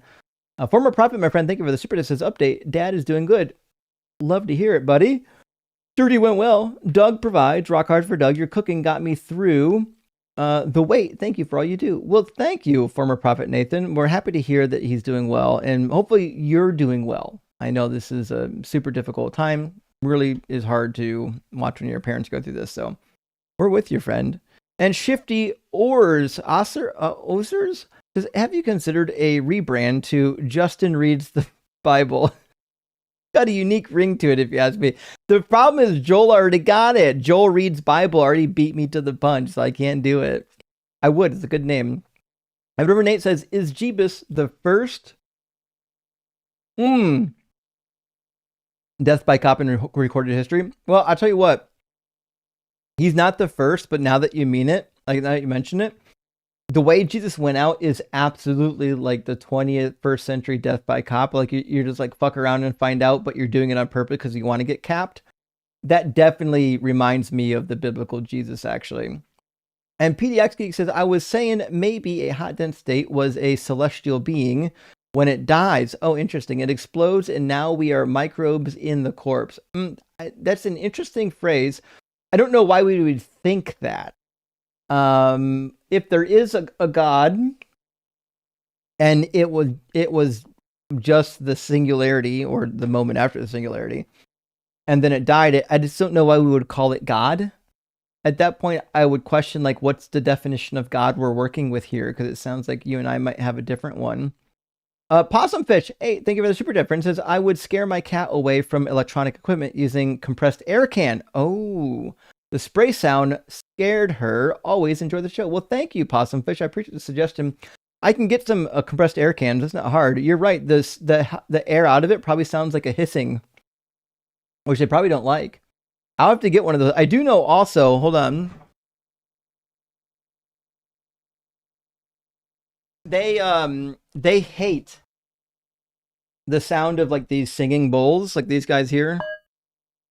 Don't like that at all. Now this is a small one. They don't mind this one too much. I've got a bigger one downstairs. They hate that sound when they're like climbing on the tables and counters. You just ring that bowl and they're scampering right out. But I need a bigger one for the office so I can ring it up here.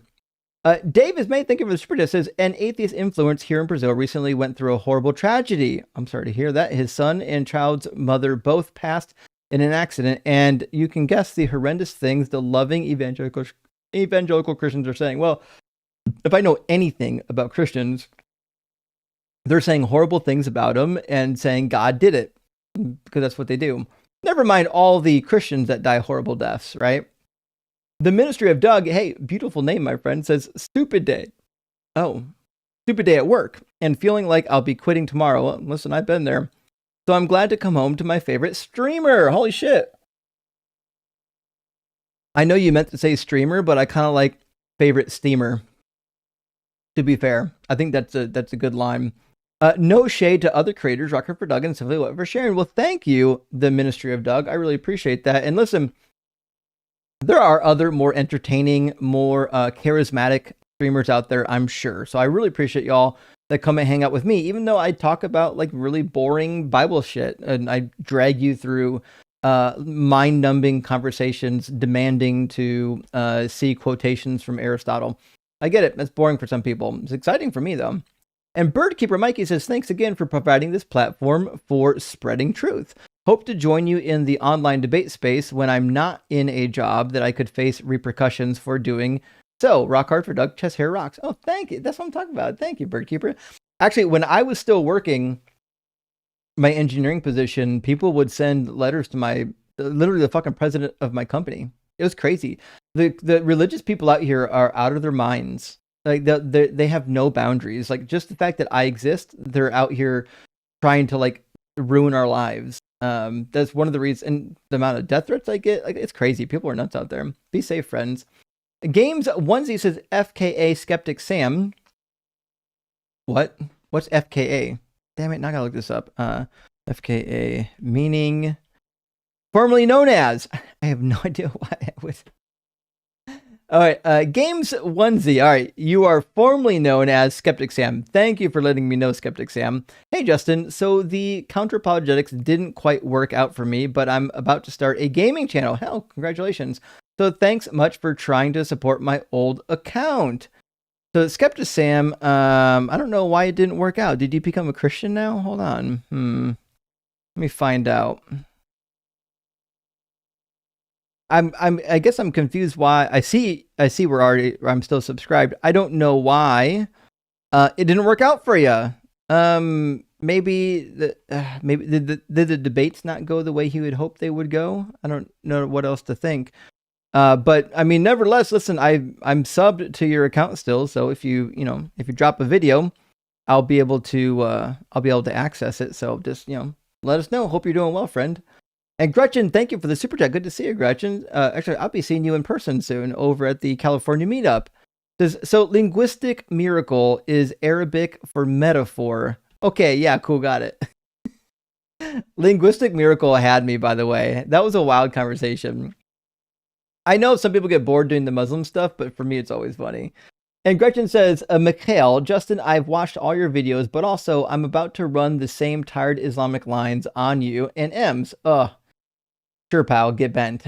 Gretchen, I'm with you. I don't understand how somebody can come in, watch the same debate over and over again, get the same information over and over again, see the theist lose over and over again, and then think to myself, I want to come in and give the identical same fucking debate. Like, how do you think it's going to go for you? Oh, well, I'm the big, that's why, like, my debating career, I didn't get into it on a whim. Like, I had been watching people like Matt debate for a long time, and I'm like, I knew I could do a good job. Because, like, listen, I have a good education in this field, and I think I'm really logical and good at doing resource work. So it wasn't like I just jumped into it by accident. I was like, no, I actually think I could do this for good reasons. I had good reason to think I could do it. Whereas a lot of people get up here, I have no idea why they think they could do it. Like, they've exhibited no skills whatsoever in doing any of this type of stuff. I'm the Big Cheese says, general God concept cannot argue for a God that is source of morality as opposed to being amoral. I agree. The generic God concept, there's no good argument for it being all loving or all good. That's why, I'll press the question, how do you know that your God is good? And it always evokes the same response. You don't and you can't, right? You have to presuppose it. And May Meow Meow says, thank you for trying to insert some rationality into people detached from reality who worship a sky daddy. Well, listen, that is kind of the goal of the channel. And I realize that it's hard, but you got to remember, like, once upon a time, a lot of us were on the other side, and it took a lot of persuasion to get us over. But I'm willing to put in the work to see the harvest. Pun intended. Sorry, Jesus, you're dead now. Mostly Gizzard, my friend, thank you for the super chat. Says, I had to protect my cables from cats with citrus spray oil. That's what worked best, in my opinion. You know what, Mostly Gizzards? This is actually the case. This is what I've heard. Some citrus on the stuff. Citrus oils would actually last longer rather than just straight up evaporating off. Let me see if I can find some though real quick.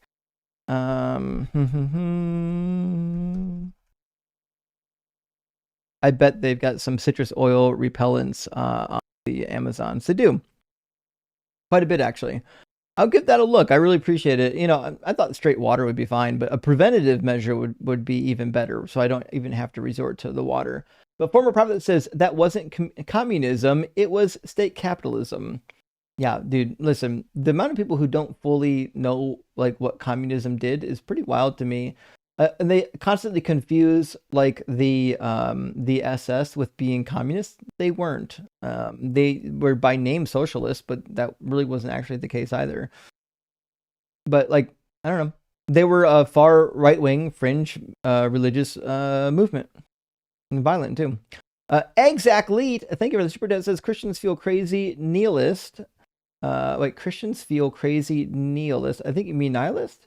What more nihilistic than hoping? What is more nihilistic than hoping for the end of the world and not caring what gets her on the way? This is a fair point.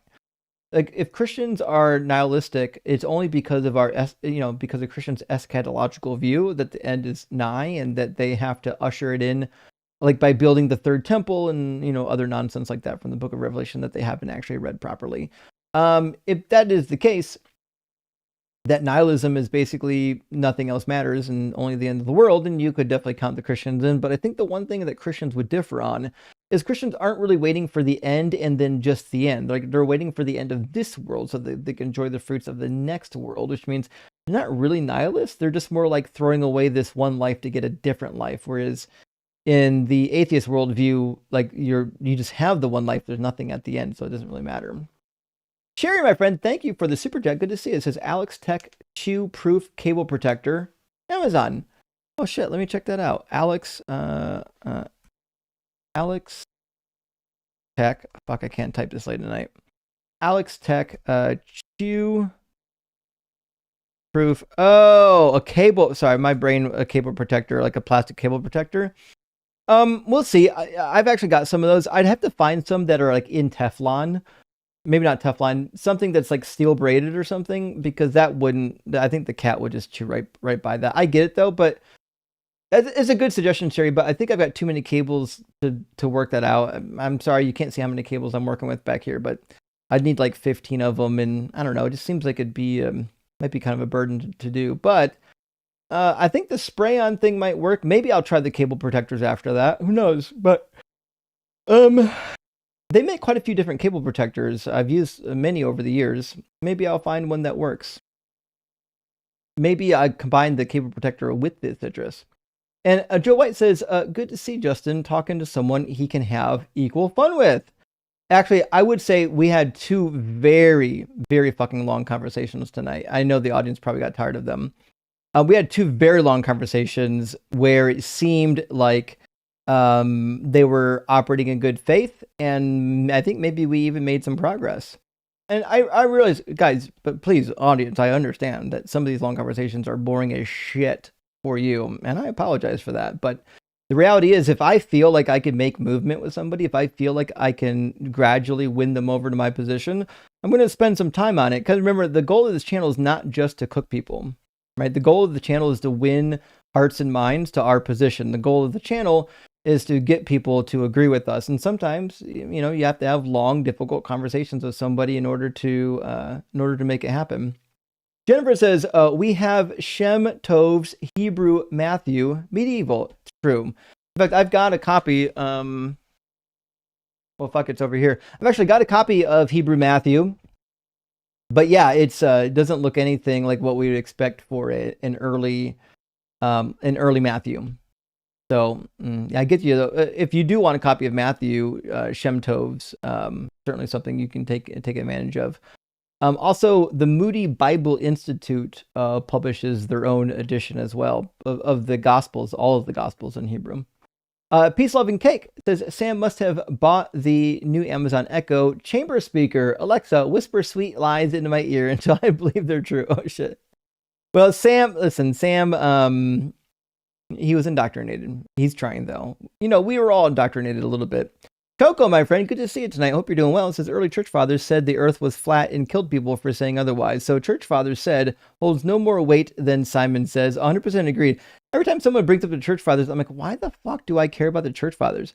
Like, if they couldn't agree with themselves, then I don't care. Like, they don't hold any weight or authority to me. I get it though. Like if you can't appeal to the Bible, I don't know, maybe appeal to somebody else you think you might have authority. Hey, Get the Lawnmower says, found info on ancient magic practiced around Jesus' era. Magic items found. Various incantations in magical language. Maybe Jesus was into it. Listen, the Egyptians at this time period were super well known for doing magic, actually. There's tons of magic and incantations from ancient Egypt. That's one of the things you'll find in the context of scripture. You'll find a huge section on incantations. Highly recommend it. And Randy says, this boy's Bible fanfic is hilarious. Well, he tried, right? He tried. The Bible fanfic is fun, though. Like, it's true because somebody 200 years later said so, right? And Not a Robot, good to see you, buddy, says, so Sam, you're saying your religion is true because the people who believed it's true believe that it's true? That checks out. I mean, that was the root of the conversation. It's true because other people believed it to be true. Rock hard for Doug, Simba for Sharon, and Justin's fucking rock. Thank you for that. And yeah, like, listen, if all you have is, well, people that were there at the time believed it to be true, doesn't really get me very far. People at the beginning of every religion think that is true. Cool Cat says, at least in the kingdom of heaven, it implies that there are defined social tiers in heaven. Agreed. Which makes Jesus default Regina George of the afterlife.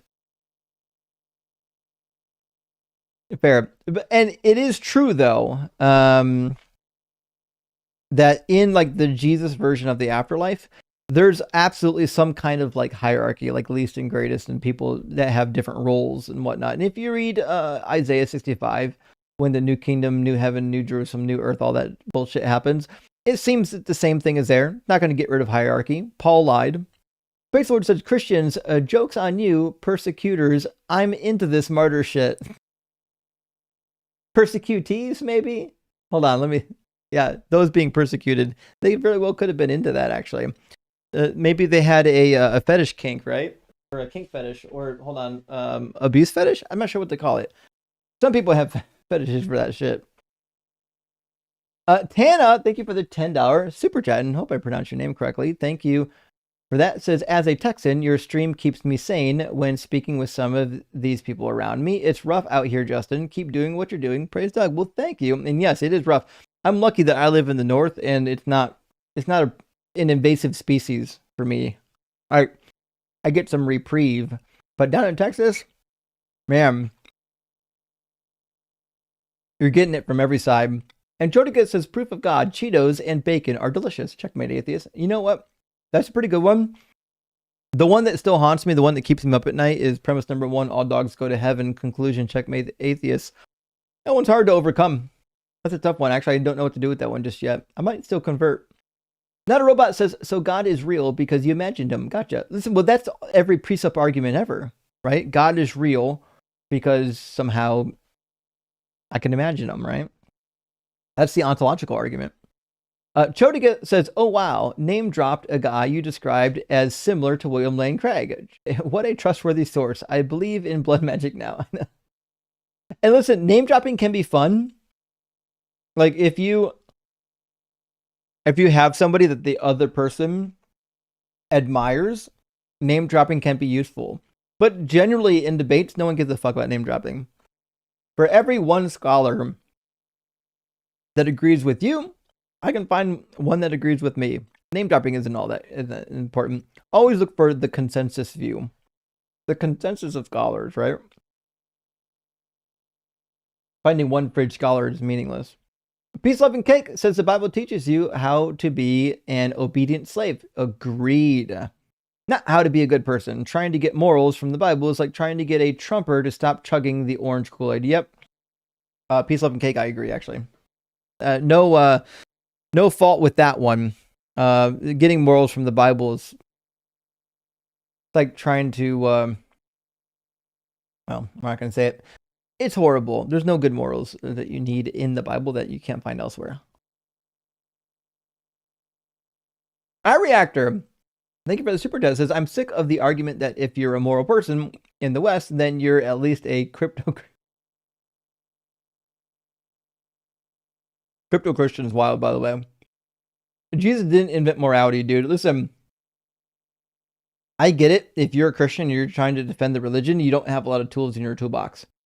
you're going to say stuff like, well, without Christianity, you wouldn't have the things that you're enjoying right now. Well, first of all, not only is that not fucking true, it wasn't true back then of those people, the people living in any time period in the past.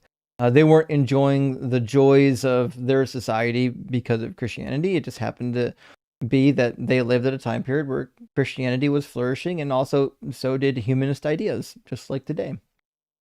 And God Eating Penguin says Jesus is 3 in 1, just like Man Bear Pig. You know what? This is true.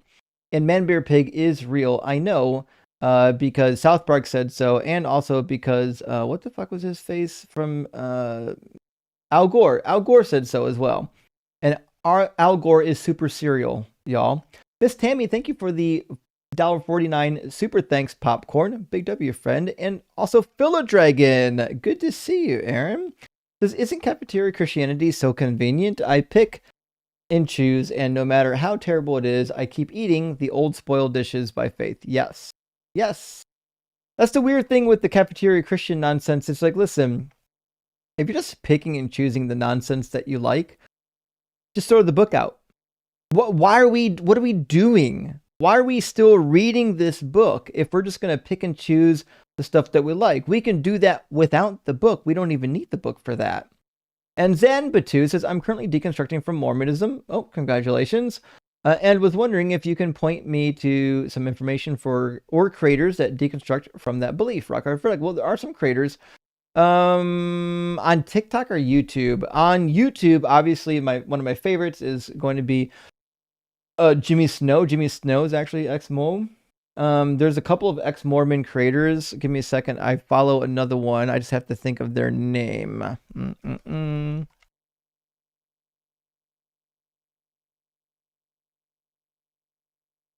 Alyssa Grenfell. Alyssa Grenfell is a very popular ex-Mormon.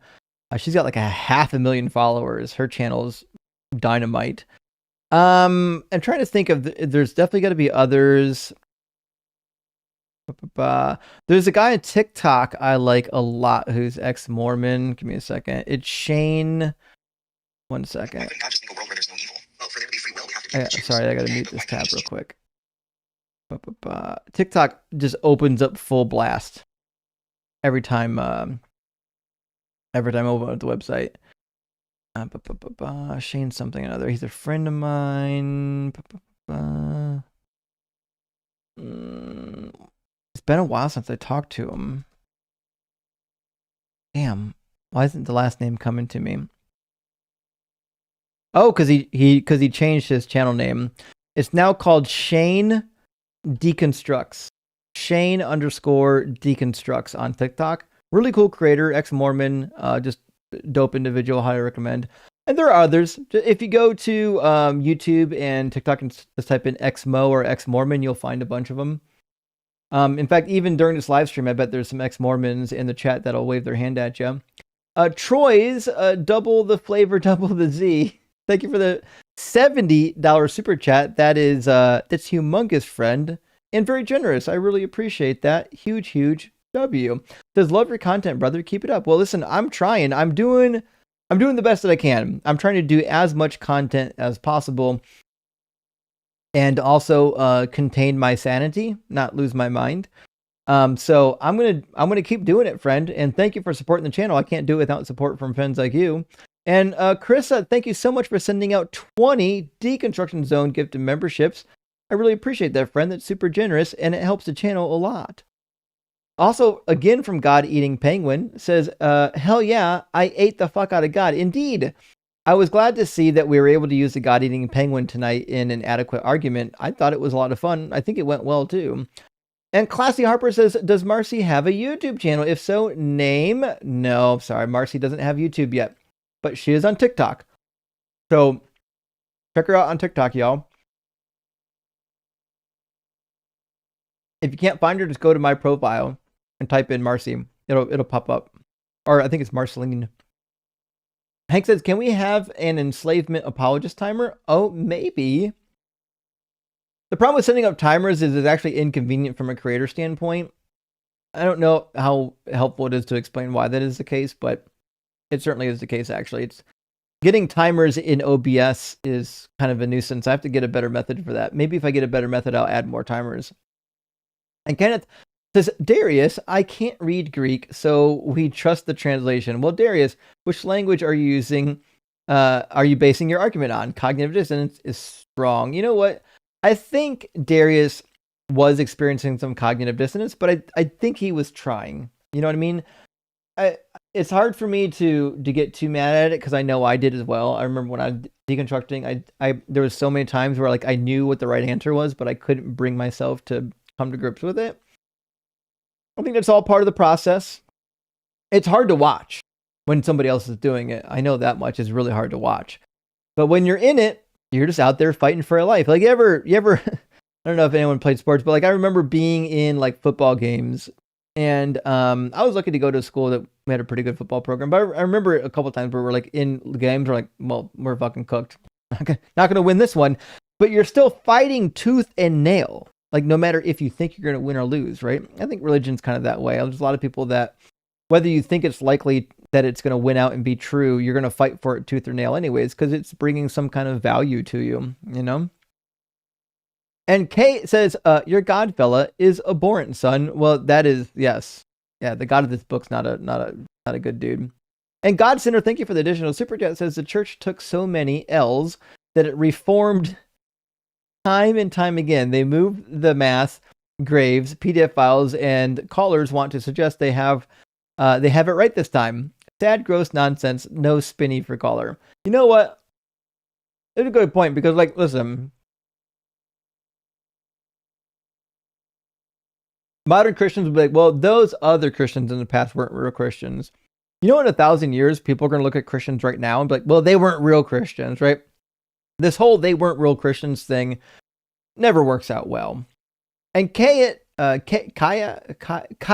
it 67. Thank you for the additional super disc. Says every child ever.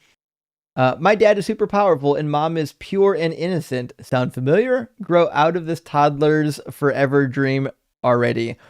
It is that way, and I think part of it is evolutionary programmed into us because like we want to have like this everlasting parent that loves us and cares for us, going to be proud for us, and you know, went before us and has like a mansion prepared for us and all that nonsense. And while as nice as that is, you know, to feel in the tum-tum, no evidence for it. Not the Bible, Jason. Great to see you tonight. Hope you're doing well. It says, lazy Christians, you need to prove your faith. I saw a true Christian shit into a cup on a live last night to defend his Jesus, and Jesus loved it. Listen, I don't know what kind of live stream you're watching, but if there's a live stream where people are literally scatting for Jesus, you let me know. I need to find that. That's wild.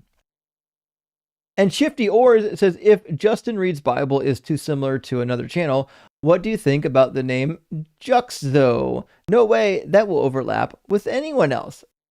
I don't even know what that means. What does Juxzo mean? I think based on the way branding works, that Justin Zone? Juxzo, maybe? Maybe, I don't know. Just Looking says it was on Thinkers Live. Somebody on Thinkers Live shat into a cup. Man, I got some fucking questions for Thinker next time I talk to her. Holy shit. Okay. Purist QI. I hope I said that right. Thank you for the super test. Says, hey Justin, I just want to say love your content and keep it up. Thanks for not babying them. Hey, thank you, Purist. I appreciate that. And you're right. When they're nice, I do want to give them space to breathe and articulate, but I don't want to baby them. Babying them is how they stay in the faith in the first place. We don't need that. We need a little bit of tough love. And Jay, thank you for the spirit, says they were socialists in the same way the DPRK is a democratic democracy. Exactly. It hardly matters what people like that label themselves, honestly. That's where I'm at. Even if you call yourself a socialist, if you are actually in a dictatorship, you're not really a socialist. You're just part of a dictatorship, you know? William says, Granix bitter apple spray on Amazon. You know what? You're not the first person to mention that specific one, by the way. Let's see. that specific spray, somebody, like 2 people in real life have already recommended it to me. So I'm going to go right now and see if they have one for cats. I see a bunch for dogs. I wonder if the cat formula is the same. Well, they've got a 2-pack even. Okay. Adding it to the cart. Thank you. I really appreciate that, William. Hopefully it'll work. I'll be spraying down these cables soon. Bacon a Bush, my friend. Thank you for the additional super chat. I really appreciate it. It says, my son is going to jail. Oh, fuck. I'm sorry to hear that. My son is going to jail and then rehab so he doesn't go back to prison or die. There's nothing anyone can do about it, and I'll be sad enough on my own, but I wanted to tell someone, so everyone, anonymously. Well, listen, we're sorry to hear that. That's a really rough thing to experience. It's one thing to go to prison yourself. I think it's another thing to have one of your children experience. Like, it's one thing for me to get hurt. It's another thing for my child to get hurt. I would much rather get hurt than my child get hurt. So I'm sure right now what you're going through is like crazy fucking hard. And I'm sorry to hear it, Bacon and Bush. But hopefully with the rehab and getting connected with the right people on the way out, hopefully it won't have to be a repeat experience. Sometimes it is. Let's hope this isn't one of those things. Martin in the comments is asking thoughts on racism. It's fucking horrific and it's a real problem. I'm not sure what to say. Heather says Artemis 2 is awesome. I agree. Artemis 2 is single-handedly dunking on all the flirts right now. They don't know it, but it absolutely is. And King Nast, hey, thank you for the $50 super chat. I really appreciate that, friend. From one Justin to another. Hell yeah, we got another Justin in the house. Thank you for that, Justin. Huge W. And not the Bible Jason come in and again says, make a Christian uncomfortable once a day. Every little bit counts. Maybe a bi-monthly window flyer during church service. Get creative and have fun. Listen, I agree. Listen, we can do a flyer. If you want to do some deconstruction zone flyers, I'll gladly do a flyer that you can like put on people's windshields at church or something. It'd be a lot of fun. I have been thinking more and more about just doing like a billboard. I think a billboard would be an exciting thing to do, but we'll have to wait and see. I don't know. I don't know if that's going to work out. I mean, they're probably pretty pricey. I don't know what kind of people would call in. And to be fair, they'd probably all call in at the wrong time. I don't know. Nevertheless, friends, listen, it is now 2:15 in the morning. I think I've read all the super chats. I'm way past my bedtime. I'm never supposed to be up this late unless like a Friday night. This happened to... But I'm going to be live tomorrow night with John Cohen. John Cohen is a good friend of mine. He's been doing his own live streaming, and he is amazing. So anyways, John Cohen and I are going to be streaming tomorrow. Let me see. I'm going to find who's online right now. I assume this time at night, Archthinker's live, but I don't see Archthinker live tonight. Who's live right now that we can go send a raid to? I know a lot of people have already checked out because it's so late. Our numbers are pretty small, but it'd be nice to do a live stream, or a live raid to somebody that's streaming. Let's see. I don't see... Oh, fuck, the Inquiry couple is on tonight. Hell yeah. All right, guys. Okay, so 2 friends of mine, 2 very good friends of the channel, are live right fucking now. I should have been done a long time ago. We're going to go raid Adele and Rock Hard for Doug's live stream. They have a YouTube channel together called Inquiry Couple. Inquiry Couple. If you click on the name of the stream, it's going to be at Inquiry Couple. At Inquiry Couple. They're literally live right now as I speak. And they're having good, honest discussions with believers about the Christian religion. I don't know if they're going to get into any atheist topics, but they are for sure doing ex-Christian material. And they're amazing. They're adorable and sweet and kind and understanding. Let's support them. Let's send everybody a huge raid to the Inquiry Couple. In fact, I'll put a link in the Discord. One second. We got a link in the Discord. Let's go raid the Inquiry Couple. We got a Justin raid. I see one person already in from the Justin raid. Let's see. We need like, there's 100. All right, we just got up to 19 people watching. We need to at least get to 100 people watching over here. Come on. We've got like over 1,000 people still watching my stream. No reason why we can't get at least 100 people over to the Inquiry Couple to get a good Justin raid going and support two members of our community that have done a lot of work supporting others. Before they started their live stream, they've been in these streaming communities supporting all the other channels. Doing research and super chats and doing memberships and whatnot. So, friends, let's support everybody in the community. Let's get over and do a huge raid on the Inquiry Couple. It's at Inquiry Couple on YouTube. I did put a link directly into our Discord channel. And I'll meet you over there in just a minute and say hi. But when I get there, we need like 100 people up in there. I'm serious. Doug will be very disappointed if not.